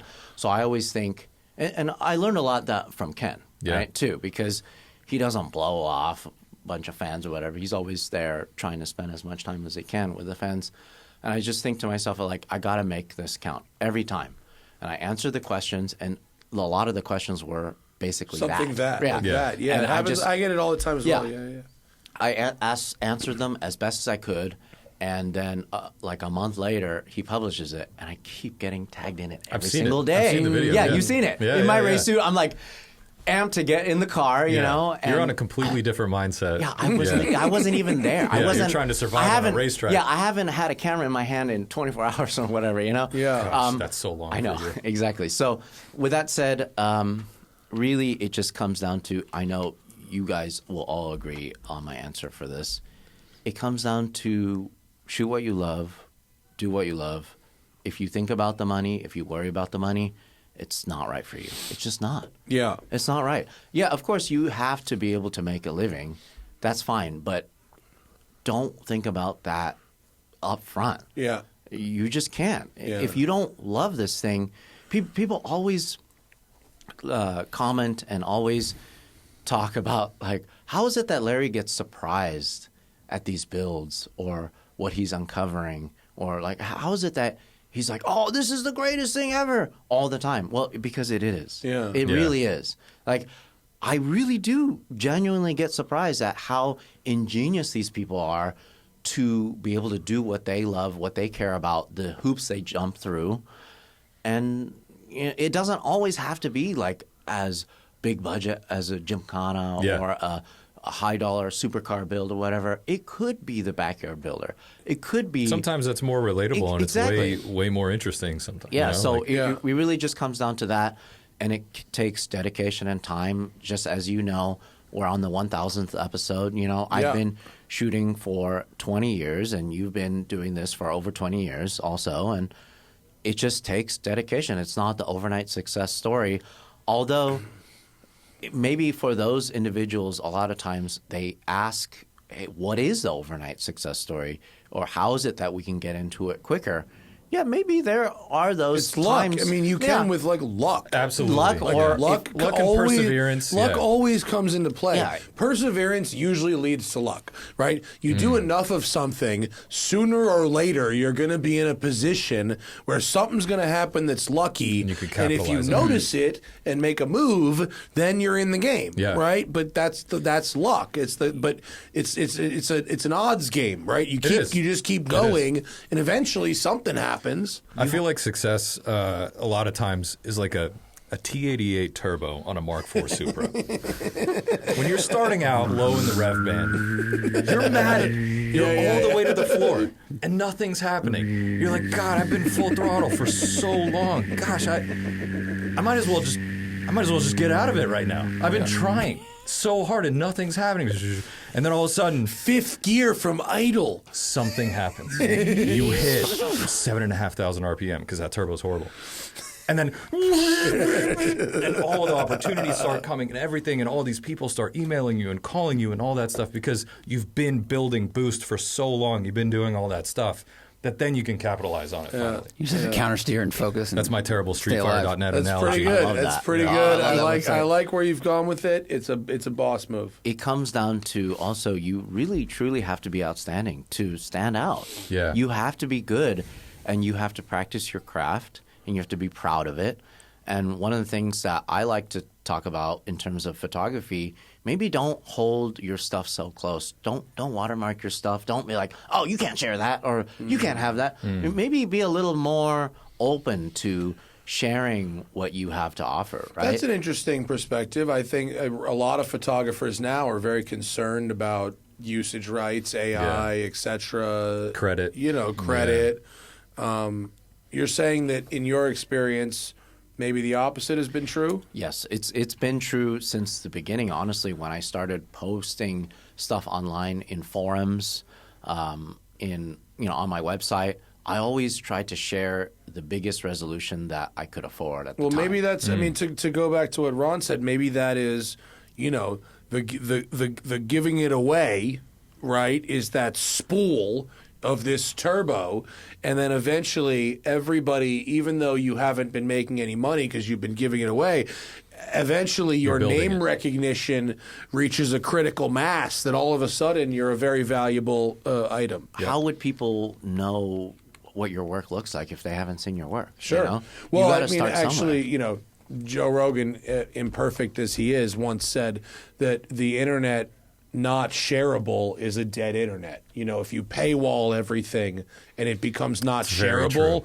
there really isn't a point, which I think is probably true. Yeah. Can I just point out a Joe Rogan moment that happened to me recently? Him and Bill Murray, they were looking at my pictures on one of their shows. Of what? Of this Shelby Super Snake. Oh. And I was so blown away. I'm such a big Bill Murray fan, Bill Murray, yeah. And, aside from you mentioning my name on the podcast. You say his name 3 times, he appears at your birthday party. Or your 1,000th podcast. I don't know. Right? That'd be pretty cool. Exactly. Yeah. But I was super stoked because, it's just, I heard rumors that he may have bought one. But looking at that, Bill Murray, no, not Bill Murray. Oh, okay. Rogan. Oh, okay. That tracks. Seeing that. Him watching the content and seeing my pictures, it just makes me happy that real car individuals are consuming my content. It makes me, even if it's something, even at this point in my career, it still makes me happy that I'm doing this thing that other car enthusiasts enjoy. Yeah. No, the last I was saying, when I found out that Seinfeld was watching our shit, it bugged me out, man. Couldn't handle it. Mentally, weird. You're like, the next thing you start going to do, you're like, oh, Jerry might watch it. I need to tailor this for how Jerry. Jerry, what if Jerry doesn't like it? Jerry, I don't know. And then all of a sudden, So then, just to close out your question, right now is the best time. If you truly are passionate and you want to do this, we need more creators. There's not enough. We're struggling. Really? To be honest. There's not enough No, I'm telling you. creators. I'll be honest with you. Doesn't every young person just want to do this and nothing else for a living? How the fuck are we out of it creators? used to be, what do you want to be, an astronaut? Right. It might Now be it's maybe creators that are not as concerned with the technical aspects of the craft like you are, but come on. Well, let me put it this way. There may be a lot of creators trying to do it, and they will try hard for a little bit, and then they'll burn out, or they'll shoot their shot and it won't work, and then they'll quit. There's not enough people that are dedicated. Okay. It's very hard for me right now to find help from people that are dedicated, that actually will be willing to put in the sacrifice to prove themselves. Making money doing art is so fucking hard, bro. It is. It's so hard. An incredible journey. I don't know if you'll back me on this, but a lot of people that I talk to now, still, it's very hard to find young individuals that are willing to sacrifice. It's almost like a lot of times they want to just come in and they want to be at the top. Working at Hoonigan, and I had to hire a lot of people at Hoonigan to keep the ship going, especially as we were expanding. And finding people that came in and were like, oh, wait, this isn't just a big party that I just go and I get to rip burnouts too, and I get to do all this stuff. Yeah, it's the just outward a and fun the hangout. inward is not wait, the same. Yeah. I have to go in and I have to be a part of a 4.5-hour meeting where Scotto has the like Charlie Day map on the whiteboard of how we're gonna turn everything around. Like, it's a grind. Them joining and thinking that they're going to be on set, taking lead on something on the set of Gymkhana. No. Yeah. Sure. You understand? You gotta to be there shoot on 10 Gymkhana, years. But you're not. I you mean, have to have a lot. this isn't a nobody wants to work anymore kind of situation. I think that where the difference, I think, maybe between 20 years ago and now, I feel like the instant gratification of the internet and the sort of influencer lifestyle, get rich quick sort of schemy lifestyle, and there's always been elements of that, but the internet sped it up. I agree. I think that people don't understand the timeline of successful people in a way that is accurate. Yeah. They see somebody successful, they think and they go, can get "You've there in gotten 6 here months. quickly because I just heard of you," and not, I get that. And photo is real hard, dude. Being a photo assistant, I was there. That's a tough gig, man. You get all fucking angry. Man, I fucking lugged this fucking heavy-ass light bag up the mountain. This car battery. He showed up and squeezed the shutter, and his name's on the credit, dude. I fucking hated that shit when I was 22. And if I had stuck with it, I might have been somebody. But I couldn't hang in that way at that time. It's hard. It's very hard. Here at the shop, like, because now I have like real employees, like, for so many years with me and Zach, but like that's technically, but not really. But like here, employees, right? And I've had to come to terms with the fact that like my best employees will outgrow me. I won't be able to hold a great employee forever. I just lost one.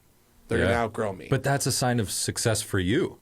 It's good. I'm not mad about it, But it's a hard thing to let go of that person. And an employee that I'd be happy with forever may or may not be the best choice, But you did a good job of building them to where if you did horrible and you kind of like root balled them and they only stayed doing that one thing, then we're not breaking their spirit. That's right. Yeah. We have 36 minutes of radio left to do today. Are you gonna stick around or are you gonna head out?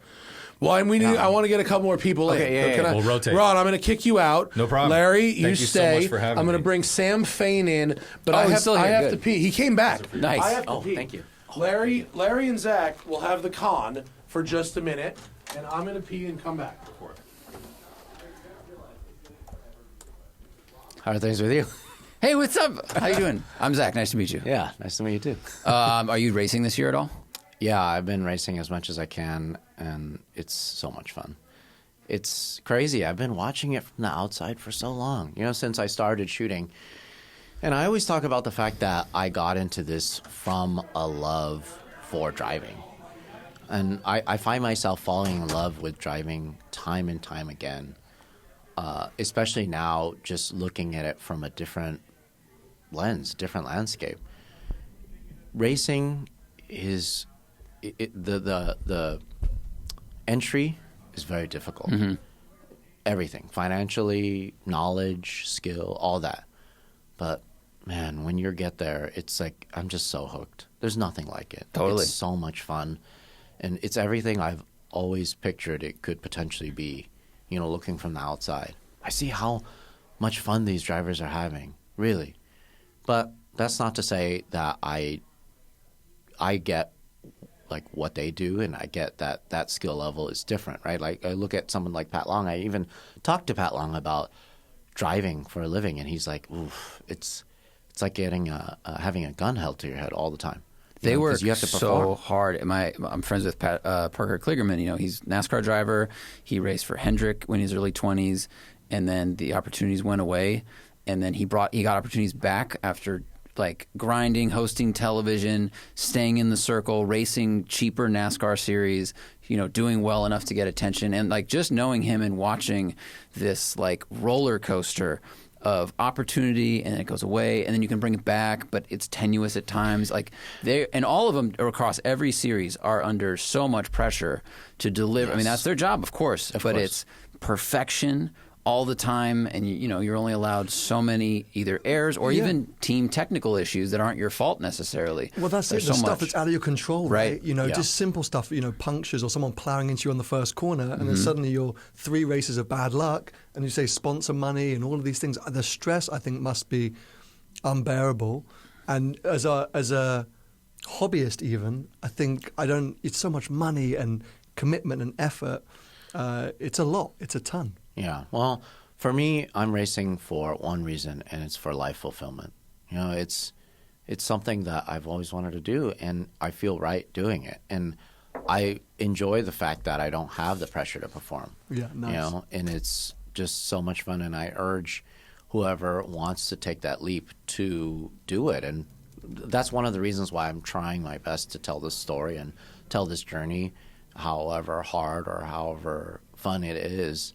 I'm just being very honest and very open about what I'm doing to hopefully bring more people along into this. Nice. Because it is just, there's just nothing else like it. Because it is battling.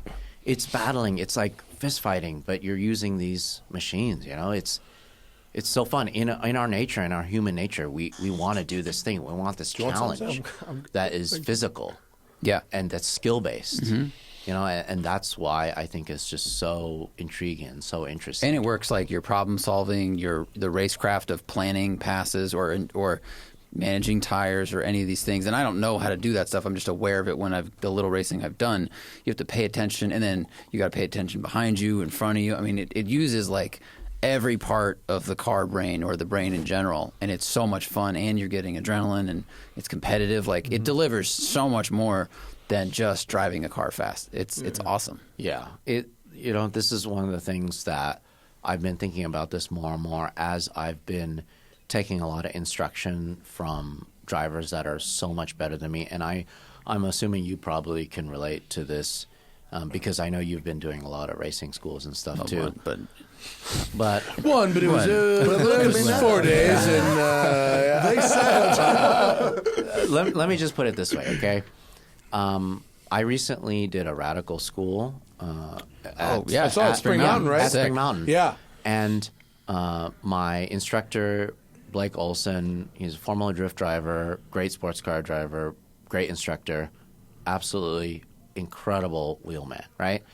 I'm sitting in the passenger seat watching him drive. He's watching me drive, looking at my data. And then I just realized, it just clicked at this moment. I've spent maybe 20,000 hours. What's the whole thing? 10,000 hours 10,000 hours to to learn be a an thing? expert. Yeah. I probably spent 20 or more hours learning photography, right? Yeah, probably. This man spent 20,000 hours learning how to drive. Yeah. And if he had to pick up a camera the next day, how long do you think it would take for him to get to my level? And I think I thought the same thing. I'm like, well, it's good for me to appreciate his skill and absorb some of his knowledge because he's done what I've done for photography. Sure. He's done that with driving. Mm-hmm. And that gives me a higher appreciation of what he has to offer me. Dude, the super pros, those guys, they're not operating on regular people level. That's a different thing. And then, in turn, this is also giving me a fresh perspective when I do watch racing. When I watch 24 Hours of Daytona, when I watch those guys doing stints, like I think to myself, oh man, I was so gassed out doing 2 hour stint in a Mini Cooper. I was so gassed out I couldn't walk. Yeah. And then these freaking guys you do are double pulling, stints. 2.5 Gs, 3 Gs, double, triple stints sometimes. It's wild. I have nothing to complain about. Yeah, I'm donezo after 90 minutes in the Miata. It's straight donezo. It's mad. Mad brain sweaty. capacity. A lot of that is lost. Yeah. When it doesn't translate to TV. It doesn't translate at all. Yeah. And think about people watch F1. Oh, so-and-so sucks. Da, da, da, da. Okay. I couldn't move my neck after pulling 2.5 Gs in a radical for a day. Dude, the Meanwhile, shittiest these pay guys driver in F1 is like housing all of us. 6.5 G's these guys are pulling. Wrecking us. I remember I did a 6.5. thing with Ferrari where they took us all go-karting, and it was me and all the WEC drivers and who's the Fassbender, Michael Fassbender. And like Fassbender was doing the whole Ferrari program. Yeah, he was like, trying to do a whole thing with challenge and he narrated some thing. Exactly. It was a whole bit. It was a whole bit, yeah. and the only of the group, it was all young drivers except Giancarlo Fisichella was ex-F1. Oh shit! Yeah. Proper legit. So I was like, we're gonna get in the mix. There's go-karting. Like, how good can they be, dude? Yeah. This was. The answer is they were quite gone. good. Like gone. Put Formula One drivers or World Endurance Championship drivers in a go-kart. Yeah. Next Well, level. because they grew up driving them, most of them, and if you didn't, because I drove like little go-karts as a kid, but not like competitively, so I didn't know how they really work. I raced a 6-year-old on a TV show. I was 2018. You were racing a 6-year-old? No, this was a 6-year-old kart racer, so he'd been driving for a year and a half, and gone. Not even a chance. I was like, how did he even do that? How is he going around these courses? Doesn't make any sense. Now, power to weight, sure. But it's like they know how to move the cart, flex the frame, all that shit that we don't know how to There's do. apparently Forget a about it. 24-hour kart race in Brazil every year that is a huge deal. Team sport. Lots of F1 and ex-F1 drivers do it. And one of my clients does it and was like, I can get you in. I was like, what is anyone else on the team going to say when you show up with a 265-pound guy and go, he's in? He's a qualifying guy. They're going to go, John Alessi is over. Like, it's Senna, it's Mick Schumacher, and you've got like a fat American YouTuber in. No, they need Mario Kart rules. Like, what the fuck? Like, no, I'm not doing this. You crazy? The experience would be good though. You're Bowser. They should give you higher top speed. Right? They should be I OP. won when I raced karts as an adult. I raced karts in 05, and I won the over 200-pound class. Wait. How many people were in the class? It was full grid. Oh, cool. Okay, Full fine. grid. It had to be clarified, right? Full grid. Yeah, before you fat people. Before you took We're away. talking fat people. I was crushing though. Okay, good. Because to go back to this fucking year, we were showing my first ever YouTube video. Okay, nice. 18 years ago. Incredible. To go back to that year, I made a commercial for my friend Nat. Built the dopest go-kart track in New York. Amazing. Indoor. 2 tracks, you could connect them together to make a super track. Indoor gas carts, Sodies. They were fucking fast. It was awesome. So he asked me and Tom Morningstar if we would make a commercial for them. But they didn't have a lot of money. So in exchange for paying us to make a TV commercial, lifetime free unlimited karting. And so me and Tom made the commercial. I then immediately began karting 3 hours a day. Amazing. I basically moved into the track. I would go to work, I'd come home, I left my racing shit at the track, I'd be karting 2 to 3 hours a day. My arms got so fucking jacked. When they announced the over 200-pound men's league, I was like, let's fucking go. And I qualified like fucking Hamilton in 2014, dude. Fucking on pole, across the board. 7 seconds reverse clear. grid, hard charger, crushed. Got the trophy, destroyed. There was a time I went to my wife's practice every single day. Well, literally, my wife's from Bulgaria, right? And one day we were hanging out, and she said, "Oh, there's this guy. He does YouTube stuff. He wants to meet you." So I was like, "Cool." We went and hung out. We were chatting. He said, "Hey, do you want to go karting?" I was like, "Yeah, I want to go karting, bro." And I think I'm just gonna school this guy like I drive. Wait, now, do you have that confidence? Where did that come from? Is that just like, I like cars? Just a big ego. Right, okay. Like, I had a 2 at a point, so I just wanted to I sound very smart when I talk, and therefore I'm good at It's go-karting. Look at all the places we've colonized. We can do anything. But also, he was like a fashion influencer. So I was like, Right. come on, bro. Like, I got this. We get to the go-kart track, and he starts like high-fiving everyone. Everyone's like, hey, man, nice to see you. Hugging him. I'm like, wow, he knows the people here.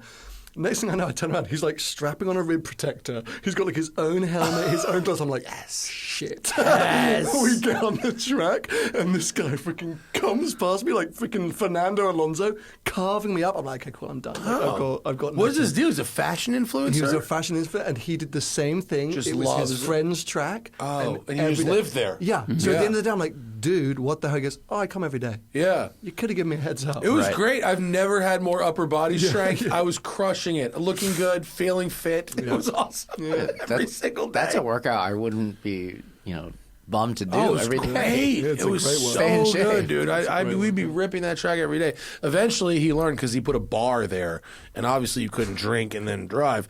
So he realized that he could sell a whole lot more liquor. He took out one of the 2 go-kart tracks and made it a bowling alley because you can bowl drunk as fuck. Yeah. And then he made a fucking fortune. Shout out to my friend Nat. And now he's a car dealer in Connecticut, this guy. When I say car dealer, he sells Chimera, the Lancia things. He sells those. Yeah. He sells SSC, the Tuatara. He sells that. Yeah. He sells Glickenhaus, the boots and the SCGs. Millionaire cars. Yeah. And he sells like boutique track day race cars. Okay. And that's his HK. Let's look at his inventory. I'm going to give him a fucking plug. Yeah. Let's look at HK Motor Cars inventory. I bet you it's the weirdest shit. If he does 5 cars a year, he's happy. He sells the weirdest shit. He just bought a store in Connecticut. He's got a weird. He's got a. Let's see inventory. Eccentrica, Eccentric, vintage, Chimera, SSC, vintage. That's those weird Bronco things. So he's got some race cars, Cup car, 911 Cup car, some secondhand Euro. Whoa, 91 BMW 850 Dynon twin turbo. That's rogue. Let's go. Jeez. Okay, how to make a complicated powertrain more complicated. He's got a supercharged 928. That's funky and weird. Carrera RS27 lightweight. That's very good. Amphicar. Weird. This is where you go when Bring a Trailer's boring, right? That's what it feels like. But he's also wow. could be considered. Okay, then we've got a bunch of old stuff. I thought he had like race. What is all the race? The weird supercars. He must be dumping someone's entire collection. Yeah, that's what it looks like. And then I guess a random, a random 1984 military truck. Yeah. Nice. This dude though, Nat. This guy's all right. He's a good guy. Yeah. He's a fucking. We have to do His like SEO death because nobody wants to hear from a car dealer they don't know. But anyone who clicks on a podcast that we do with this guy will enter a world of gold. How many hot dog stands? Hot dog stand? He started with having hot dog carts in New York City. He's got a good story. And then like parlayed his way up to car dealer franchises. I wish I had that kind of brain. That's awesome. Yeah. Oh, this guy looks like he came from money, but he's just pure hustle. He's the whitest Armenian you've ever met, is what I'm trying to say. This guy's got the Armenian. We understand. Hi. What's happening in the world of Sam? You got Leno'd earlier. I got so Leno'd. You've been, but that was, I was like, wow. You've been here to nod for about 3 hours. Yeah, I just watched. And it's so nice to see you. Dude, thank you for inviting me and having me. I am here selfishly, by the way. You know I'm dropping off the Boxster right now. That's fine. I totally didn't tell you that. That's okay. I saw Hannah, I was like, oh yeah, by the way, Matt doesn't know, but I've got to leave this here right now. Because okay. I'm going to the airport in 5 or 10 minutes. All right, that's fine. Cool. I thought I'd swing by and just check in on you guys. I'm so happy to see you. And we're happy to take care of the Boxster. You are a paying customer, and leaving the Boxster is just fine. Thank you so much. You don't have to say that because we're on air. But, no, we'll take it. Yeah, life's good, man. Been hanging out. Have you been happy with our service at Westside Collector? Fantastic service. Great updates. Wonderful invoicing. But no, I will shout out endlessly and have done. And the video went live earlier today where you got a lot of shout outs. I appreciate that. Thank you. We love having that car. We're going to miss that. I'm here to get rid of it, unfortunately. It's going up for auction at the Broad Arrow Airwater, so that's the end of that chapter. Well, we'll see it at Airwater. We'll send it down there. Put a bid in if you want. Well, my car's going to Airwater. Which one? The Spider. Not auction. Oh, it's going on display. Wow, My Spider's going on display. Yeah, Yeah, well, mine's going. That's okay, though. You've enjoyed it, though, right? Yeah, it's been mega. It's a bit like, okay, I had a short version of what you did with the Bentley, right? It was for a purpose. It was like, I was going to ship the GT3 over, my car, and that was 20 grand in a container. And I was like, can I do this trip for less? Yes. Yeah. Not hard to do. And I had a great time. So. And actually, your Boxsters are really nice. It's like a low-mile, well-kept, nice Boxster. With chrome wheels. The chromes can go. Honestly, the chromes can straight fucking go. All I will tell you is they grow on you. That's all I will say. I look at that car a lot because it's in front of me, and they don't. they're not. Well, they're easy to replace for any potential buyers. They're not crucial to the car. No, they're not Everything crucial. else about that car is pretty nice. Yeah, it's a sweet thing, dude. It's Does it have a sweet thing. short shifter in it? Yeah, it feels like it, right? Yeah, somebody put a short shifter yeah, in it. that we suspected, but it's not got a lot of paperwork. That's the only downside, hence the auction. But it's, it's been fun. And what else have I been doing? I mean, look, you're going to get out of it for basically even money, right? I would hope so. We didn't spend a lot. Yeah. So if you, instead of spending $20,000 to ship your car, buy a car and then get out of it for even money, that's smart math. That's right. Happy days. Oh, yeah. Larry, what is a car that you would like to buy and have an adventure with, maybe over a period of time or maybe not, and then just get out of for even money? That is a good question. I feel like I did that in Europe last year. Did you buy something? Yeah, I bought a Euro E36 M3. Ooh. Oh, cool. And it turned out neat. to be a pile of trash. Oh, it did? Oh, bummer. Did you find that out when it got back here? No, I found it out when I landed in the UK. It was a Spanish car. Lovely. With a blown motor. So I had to get the motor fixed.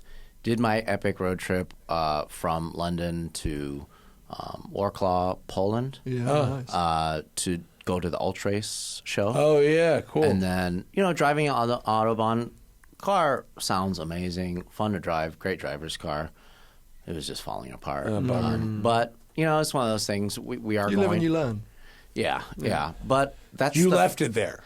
I did, but we're going to go ahead and restore it. Oh, wait. So...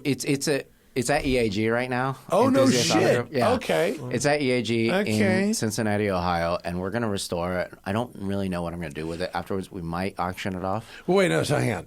You went to Europe, you Yeah. drove it, it sucks. Yeah.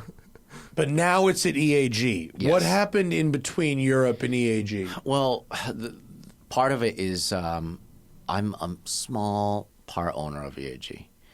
And I want to really show off what EAG is capable of in terms of turning a car around. Oh, okay. That is such a pile of crap that's documented to be such a pile, what it could look like after it goes through that process. And so did you ignore it in Europe, let it go, and now find it later, the same car, and are restoring it? No, you no, had no. it the whole time? Had it the whole time, Oh, okay. drove it, did a whole YouTube series on it to tell everyone how much of a pile it is. So it's Dakar Yellow, and we nicknamed it Larry's Lemon, right? So it's this Dakar Yellow E36 Euro M3, such a great car. Yeah. The motor, talk about ahead of its time. Oh, my God. No, they're great motors. Yeah. High revving, sounds amazing. But, yeah, so just like how I like to do the whole, drive cars in Japan, wanted to do the same thing in Europe. Yeah. And I'm going to do it again. Huh? Sick. That's the fun of it. Sam, you have to go to the airport. Yeah, I'm okay. flying. Give I'm me a flying. hug. But no, dude, Across the congratulations, table. both of you. We love you. These guys are leaving too? Okay. Bye, guys. Do what we have. Congratulations. Congratulations. I'll see you again soon, for sure. Bye. Bye, Vin. Bye, Ron. Thank you guys so much for coming. We really appreciate you guys. Thank you. Thank you. Thanks for coming. You good, Larry? Yeah, I'm good. Okay, I'm good. cool. Sorry. People are coming and going. Yeah. No Brian Scotto.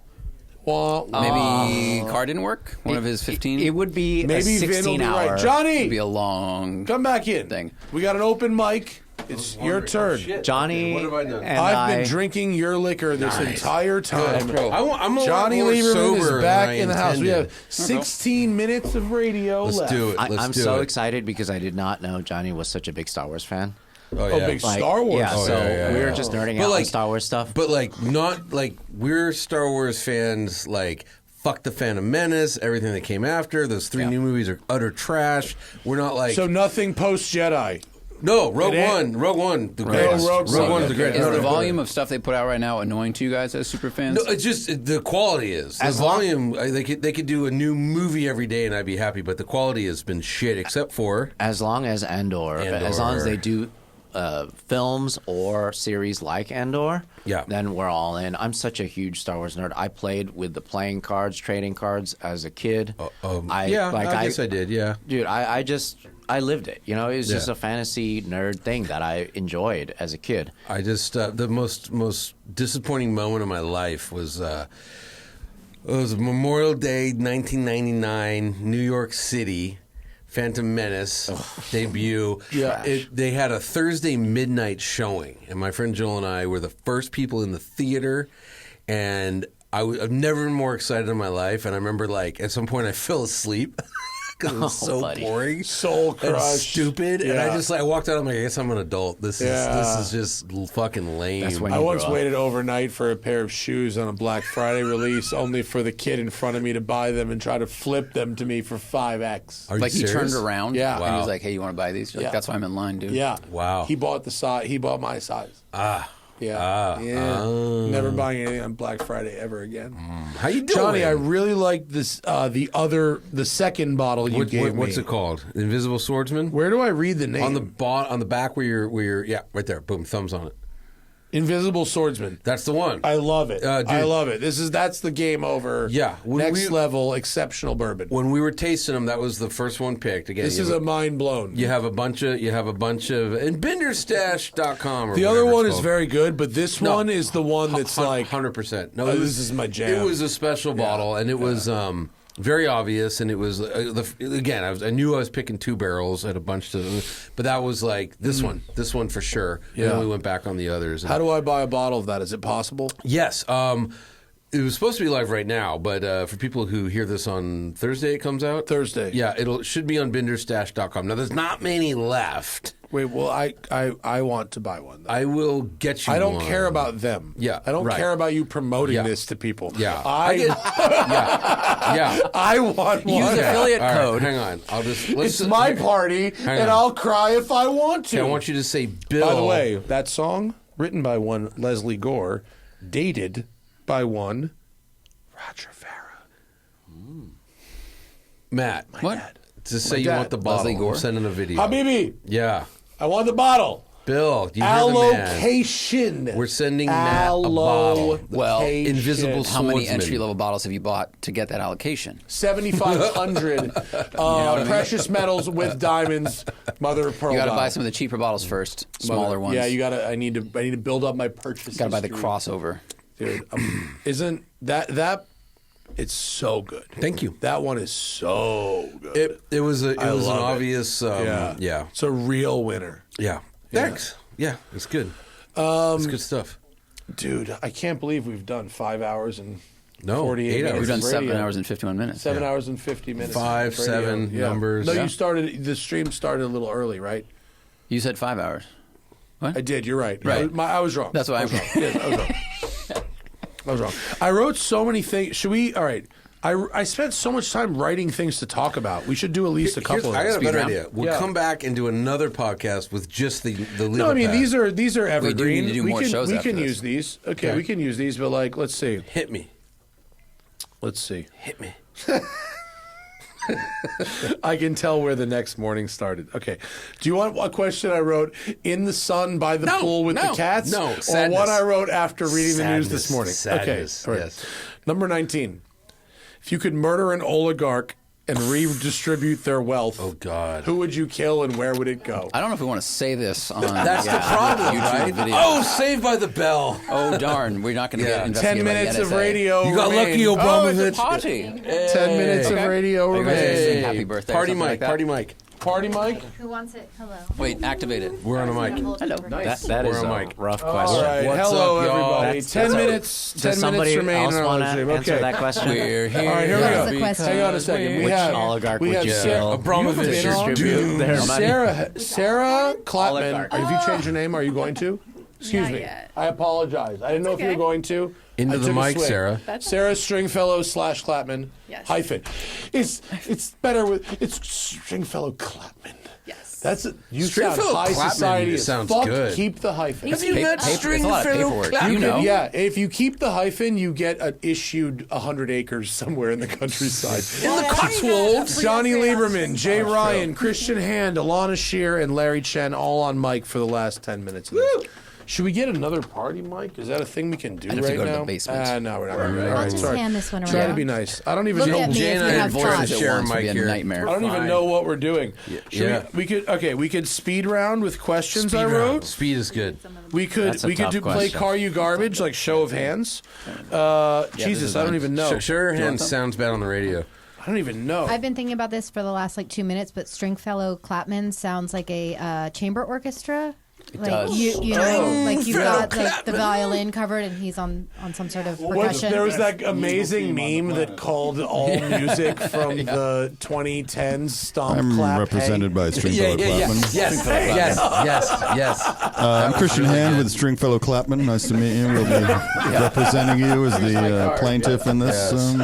Stringfellow, I think of Airwolf. Anybody? The company of Stringfellow Clapman. We already talked about the Airwolf helicopter on the roof of that house in Bel Air, the Mikowski house.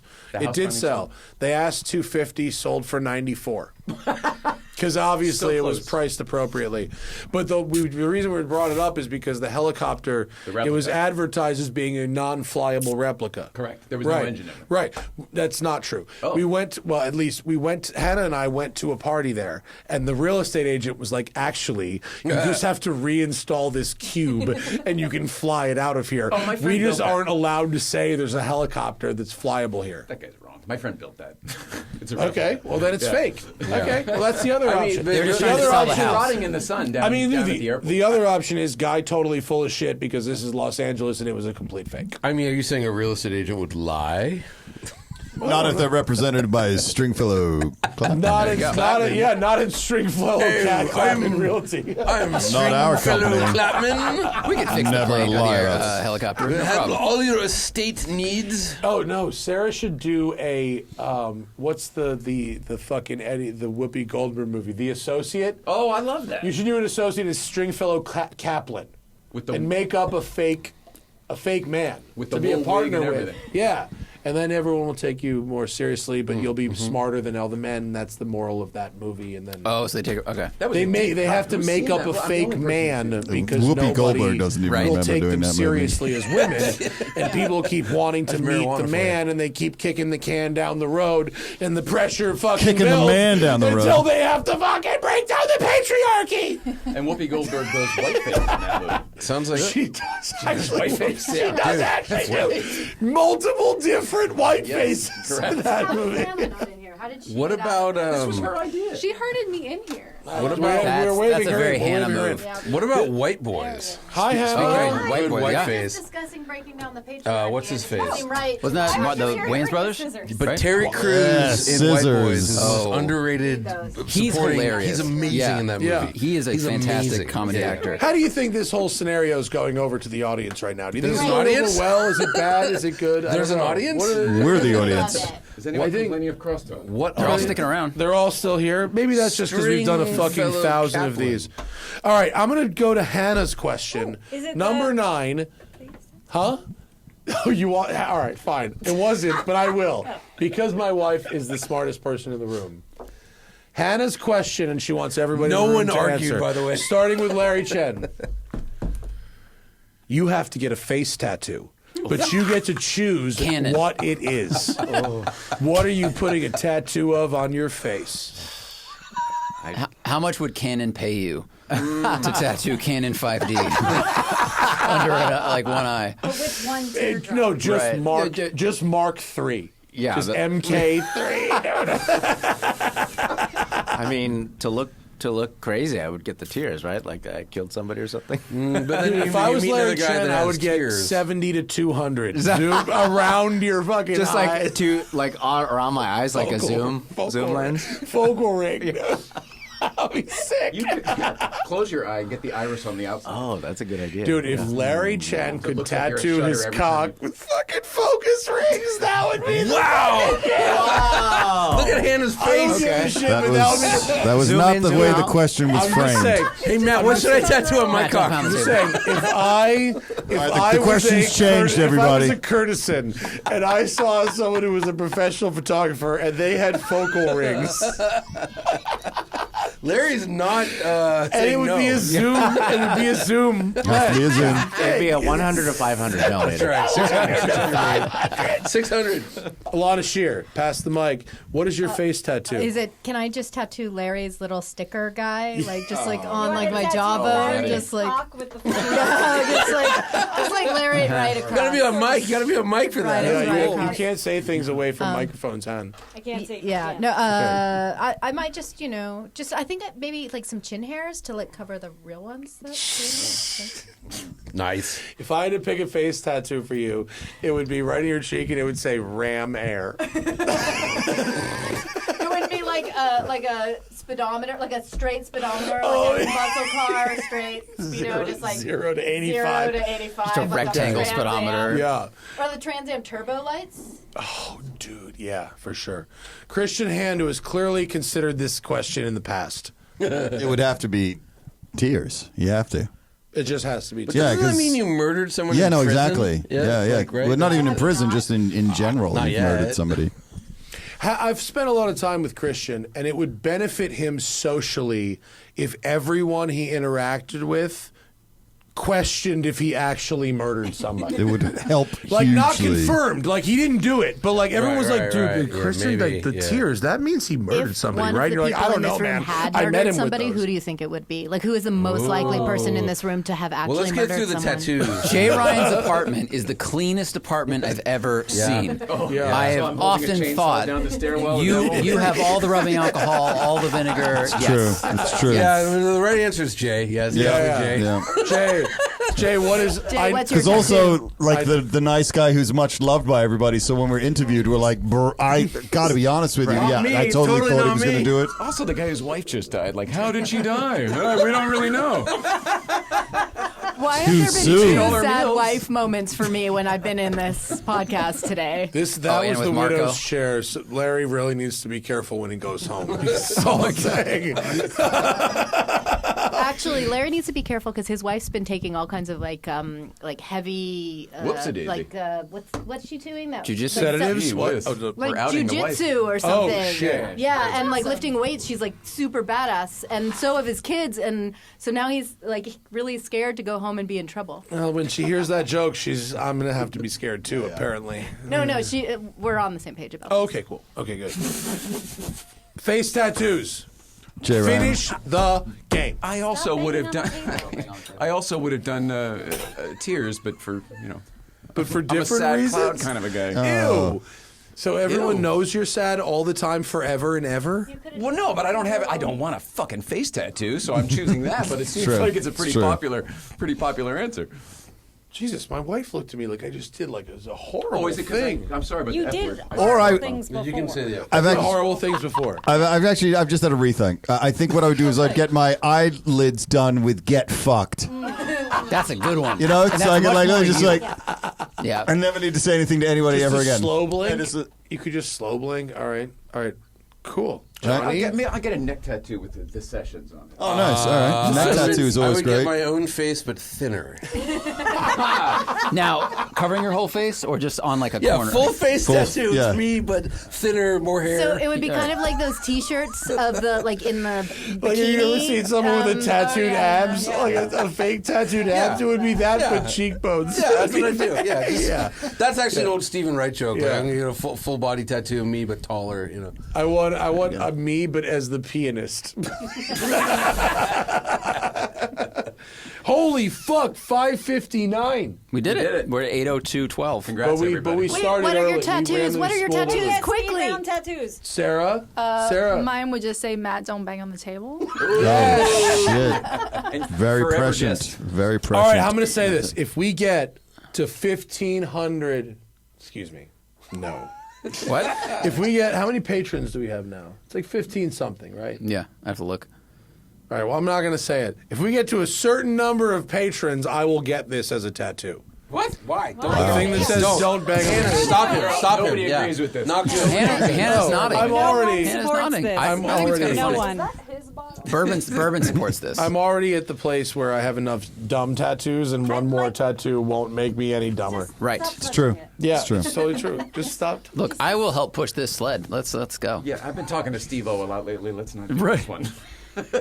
Jesus. Would you do it on your face? No. Don't bang the What? microphones on my face. Then you don't What have to is say the it to number people. of subscribers and patrons that it would take to do it on your face? Oh, more than there are. The thing to do though would be to pull the dick move of getting it right here and then growing the beard over it and just being able to walk away. Wow. What? Just get Habibi on my fucking jawbone and then gone. Instant gone.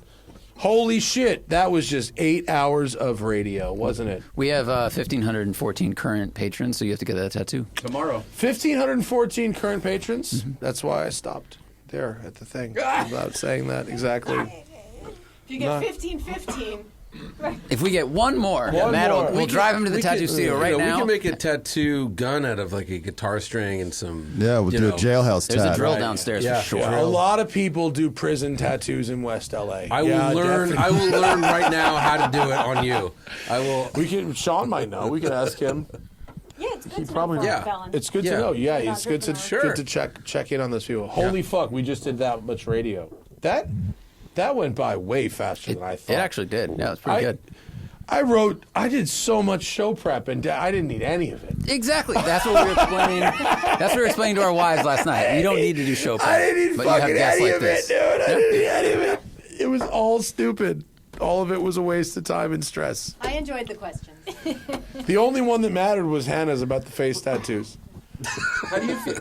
Huh? How do you feel? 1,000 episodes and 8 hours in this extravaganza. How do you feel? I feel like 1,000 of. Go on. You just switch shots there. She fucking planned that. That's horseshit. She planned that. For the balloons. That's not why you brought that in. Okay, fine. It is. How are my eyebrows? Okay. We're going to suck the helium out of the balloons. I mean, look, doing you guys haven't been married long enough. Trust me, my wife doesn't look. Doing 1,000 of anything one at a time is very difficult and takes a long time. And the easiest way to not do 1,000 of things is to stop doing it. And so put that on the more you know situation. Tattoo that on your face. It's stupid. It's so stupid, but like that's a fridge the magnet. thing is you get up in the morning and then you fucking do it. And like you make the time for it. You just always make the time for it, even when you're not, right? That's true. I'm not better at this than you are. What's the fucking secret?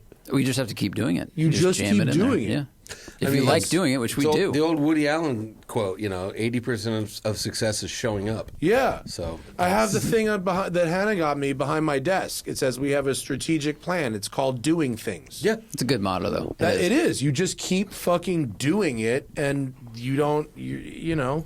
You can't. It's impossible to keep doing something this often and not improve or progress in some way. Oh, just remain static. I don't know. Have you heard Joe Rogan? I mean, what? Have you heard Joe Rogan's podcast? That's a good point. What was that? Point.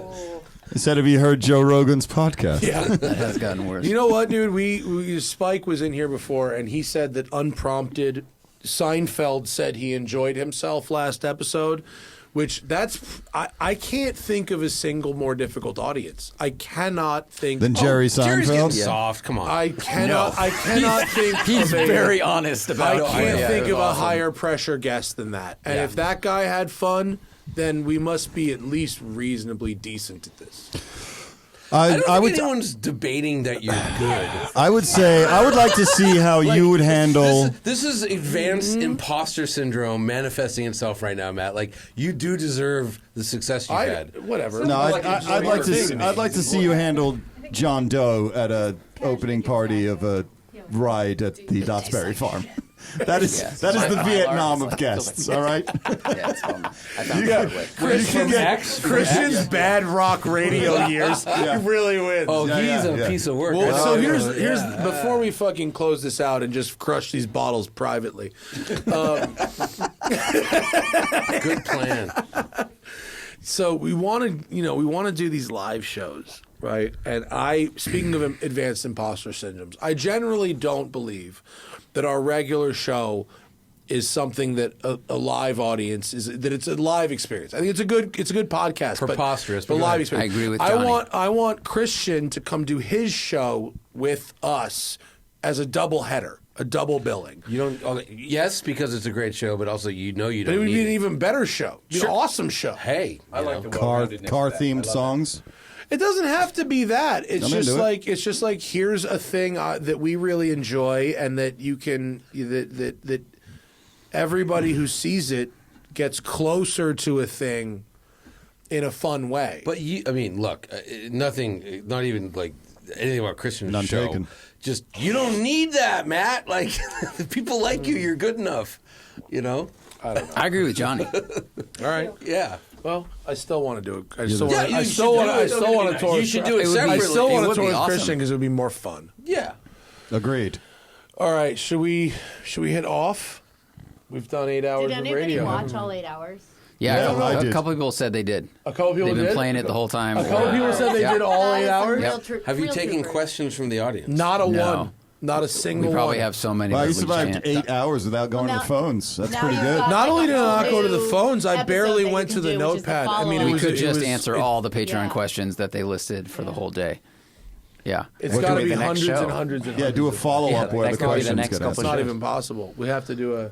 We'll have to do a follow. 67, that's a lot of questions. That's Well- that is a lot. As your friends, congratulations. Yeah. Thanks, guys. Thank you. Well, the well, next- We did it. well the sorted. next Thousands. And here's to 1,000 more. episodes. Yeah. Yeah. 1,000 more? That'll only take another 10, It'll 12 take less years. time It'll because we're take doing less more time because shows. now we do 2 at once. Yeah. It is now. All right. We love everybody. We love our patrons the most. And if you want a live experience or an ad-free experience or an unfiltered experience or the best possible experience, Patreon.com/The Smoking Tire Podcast is where you do it. Fucking join in the fun and get this every single week. Twice a week, as a matter of fact. And all our friends who came by and made the time and joined us and did radio and hung out in the lounge. And we love you all, too. Thank you guys. Thank you guys for coming. And Johnny's booze is quite good. It'll get you drunk. I just had 2 hits of it since I sat down. It's Yeah, fucking good. nice. It's Quick really sponsor good. pull. And Quick sponsor pull. Yeah. Zach Klapman. Zach Klapman. Zach Klapman. Zach Klapman. Zach Klapman. Zach Klapman. Here we go. We went through 15 years now. It's Yeah, Stringfellow Clapman. Stringfellow Clapman. The Nice. Yeah. All right. law firm for your needs. You can hit the red button now. The show is over. Thanks, everybody.